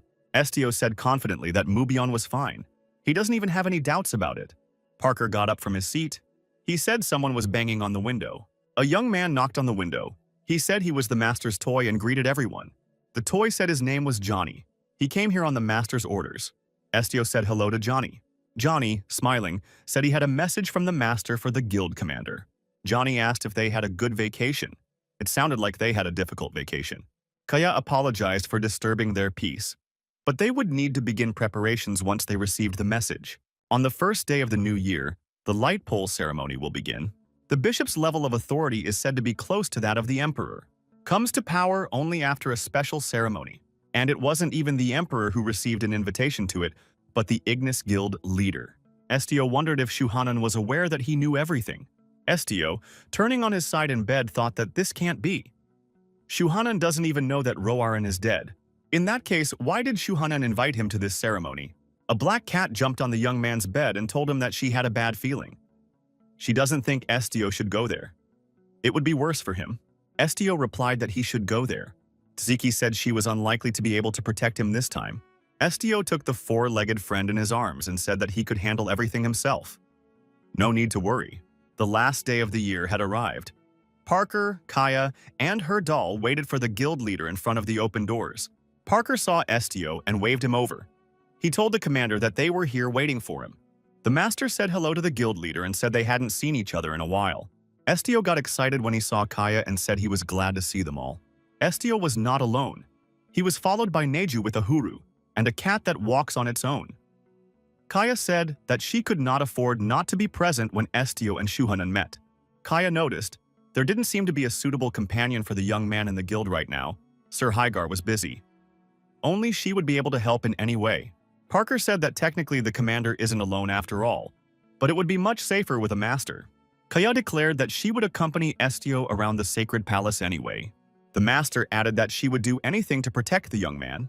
If this was a ceremony to appoint a new bishop, nothing out of the ordinary should happen, Kaya noted.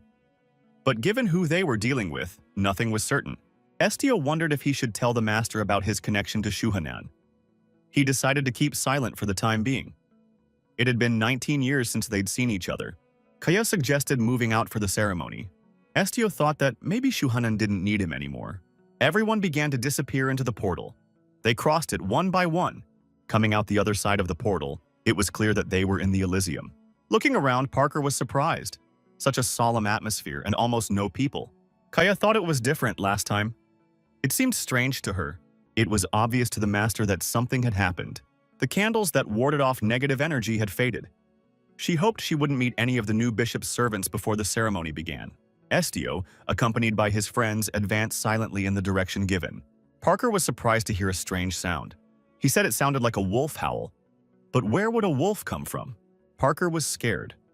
What if Shuhanan had freed some kind of monster? Kaya reassured him and told him it wasn't a wolf.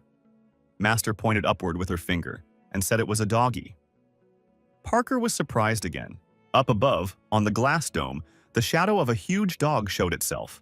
It was the guardian of the shrine, Nabetius, a unicorn. That's what Neju said. This Nabetius looks like Ms. Unicorn. A startled Parker said he thought this Nabetius looked like a bear. This being descended from the very heavens to protect the sanctuary. Nabetius climbed down from the roof below and was in close proximity to our heroes.